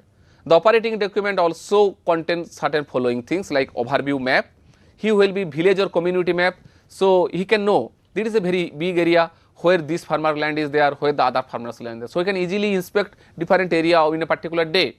Similarly, farmer list, what is the different type of farmers in his group with code name of the farmer, total area under crop. This is also very much necessary to know what is the different type of diversified food product is coming this group. In this case of ICS, when many farmers are growing, it is not necessary every farmers will grow single one crop. So, different type 10, 20, 30 type different type of crop can be grown organically. So, the ICS manager have to know which type of crops is going in which farm. List of farmer who have list sanction and the risks shall be assessed by the manager. So, critical control point, what is the critical control for the risk assessment? Measures taken by the farmer did deal with the part conversion. If some farmers is doing organic, but certain part is not doing the inorganic. So, in this condition this is very much needed. Conversion period is the needed. Production rule for the whole production unit, seeds, fertilization, soil management, pest management, everything production rules should be there for the whole farm. Harvest and post harvesting procedures should be clearly notified and also the processing and the handling standards. So, in the internal inspection, at least 2 inspection of the group, one in the growing season of the each crop. Suppose they are growing 2 season crops, Kharif they are growing suppose rice and the winter they are growing pea. So, in this condition there should be minimum 2 inspection, one in the Kharif season, one in the winter season.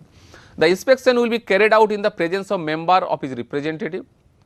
Definitely there are some people who should be there and must include a visit of the whole farm, storage of unit, harvested produce, post harvesting. So, it is not necessary he will see only the crop.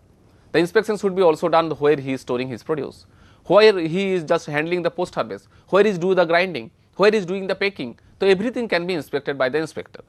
The internal inspector will also verify in the international standards had been followed. The visit of the internal inspector will be documented in the farm inspection form. So, it will be clearly in case of ICS system how many times inspection has been come, was he is visited and why is noticed and what is observance, what is the observation he is told clearly should be written in a documented form. And in case of service non-compliance, suppose certain time has been given, some recommendation is given, but a farmer the group is not following this, then the result will be reported immediately to the IQS manager and this IQ user manager will be taken. These IQ managers are upon getting the report from this inspection, he can take the decision to particularly remove 1 farmer, 2 farmer or 5 farmers from the group, they are not maintaining the standard protocols. So, sometime external, this is the internal inspection by only the group. Suppose there is 100 farmers, there is one manager and there is some inspection time, but that is not only assured. There is also need of the external inspection by the nationally approved bodies. Whatever the different type of organization has been given to give the job from the APEDA, sometimes they will send their inspector to visit in case of also group cultivation of this organic farming. The accredited certification bodies under inspection after assuring that 100% inspection. So, first internal inspection will be done, after that the external inspection will come. The sampling plan will be done, size of the holding. If the size is too high, 100 hectare, they maybe take 10, 20, 30, 50 type of samples. If holding is low, they can take less number of samples to check in the laboratory whether there any of pesticide residue is present in the beyond permissible limit or not. Number of the member of the group, if there is maybe 25 member, you can take less sample. If there may be 200 growers, this sample will be more. Similarly, degree of the similarity of the crop system, where they are growing same type of crop, rice or they are growing diversity crop. If they are growing more than 20 crops, then sampling will be needed more. Similarly, the contamination, local hazard, this is the different factors they will organize, and how they will the deciding factor how many samples had been taken for the residue analysis. The responsible body and the clarification decision. The certification decisions are not only limited to the initial approved of the license operators, but also approval of products, changes in the production, disciplinary measures. All authorized inspection and certification agencies shall ensure that each decision on certification is taken by the persons different from those who carried out the assessment of assessment. So, this is said, the person who is have gone to the field, they has done the inspection, they will give the report, and upon their report there is some body or committee, they will take the decision. It is not necessarily that he will take the decision, because sometimes there should be some biasness. So, there may be some default practices. So, to reduce this chance of these things, two separate programs has been done. Inspection will be done by some other members, and whether decision or giving the certification will be taken for the other members. So, the agency responsible for certification decisions reflect a diversity of stakeholder without any single interest predominating. And where certification decisions are delegated to a small committee or officers, the authorized inspection and certification agencies shall demonstrate reporting and review. So, there is lots of standard rules and protocols, and they are being maintained only to assure whatever the produce is coming under this NPOF standards or is third party certification, it will be very good quality, so that our whatever we want to sell our produce in the international market, there would be minimum chance of rejection. So, license operators are also there. So, they will give the different type of information. The inspection and certification agencies shall ensure that each license operator has the time of application. For the existing license operator, what they will do? Notification of changes in the standard and relevant procedure without delay, a valid certificate of other written proof of certification status, and the license operator shall have the right to get copies of the inspection findings and other documentation related to the certification of their production. So, inspection and certification, these two is very important whenever you go for organic farming. There will be inspection from the external members by the inspector, and after the getting the report by the approval of the committee, a grower or a farmers will get the certification. So, the following applies the inspection and certification of the whole production chain and clarifies what is applicable. Each step in the handling of a product shall be inspected at least once annually, not only the production side I have already told, whenever their threshing is done, post harvest management is done, storing is done, every should be annually. This means not only the farmers, but also the storage units, the processing units, packaging, shipment or transportation should be inspected. Any exception to this shall be based on a document risk assessment and be restricted to situation identified criteria. If there is some missing, there cannot be inspection. So, there will be clearly mentioned for which purpose, for which cause that has not been done. Otherwise, it will be advisable to got inspection for all the production cycle from the field to ultimately to the transport. Any person who sells a product shall be registered and certified. Normally, this applies until the product is in the final package and is getting the final label. So, packed products. I have already told in organic farming, when you are packing the different type of organic produce to sell in the internal market, but also needs of some regulation. Every time is not every item you cannot use in case of packing also. So, the authorized inspection and certification agency are not obliged to have a system for inspection. The authorized inspection and certification agency are however obliged to take action when there is reason to believe that the standards have been violated. Similarly, not only the package, our storage facility also should be managed properly, so that a farmers only get the certification. Depending on the kind of storage, the product, the packing, the prevailing storage practices, at the time of storage inspection may be required. Also this inspection should be also done, I have already told, the transport facility. So you are transporting different type of produce, organic along with the inorganic, so there should not be any chance of the mixing. Similarly, the chain of custody should be there. So this inspection and certification is also needed for the wild product. Whenever you are purchasing, when you are getting from the wild purpose, maybe honey or any jungle products, for also there is a certain rules and regulation, and it is clearly codified and mentioned. So whenever you go for certification for your wild produce, you have to also follow this type of regulations. So inspection is also occurring, this for approval system is there. With the authorized inspection and certification agencies shall not receive any endorsement payment. So there is not should be any bribes and other things. Approval is used to allow for indicator of the approval on the product itself. What is the different type of mandatory checks to be undertaken by the authorized inspection? For conversion to organic, inspection will be more. Even after the farmer who is getting the certification, he is get the logo, there will be also periodic inspection. It is not that you are getting one time of certification and logo, there will be no inspection. So in the future, every time there should be different type of inspection, but inspection will be more vigil and more strict whenever you going from organically converted from inorganic to organic. And if you see, the plants and products and production shall ensure it also after all the harvesting process license operator has been done or not, and whether process and packaging units of the organic produce can be considered as the production unit, and on suspicion of use of unauthorized product. This is very much important. Sample for testing will be sale, that will be taken and sell into the laboratory. Similarly, for the collection of the wild, there is also very much effort, and the inspector should counter check to ensure that guarantee given by the producer is going or not. And record and documentation is very much important whenever go for organic certification. Two records are filed maintained by the license operator should be checked by the inspector whether everything has been done good or not. To vary the application of the as documented has been done or not. Whether everything has been maintained by the grower groups in correct form according to the national standards or not. Only after that the inspection, if the satisfaction, then the certification will be given. And they can also give different type of only the storage unit. They can also go for the inspection for the different type of transportation unit. So by this different process, when a inspector will be very much satisfied that the farmers or grower groups is producing the crop by following all the standard protocols, by different type of growing methods in the production side, management, insect pest, weed management, manure, supply, harvesting, threshing, and also where your storing is in a good condition, and there will be no chance of mixing in the processing unit, there will be any not chance of the storage, and transportation also there clearly physical barrier. When a farmers or a farmers group or the growers can maintain all these types of standard protocol and they can go for organic, then only after the proper approval of the inspection and by the committee, they will get the certification. And only after that you can use the organic logo and can sell your produce in the desired international destination. Thank you.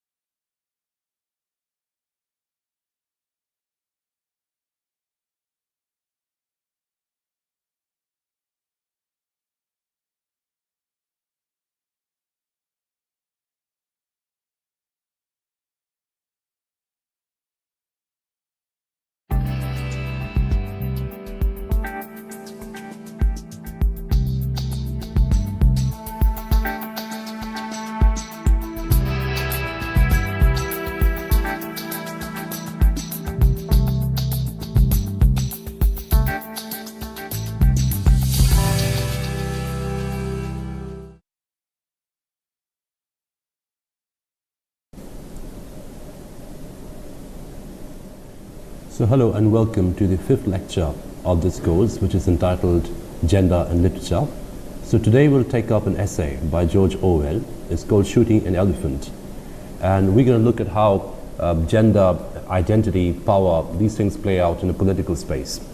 So this essay by Orwell, Shooting an Elephant, is largely an autobiographical essay which was written by him when he was stationed in Burma as a police officer. So for a period of time in his life, he was a colonial police officer working in Burma for the empire. And then this particular essay is a reflection of his experiences. There are many things he wrote when he was in Burma. There's an entire series of essays he had written.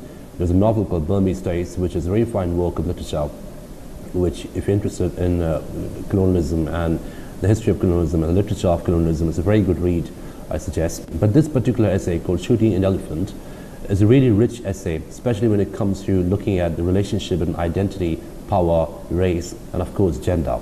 And most importantly, what we have to bear in mind when we are reading this essay is a setting, the context which produced this essay, the historical context, which is obviously one of imperialism, British imperialism in Burma. So we start with this essay, Shooting an Elephant, by George Orwell. So a large part of what I'll do today in this lecture is I'll take you through this particular essay, and obviously I'm going to link it, I'm going to connect it with a very different theoretical apparatus which we had been studying for the last 2 or 3 lectures. And if you remember, the last text which we covered was Ch-25 by Munshi Premchand, and obviously we also looked at certain references from the Ch-25 film which was made out of the story. And obviously we looked at the story as a text for gender studies, and we looked at how things like gender, space, identity, political situations, agency, these things play out against each other in certain discursive settings. So this essay too is a very important text, especially if you're looking at the relationship between gender, identity, and how these things inform each other, but also deconstruct in certain sort of personal existential situations in a political space. Now, so largely what we'll do today in this lecture is we'll look at certain key issues which we had been touching upon in almost everything we've done so far. So whether we're looking at Twelfth Night by William Shakespeare, whether we're looking at Ch-25, the chess plays by Munshi Premchand, whether we're looking at gender and literature in terms of a theoretical connection. These are some of the key issues we have been talking about in a very recursive kind of a way. So the key points in this particular lecture will be the following. Gender as performativity, that is racially and politically predetermined. Gender and power. Gender entitlement and agency. Gender and crisis and agency. So these things are important. I mean, these are the different issues which we were looking at, especially in our study of Orwell's essay, Shooting an Elephant. So first things first. The first point, which is on the screen at the moment, is gender as performativity, that is racially and politically predetermined. So we've been talking about performativity. We've been talking about what is performativity. It's a kind of performance which is designed to generate an effect, as we have mentioned, and we'll come back to the point. We'll have this definition played out on the screen in a moment. But obviously, we had discussed it already. Now, in this particular essay, what's important to understand is how this notion of performativity, this ontology of performativity, is racially and politically predetermined. So not only is it something which you're doing as a person, but also you are extending a particular racial identity, you're extending a particular political identity.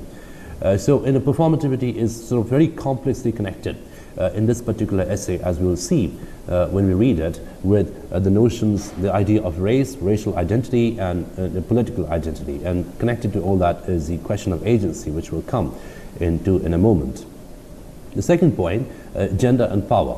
Obviously, we've been talking about the relationship between gender and power, especially when we looked at Premchand's short story, Ch-25. We saw how the males in the story, they have certain powers, political powers, financial powers, social powers, cultural powers, precisely because, or merely because they happen to be biologically men, males. And we saw the tragic situation of the woman in the short story, where despite being more intelligent, more intuitive, better skilled in administrative duties, they are relegated to a domestic space, they're relegated to the interior space just because they happen to be a woman. So they don't really have any power, they don't really possess any power. So gender and power they're very complexly related to each other. Historically, that's true. If you look at any history of humanity, gender and power have always been very, very complexly related. So, your gender determines your power determines a large part of what your gender identity is. The third point, as I mentioned a little while ago, is the relationship between gender, entitlement, and agency. So, entitlement, as you know, is the automatic expectation of something just because you happen to be someone. So, if you're a white person in a colonial space, you have certain entitlements, certain privileges.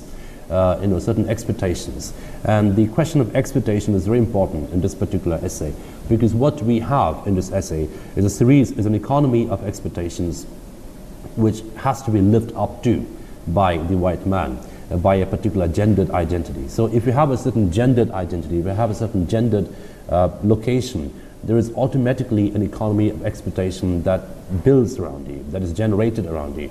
And you are supposed to live up to expectation. You are supposed to live up to the narrative of the expectations. And if you fail to live up to the narrative of the expectations, then we have a crisis.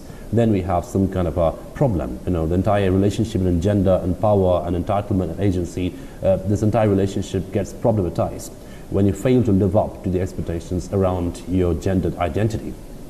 So gender, entitlement, and agency, three very crucial points which are heavily present in this particular essay, as we'll study when we look at it. The final point that we'll look at, and obviously this is by no means an exhaustive list, there are many more things we'll look at as we study the essay, but I'm just giving you a summary, an indicative list of things which we are sort of going to harp on as we read the essay in due course. The fourth point is gender and crisis and agency. So if you connect this with the second point with gender and power, so power and agency, they're related to each other. So if you have power, you automatically assume certain agency. You're allowed to do certain things. You have the freedom, in other words, to enact your will, to carry out what you want to do, and in order to make a change, etc. So you can assert your agency, you can assert your authority to a certain extent, if you happen to have power. But the relationship between gender and agency obviously is quite complex, as you saw in the previous lectures on Ch-25, that if you have a certain gender, I mean, you happen to be a male in that kind of a social situation, a very feudal, pre-capitalist, Awadh, where the story is set in Munshi Premchand's Ch-25. So if you have that kind of a situation, then, by just being a man, and being a social person, a social man, you happen to have certain kind of agency, and just by not being that as a woman, you have the lack of agency. So you suffer a crisis on agency just because you happen to be not a man in that kind of a social setting. Now, interestingly, what this particular essay does, and the reason why I find it extremely complex and interesting as a very rich study of gender, is it looks at how being powerful, being politically powerful, being racially powerful can also generate a crisis on agency. Now this is important because it's very easy to understand how being politically powerless, being racially marginalized can cause a crisis on agency. That happens all the time, that if you're a black person in a white dominated colonial space, then obviously you have less agency than your white male counterparts. And that's easy to understand, it's historically true, that's happened all the time. That's something which happens even now in certain social situations. However, the point I'm making is more complex. The point here in George Orwell's essay is precisely the opposite, the ontological opposite, that, if you have a certain kind of gendered identity, if you have a certain kind of political and racial identity in colonial Burma, then you automatically assume a certain degree of agency and authority. But the funny thing about this essay, and I use the word funny in a very loaded kind of a way, it's very dark humorous in several ways. The funny thing is, this particular person in this essay, which is obviously George Orwell himself, he suffers a crisis on agency precisely because he is powerful. And that's a bit of a paradox, right? Because you don't normally expect it. You expect a politically, racially, culturally powerful person to have and assert certain agency. You don't expect that person to suffer from a crisis on agency because of being, because he's powerful. Right? You don't normally see that, but this particular essay does and showcases and dramatizes exactly that, right? The relationship between gender and crisis on agency. You have this hegemonic gendered identity. You're a white man in a non-white colonial space, so you are basically the hegemonic gendered identity. So you're very powerful. Ontologically, theoretically, you're very, very powerful. But then something happens, a certain narrative twist takes place, which basically reveals before you your powerlessness. And this particular powerlessness emerges out of your being powerful. So it's a very paradoxical situation. It's a situation which is very complex existentially. It's got a dark, humorous component to it.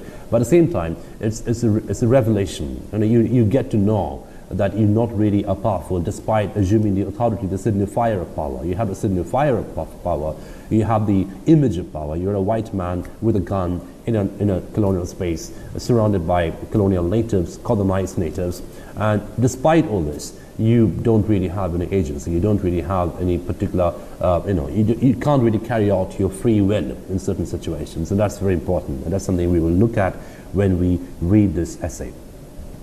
So this is exactly what happens in Orwell's essay, as you'll find out when we read it in details. We'll play out certain sections of the text and we'll look at it and try to unpack what he's trying to say in that essay. But the point is how the compulsion to generate the performativity of powerful gender identity paradoxically produces an experience of powerlessness. So it's a paradoxical production, as I mentioned a little while ago. There is a compulsion to generate the performativity of powerful gender identity. So you are forced to carry out, to enact, or perform the role of the powerful gender identity. So in this particular case, the identity of a white man in a non-white space. And that is the performativity, that is the image you have to play out all the time, right? And you're compelled to do it, you're forced to do it to a certain extent. And that compulsion, the forced, the fact that you're forced to do it all the time, that paradoxically produces an experience of powerlessness. In other words, to put it more bluntly, the fact that you have to be powerful all the time, that is what makes it powerless. The knowledge that you have to appear powerful all the time, the knowledge that you have to, enact power all the time because you belong to a certain gender. And obviously, that particular gender is mediated also by race.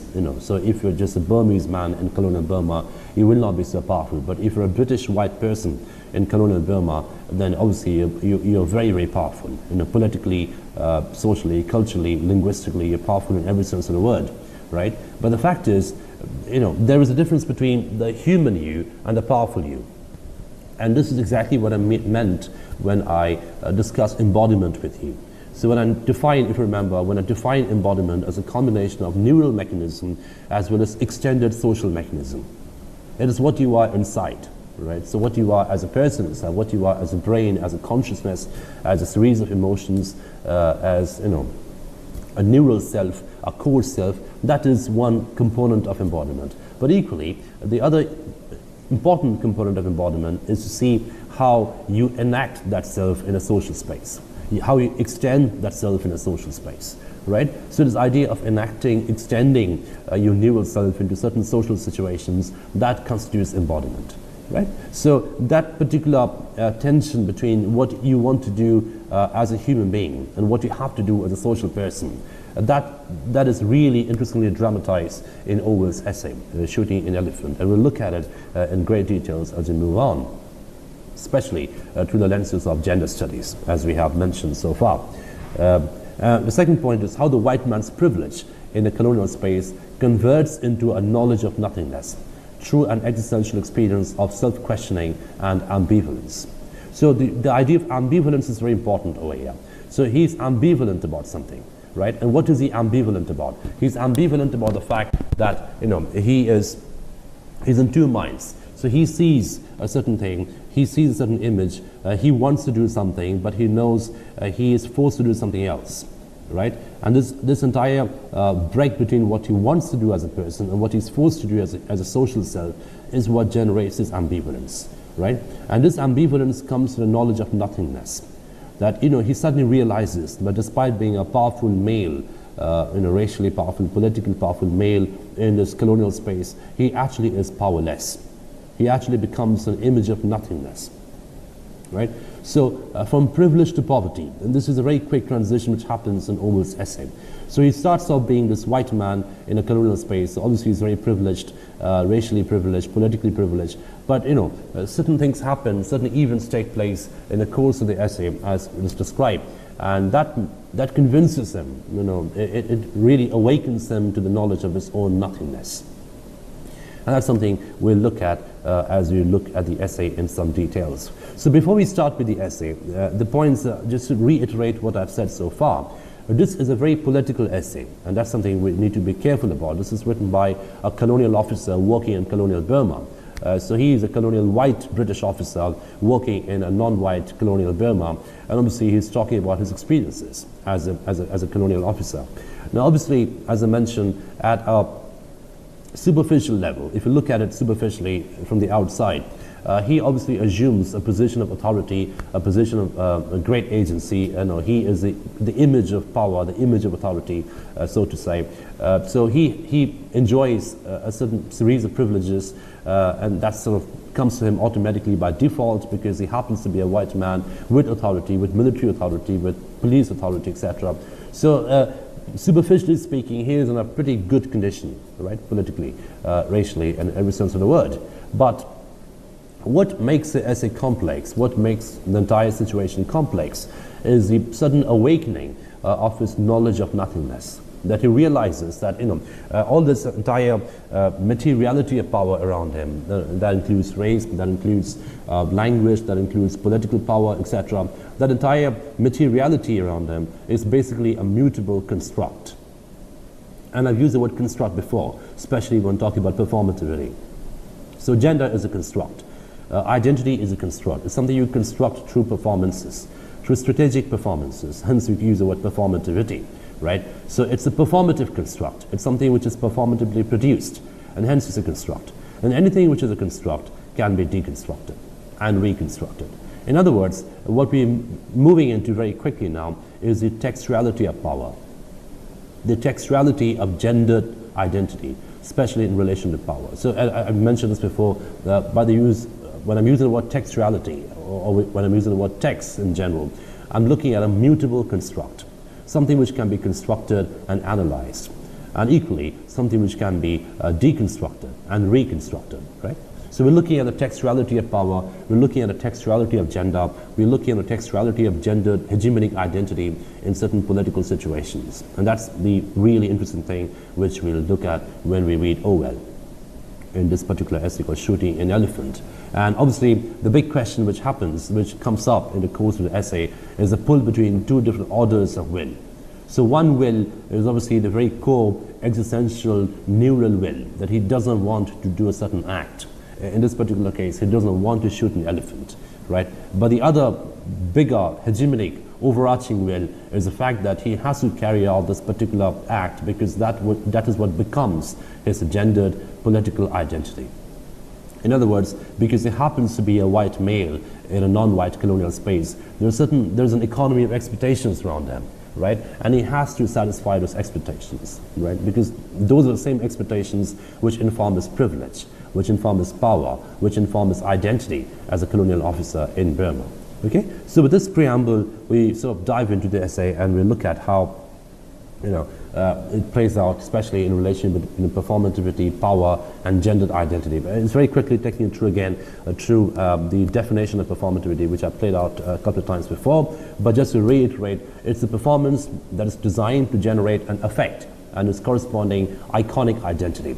So the word iconic is important over here. It's got a larger than life, a representative image, a representative quality to it, right, which makes it really unique. So that particular performance can happen sometimes through a spectacle, and often through a spectacle. So it's spectacular, it's excessive, spectacular, dramatic.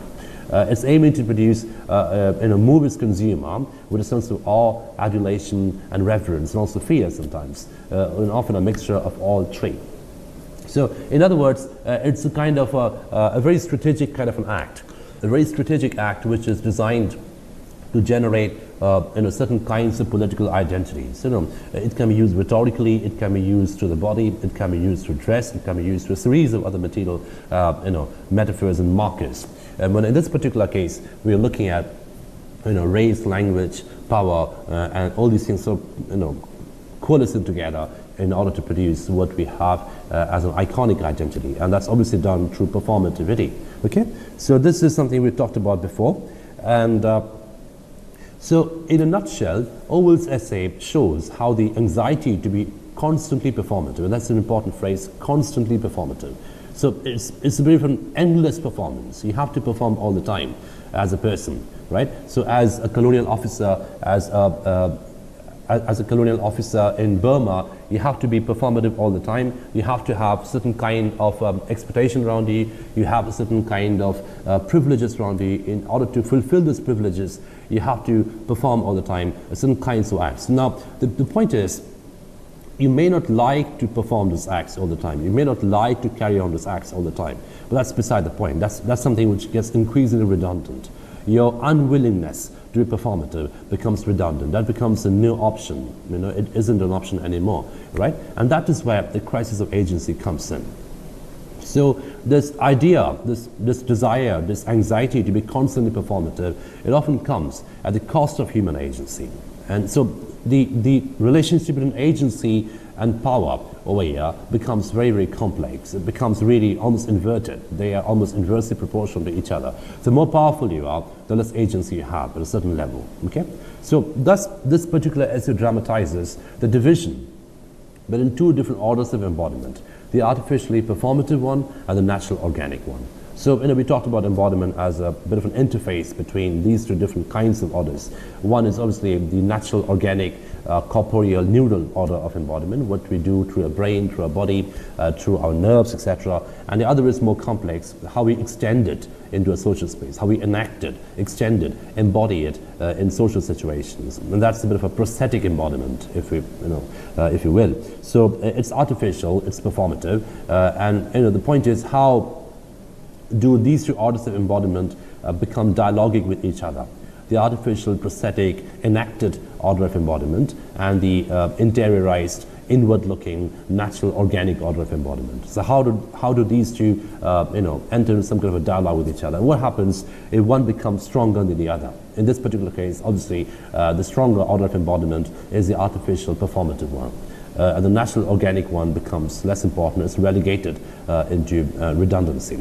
Okay, so, and the other important thing which we should pay some attention to when we're looking at this essay is the idea of mimicry. Now, obviously, the word mimicry is a very loaded political term in colonial and post-colonial studies. Those of you who are interested in colonial studies, most of you might be acquainted with this word. It's a familiar word. It's something which is used heavily in academic parlance, especially in relation to colonial studies. Now, in this particular case, the mimicry is of a different order. The biological person, the human being, George Orwell, he has to mimic the identity of the white man. There is a narrative out there which is pre-established before he had come to Burma, and a white man must behave in a particular way. So there is a series of expectations around him, which are racially mediated, politically mediated, culturally mediated, obviously linguistically mediated. Now those expectations had formed the narrative even before he had come in. Now his entire job as a police officer in Burma, his entire tension as a police officer in Burma is to constantly mimic that identity, right? To live up to it, in other words. To be in such a way that corresponds to that kind of identity. So the point is, this entire essay shows how performativity and its corresponding mimicry, the white man constantly living up to the image of the iconic identity of the white man, creates nervous tension and existential exhaustion. So there is a very palpable neurotic quality to this essay. And obviously this is an essay written much later. It describes an experience which had happened many years ago. So the voice telling you the story is a calmer, wiser, older voice telling you a story about something which happened many years ago. It's a bit like what happens in Great Expectations, an older Pip telling the story of a younger Pip. So a less neurotic voice telling you a story of a more neurotic self many years ago. But that neurotic quality is actually there, it's palpably present in this particular essay. That tension, the neurotic tension, it's still very, very much, it's something which is quite visible in the terms how the descriptions happen, how he describes the very claustrophobic condition of colonialism, etc. And what this entire nervous tension does in this essay is it creates an idea of this experience of existential exhaustion. So he feels completely exhausted existentially. And why so? Because his entire existential will, desire, his entire existential fantasy, agency, so all these things are relegated into the background. And the only thing which is important, which he has to perform all the time, is the iconic identity of the white man. So that is the most important thing, right? The iconic identity of the white man, and everything else can be secondary, tertiary, and then marginalized, and something which can be relegated, right? But the entire discourse, the entire endeavor, the endless endeavor to constantly live up and produce and reproduce ad infinitum the image of the white man in a non-white colonial space, that is what exhausts him existentially. That is what causes the existential exhaustion, right? And obviously that makes him neurotic, that makes him guilty, that makes him disillusioned with the entire idea of power, and obviously that makes him cynical. So this is a very cynical kind of an essay about a very bitter old person who had looked through colonialism and seen what colonialism really is, and now is giving you in a much wiser, calmer version of a very neurotic experience which happened to him when he was a younger police officer working in Burma. Okay, so hopefully what we have right now is the entire entanglement between identity, embodiment, racial identity, and how all these things come together to produce the idea of gender, right? And I use the word idea quite deliberately over here. The constructive gender, how gender is constructed, how certain gendered identities are constructed in this particular essay. Obviously constructed as mediated through race, as mediated through political conditions, colonial conditions, etc. Okay, so this is the backdrop of the essay. Shooting an elephant, and we now dive into the main essay, the main text. But hopefully you have an idea of what the essay is all about. And mind you, this is written in 1920s. The setting is 1920s, colonial Burma. So it's a very politically incorrect essay, and that's what makes him so politically significant to our times, because it doesn't even try to be politically correct. So it tells you very clearly, as you find out in a moment when I play the next slide, it tells you very clearly that he has an ideological aversion towards imperialism. He hates imperialism ideologically. He knows it's a bad thing, and he's sort of very guilty because he's a part of it. But equally, he hates the local Burmese people because they hate him. So he's not trying to be politically correct. He's not saying, oh, I am in love with the Burmese people. He says, I'm in love with the Burmese cause. But that's a different thing. At a micro level, he really hates the Burmese people because they hate him. They make his life miserable, because he's a white man.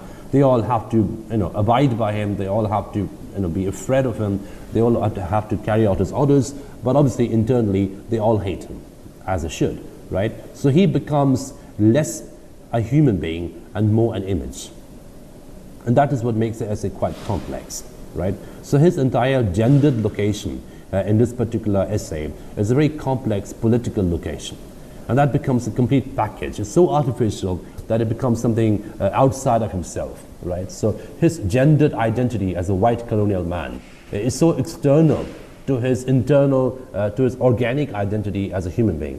The two are so separable that it almost becomes comic at a certain level. It almost becomes, as if he has some kind of a split personality. He wants to do something as a human being, but as a white colonial man, as a white colonizer, he has to do something else.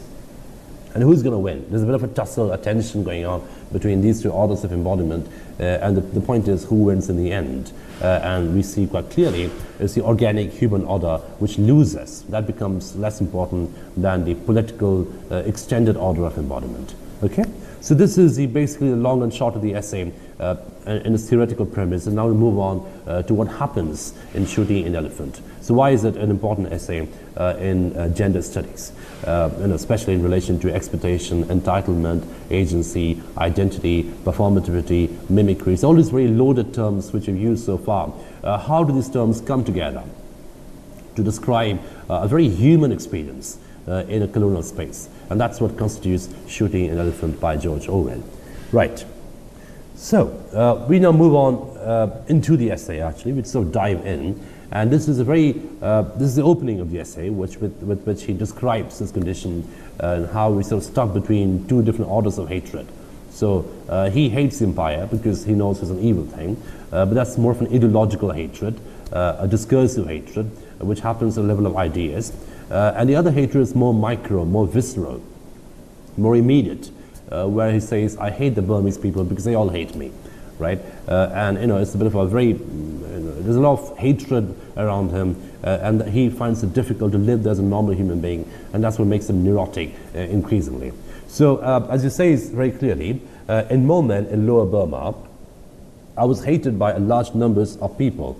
The only time in my life when that had been important enough for this to happen to me. Now, you can see immediately the cynicism, this sort of pseudo-comic quality, the tragic comic quality coming in at the very opening of the essay. So he was important enough to be hated by a lot of people, and that's something which happened only once in his life, when he was in Burma, stationed as a colonial officer. I was sub-divisional police officer of the town, and in an aimless, petty kind of way, anti-European feeling was very bitter. So, you don't need to be a rocket scientist to understand that there will be lots of anti-European sentiments because the Europeans were there as colonizers. They were the people exploiting the Burmese people, exploiting them financially, culturally, militarily, and so, there was no great reason why the Burmese would like them, let alone accept them as their own. So there's a lot of anti-European sentiment which he found himself in the middle of as a sub-divisional police officer in town. No one had the guts to raise a riot, but if a European woman went through the bazaars alone, somebody would probably split beetle juice over her dress. This is important. So the European woman becomes a bit of an easy target because she is someone who is not as powerful as the European man, because she doesn't have the political power except what is conferred to her by the male protector. If you read all those Burmese days, you'll find that kind of a relationship is very conspicuous, it's very visible. We have a woman called Elizabeth who comes in from England and she becomes someone who is sought after by all the colonial officers, the male officers, they all go after her. But the point is, she herself does not seem to have a lot of agency, except what is given to her by the other white men around her. So the location of the European woman in a colonial space is quite complex because at some level, she obviously at a superficial level is European, so racially she's superior to everyone else around her, etc. But she also happens to be a woman, and we're talking about times where women didn't have anything in terms of political agency, in terms of financial agency. So they were still very, very heavily dependent on their males around them. So the European woman walking through the bazaar becomes an easy target for the Burmese people who would do what? Spit beetle juice all over a dress. As a police officer, I was an obvious target and was baited whenever it seemed safe to do so. So as a police officer, he was more of an image of authority, so he was feared as well as hated equally, in equal measures.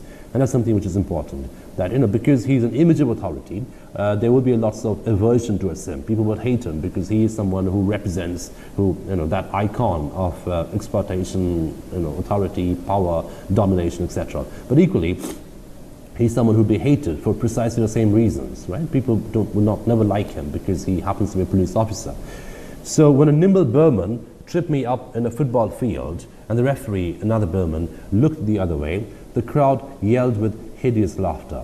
So suppose he's talking about a sports game, a sports event where he's playing football with other Burmese people. Now, a nimble Burman, someone in the field, might trip him, foul him in a game of football, and the referee, who's another Burman, would look the other way, would not give a penalty, would not show a card, etc. And what that would do is that would generate a great laughter among the Burmese spectators, to see the white man down on the ground, tripped by the Burmese people, etc. And that's something which is a bit of a micro-revenge. That's how they avenged themselves of the exploitation that a white man had done to them. So from the very beginning of the essay, we seem to have a certain kind of narrative coming in. So what is being told to you, or us as readers, is the fact that the human location in this narrative is not so important. But the racial macro location, you're just a white man. And because you're a white man, you are expected to be certain things. Because you're a white man, you're expected to behave in a particular way. Because you're a white man, you're expected to to receive certain kinds of emotional, responses. So people will hate you, people will be afraid of you, despite the fact that you might be a different kind of a white man. Okay, so the white man, basically the image of the white man, the icon of the white man, it basically consumes the human being who happens to be the white person in that setting. So George Orwell, the man, becomes increasingly less important compared to George Orwell, the police officer. So this is a very good example of how gender performativity basically consumes biological, organic identity and their associated agency. Okay, so the crowd would laugh whenever he would be tripped on the football field by another Burmese person, and the referee, another Burman, would look the other way, and the play would continue while he would just get up, full of mud. And that sight of the white man down on the ground, covered with mud, is something which the Burmese would find very, very amusing, and they would laugh collectively. This happened more than once. In the end, the sneering yellow faces of young men that met me everywhere, the insults hooted after me when I was at a safe distance, got badly on my nerves.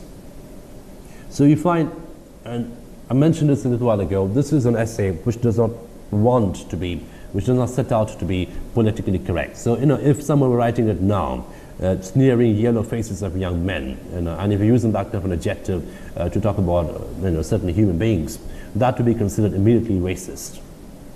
But the point over here is, he's not trying to be politically correct. He's just giving you a very honest description of his experiences as a white man in a colonial setting, as a police officer in that kind of a situation, right? So he'll find the people around him sneering at him. You find it very, very uncomfortable, and he would describe them as yellow faces, right? But equally, he hates his own job, as you find out a little later.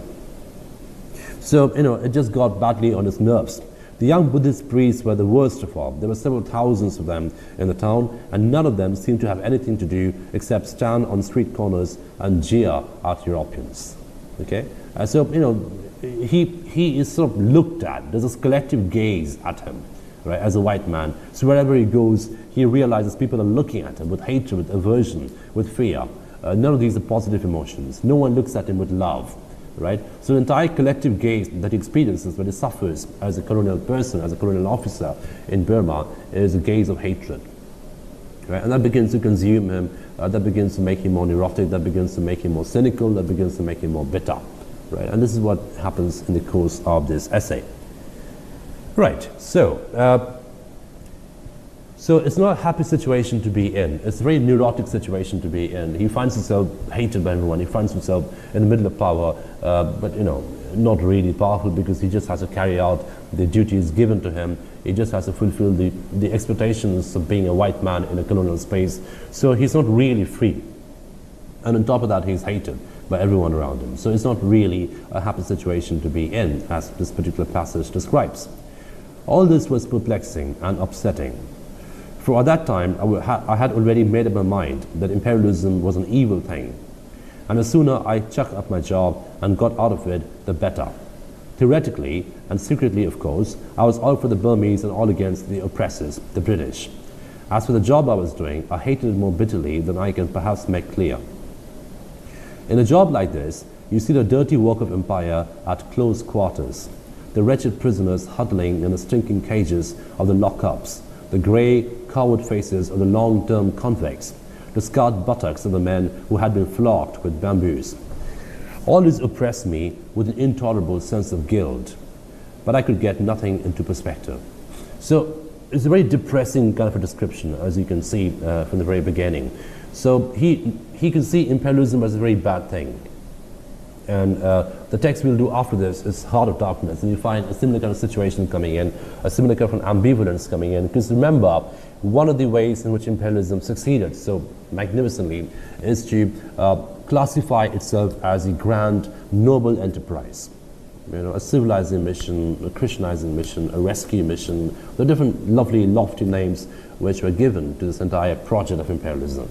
But once you are there, in the colonies, once you really see how everything works, once you really see the machinery of imperialism, you know this is nothing but crude, naked exploitation.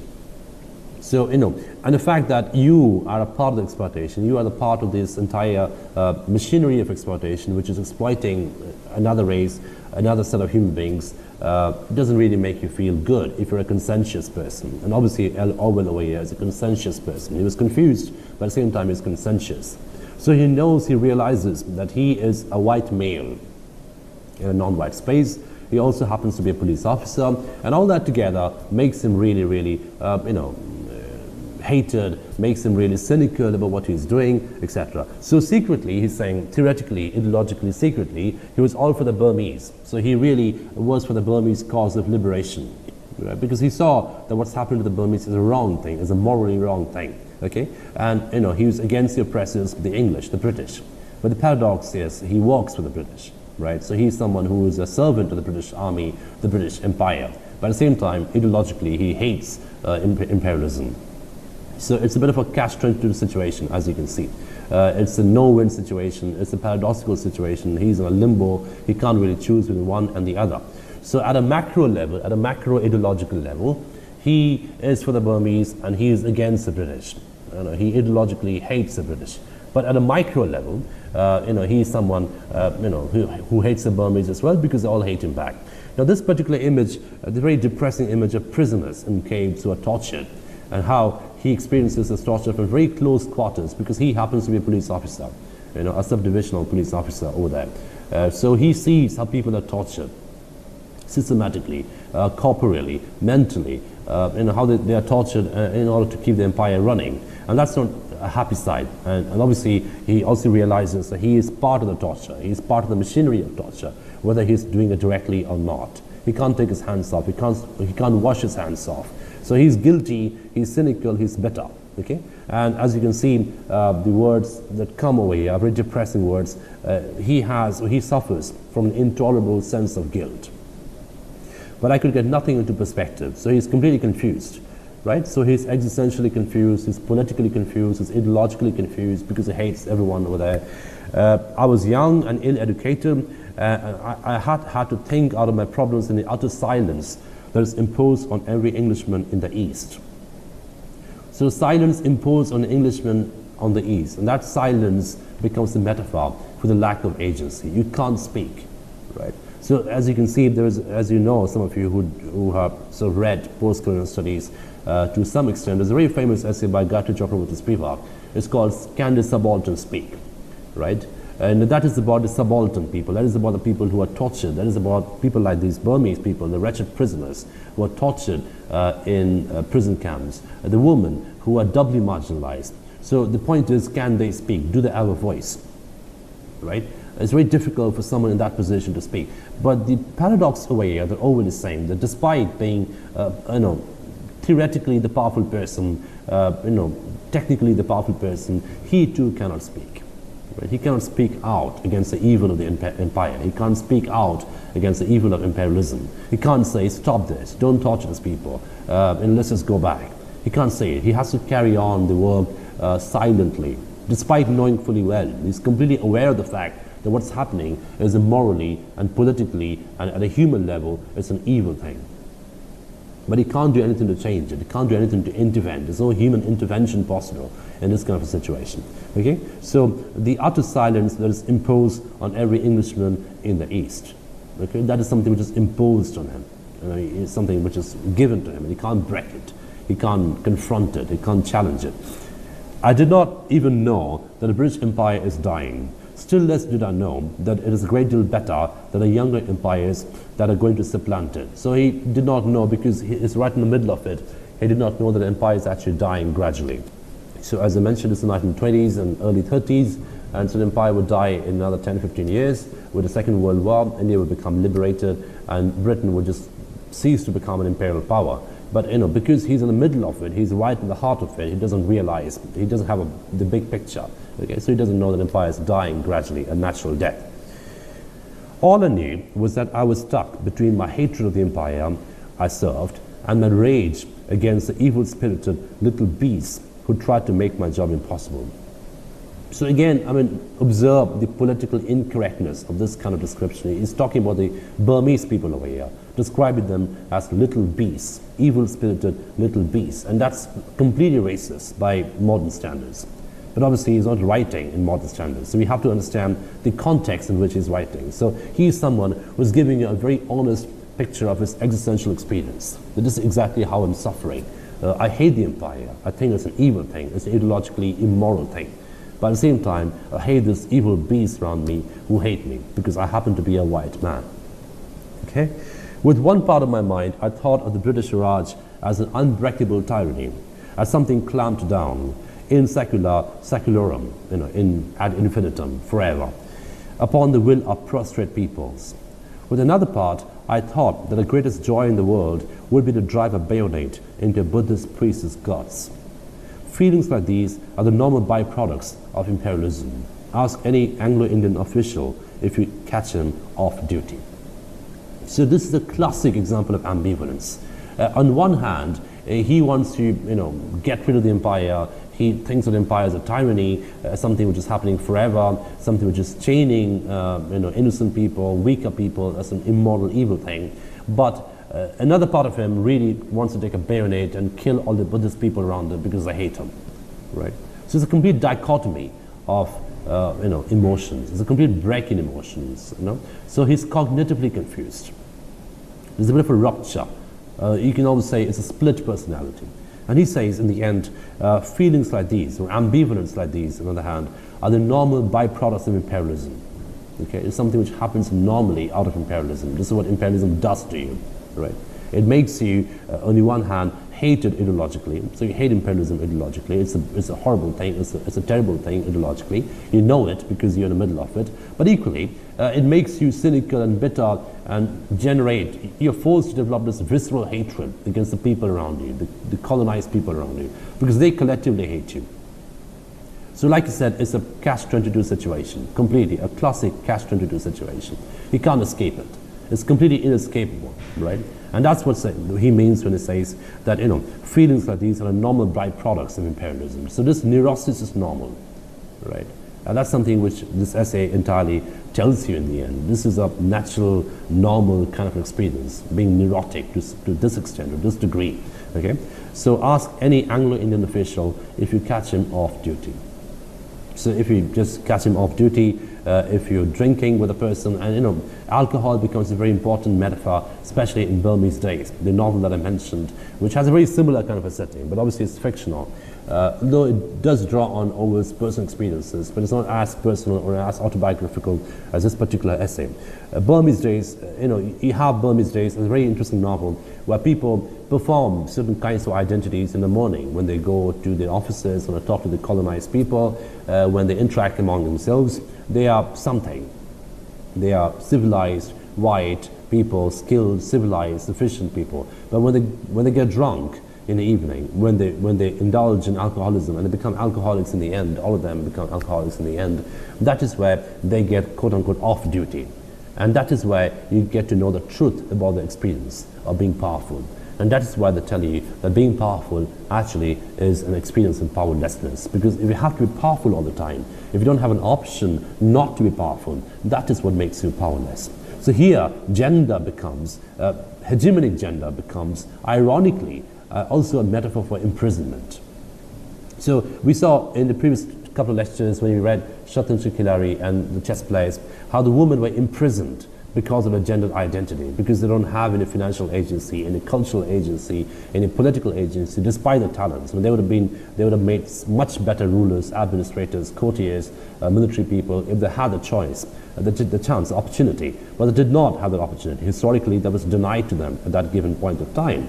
So, and that's what's tragic. That's what's deeply tragic and depressing about the condition, right? But over here, we seem to have a more complex thing. We have a person, a white man, who supposedly enjoys all the power, who has all the power. He is politically powerful, racially powerful, privileged in every sense of the word. But ironically, this privilege makes him powerless. Okay? So he says that if you catch any Anglo-Indian official off duty, when he's not being performative, in other words, when he's non-performative, then ask him about the experience of imperialism, and this is exactly what the person will tell you. That there's a split There's a split in your emotions. There's a division in your emotion. On one hand, you hate imperialism. On the other hand, you hate the Burmese people around you, because one is ideological hatred, the other is visceral hatred. Okay, and you're sort of caught between two different kinds of hatred. So it's not a very happy state to be in other words. Right. So now we move on to the main event in this particular essay, the event which changes things, changes the very ontology of power, changes the very understanding of identity, the very understanding of gender, politics, race, etc. So, you grow up in that kind of a culture, you continue to consume that kind of a narrative which tells you you're powerful because you're a white person in a colonial space, etc., and you sort of internalize it after a point. You internalize that narrative which is around you all the time. But there are certain events which happen, and I use the word event quite philosophically. So these are events which change the course of a narrative. These are events which are ontologically designed in such a way that they change the course of a narrative. They change the way you look at things. So, post the event, your perspective will change. Your knowledge of life will change. Your look of life will change. So pre-event and post-event. So something happens during that event. There's some kind of an ontological change. There's some kind of a change which happens at a level of knowledge. So it's also an epistemological change, right? So your understanding changes, right? Your understanding, your knowledge changes through a certain series of events. So this particular event which happens in this essay, and obviously theorizing and philosophizing the notion of event, but it's important that we do it, especially because it's so profound in this particular essay. And this particular event changes this entire idea of gender, gendered identity and power, especially as a white colonial officer in a colonized space in Burma. So what is that event that he's talking about? So one day, something happened which in a roundabout way was enlightening. And he used the word enlightening, just reread the word enlightening. And obviously the word enlightening means it reveals a certain kind of knowledge. But ironically, it's a knowledge of nothingness. It's not the knowledge which elevates them, it's the knowledge which sinks them down, as we'll see in the course of this essay. It was a tiny incident in itself, but it gave me a better glimpse than I had had before of the real nature of imperialism, the real motives for which despotic governments act. So the event in itself technically was not a major event, it's a very minor event, but ontologically, epistemologically, at the level of knowledge, that's why I use the word epistemological, it is a major, profound, massive event, because it changes everything, right? It gives them a renewed understanding of life, a renewed understanding of power, of imperialism, how things work, how power works, how identities are created, recreated, generated, degenerated, and regenerated. Okay? And that's what happens in this particular essay. Early one morning, the sub-inspector at the police station at the other end of the town rang me up on the phone and said that an elephant was ravaging the bazaar. So, the word bazaar obviously came from the colonies, so it's one of the, like loot, like many other words which came in. So there was a bazaar, and there's an elephant which was ravaging the bazaar, so presumably it's a mad elephant, and so would I please come and do something about it? I did not know what I could do, but I wanted to see what was happening, and I got on the pony and started out. Now notice over here the automatic expectation from the white man, because he happens to be in the hegemonic gendered identity.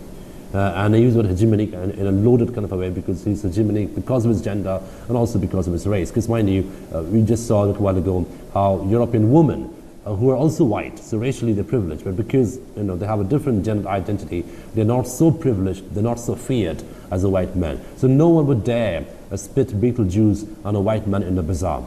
But people will do it for fun when a white woman would pass by, because there'll be a lesser fear for retaliation.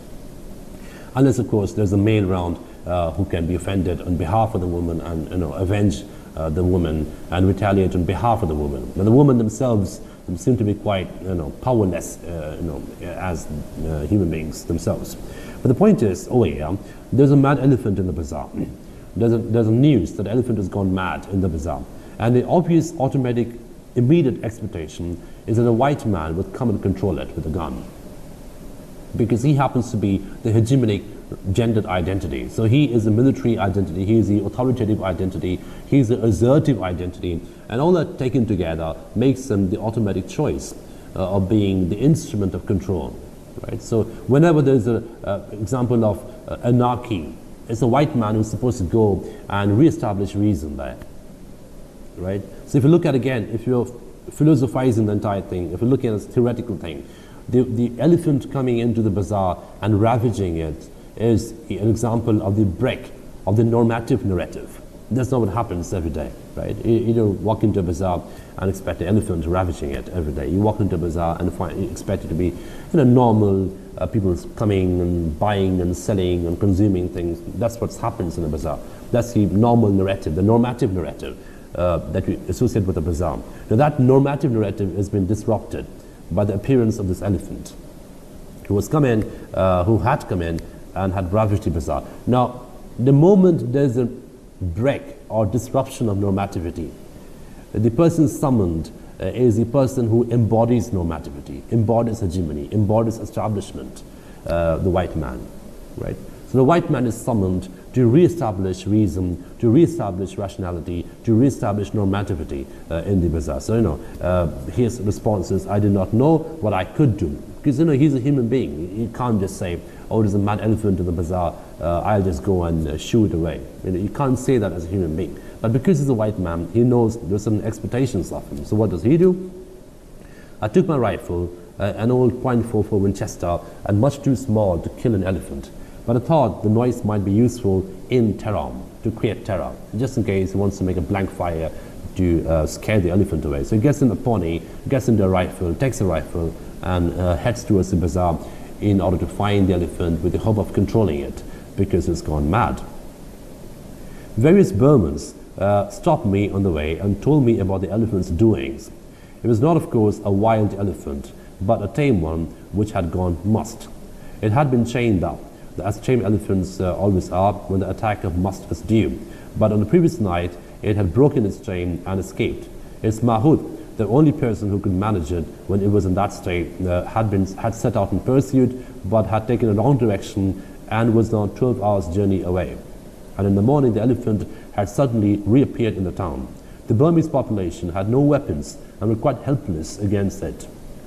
It had already destroyed somebody's bamboo hut, killed a cow, and raided some fruit stalls and devoured the stock.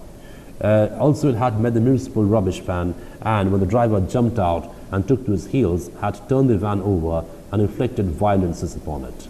Okay, so this is the long and short, the summary of what the elephant had done.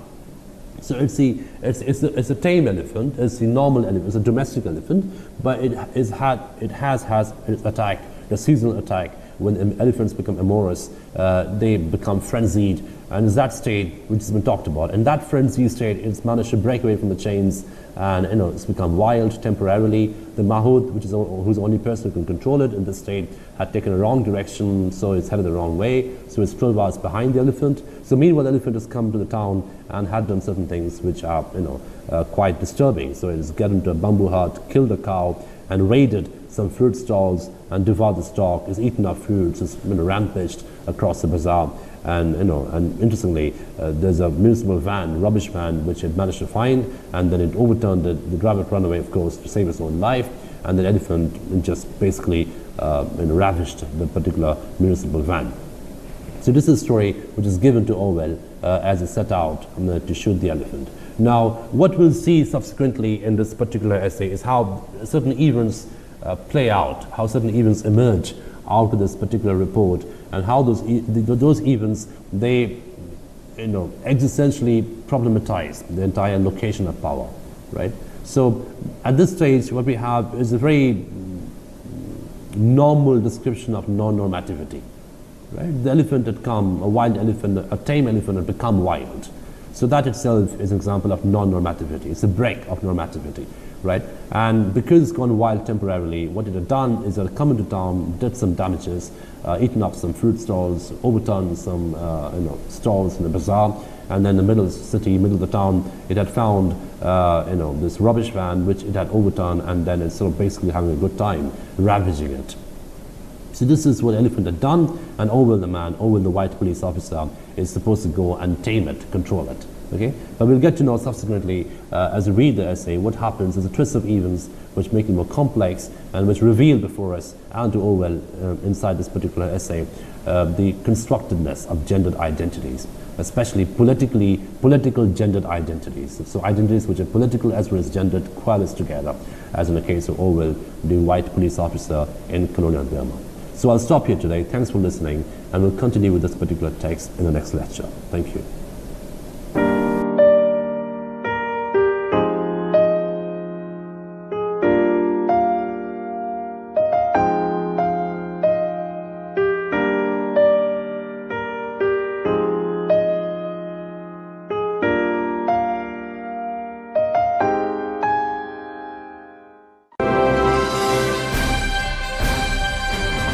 Swayam Prabha, Digital India, Educated India.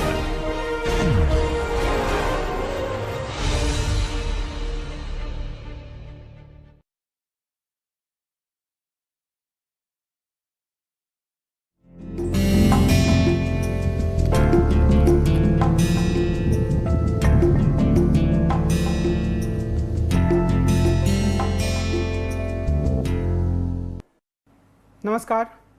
आधुनिक भारतीय राजनीतिक चिंतकों के विचारों पर चर्चा से जुड़ी अपनी श्रृंखला में आज हम महात्मा गांधी के बारे में चर्चा करेंगे। महात्मा गांधी के बारे में एक एपिसोड में हमने उनके जीवन और उनकी पुस्तक हिंद स्वराज से जुड़े विचारों पर चर्चा की है। हमने वहाँ पर यह कोशिश की कि हम महात्मा गांधी के जीवन और जीवन से जुड़ी कुछ प्रमुख घटनाओं के बारे में आपको बताएं, और इसके साथ ही हमने हिंद स्वराज पुस्तक की एक विवेचना आपके सामने प्रस्तुत की, किस तरीके से गांधी जी आधुनिक सभ्यता को शैतानी सभ्यता की संज्ञा देते हैं और किस तरह से वह नैतिक नियंत्रण और उपभोग के नियंत्रण पर आधारित एक ऐसी सभ्यता की स्थापित करने की रूपरेखा प्रस्तुत करते हैं। इन सब बातों पर हमने चर्चा एक एपिसोड में की है, और आज का जो एपिसोड है वो महात्मा गांधी के विचारों पर दूसरा एपिसोड है, क्योंकि इसमें हम कोशिश यह करेंगे कि महात्मा गांधी के जीवन में जो कई तरह के विचार उभर कर सामने आए उस पर विस्तार से हम बातचीत कर पाएँ। हमारी जो आज की पूरी चर्चा है उसमें हम महात्मा गांधी और जाति के प्रश्न पर विचार विमर्श करेंगे, और जाति के प्रश्न और गांधी अम्बेडकर विवाद पर हमारा ज़्यादा ध्यान रहेगा। इसके अलावा उन्होंने जो एक पूरा मॉडल रखा उस पर हम ध्यान देंगे, आर्थिक मॉडल पर, क्योंकि जो जाति का प्रश्न है उसमें कई तरह के आयाम हैं जिस पर हमारी चर्चा रहेगी, और उसके बाद हमारा ध्यान आर्थिक मॉडल या ट्रस्टीशिप के सिद्धांत पर जाएगा। गांधी और राष्ट्रवाद के प्रश्न पर हमारी बात केंद्रित रहेगी। इसके अलावा गांधी का शिक्षा सिद्धांत, नई तालीम की उनकी अवधारणा, इस पर हम बात करेंगे। गांधी और महिला प्रश्न और गांधी और पर्यावरण प्रश्न पर भी हमारी नज़र रहेगी कि आखिर गांधी के विचारों में इन सभी विषयों के बारे में किस तरीके की धाराएं, किस तरह के विचार, किस तरीके के संवाद आते हैं, इस पर हम एक समझ बनाने की कोशिश करेंगे। हमारी जो सबसे पहली चर्चा है वह जाति के प्रश्न पर महात्मा गांधी के विचारों में किस तरीके के बदलाव हुए या किस तरीके के अंतर्विरोध रहे, उस पर ध्यान देने से हमारी बातचीत आगे बढ़ेगी। इस पूरी बातचीत को शुरू करने से पहले मैं आपका ध्यान इस बात की ओर दिलाना चाहता हूं कि महात्मा गांधी के जाति संबंधी विचार काफ़ी हद तक विवादित भी रहे हैं, और पिछले 30 सालों में जिस तरह की राजनीति हमारे देश में उभर कर सामने आई उसमें इन विचारों की विवादित होने की जो संभावना है वो ज़्यादा बढ़ी, खासतौर पर इसलिए क्योंकि जो दलित आंदोलन है उसमें पूना पैक्ट को, जिसके बारे में आगे हम विस्तार से चर्चा करेंगे, काफ़ी आलोचनात्मक दृष्टि से देखा गया, और इसलिए भी क्योंकि बाद के दौर में खुद भीमराव अंबेडकर ने पूना पैक्ट की तीखी आलोचना की थी, उन्होंने महात्मा गांधी की तीखी आलोचना की थी। उन्होंने इस बात पर जोर दिया था कि महात्मा गांधी अपने इरादों को, जो जाति के संबंध में उनके विचार थे, उनको पूरी तरह से लागू करने में विफल रहे, और वो विफल इसलिए भी रहे क्योंकि उनके अंदर पूर्ण ईमानदारी नहीं थी दलितों के प्रश्न को लेकर। तो इस तरह की जो एक आलोचना है जो महात्मा गांधी की जाति के प्रश्न पर उनके विचारों के संदर्भ में आती है, वह इस बात को और ज़्यादा प्रासंगिक बना देती है कि हम इन पहलुओं पर, यानी कि जाति की भूमिका क्या है, जाति को समाप्त कैसे किया जा सकता है, और जाति का व्यापक हिंदू समाज में या पूरे भारतीय समाज में किस प्रकार का स्थान होना चाहिए, इन सभी पहलुओं पर महात्मा गांधी के विचारों के बारे में एक स्पष्ट समझ कायम करें। एक जो शुरुआती बात है जिस पर हमें एक समझ रखनी होगी वह यह कि जाति के प्रश्न पर गांधी के विचारों में लगातार बदलाव आया। वे आरंभ से ही हर प्रकार की अस्पृश्यता के खिलाफ थे। अगर हम उनकी आत्मकथा पढ़ते हैं तो उसमें यह बात आती है। उन्होंने सवर्ण हिंदुओं की मानसिकता में सुधार करने पर बल दिया, किंतु अपने प्रारंभिक दौर में उन्होंने वर्ण व्यवस्था के आदर्श रूप की तरफदारी की। वे यह मानते थे कि अपने आदर्श रूप में, अर्थात जन्म के बजाय कर्म पर आधारित होने पर, वर्ण व्यवस्था एक आदर्श सामाजिक विभाजन का रूप ले सकता है। उन्होंने अछूतों की स्थिति सुधारने के लिए कई अभियान चलाए और उन्हें हरिजन का नाम दिया, लेकिन अंबेडकर ने गांधी के प्रयासों की तीखी आलोचना की।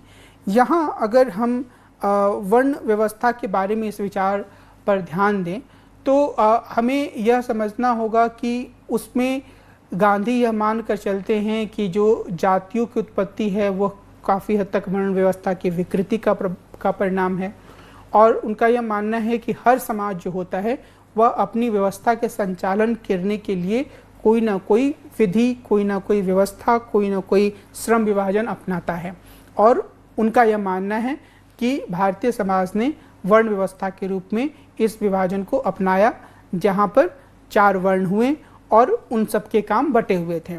लेकिन उसके साथ ही उनका यह कहना है कि यह व्यवस्था अच्छी थी, यह व्यवस्था बुरी इसलिए हुई क्योंकि कर्म के बजाय जन्म के आधार पर इसे तय किया जाने लगा।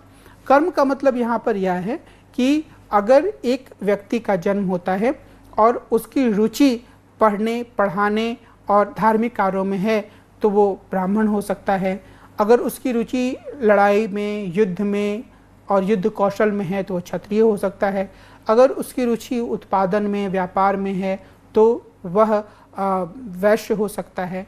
और अगर उसकी रुचि इसके नीचे के कामों में है, साफ सफाई और दूसरे अन्य कामों में, तो शूद्र की भूमिका में आ सकता है। हालांकि बाद में बहुत सारे विद्वान जो हैं शूद्र और पंचम जो हैं, जैसे अंबेडकर बोलते हैं कि वो इन चारों रूपरेखाओं से बाहर रखा गया दलितों को, तो वो एक अलग विमर्श हो सकता है। पर मुख्य रूप से जो गांधी जिस रूप में वर्ण व्यवस्था की शुरुआती दौर में तरफदारी करते थे वो यही बात थी। और उनकी जाति पर जो आधारित समझ थी वो धीरे धीरे साफ होती गई और आगे चलकर उन्होंने अपने विचारों में भी काफ़ी बदलाव किया।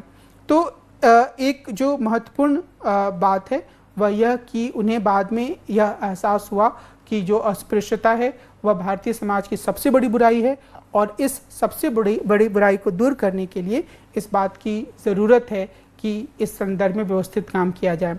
और उन्होंने एक तरीके से यह घोषणा की कि जो जिन्हें समाज में अस्पृश्य माना जाता है वे उन्हें हरिजन मानते हैं, यानी कि वो मानते हैं कि वो समाज के सबसे मुश्किल काम को करते हैं और वो ईश्वर के रूप में हैं और ईश्वर के लोग हैं और उसी रूप में हमें उनका सम्मान करना चाहिए और उनको विशिष्ट स्थान प्रदान करना चाहिए।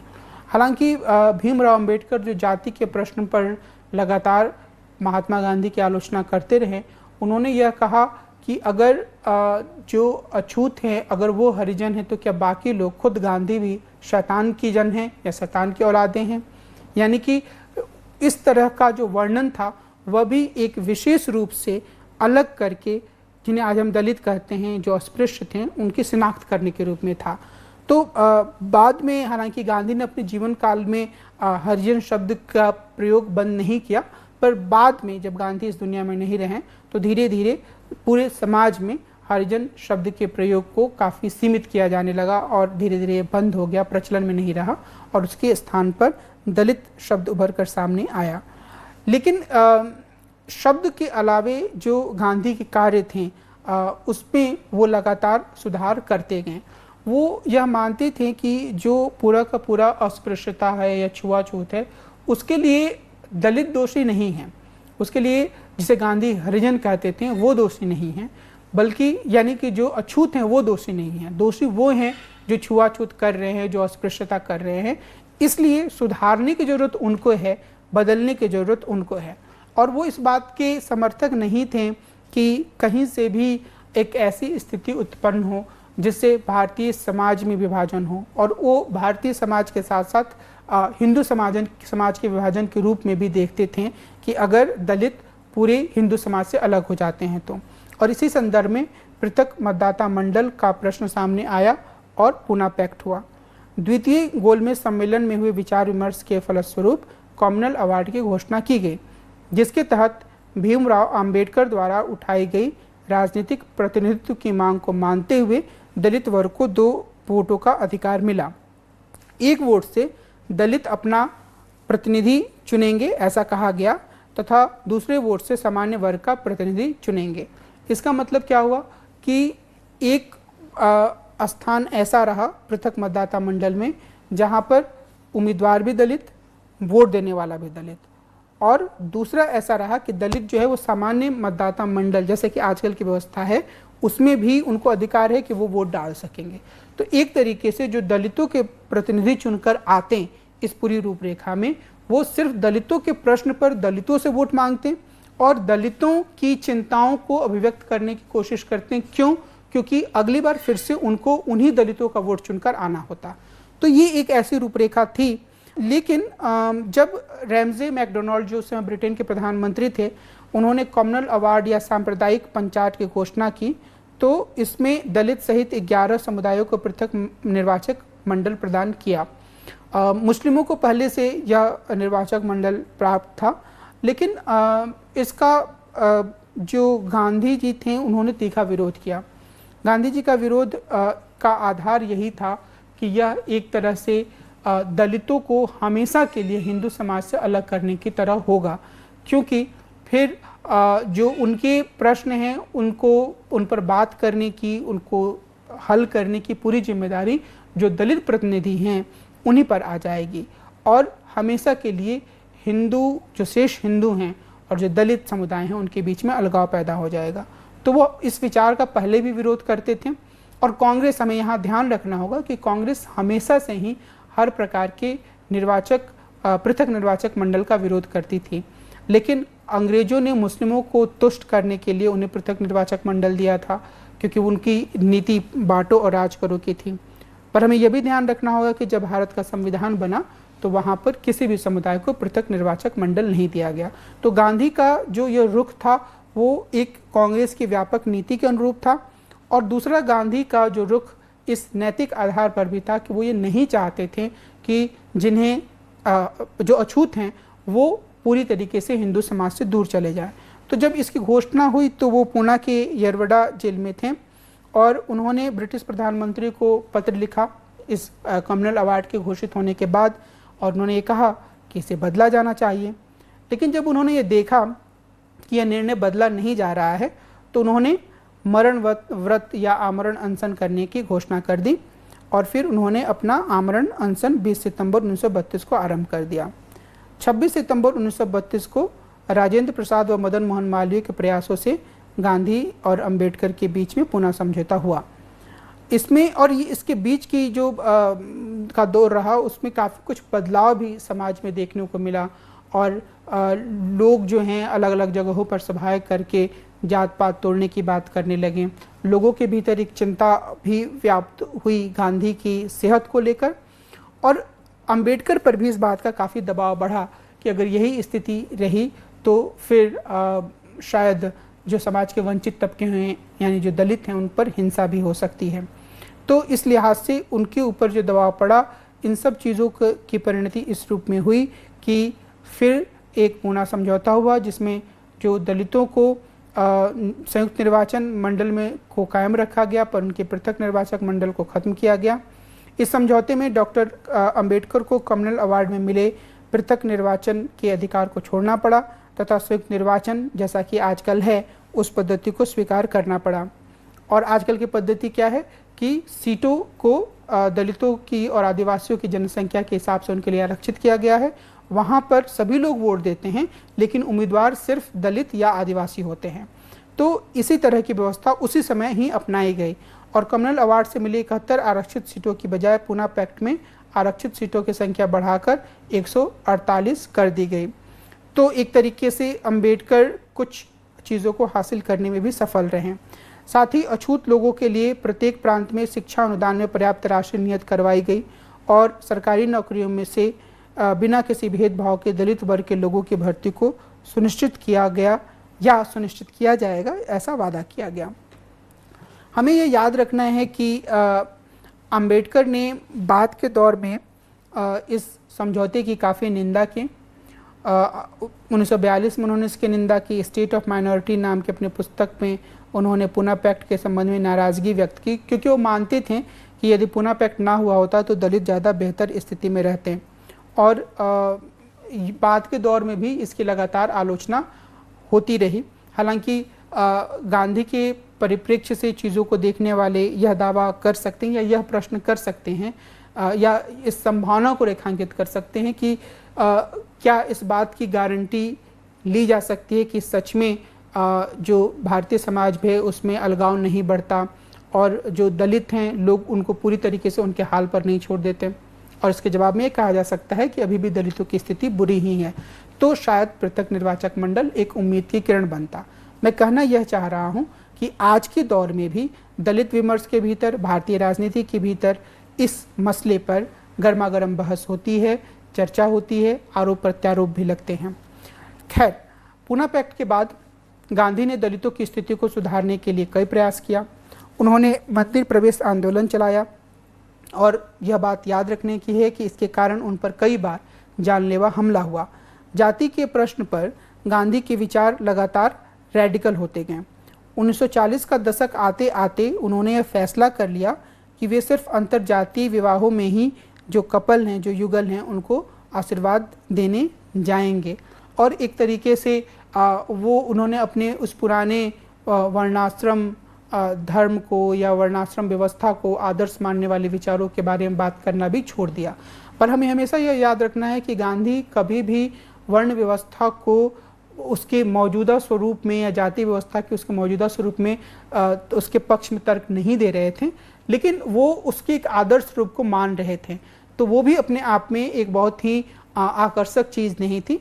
लेकिन बाद के दौर में गांधी ने इन बातों की चर्चा करनी ही बंद कर दी। हालांकि हम आगे देखेंगे जब हम डॉक्टर अंबेडकर के बारे में बात करेंगे तब भी, और यहाँ भी मैं इस बात को रेखांकित करना चाहूँगा कि अंबेडकर अपने विचारों में इस बात पर अडिग रहे कि गांधी जो थे वो यह नहीं चाहते थे कि बाकी जो सवर्ण हिंदू हैं वो उनसे नाराज़ हो जाएं। इसके पीछे यह कारण हो सकता है कि भारतीय राष्ट्रीय आंदोलन के संयुक्त मोर्चे को कायम रखना चाहते थे, पर जो भी कारण रहा हो, इसने भी गांधी को जो दलितों के उत्थान की जो कोशिश थी, उनकी अस्पृश्यता को ख़त्म करने की जो कोशिश थी, उसको प्रभावित किया, ऐसा अंबेडकर मानते हैं और उन्होंने अपनी एक पुस्तक में इसको रेखांकित भी किया है। लेकिन हम गांधी और अंबेडकर के बीच जाति के प्रश्न को लेकर जो विचार विमर्श हुआ है उसमें कुछ विद्वानों के हवाले से कुछ बातों को आपके सामने रखने की कोशिश करेंगे आगे। गांधी और अंबेडकर विवाद में निम्नलिखित बिंदुओं को रेखांकित किया जा सकता है। अंबेडकर की तरह गांधी के लिए भी व्यक्ति सबसे अहम है। हालांकि इस सिलसिले में दोनों के अलग अलग तर्क थे। गांधी का मानना था कि जाति व्यवस्था ने जातिगत भेदभाव और जाति पर आधारित श्रेष्ठताहीनता का मिथ्या भाव पैदा कर दिया। दोनों की राय में वैसी सामाजिक व्यवस्था सबसे अच्छी है जिसमें हर व्यक्ति के लिए अपनी क्षमता के हिसाब से खुद को सबसे अच्छी तरह से विकसित करने की गुंजाइश हो। दोनों ने आखिरकार इस बात को लेकर सहमति जताई कि मौजूदा जाति प्रथा को एक ऐसी सामाजिक व्यवस्था नहीं माना जा सकता है। इसी वजह से न सिर्फ दलितों के साथ निर्ममता हुई, बल्कि इसने सवर्ण जाति के हिंदुओं के व्यवहार को अमानवीय बना दिया। ऐसा गांधी भी मानते हैं और अंबेडकर भी। अंबेडकर इस बात से सहमत थे कि बेहतर इंसान बनने के लिए सवर्ण हिंदुओं को जरूरी तौर पर अपना जातिगत पूर्वग्रह छोड़ना होगा। हालांकि गांधी के विचारों को स्वीकार करने को लेकर उन्हें गंभीर आपत्ति थी। उन्होंने स्वीकार किया कि सवर्ण जाति के हिंदू भी जाति व्यवस्था के उतने ही पीड़ित हैं जितने दलित। अंबेडकर के मुताबिक जाति व्यवस्था की समस्या को लेकर गांधी का विश्लेषण सतही था। अंबेडकर के अनुसार जातिगत भेदभाव और जाति के आधार पर श्रेष्ठताहीनता का भाव एक बड़ी सच्चाई थी। उनका कहना था कि हिंदू समाज में धन, संपत्ति, राजनीतिक सत्ता, ज्ञान, अन्य चीज़ें और ऊंची हैसियत का प्रदर्शन करने वाले साधनों का बंटवारा जाति आधारित पदानुक्रम के हिसाब से ही है। अंबेडकर के मुताबिक जाति व्यवस्था दलितों के लिए सामाजिक न्याय और समानता का अवसर प्राप्त करने की राह में बाधा थी। तो एक तरीके से अंबेडकर गांधी की इस बात से सहमत थे कि हाँ, इसने अमानवीयकरण किया है दलितों का भी और सवर्ण जातियों का भी, लेकिन वो इस बात को मानने के लिए कतई तैयार नहीं थे कि दोनों को हम बराबरी पर रख सकते हैं। उनका यह मानना था कि दलितों के लिए जीवन मरण का प्रश्न है। क्यों? क्योंकि उनकी हर तरह के विकास में यह बाधक है, उनके साथ पशुवत व्यवहार का यह कारण है। गांधी इसको इस रूप में देखते थे कि ये सवर्ण लोगों को भी या गैर दलित लोगों को भी अमानवीय बनाता है, तो उनके अंदर की इंसानियत मर रही है, तो वो भी एक तरीके से जाति व्यवस्था से पीड़ित हैं और उन्हें भी इससे निकालने की ज़रूरत है। अंबेडकर दोनों में फ़र्क करते हैं और वो ये कहते हैं कि वो जो लोग हैं वो काफ़ी हद तक मजबूत स्थिति में हैं, जो लोग जाति व्यवस्था का प्रयोग कर रहे हैं दलितों का दमन करने के लिए। तो एक स्तर पर उनकी थोड़ी बहुत अमानवीयता मर रही है, उनके भीतर की मानवीयता मर रही है और वो एक इंसान के रूप में कमतर हो रहे हैं, पर जीवन के तमाम जो पहलू हैं उनका वो उपभोग कर रहे हैं। लेकिन अगर हम कुछ साझापन की बात करें, एक तरह का साझापन यहाँ भी ऊपर जो मैंने वर्णन किया उसमें है कि दोनों व्यक्ति को हम मानते हैं और समाज को बेहतर बनाना चाहते हैं, लेकिन अंतर जो है वो इसी बुनियादी स्तर पर है कि जो अंबेडकर है इस बात पर जोर देते हैं कि जाति व्यवस्था जो है उसमें पीड़ित पक्ष दलित हैं और उनके पक्ष में काम करने की ज़रूरत है। गांधी भी यह मानते हैं, लेकिन वो इसका दोष सवर्ण पुरुषों पर, सवर्ण महिलाओं पर डालते हैं और उन्हें सुधारने की बात करते हैं। और वो कहते हैं कि वो एक इंसान के रूप में भी नीचे गिरे हैं, तो उन्हें भी बेहतर ऊपर लाने की ज़रूरत है।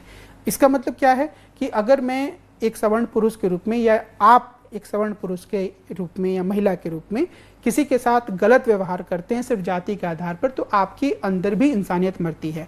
गांधी का जोर इस पर था। तो एक अंतर है दोनों में। अंबेडकर ज़्यादा रेडिकल रूप में दलितों के पक्ष में बात करने वाले चिंतक के रूप में सामने आते हैं। गांधी कुछ हद तक समग्रता में देखते हैं, लेकिन उसमें ऐसा कहा जा सकता है और ऐसा मुझे लगता है कि दलितों की जो दुखद स्थिति है उसके प्रति उसको बदलने की जो रेडिकल उपाय हैं उस सिलसिले में वो अंबेडकर से थोड़े पीछे रहते हैं, क्योंकि वो समग्रता में मानते हैं कि इसका दोष सवर्ण हिंदुओं का है और उन्हें ही इससे निपटना है। अब हम कुछ बिंदुओं को देखेंगे जिससे में कि यह बात ज़्यादा साफ तौर पर सामने आएगी कि दोनों जाति की व्यवस्था को कैसे देखते हैं। अब अंबेडकर ने दलितों के आर्थिक सामाजिक स्थिति के बदलाव पर जोर दिया। गांधी इस मसले को पूरे समाज में बदलाव से जोड़कर देखते हैं।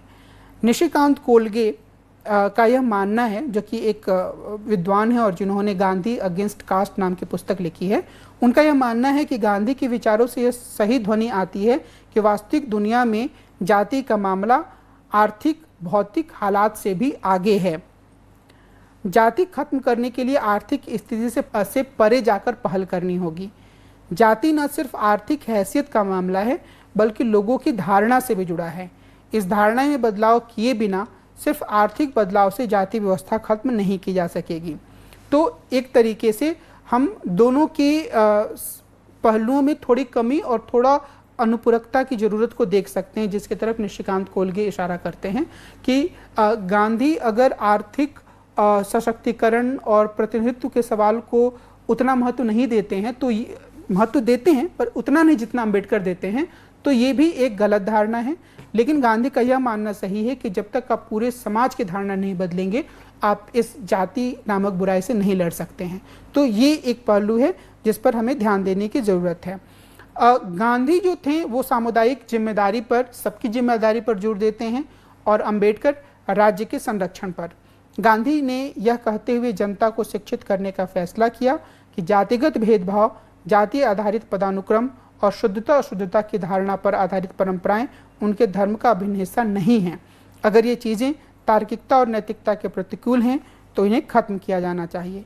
इस सिलसिले में उन्होंने तर्क, अनुनय, अनुरोध और व्यक्तिगत उदाहरण का सहारा लिया। उन्होंने समर्पित कार्यकर्ताओं की फौज तैयार की जो गांव-गांव जाकर अपने कार्यों से उदाहरण पेश करते थे। वह न सिर्फ जातिगत भेदभाव में राज्य की अहमियत को लेकर असहज रहे, बल्कि वो हर मामले में राज्य को थोड़ी शंका की दृष्टि से देखते थे। लेकिन दूसरी तरफ अंबेडकर थे जिन्हें पता था कि वह जिन लोगों के लिए संघर्ष कर रहे हैं वे सामाजिक और शैक्षणिक रूप से पिछड़े और आर्थिक रूप से अधीन तथा सांस्कृतिक रूप से दबे कुचले हैं। इस वजह से उन्हें वास्तविक साधनों की समान उपलब्धता सुनिश्चित करने के लिए संवैधानिक सुरक्षा की दरकार होगी। इस बात में कोई संदेह नहीं होना चाहिए कि एक जाति विहीन समाज की दिशा में आगे बढ़ने के लिए इन दोनों पहलुओं की आवश्यकता है। तो निशिकांत कोलगे यह तर्क देते हैं और यह तर्क काफ़ी हद तक सही भी लगता है कि जिस रूप में गांधी इस प्रश्न को देखते थे वह एक व्यापक आयाम का प्रतिनिधित्व करता है और जिस रूप में अंबेडकर इसको देखते थे वह भी एक बुनियादी आयाम का प्रतिनिधित्व करता है और इन दोनों से ही को साथ लाकर ही जाति व्यवस्था को देखा जा सकता है। और तीसरा पहलू डी.आर. नागराज ने प्रस्तुत किया है जो आत्म शुद्धिकरण बनाम आत्मसम्मान के रूप में सामने आता है। डी.आर. नागराज का मानना है कि गांधी ने आरंभिक रूप से सवर्ण जातियों के शुद्धिकरण पर बल दिया, यानी कि दोष किसका है अस्पृश्यता का पालन करने का, सवर्ण जातियों का, तो उन्हें अपने आप को शुद्ध करना है, बेहतर बनाना है। वहीं अंबेडकर का जोर आत्मसम्मान पर था, यानी कि उन लोगों के आत्मसम्मान पर जिन्हें इंसान से कमतर माना जाता था और इस रूप में व्यवहार किया जाता था। लेकिन डी.आर. नागराज जो महत्वपूर्ण तर्क देते हैं वह यह कि अपने जीवन के बाद के दौर में दोनों नेताओं ने एक दूसरे के विचारों को महत्व को समझा और उसे अपने विचारों में स्थान प्रदान किया। इसका मतलब यह है कि जो महात्मा गांधी थे वो धीरे धीरे करके कई प्रश्नों पर जो आर्थिक संवैधानिक अधिकार के प्रश्न थे उस पर रेडिकल होते गए और उसके महत्व को उन्होंने समझा। दूसरी ओर जो अंबेडकर थे वो भी इस बात को समझ पाए कि जो जाति का प्रश्न है उस प्रश्न में धर्म बदलने जैसे पहलुओं का या सांस्कृतिक रूपकों का काफ़ी इस्तेमाल है और इसमें लोगों के भीतर जो यह भावना है सभी लोगों के भीतर उसे दूर करने की भी ज़रूरत है। तो कुल मिलाकर जो ये पूरी चर्चा मैंने आपके सामने रखी निशिकांत कोलगे और डी.आर. नागराज के विचारों का उदाहरण देते हुए, उसका मुख्य जो लब्बो-लुआब है वह यह है कि महात्मा गांधी के जीवन काल में जिस रूप में उन्होंने जाति को देखा उसकी बाद में काफ़ी तीखी आलोचना खुद अंबेडकर ने की और जो अंबेडकर के विचारों को मानकर राजनीति करने वाले राजनीतिक कार्यकर्ता हैं, दलित कार्यकर्ता हैं, उन्होंने भी गांधी की तीखी आलोचना की। लेकिन अगर हम गांधी के जीवन को देखेंगे तो हम यह पाएंगे कि धीरे धीरे जाति के पर आधारित उनके विचार रेडिकल होते गए। उन्होंने जाति और अस्पृश्यता को खत्म करने के लिए काफ़ी काम किया। उन्होंने व्यापक समाज के परिवर्तन पर जोर दिया। उन्होंने इस बात पर जोर दिया कि जो छुआछूत बरत रहा है उसे ठीक करने की ज़रूरत है, उसको इंसान बनाने की ज़रूरत है। और वो इस बात पर जोर देते हैं कि जो एक पूरा समाज है उसको बदले बगैर जाति को खत्म नहीं किया जा सकता है।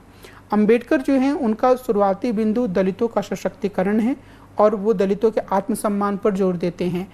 लेकिन जो दोनों ही पहलू हैं और उसके लिए अंबेडकर कई तरह के संवैधानिक प्रयोग करने, राज्य द्वारा हस्तक्षेप करने को ज़्यादा महत्व देते हैं। उनका भरोसा व्यापक समाज पर नहीं है। हाँ, जो दलित समाज है उसके आपसी एकता पर वो जरूर भरोसा करते हैं। लेकिन जो मुख्य तर्क है वह यह कि एक स्तर पर दोनों विचारों में एक तरह की अनुपूरकता हो सकती है, कॉम्प्लीमेंटैरिटी हो सकती है।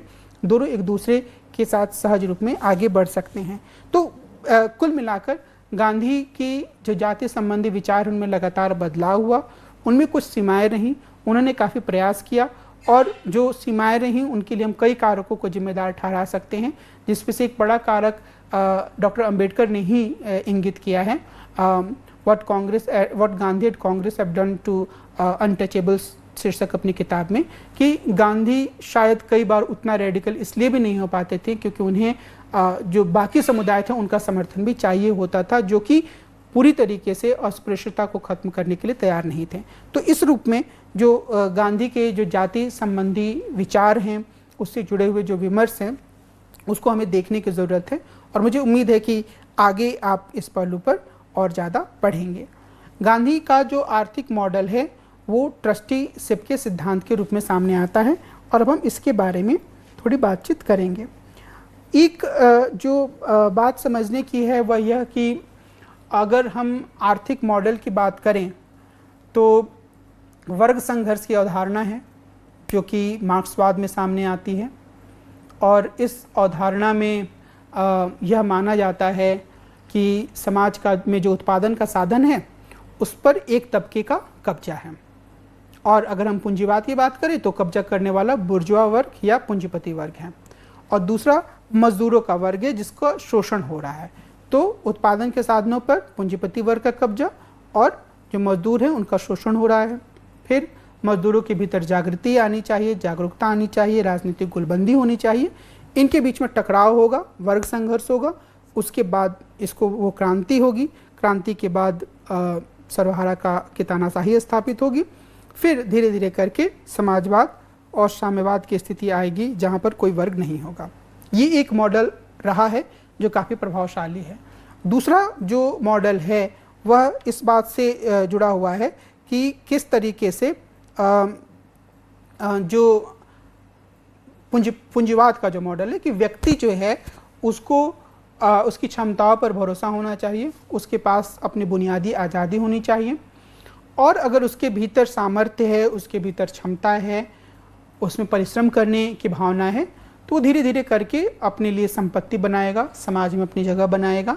तो हर किसी को आप बराबरी का मौका दीजिए, ये पूंजीवाद और उदारवाद का तर्क है। और उसके बाद व्यक्ति जितनी संपत्ति अर्जित करता है वो उसकी संपत्ति है। सरकार अपना कुछ काम चलाने के लिए उससे कुछ टैक्स ले सकती है, और फिर लिबरलिज्म या उदारवाद के भीतर इसमें कई तरह के वाद विवाद है, पर मोटे तौर पर यह दो प्रचलित मॉडल हैं। गांधी जो ट्रस्टीशिप का मॉडल देते हैं उनका यह कहना है कि अगर कोई व्यक्ति संपत्ति अर्जित करता है तो एक तरीके से वर्ग सहयोग की बात है जिसको मैं आगे स्पष्ट करूंगा।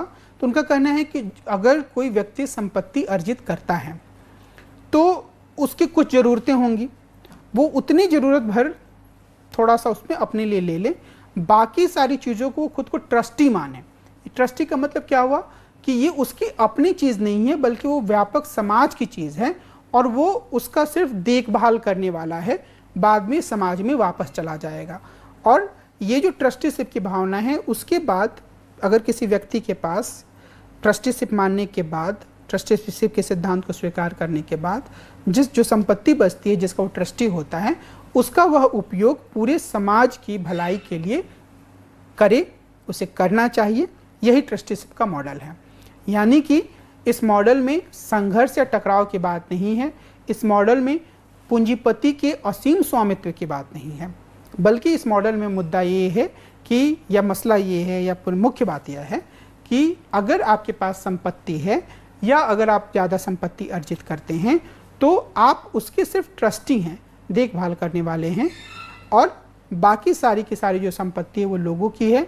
लोग जो हैं, लोगों की भलाई में आपको इसका इस्तेमाल करना चाहिए, और अपने लिए भी आप एक छोटा हिस्सा ही रख सकते हैं जितना कि आपको आपके काम की, आपकी ज़रूरत के हिसाब से चाहिए। अब इसके साथ, इस विचार के साथ जो समस्या है वह यह है कि बहुत सारे लोग असल में इस पूरे ट्रस्टीशिप मॉडल का इस्तेमाल करते हुए जो समाजवाद के विचार हैं या एक सीमित सीमा तक संपत्ति रखने का विचार है उसको नकार सकते हैं। जमींदार ऐसा कर सकते हैं, बड़े बड़े भूमिपति ऐसा कर सकते हैं, बड़े बड़े उद्योगपति ऐसा कर सकते हैं। वे ये कह सकते हैं कि भाई हम जो ये पूरी संपत्ति है उसका मालिक नहीं, उसका हम ट्रस्टी हैं, और हम इसका प्रयोग सबकी भलाई के लिए करना चाह रहे हैं।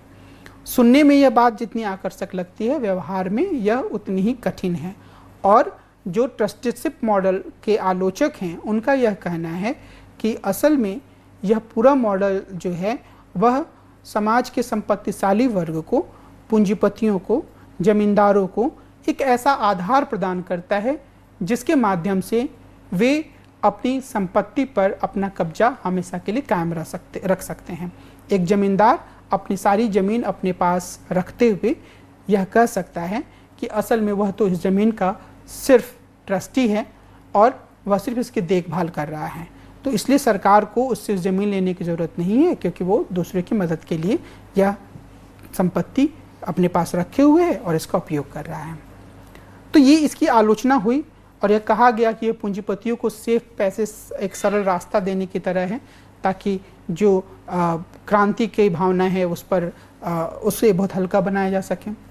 लेकिन अगर हम यह सोचें कि इस पूरे विचार को आदर्श रूप में लागू किया जा रहा है, लागू करने की कोशिश हो रही है, तो क्या यह वास्तव में व्यवहारिक है? अब इसे बहुत व्यवहारिक स्तर पर अपनाने या व्यवहार में लाने की कोशिश नहीं हुई है, लेकिन यह ट्रस्टीशिप का मॉडल जो है वह अगर हम देखें, बहुत सारे ट्रस्ट दिखते हैं हमारे देश में, तो कई बार वह काम करने का एक बेहतरीन तरीका होता है, लेकिन ऐसा नहीं होता है कि सभी लोगों का बराबर अधिकार उस संपत्ति पर हो पाए। जो लोग उस तरीके की पूरी प्रक्रिया में जुड़े होते हैं, यानी कि जिसकी संपत्ति होती है या जो उस संपत्ति का रखवाला होने का दावा करता है, वही उसका असली मालिक भी होता है, वही यह फैसला करता है कि इस पूरे पैसे का किस तरीके से उपयोग किया जाए। मैं कुछ आम जीवन में प्रचलित ट्रस्टों की बात कर रहा हूँ, लेकिन हमें यह ध्यान रखना होगा कि गांधी के इस मॉडल को बहुत ही ईमानदारी के साथ ज़मीन पर उतारने की कोशिश नहीं की गई। कुछ लोग जो उनके नज़दीक थे, उन्होंने इस मॉडल के आसपास ज़रूर काम करने की कोशिश की। कुछ उद्योगपति जो गांधी के नज़दीकी थे, उन्होंने अपने जीवन में इसे उतारने की कोशिश की, लेकिन यह नहीं कहा जा सकता है कि एक बहुत व्यापक सिद्धांत के रूप में समाज में आ पाया। लेकिन यह ज़रूर है कि इस सिद्धांत में जो गांधी का जो अहिंसा का जो सिद्धांत था, जो लोगों के साथ एक साथ जुड़ने, साथ रहने और मिलजुल कर समाज को आगे बढ़ाने का जो उनका सिद्धांत था, उसकी पूरी संभावना मौजूद है, लेकिन व्यवहारिक स्तर पर इसे अभी तक लागू नहीं किया जा सकता और ऐसा लगता है कि शायद व्यवहारिक स्तर पर इसे लागू करना बहुत कठिन है। और एक तरीके से जो गांधी का जो पूरा मॉडल है, उसके आखिर में मैं यह बात ज़रूर कहूँगा कि गांधी जी ने इस बारे में यह कहा था कि मान लीजिए कि मेरे पास उचित मात्रा में धन है, या तो विरासत के माध्यम से या व्यापार और उद्योग के माध्यम से।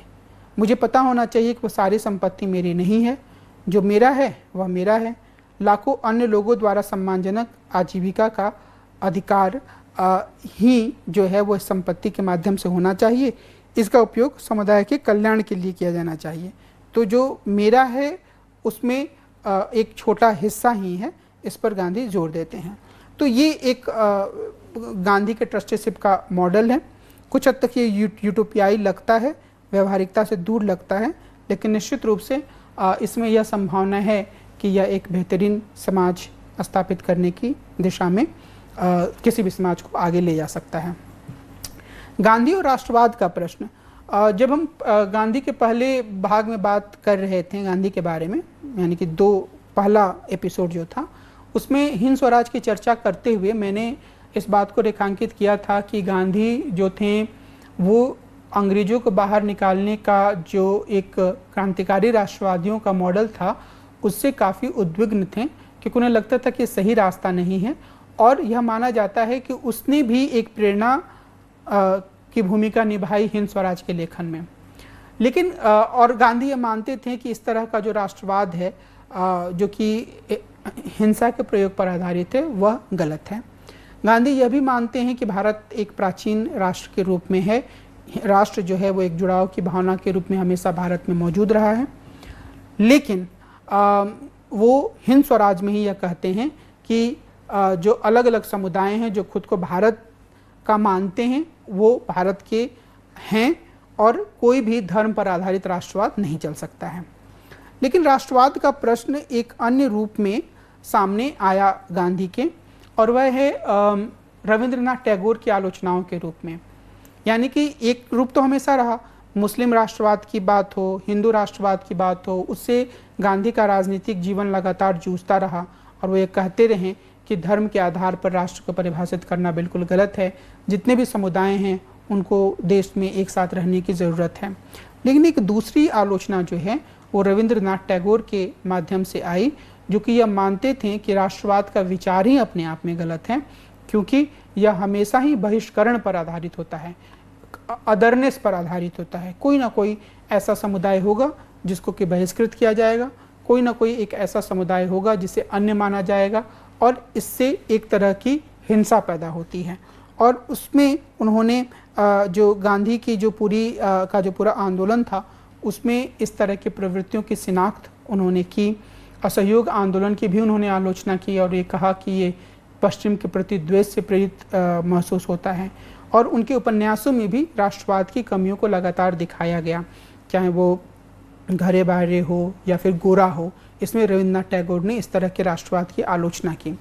आशीष नंदी जो बहुत बड़े समाजशास्त्री हैं, सामाजिक मनोवैज्ञानिक विद्वान हैं हमारे देश के, उन्होंने एक पुस्तक लिखी इलिजिटिमेसी ऑफ नेशनलिज्म, जिसमें उन्होंने ये दिखाया है कि असल में जो टैगोर द्वारा राष्ट्रवाद की आलोचना थी उसने गांधी को अपने राष्ट्रवाद को ज़्यादा लचीला बनाने में मदद की, यानी कि गांधी का राष्ट्रवाद का विचार ज़्यादा लचीला बन पाया।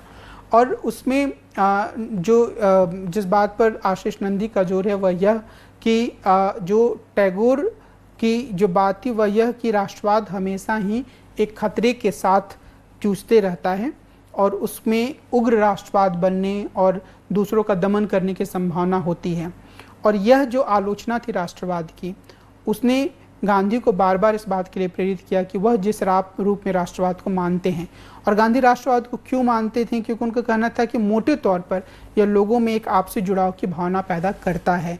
और लेकिन वह राष्ट्रवाद, गांधी की कोशिश रही कि सबको साथ लेकर चलने वाला राष्ट्रवाद हो, जिसमें किसी का बहिष्करण ना हो, जिसमें कोई अदरनेस की फीलिंग, दुश्मनी की फीलिंग पैदा ना हो, बल्कि एक मानवता के विचार के रूप में यह आगे बढ़े।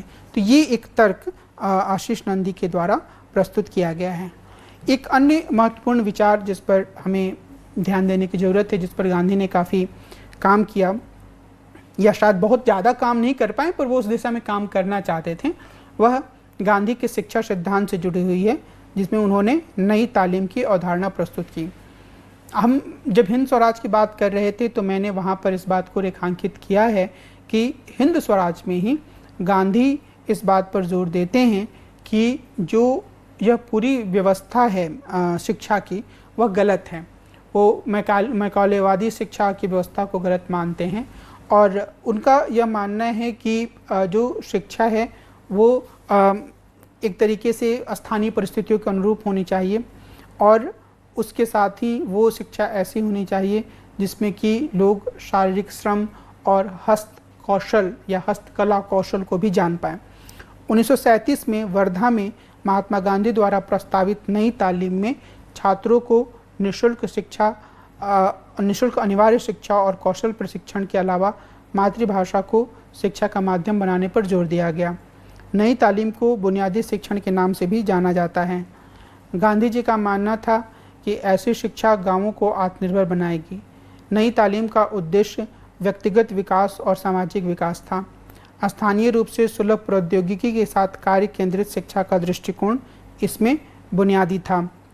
नई तालीम 4 सिद्धांतों पर आधारित थी, अर्थात हस्तशिल्प कार्य के साथ साथ मातृभाषा में शिक्षा या अधिगम, यानी लर्निंग का हिंदी है ये, काम को स्थानीय सबसे उपयोगी व्यावसायिक ज़रूरतों से जोड़ा जाना चाहिए, और लर्निंग या अधिगम को व्यावसायिक कार्य से जोड़ा जाना चाहिए, और कार्य सामाजिक रूप से उपयोगी और जीवन यापन के लिए उत्पादक होना चाहिए। तो एक तरीके से वो हस्तशिल्प कार्य, मातृभाषा और स्थानीय व्यावसायिक ज़रूरतों से जोड़कर शिक्षा देने पर जोर देते हैं। इस लिहाज से अगर हम देखें तो जो नई तालीम का जो मॉडल है वह एक ऐसी शिक्षा की दिशा से थोड़ा सा अलग जाने की कोशिश करता है, जिसमें कि एक वर्चस्वशाली देसी या विदेशी भाषा को महत्व दिया जाए और उसी को सीखने को, जैसे कि हम सब जानते हैं कि हमारे देश में अंग्रेजी की अभी भी वह स्थिति है और उसके बाद हिंदी उसकी जगह लेने की कोशिश कर रही है कि एक भाषा को आप जाने, मातृभाषा को उतना महत्व ना दिया जाना, और इसके अलावा जो बचपन से ही जो शिक्षा है उसका पूरा का पूरा लक्ष्य अपने व्यक्तित्व को इस तरीके से बदलना या संवारना हो जिससे कि कोई भी विद्यार्थी आगे चलकर एक बेहतरीन नौकरी हासिल कर सके, एक कुछ ऐसी पद को वो हासिल कर सके जिसमें कि वो सामाजिक स्तर पर सफल माना जाए। तो इस तरह की जो शिक्षा होती है वो नई तालीम उससे अलग जाकर इस बात को स्थापित करना चाहती है कि शिक्षा में जो विद्यार्थी होते हैं उनके भीतर आत्मचिंतन करने, चीज़ों को समझने की प्रवृत्तियाँ जो कि मातृभाषा में शिक्षा से आ सकती है, और जो विद्यार्थी हैं वो हस्तशिल्प के कार्य को सीखें, न कि सतही तौर पर बिना किसी ज्ञान के सिर्फ डिग्रियों की तरफ जाएं। तो ये इस पर गांधी का जोर था। हमें यह ध्यान रखना होगा कि इस दिशा में जो हमारी नई शिक्षा नीति है उसमें भी कुछ पहलू जोड़े गए हैं, पर उस रूप में नहीं जिस रूप में गांधी बात करते हैं, बल्कि एक अलहदा रूप में उसको कौशल विकास शब्द का बार बार इस्तेमाल किया गया है। लेकिन पहले की शिक्षा नीतियों में गांधी की जो नई तालीम है उसके पहलुओं को कुछ कुछ हद तक शामिल करने पर जोर दिया गया, लेकिन कभी भी यह कोशिश नहीं की गई कि इस विचार को पूरी तरीके से अपनाया जाए। तो ये एक तरीके से हमें अव्यवहारिक भी लग सकता है, इसलिए लग सकता है क्योंकि कभी इसको सही तरीके से व्यवहार में लाने की कोशिश नहीं की गई, इसके मॉडल को देखने का प्रयास नहीं किया गया कि यह किस प्रकार की शिक्षा व्यवस्था पूरे देश में स्थापित करता है। तो आज की जो शिक्षा व्यवस्था है जहाँ पर हम डिग्री हासिल करते हैं, उसके बाद अच्छी नौकरी पाने की कोशिश करते हैं, हम एक खास तरीके से अपने व्यक्तित्व को ढालने की कोशिश करते हैं, वो इतनी ज़्यादा गहरे स्तर तक हमारे समाज में पहुंच चुकी है कि हम उसके वैकल्पिक मॉडल के बारे में सोचने के लिए खुद को तैयार नहीं पाते हैं। और शायद यही कारण है कि जो गांधी जी की नई तालीम की बात है उसमें हमें कई तरह की अव्यवहारिकता ज़्यादा नज़र आएगी, क्योंकि हम सब जब मैं भी इस बात को बोल रहा हूँ तो शायद एक मन में है बात कि जो विद्यार्थी हैं उन्हें अगर इस तरीके से शिक्षा दी जाएगी तो क्या वे बाकी विद्यार्थियों से पिछड़ नहीं जाएंगे। तो इस तरह की कई शंकाएं हैं, पर जिस तरीके से हमने हिंद स्वराज की चर्चा वाली बातचीत में देखा था कि गांधी के विचारों को पूरी तरीके से लागू करने की कभी कोशिश नहीं की गई और एक समय के बाद वो हमें बहुत ही दूर की कौड़ी नज़र आने लगे। खैर, इस मुद्दे को हम यहीं छोड़ते हैं। हम गांधी और महिला प्रश्न पर विचार करते हैं। गांधी ने महिलाओं को पारंपरिक रूप से घर की चारदीवारी में बंद रखने का विरोध किया। वे चाहते थे कि महिलाएं शिक्षित हों, अपने जीवन से जुड़े फैसले खुद करें। उन्होंने राजनीति में महिलाओं की सक्रियता को बढ़ाने पर भी बल दिया। गांधी के नेतृत्व में चलने वाले आंदोलनों में महिलाओं की भागीदारी बढ़ी और जैसे कि पहले हमने कह सकते हैं असहयोग आंदोलन चढ़ाए और उसके बाद सविनय अवज्ञा आंदोलन, तो इन सभी में महिलाओं की भागीदारी लगातार बढ़ती गई और एक तरीके से इसके लिए हम गांधीवादी जो आंदोलन था, स्वतंत्रता आंदोलन, उसको एक सकारात्मक कारक के रूप में देख सकते हैं। लेकिन जो एक महत्वपूर्ण बात है गांधी के पूरे सैद्धांतिक रचना कर्म या फिर उनके व्यवहारिक राजनीति के बारे में और उसमें इस्तेमाल होने वाली अवधारणाओं के बारे में, उसमें भी जो स्त्री जनित छवि है उसकी महत्वपूर्ण भूमिका रही। इसका मतलब यह है कि आम तौर पर जो समाज है, और इसके बारे में आशीष नंदी ने अपनी पुस्तक द इंटीमेट एनिमी में विस्तार से बताया है कि जो पहले जो क्रांतिकारी विचारक थे वो यह चाहते थे कि पौरुष के आधार पर, यानी कि पुरुष गुणों के आधार पर देश को हथियार बंद किया जाए, हर किसी को हथियार दिया जाए या बहुत बड़ी संख्या में लोगों को हथियार दिया जाए कम से कम, और फिर उसके बाद उस पौरुष का इस्तेमाल करते हुए अंग्रेजों को इस देश से बाहर कर दिया जाए।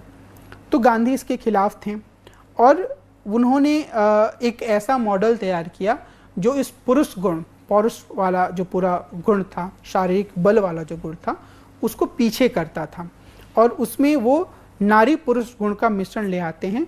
एंड्रोजिनी की एक बात आशीष नंदी ने रेखांकित की है कि गांधी ने जो अहिंसा का सिद्धांत प्रस्तुत किया वह स्त्री और पुरुष गुणों के मिश्रण पर आधारित था, यानी कि स्त्री गुण से जो करुणा और अहिंसा की बात है वो गांधी लेकर आते हैं और एक पौरुष का जो गुण है, जो पुरुष का वादी जो गुण है, उसको पीछे करते हैं, लेकिन दोनों को साथ रखते हुए वो अहिंसा और सत्याग्रह की बात अपनी प्रस्तुत करते हैं। यानी कि जो महिलाओं के सशक्तिकरण के संदर्भ में जो एक यह मॉडल है उस मॉडल की जो विशिष्टता है वह यह है कि सार्वजनिक जीवन में जिन गुणों को पहले महिलाओं का गुण कहकर कई बार तिरस्कार की दृष्टि से देखा जाता था, डब्बूपन के रूप में देखा जाता था, गांधी ने एक बेहतर समाज बनाने के लिए और समाज में काफ़ी बड़ा बदलाव लाने के लिए, देश को आज़ादी दिलाने के लिए एक मॉडल के रूप में प्रस्तुत किया। एक अहिंसक समाज के निर्माण का जो उनका लक्ष्य था, उसमें यह जो एक नारीगत गुण है उसको आगे बढ़ाना एक महत्वपूर्ण कारक के रूप में सामने आता है। और आखिर में हम पर्यावरण प्रश्न के बारे में भी गांधी के विचारों को देखते हैं। पर्यावरण की जो पूरी समस्या है वह मौजूदा समय में काफ़ी बड़ी समस्या बन चुकी है और हम यह देखते हैं और हम सब अपने आम जीवन में भी इसको महसूस करते हैं। जलवायु परिवर्तन एक बड़ी चीज़ है जो कि हमें साफ तौर पर महसूस होती है। अब मौसम थोड़े देर से आने लगी, कहीं बारिश बहुत ज़्यादा होने लगी, कहीं ठंड बहुत ज़्यादा हो जाती है, तो एक व्यापक चीज़ है जिसे हम सब महसूस कर रहे हैं। दूसरी चीज़ जो हम सब महसूस कर रहे हैं वो प्रदूषण का बढ़ता स्तर है। यानी कि अगर हम शहरों में, अगर हम हिंदुस्तान के ही बड़े शहरों की बात करें तो उसमें से बहुत सारे शहर ऐसे हैं जो कि प्रदूषण की समस्या से जूझ रहे हैं। और जो तीसरी बात इसमें उभर कर सामने आती है वो ये है कि अत्यधिक दोहन के कारण जो संघर्ष है वह भी लगातार बढ़ रहा है।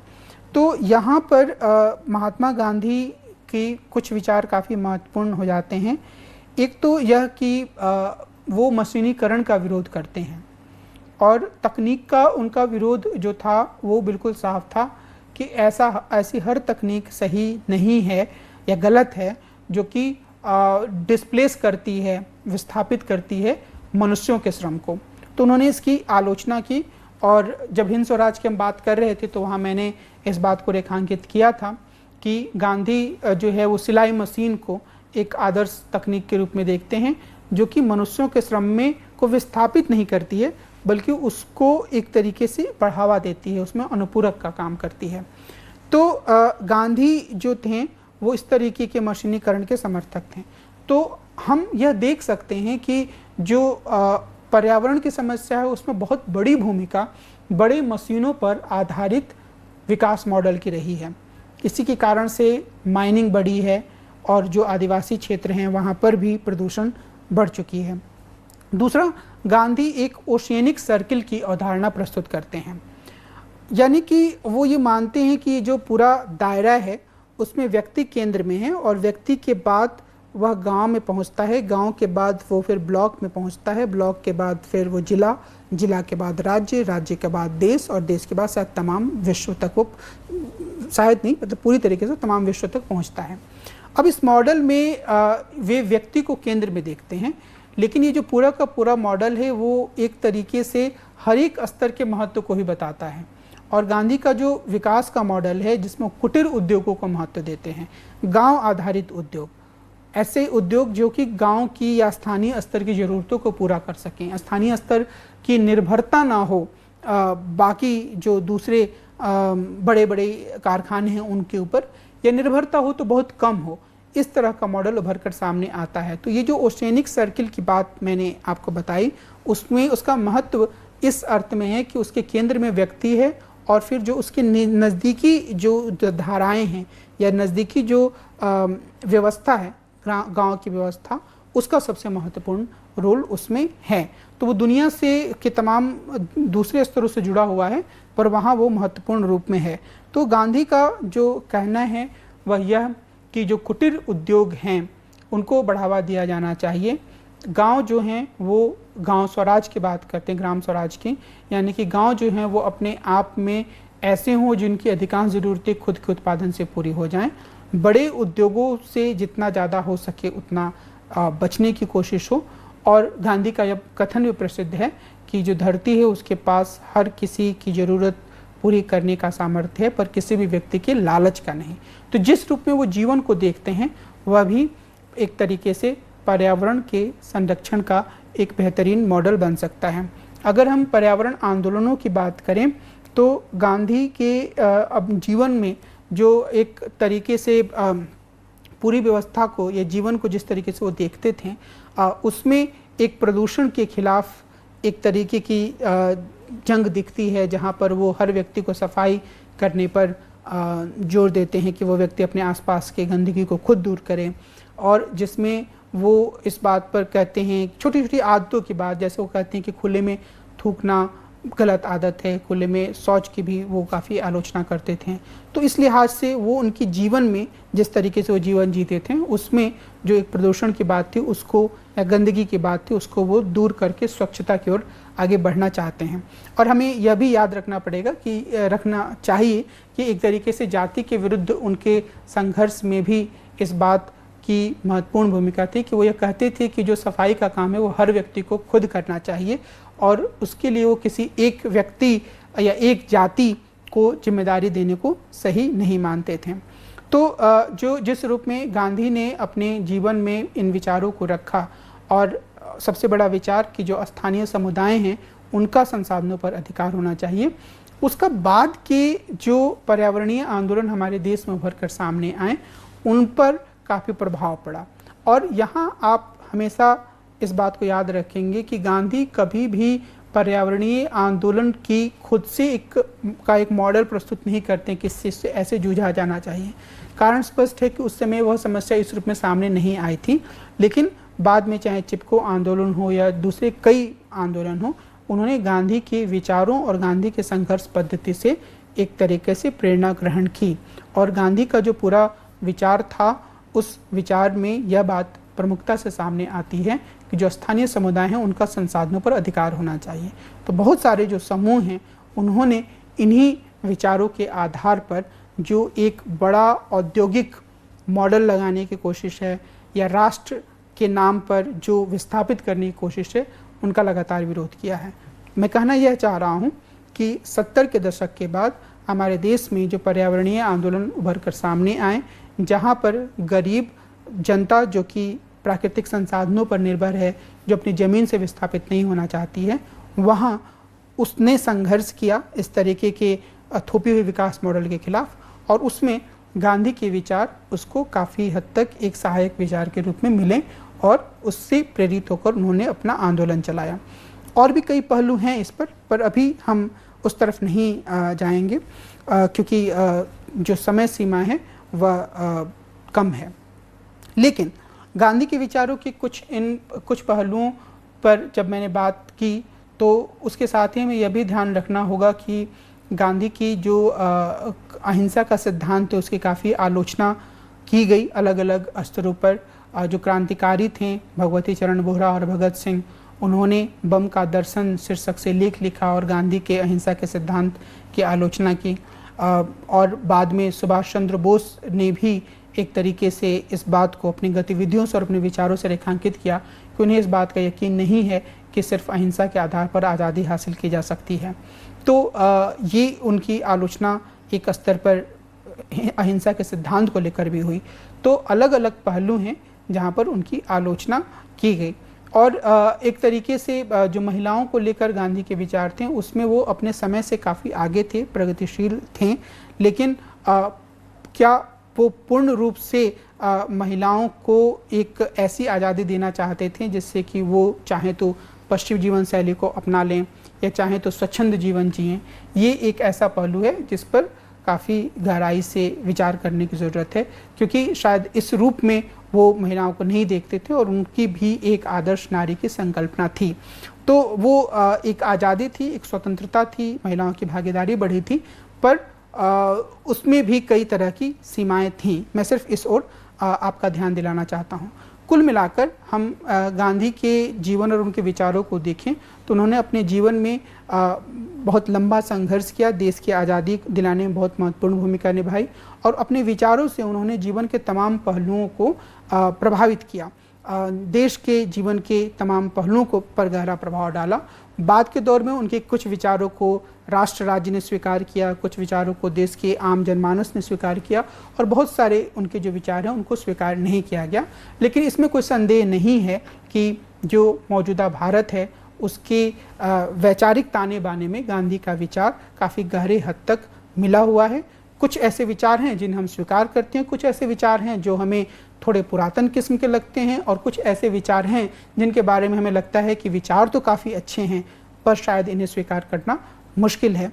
लेकिन इसमें कोई संदेह नहीं है कि वो विचार हमेशा ही हमारे राष्ट्र राज्य को, हमारे जनजीवन को एक चुनौती देते हैं कि यह एक रास्ता है जिस पर चला जाना चाहिए, जिस पर चलने की कोशिश होनी चाहिए। महात्मा गांधी के विचारों के बारे में इस दूसरे एपिसोड को मैं यहीं विराम देता हूं, और मुझे उम्मीद है कि मैं उनके विचारों से संबंधित कुछ पहलुओं को इस एपिसोड में आपके सामने संक्षिप्त रूप में रख पाया हूँगा। हम अगले अंक में मिलेंगे और आधुनिक भारतीय राजनीतिक चिंतकों की चर्चा के श्रृंखला में एक अन्य चिंतक पर बातचीत करेंगे। नमस्कार।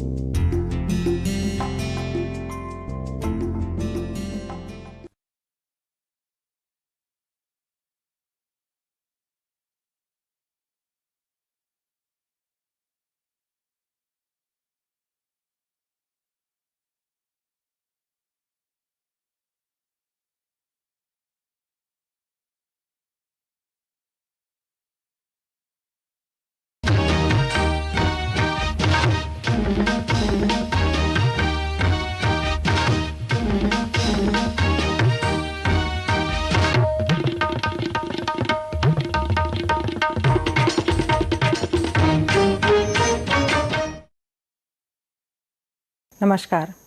In this series of intrapersonal character strengths, our next topic is resilience.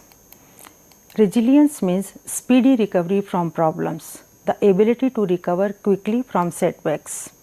Resilient or invulnerable, secure, stress resistant, these are the terms which we use for the people who bounce back immediately after adverse situations.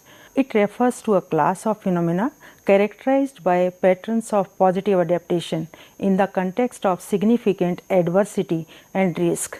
Whenever we have risky situation or adverse situations, then our way to adapt those situations and positive adaptation is required, that is called resilience. So, good adaptation under adverse circumstances can be called resilience. Resilience is the process of adapting well in the face of adversity, trauma, tragedy, threats or other significant sources of stress. So, it means whenever we have certain stress sources, maybe adversity, trauma, tragedy, threats, then our way of adapting those situations, that is called resilience. Resilience has been defined differently by different scholars. For example, resilience is the path a family or an individual follows as it adapts and prospers in the face of adversity or in the face of stress. Resilience is a capacity to cultivate strengths to positively meet the challenges of life. Next definition says ability to bounce back from adversity, capacity to rebound from adversity, strengthened and more resourceful we are. It means resilience is the ability to know where, how and when to use your energies to improve things for yourself and how to recruit help in that endeavors.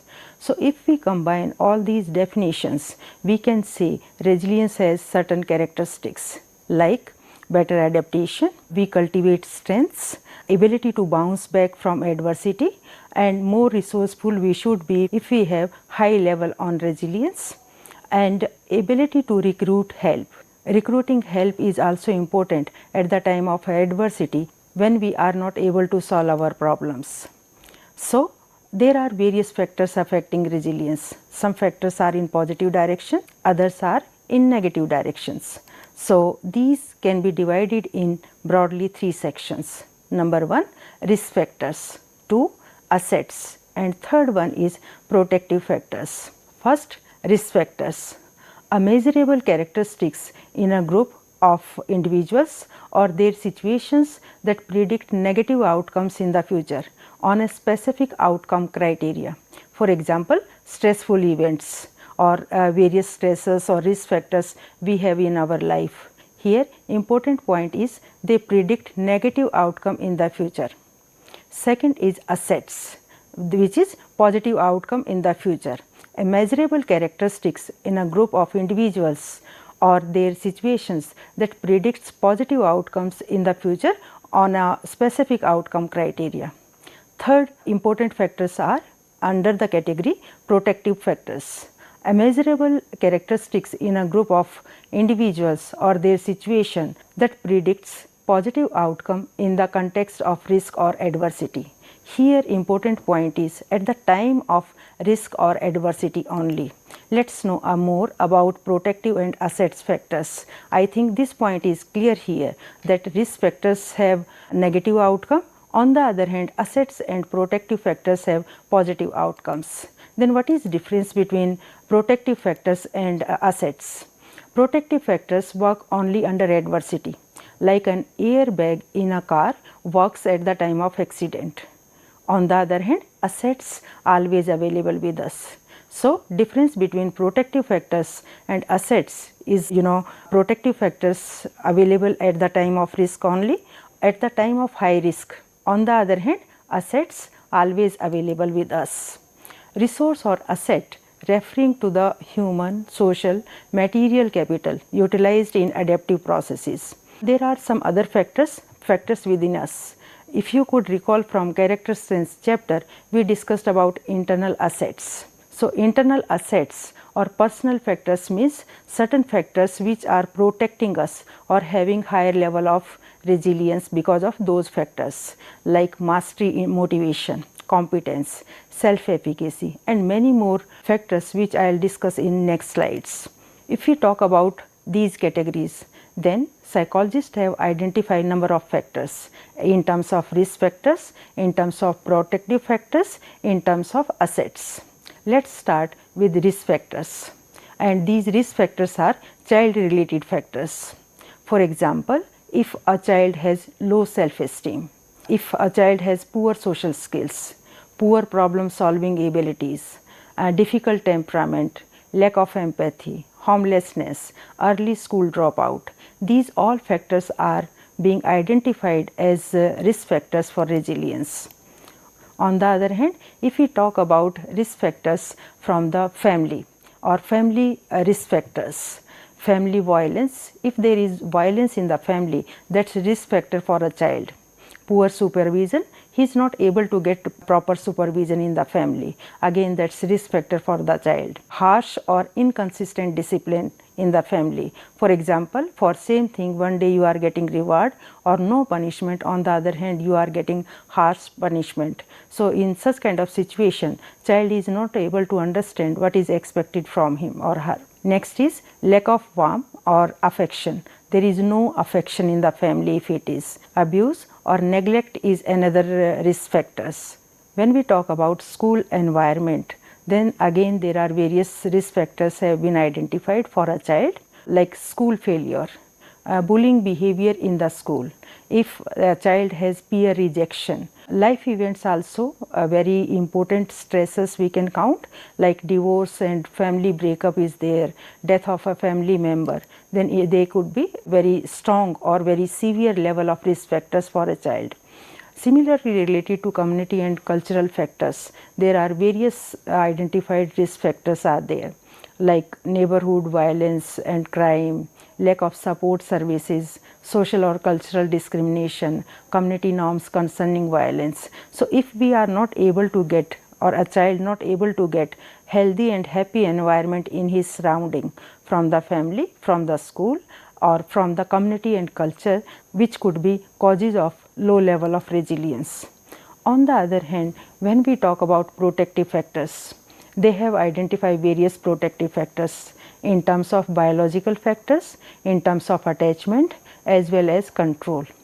When we talk about biological factors like positive emotions, intelligence, creativity, resistance to disease, genetic and physical characteristics. So, all these are biological factors which protect us. On the other hand, attachment, attachment is very important phenomena which has been highlighted by various scholars, and it developed during developing stages. I will discuss about Erik Erikson theory and what is the role of attachment and other factors which may play very important role in our development.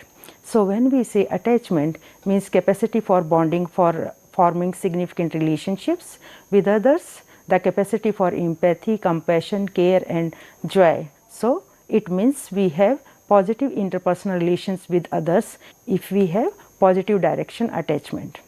Third variable is control. Control means capacity to manipulate one's environment, environmental mastery should be there, social competence, social esteem, personal autonomy and sense of purpose, as well as a trait, hardiness. This is very important trait in our personality which is counted as or stress proof factor. It is denoted by three qualities: commitment, control and challenge. And again I am repeating it, this hardiness is counted as stress proof personality. On the other hand, pessimism, stress prone personality. So, that is protective factor for a child as well as for an adult. There are some other child factors which have been identified in terms of protective factors like social competence, attachment to family, empathy, problem solving, optimism, school achievement, easy temperament, good coping style. So, these are the factors which have been counted as protective factor for a child when we are talking about resilience. At school level, again they have identified various protective factors like positive school climate, pro-social peer group, sense of belonging, opportunities for success at school and recognition of achievement, school norms regarding violence. So, broadly we can say positive environment which is protecting a child. Similarly, life events which may be again protective factors, meeting significant persons, moving to new area, opportunities at critical turning points or major life transitions. So, these are protective factors in terms of life events. Similarly, community and cultural factors are there which play as protective factors. They have identified some of them: access to support services, community networking, attachment to the community, participation in community group, community cultural norms against violence, strong cultural identity and ethnic pride. These are important protective factors. So, again same point as I discussed in terms of risk factors, here your community, your school, your family all have some good factors which are protecting you, and that is why you may have higher level of resilience. Similarly, they have identified some personality factors or internal assets, and we can say positive personality traits which are positively correlated with resilience. It is rare for individuals never to be confronted with adversity or challenging circumstances during the course of their life. People who are resilient tend to be able to harness their inner strengths and resources to rebound quickly and more effectively from setbacks. So, whenever they have those kind of adversity or challenging circumstances, they have certain strengths or resources so that they can immediately bounce back. What those factors are? Psychologists have identified some factors like positive self-regard. If you have positive self-regard, then that is supporting a higher level of resilience. Internal locus of evaluation is there. If you know good stress management strategies, existential concepts of freedom and responsibility is also important factor. Psychologists have also identified some factors as resilient children factors. These factors are positive peer and adult interactions, low degree of defensiveness and aggressiveness, and high degree of cooperation, participation and emotional stability, positive sense of self, sense of personal power rather than powerlessness, internal locus of control, belief that one is capable of exercising control, impact over the environment. So, these are the factors which are internal asset we can say, or positive personality traits which are highly correlated with resilience. There are some studies also talking about resilient children's characteristics. For example, William and his associates in 2001 reported the key protective factors emerged in resilient children. They have identified determination and persistence is very important, and it's positively correlated with resilience. They also observed an optimistic orientation to problem solving, ability to find purpose in life, and caring for oneself. These are the factors which they have identified in resilient children. Children who develop competence despite adversity and difficult conditions while growing up appear to share the following qualities. These qualities are a sense of self-esteem and self-efficacy. I think now you know in detail what is self-esteem and what is self-efficacy, as I discussed in the last class. An action-oriented approach to obstacle or challenges, so they are more action-oriented. Flexible problem solving and stress management strategies. It means they know stress management strategies, they are flexible in problem solving, they have action oriented approach, as well as they have high level of self-esteem and self-efficacy. Some other scholars identified 6 primary factors that may protect against and help in the recovery from extreme or traumatic stress. These factors they identified as active facing fear and trying to solve problems, regular physical exercise, optimism, following moral compass, promoting social support, nurturing friendships and seeking role models, and being open minded and flexible in the way one thinks about problems or avoiding rigid and dogmatic thinking. So, these are the identified factors for resilience by this study. People who are resilient demonstrate following internal personal factors. So, when I am saying internal personal factors, it means they are more personality factors or internal assets or the factors which we have with us. These factors are sociability, form healthy relationship, optimism, view self and future positivity, flexibility, change is part of life and they accept it, self-confidence, move towards goals, base decisions on confidence in one's ability, competence, be good at something and take pride in it. Some other factors are like insightfulness, understand people and situation, be able to see other sides, perseverance, don't give up, and perspective, view crisis as challenges to be faced, not impossible obstacles. They also have high level of self-control. It means manage strong feelings and impulses, internalize of locus of control. I think you can easily identify some of these factors are common in different studies and they have identified some additional factors also. It's good to know various studies so that we can know how some of these factors have been highlighted again and again and some other factors have been included by some new studies, and this is the total number of internal character strengths or internal assets or positive personality traits which are highly correlated with resilience or they contribute to higher level of resilience. Similarly, scholars have identified some family factors and family as a unit and how it could be resilient.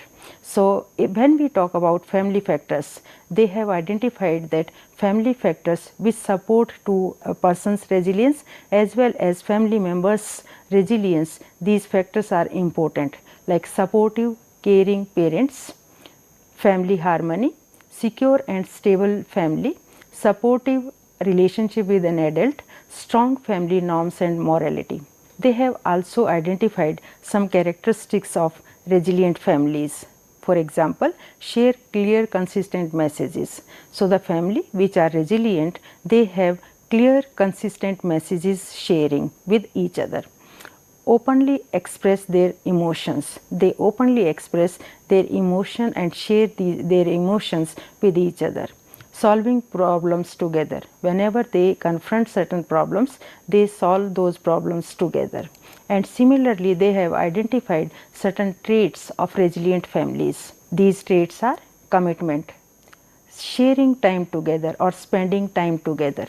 They respect each other, higher level of spirituality, connectedness at higher level they have higher level of adaptability, communication and cohesion.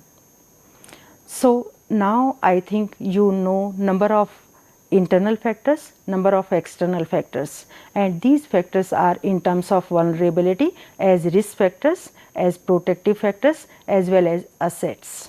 So if we just recall from previous say 6-7 slides, I shared number of factors in terms of risk factors, in terms of protective factors, and risk factors at personal level, at family level, at school level, at community level. And these are various factors which are actually mediating, moderating when we are talking about resilience. So if we just count these factors, we can say there were some individual factors and some of them were risk factors, others were protective factors or help us to adapt, and sometimes maladapting factors they could be counted. On the other hand, I discussed about number of environmental factors in terms of from family, in terms of from school, in terms of from the community, as well as from other surrounding sources. And these again can be divided broadly into in terms of risk factors as well as protective factors. After knowing all those factors in terms of risk factors, protective factors, assets, let's understand what is the model of resilience.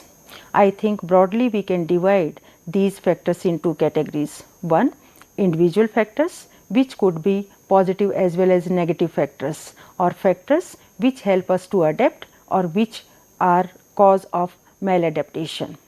On the other hand, there could be various other factors in terms of environmental factors.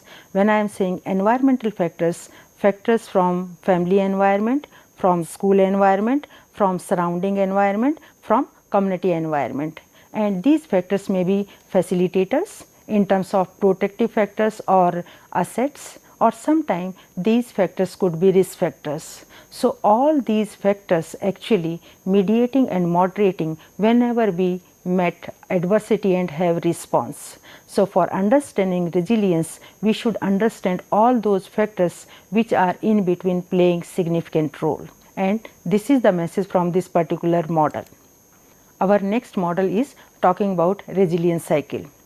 We have normal conditions most of the time, but sometime all of a sudden we have adversity strikes or risk factors or trauma or something which is bad in our life, or maybe stresses in our life. Whenever we meet stresses or adverse situation or traumatic situation, then all of a sudden we have deteriorating phase and dysfunctioning level we have. So at one point all of us may have lower level of well-being because of this dysfunctional level. Then after that we start to improve. First adapting phase, second recovery phase, and then growing phase.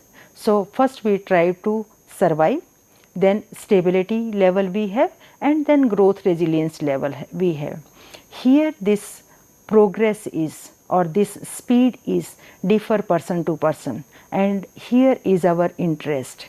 And this speed is affected by risk factors, protective factors, as well as by assets, and that's why we take interest in all those factors. I think message from this model is quite clear to you. Once again I am repeating, adversity strikes or we have traumatic situation, immediately deteriorating phase we had, and after that we started to survive, adapting, recovery and growing. And here we have role of risk factors, protective factors and assets which are facilitating or sometime hampering our resiliency or resilience progress.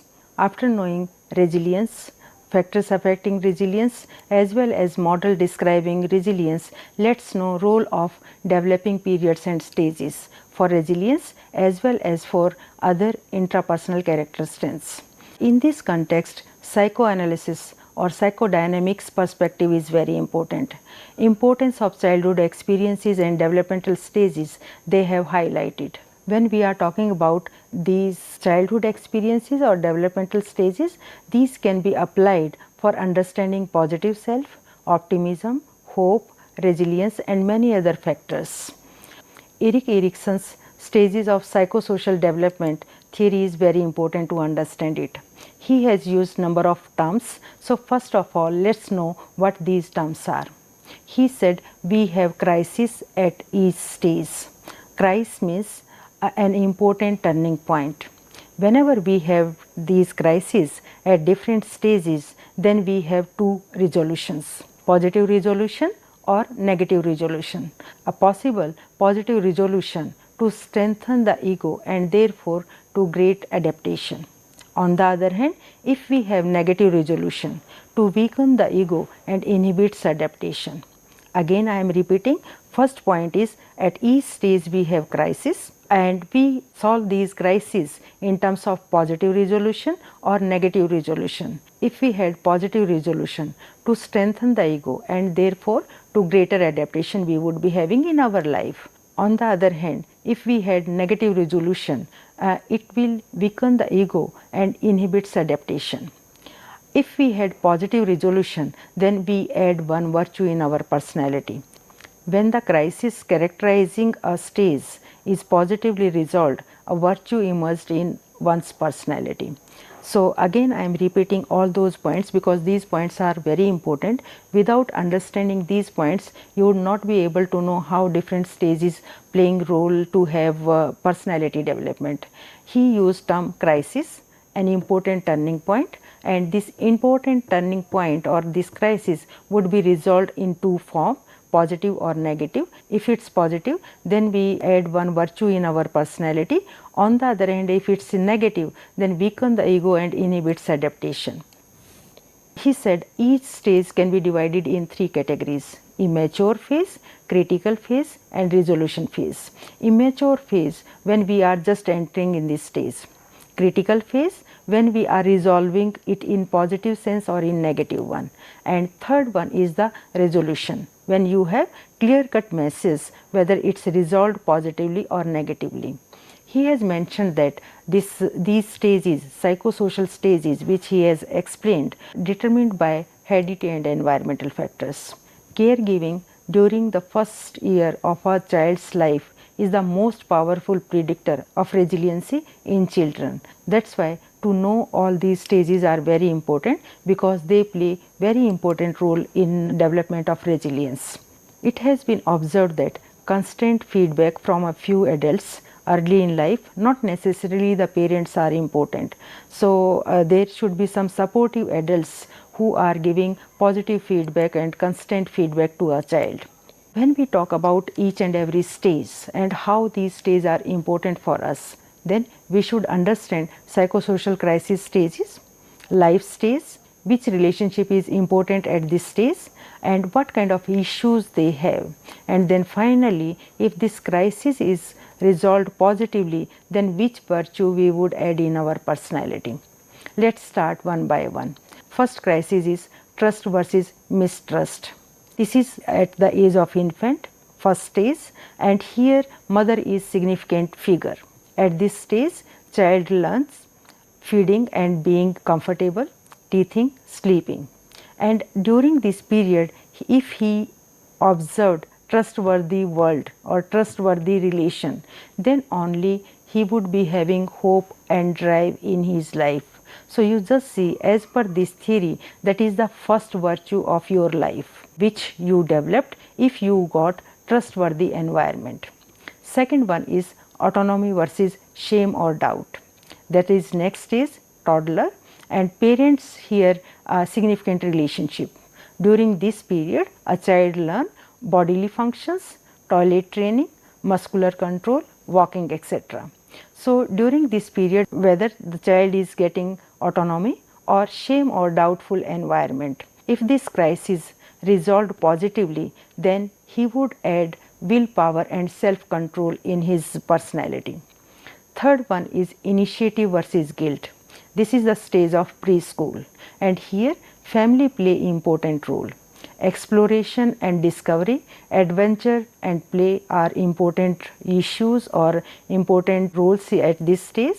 So if he is able to take initiatively things, then purpose and direction would be developed in his personality, or virtue, that is purpose and direction, he would add in his personality. On the other hand, if it is not resolved positively, then he might have guilt in his life. Next crisis is industry versus inferiority.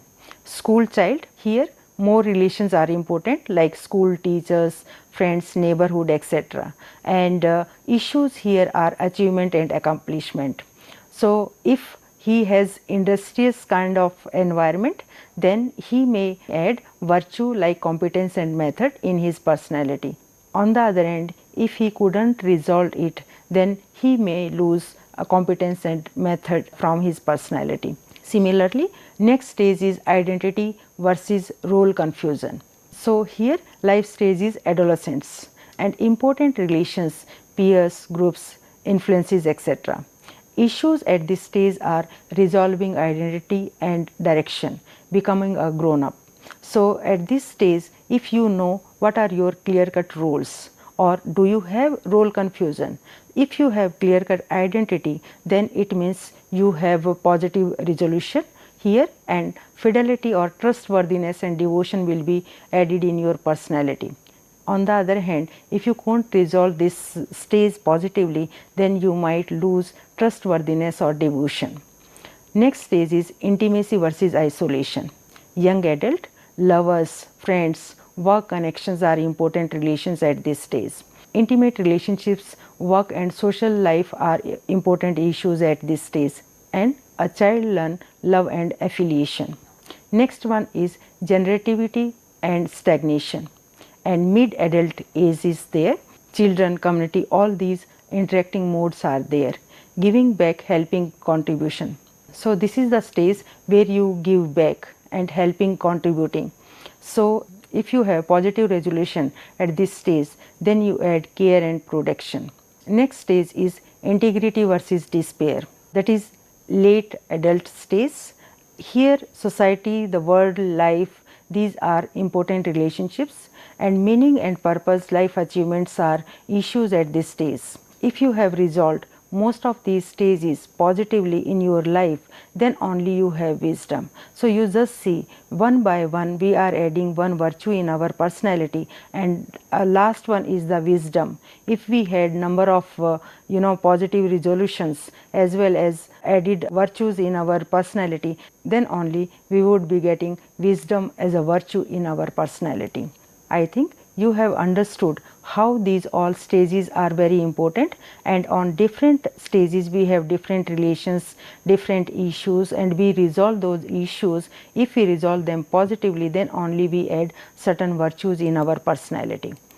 In this series, our next topic is measures to assess resilience. When we are talking about its assessment, there are two ways. Some scholars have focused only on personality traits or personal characteristics which are correlated with or part of resilience.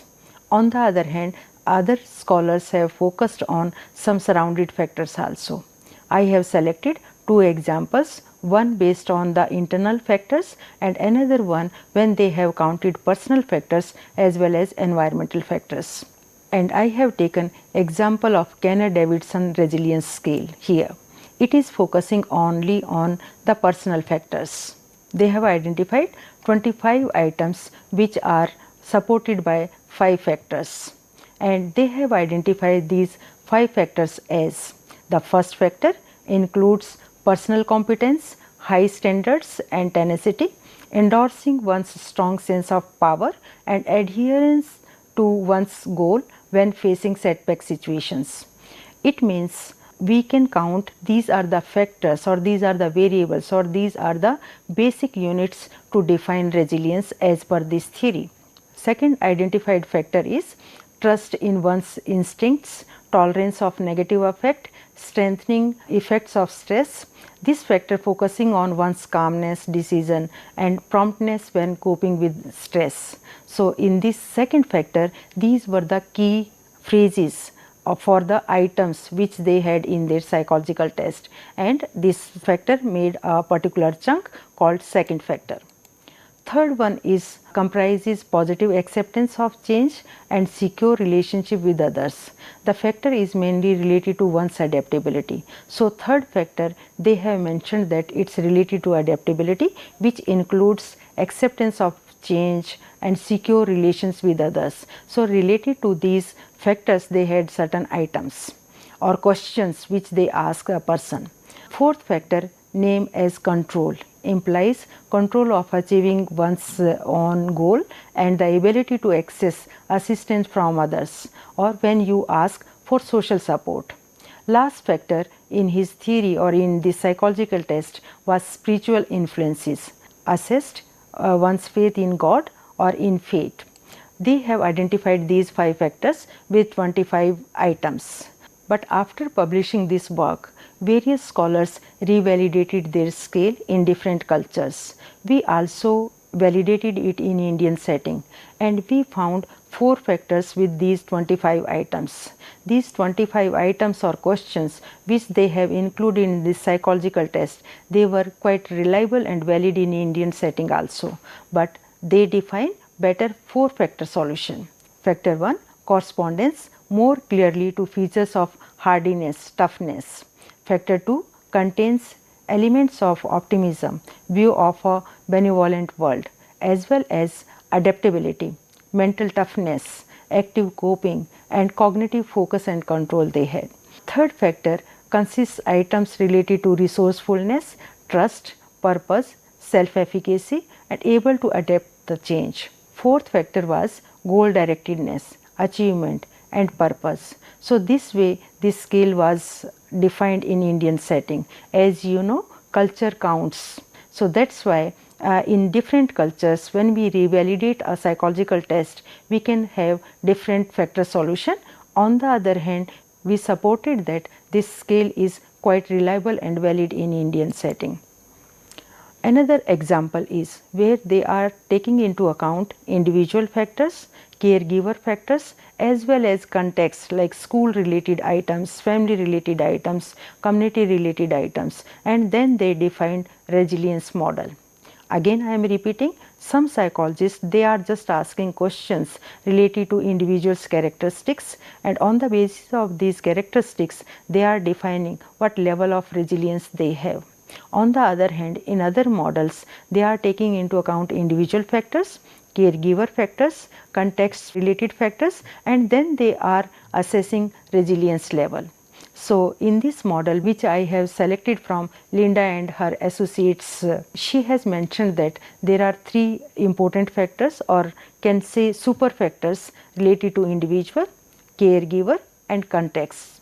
And then there are sub factors under each category: personal skills, peer support, social skills related to individual, then related to caregiver, physical caregiving and context, spiritual, educational, cultural contexts are important and then in such kind of psychological test there should be items related to all these domains and on the basis of all those items one can understand level of someone's resilience. So, I think that should be clear.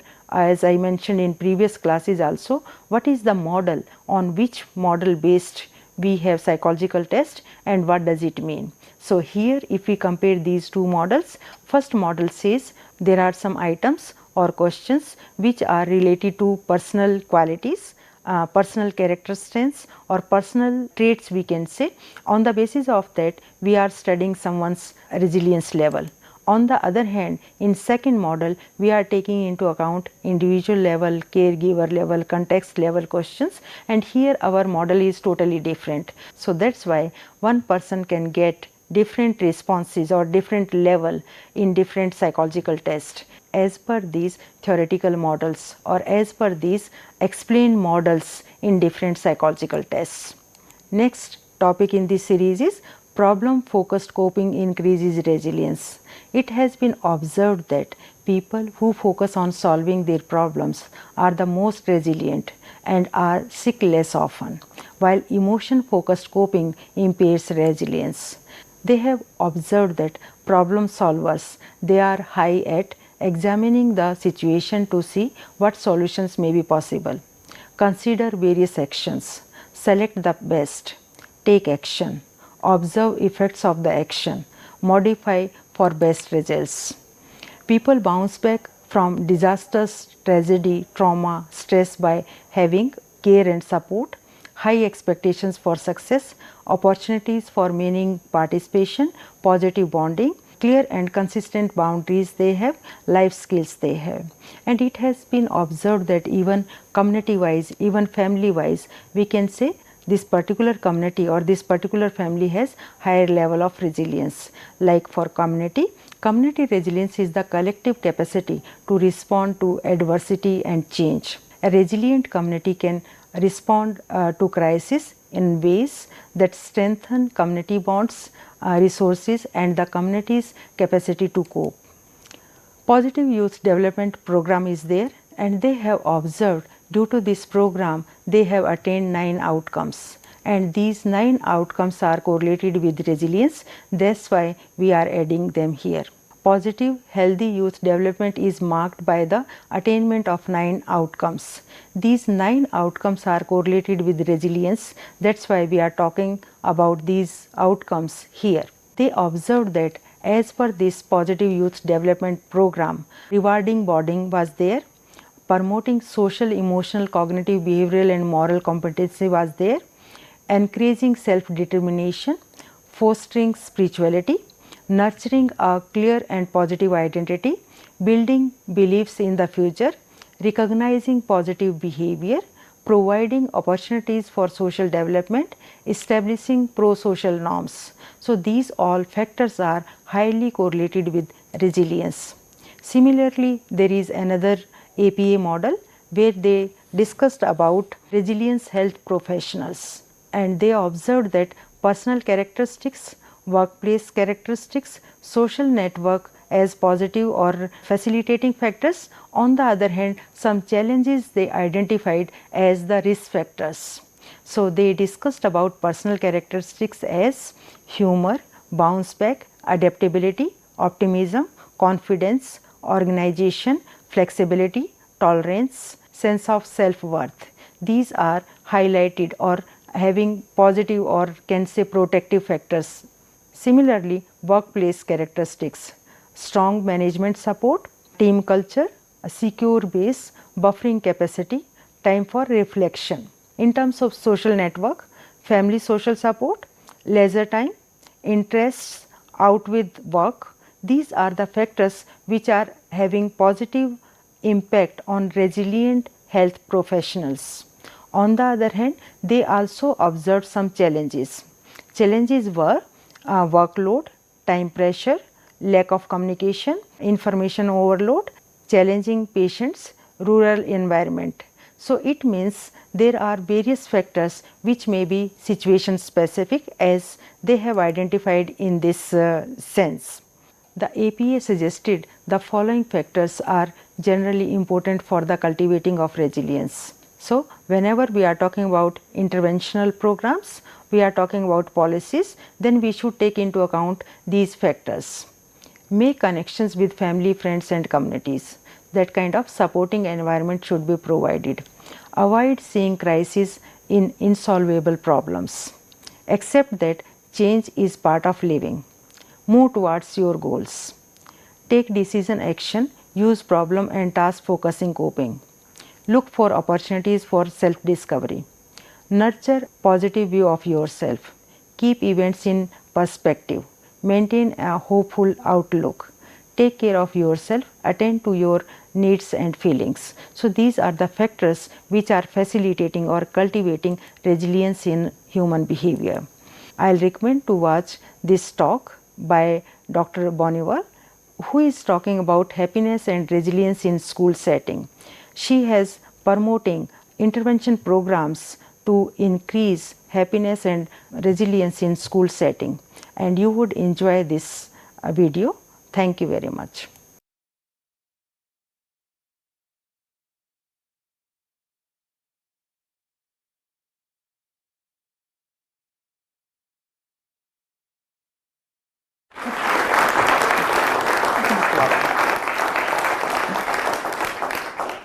Hello and welcome. So I would like to start this talk by posing a very simple question, which is originally posed by Martin Seligman, who is the father of positive psychology. In 2 words or less, what would you most want for your children? Think about it and try to answer. Think as educators, think as teachers, think as parents. What would you want? I think probably the answer would be very simple. The majority of you would say happiness. I would like my children to be happy. Perhaps somebody would say well-being, perhaps somebody would say achievement, but I think happiness would probably win. And the next question, what do the schools actually teach? And they don't teach happiness, not really. They teach achievement, yes. They teach thinking skills, yes. They teach conformity, yes. They teach maths, English, everything, but not well-being, but not resilience, but not happiness. So there is actually something to do. There is something to do in preparing our kids for life. If you imagine the future for your kids, what is this future going to look like? This future, do you think they're going to have a job for life? Chances are not. Do you think they're going to stay in the same place? Probably not. Do you think they're going to have periods of unemployment? Probably yes. Do you think they're going to be absolutely confused at some point in this crazy, mad world they're actually facing? Probably chances are yes. So how are we as a system, as a society, as academics, as parents, how are we really preparing our kids for life? What skills can we actually teach them? So I propose that actually what is fundamental is to teach these kids the skills of happiness, the skills of well-being, and the skills of resilience. Also because they're facing very difficult periods of their life of depression. At any point in time, 2% of kids aged 11 to 15 and up to 11% of young people aged 16 to 24 are suffering from depression. And depression is on the rise. Depression is starting much earlier. Depression and anxiety disorders are becoming more and more prominent in our societies. And we know, of course, the result of depression is academic difficulties, drug difficulties, difficulties with smoking, with drinking, and so on. The whole host of very complicated difficulties. So, what do we do? Why teach happiness and well-being? Apart from talking about the negatives, apart from talking about problems and the problems our kids are going to face, there are actually some positives about happiness and well-being. And some positives include, for example, creativity. People who are happy are much more creative. They actually produce more. They're able to experiment with new information. They're able to think about new information. They're able to persist at tasks. They're actually able to concentrate better. They're able to achieve more and to have higher academic success. These people are also more optimistic. And why is optimism important? Optimism actually leads to resilience. I'll tell you a story. It's a personal story. It's a personal story about a couple of my kids. So once upon a time, about 3 years ago, I decided to take 2 of my kids to India. Well, we got on a plane. We booked the whole trip in India, a very sophisticated trip, about 4 different places to travel around. And we got in, we took off, and then the air hostess brings around those landing cards. So I start filling them in. And it's written there, visa number. What visa number? Do you know that to go to India with a British passport, you need a visa? Not many of you do. I didn't. I didn't get the visa. I didn't think about the visa. I just booked the trip for 2 weeks. A very, very good, sophisticated program, but no visa. So, how does it link to optimism and resilience? Well, I stopped crying in Heathrow. My 10-year-old at that point, who is very high on emotional intelligence, spent the whole flight there and back, cuddling me and saying, "Mom, it's okay. It's not the end of the world. It's all right. We're going to get through." And my oldest son, 12 at that point, who is very, very, very high on optimism, well, it took him about 20 minutes to turn around and say, "Mom, you know what? I think it's not the end of the world at all. I'm actually enjoying this trip very much. I have this feeling that I'm going to be able to play my Game Boy as much as I want, and you're not going to tell me off." So I can guarantee to you, optimism does result in resilience. I have the first-hand proof of it. Well, there are some other benefits. In fact, well-being does lead to longevity. There is a very famous study of positive psychology actually demonstrating that nuns who were much happier lived about 9 years longer than nuns in the same convent who were actually less happy. Optimism does lead, well-being does lead to less vulnerability to illness. If you put happy people in a lab and expose them to cold, they're actually much less likely to catch it, as demonstrated by the weight of the tissues as a result. Happy people are much more sociable, they're more trusting, they're more helpful, they're actually less hostile, and they're overall better people, so not necessarily self-centered. So hopefully I actually demonstrated to you that teaching well-being and happiness does make some sense. So how can we teach happiness? Where should we teach happiness? I propose first of all at school and of course at home. But what are those skills that we need to teach? First of all, we need to teach what happiness is not. And what happiness is not is, first of all, it's not pleasure. Pleasure is nice, pleasure is very pleasant. I like massage as well. But massage actually doesn't buy you long-term happiness, unfortunately. Massage doesn't protect you from lots of important events in life. What is happiness is not as well? It's actually not beauty. We strive for beauty. Look at all the magazines, look at all the media, look everywhere. We all strive for beauty. Yet, more beautiful people are actually not happier, in fact, than the rest of us. Happiness is not money. Happiness is not about money. Because, very simply, people who are much richer are only a little bit, tiny little bit happier than the rest of us. So money doesn't buy happiness either, and happiness is not power. In fact, all of this contribute to the phenomenon very well known as affluenza. So this is precisely what is not happiness. What should we teach? Well, one of the skills to teach is how to cope with the so-called tyranny of choice. We all know that choice is good, right? We are all in a system which is where we are exposed to choices. And yes, some choice is good, but not too much choice.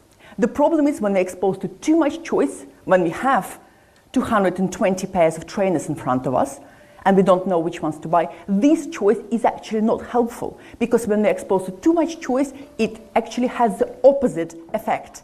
We shut down, we are not able to choose. And the more we try to choose, the more we try to actually maximize, the so-called phenomenon of maximization, the less happy we actually become. So one skill to teach is how to choose, and which situations to choose, and which situations we can actually refuse from making a choice. Another skill to teach is about the danger of comparison. Very simply, if you want to be unhappy, try to choose somebody who is doing better than you and keep comparing. It's the best way. Really works. And if you want to be happy, either A, try not to compare, or B, try to compare with somebody who is doing worse. So one or another. The problem is, the better we do in life, the more we still continue comparing upwards. And this is the killer for well-being. And it's a very important skill to teach. Third point, the hazard of habituation. You know, 20 years ago, kids used to turn up to school with an apple. Okay? Nowadays, nothing really changed. They still turn up with an apple, just the price has changed a little bit.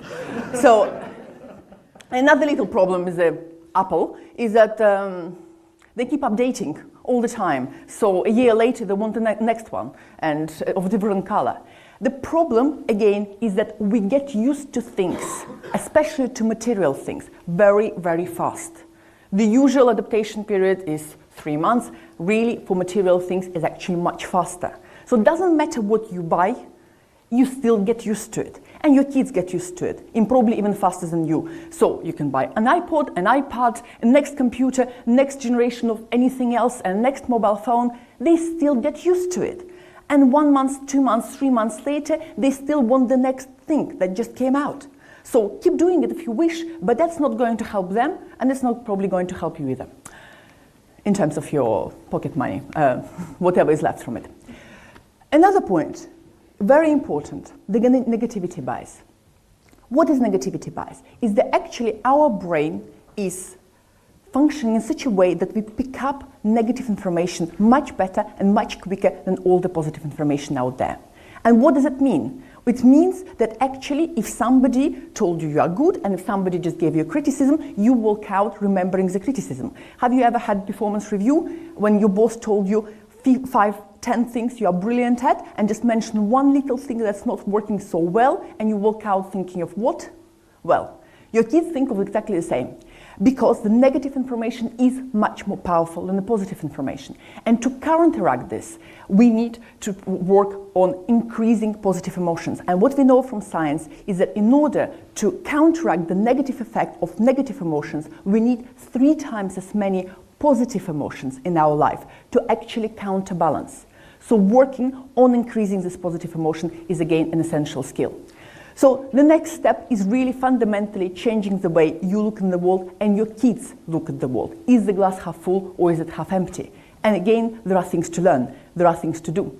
So for example, we have the NAM process that we teach to many children in many different schools across the country. It's a very simple process, how to deal with negative emotions. We get the kids to wear an elastic band, and every time they feel a negative emotion, they click it. Okay, very simple. When we first introduced it to teachers though, the teachers turned around and said, do you really think I'm going to give my 30 boys elastic bands? Do you know what's going to happen? Actually, this didn't happen. What did happen? The kids did wear the elastic bands, and so did their parents. And they clicked them every time they experienced negative emotion. Going to step number 2, the U bit, is understand. So once you notice the negative emotion, try to understand why is it there, where is it coming from, and what is going to happen if it's not stopped. What going to be the spiral effects of this negative emotion? Step number 3 is manage. How do we manage negative emotions? Some of this we know spontaneously, some of this we actually need science, the science to tell us. So the best way to manage the negative emotions is to remember the acronym ACT, which is active, calming, or thinking interventions. Active interventions, the best one is exercise. If you have a chance to go for a run around the block when you are stressed out, that's the quickest and the best solution, completely scientifically proven. If you have a chance to calm down and meditate for 2 minutes, we know, for example, that schools that have done meditation trials with all of their kids are showing remarkable results. Again, this is one of the best ways to calm down negative emotions.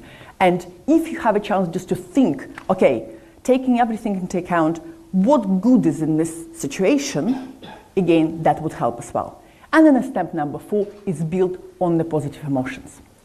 So, moving on, how do we develop resilience in kids?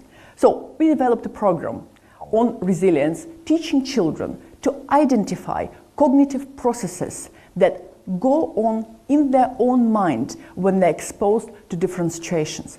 Because what we do know from science is if we notice the cognitive explanations of negative events, that when these events take place, we can actually affect the emotional outcomes of these events. To put it very simply, we introduce kids to something called parrots of perceptions, or little imaginary creatures sitting on their shoulder telling them what to think.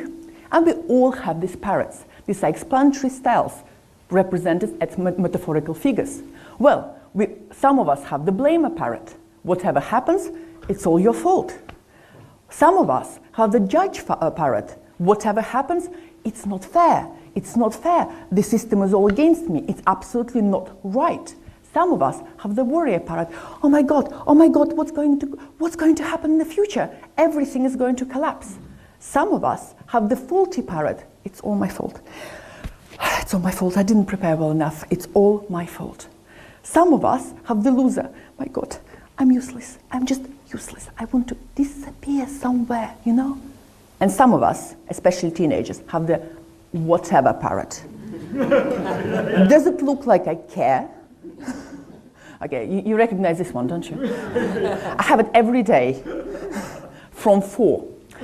Okay, once you recognize the parrot, then the next step is to consider, is the parrot right or wrong? We actually put the parrots on trial and look for alternatives and evidence. And usually it turns out that the parrot is not completely right. It may be a little bit right, but usually a little bit wrong. If somebody has just failed an exam, yes, perhaps the teacher is again